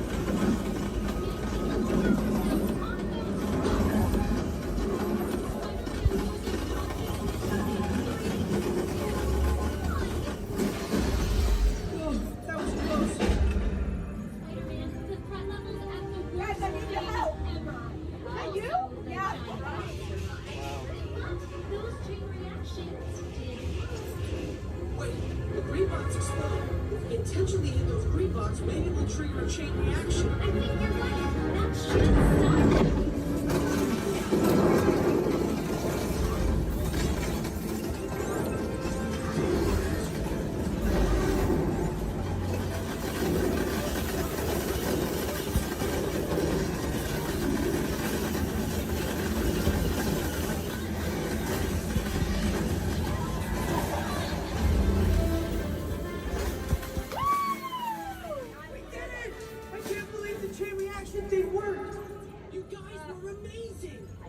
I'm very impressed, Spider-Man. You really solved the problem. Well, what's we done without them? That was also your idea.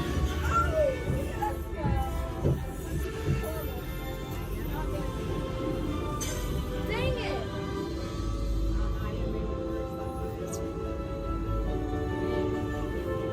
For your safety, please remain seated. We failed. We did better this morning. Jackson's been so good.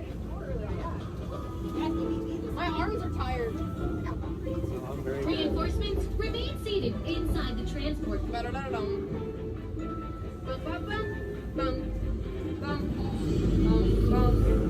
Hey, thanks for attending our open house presentation and preventing the destruction of the world as we know it.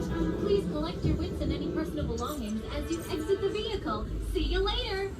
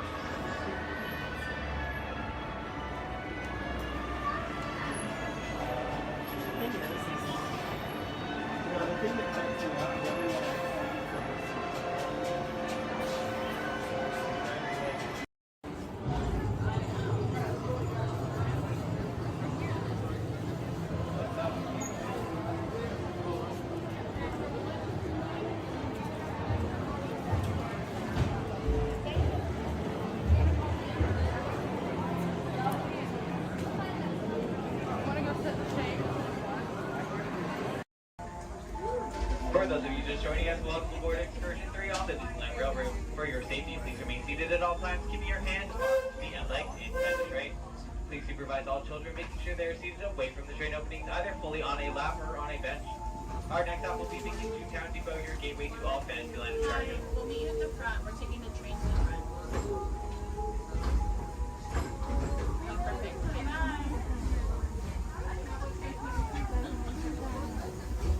To those just joining us, welcome aboard the Disneyland Railroad. To ensure a safe ride, stay seated with your hands, arms, feet, and legs inside the train. And please watch your kids. Para su seguridad, permanezca sentado y mantenga las manos, brazos, pies y piernas dentro del tren y cuide a los pequeños. We're now entering Splash Mountain, rumored to be the location of the one and only Grappin' Place. If you look real hard, just for a moment, it's where the critters are celebrating a zippity-doo-dah day.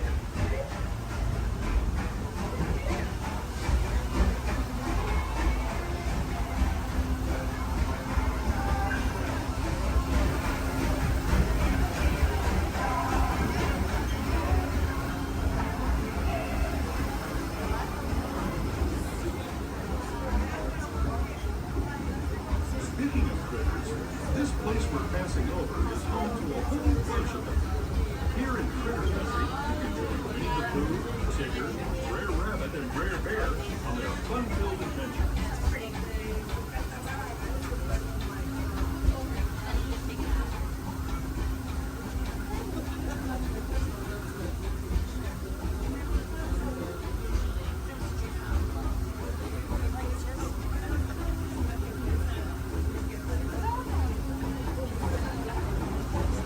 As we steam past Hungry Bear Restaurant, last outpost in these parts, we're now joining up with the rivers of America and entering the frontier as it looked more than a century and a half ago.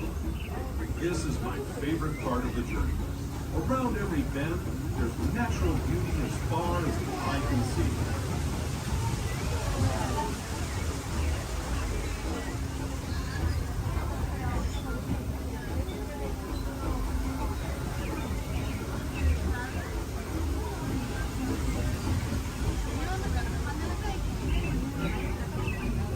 There is the revered Indian shaman, sharing his stories with those in the great river valley below.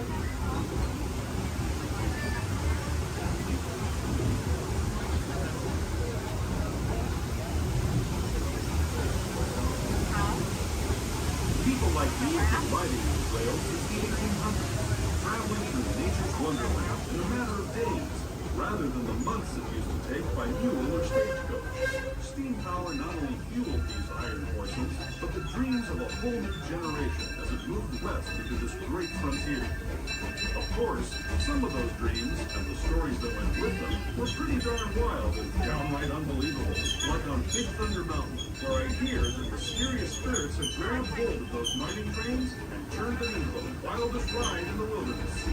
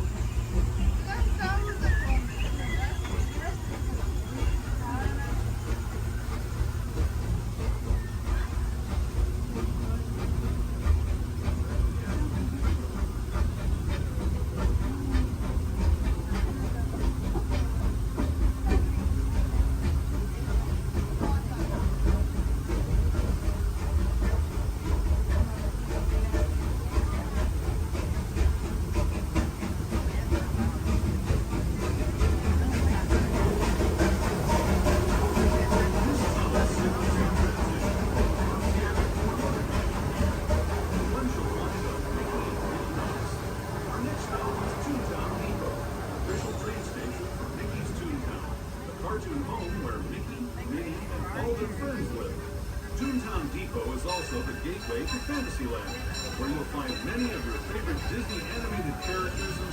As we make our way to Mickey's Toontown Depot, we do ask that you please remain fully seated until the train has been stable and quickly stopped. Some of your stops are all Fantasyland attractions, including Into Small World, Alice in Wonderland, Peter Pan's Flight, and our other favorite little train, Casey Jr. Once again, please remain fully seated until we have come to a full and complete stop.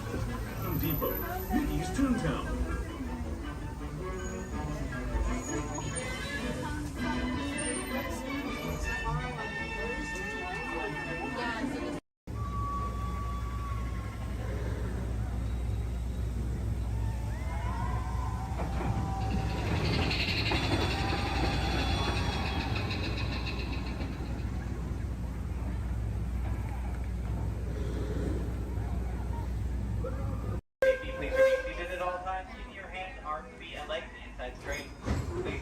Children making sure they're seated away from the train openings, either fully on a lap or on a bench. Our next stop will be New Orleans Square Station. Do we want to the scarf? Do we want to stop at New Orleans? No, do you want to go all the way around? Or do we want to stop at New Orleans? Welcome aboard the Disneyland Railroad. We're embarking on a grand circle tour of the Magic Kingdom. We'll be stopping at New Orleans Square, Mickey's Toontown, and Tomorrowland. We'll also visit the Grand Canyon and make a trip back in time to the primeval world and the age of the dinosaurs before returning to Main Street Station. As we begin our journey, remember that for a safe trip, you need to stay seated, keeping your hands, arms, feet, and legs inside the train. And please watch your children. Bienvenidos a bordo del Disneyland Railroad. Para su seguridad, permanezca sentado y mantenga las manos, brazos, pies y piernas dentro del tren y cuide a los pequeños. Gracias. Our first stop is New Orleans Square Station. But to get there, we need to pass through the wilds of Adventureland. It may seem peaceful through here, but trust me, it's a real jungle out there. Literally. So be on the lookout. You just never know what might be lurking along the rails.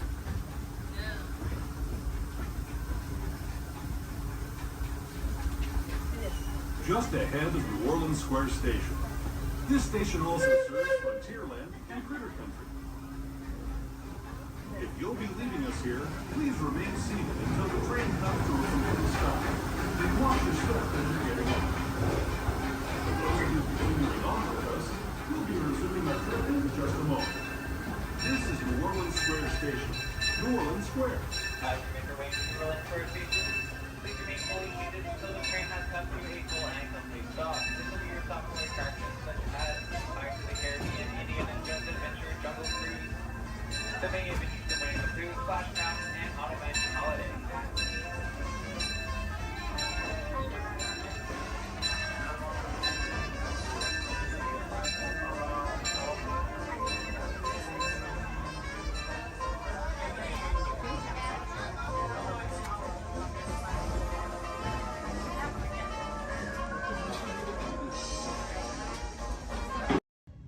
Welcome to Turtle Talk. My name's Andrew. Before we get started, there are a few things that I would like to go over with everyone.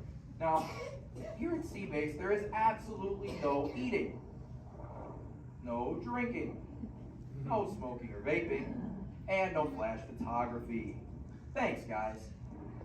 Now, this piece of equipment here is known as a hydrophone. It allows us to hear sounds from beneath the sea, and it's also going to allow us to hear from our very special guest today. Does everybody know who our special guest is? Please shout it out. Crush is coming to talk to us to learn more about the human world, and we're going to get the chance to ask him a couple questions about the turtle world. So, little ones, you're thinking of questions that you may get to ask Crush, okay? Now, it does seem like Crush is off surfing at the moment. In order to call him out, we need to yell, "Hey, Crush!" on the count of 3, all right? 1, 2, 3. Hey, Crush! Well, righteous, dude! Well, awesome! Check it out, man! Hey, dude, look! Double barrel, 360, totally tubular. Whoa, look at the humans in the human tank! Hello, humans! Righteous, man! Oh, dude, speaking of most righteous, look at this, bro. Hatchlings, grommets, offspring, totally chillin' sub-level. Look at this, right next to you, you got a little dudette, blue shell, brown noggin, goggles, and extra ears. Yeah, right there on the coral. Hey, bud, what's your name down there, dudette? Bella. Hey, what's up, bud? Are you having a good day, man? Yeah. Awesome. Can you talk like a turtle? No. Oh, I got your back. It's really easy. Just say, awesome. Awesome. Nailed it. Try this one. Say totally. Put them together. Say totally awesome. Totally awesome. Give it up for that dude. Righteous. Good job, bud. Totally good. You talk like a turtle. Hey, I got a dude over here with a gray shell, curly noggin, and goggles too. Sweet. Hey, man, what's your name down there, bud? Gustavo. Hey, where are you from, Gustavo? Where are you from? New York. Whoa, dude. Who brought you here today? I went on my car. Oh, we'll find out together. Don't sweat it. Hey, dudes, is there like maybe a parental unit, a life guardian of the Gustavo? If anybody's with them, right? Okay, let's talk to that chick and see what's up. All right, awesome. Hey, dude, what's up, bud? What is your name? Karen. Hey, Karen, what's up? How many kids you got? My English is not good. I'm from Brazil. Oh, I don't speak English either. I talk turtle. Karen, does it freak you out? Gustavo has no clue you're here. Don't worry, Karen. They come back when they get hungry. Karen, did you feel it, bud? Did you feel it? We're sharing a moment. Look at you, Karen. Awesome. Dude, my son's short. He's like this. He goes, Dad, what's up with all the humans? And I go, dude, I do not know. Human dudes, I need human help. Can all of you help out and answer Squirt's questions? If you want to help, say, Chaw! Righteous! You so totally rock, dude! Oh, wait a minute. Sorry, dude, my bad. Check this out. When a turtle says, "You so totally rock," everyone says, "Dude." Here we go. You so totally rock. Dude. You so totally rock. Dude. Now all of you totally talk turtle. So, on to Squirt's question. Numero uno. He goes, Dad, if humans go to a beach, what do they do? I said, bro, I do not know. Humans, do you go to the beach? Yeah. Awesomeness. Okay, answer it for the Squirt dude. What does a human do at a beach? Shout it out. Swim. No way. Who likes to swim? Wave some fin if you love to swim, man. Oh man, I got waivers. Look, even on the bench. What's up, waivers? Dude, want to see me swim? Say go crush. Go crush. Let's rock. Everyone yell. Rip it. Rip it. Roll it. Roll it. Punch it. Punch it. Rip it. Rip.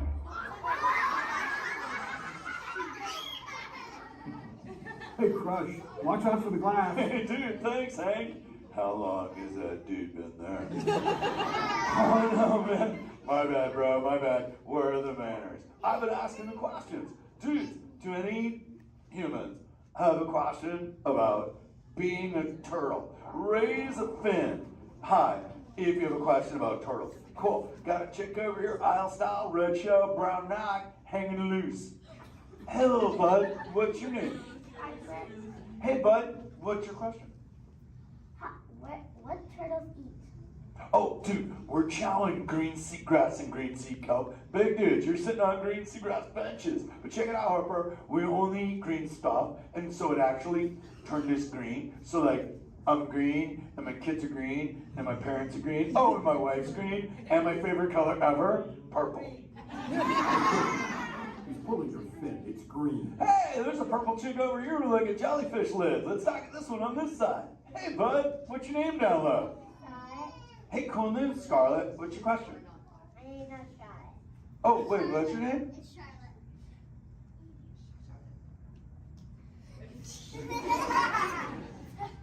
You don't have to tell me. Okay, what's your question, little bud? My name's not bad. Okay. Hey, let's head over here. We got like a little friend on this side. Looks like a light blue shell, brown noggin. Let's talk to this bud. Hey, what's your name, dude? My name's Marley. Hey, Marley, what's up? What's your question? What's your favorite food? Oh, dude, besides eating green seagrass and green sea kelp, we totally chow on the jellies. Yeah, they're like so tasty. Hey, wait, Marley, do you eat food and sleep and stuff? Yeah. Do you know how to swim? Yeah. You're a turtle. Because all we do every day is eat, sleep, and surf. Hey, we got a bud by the bench. He's got a red shell curly noggin. Let's talk to that guy. Sweet. Hey, big man. What's your name, dude? Ezekiel. Hey, Ezekiel. What's your question, friend? How do turtles breathe? Okay, here's the deal. We have to go up every 15 minutes, bud, because I'm like you. I breathe oxygen. But here's the deal. We have to go up every 15. But when I sleep, Ezekiel, we can go in this little cave right there. See the green shell sticking out over there? We got to tuck under, and we can sleep 5 hours straight and absorb oxygen out of water when we're underwater. Who else has a question? This is kind of cool. Oh, whoa, dude, check it out. We got like a little friend chilling on this side by the bench. Looks like a grayish blue shell, brown ox sitting on her own flips. Dude, what's your name over there, bud? Abby. Hey, Abs, what's your question, Abby? How many babies can a turtle have? Well, mommy turtles, man, they go to a beach, but it's the same beach every time. And they drop off like 90 to 100 eggs. But here's the cool part. When the sand is really warm, Abby, everybody is a dudette. And when it's cold, they're all dudes. So we say, dudes are cool and chicks are hot. This is awesome, humans. Hey, the Jelly Man. I was talking about you, buddy. Oh, Crush. Hey, man. I'm trying to get away from a turtle pile. Marlon, turtle piles are a celebration. Everyone yell, turtle pile!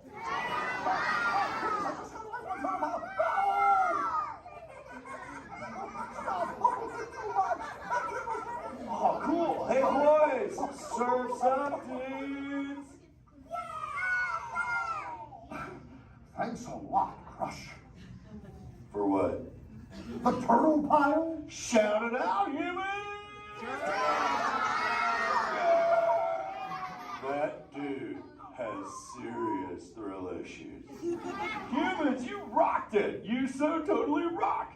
Okay, like 4 kids remembered. The rest of you dudes pulled a hard Dory. Dudes, don't space out! Remember, Turtle says you so totally rock. Everyone screams! You so totally rock! There you go, you're back again. Oh, bummer. Hey bro, the frequency thing is not working. Whoa, it's Bailey! Call him back with your fins. Put your both fins up. Yeah, put your both fins up. Go.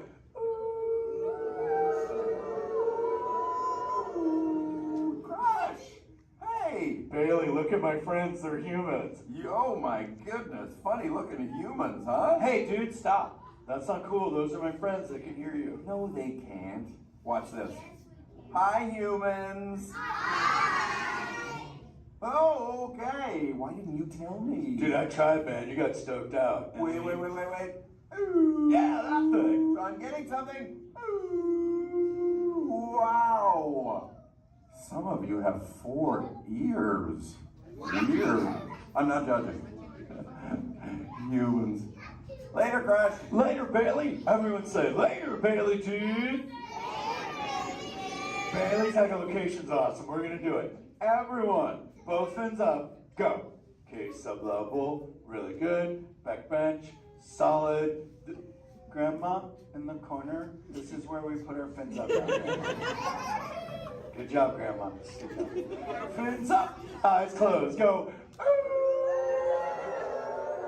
How many fins am I holding up now? No, you gotta go.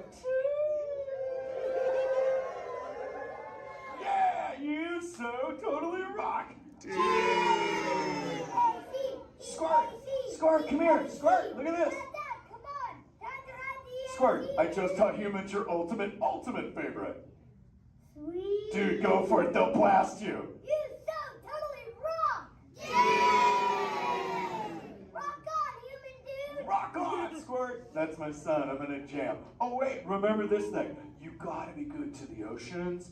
And the oceans will be good to you. And slap the fins together for my man Andrew. Rockin' the mic, man. Oh, righteous. Little dude. Use the word dude all day long. Because your parents will love you. Hey, Karen. You're welcome, Karen.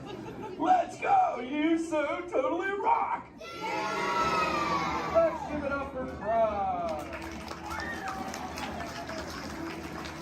If you would like to learn more about Crush and his friends like green sea turtles, manatees, or sharks, you can do so up on the second floor of Sea Base. Now, little ones, don't move until your adult comes to get you. Adults, please collect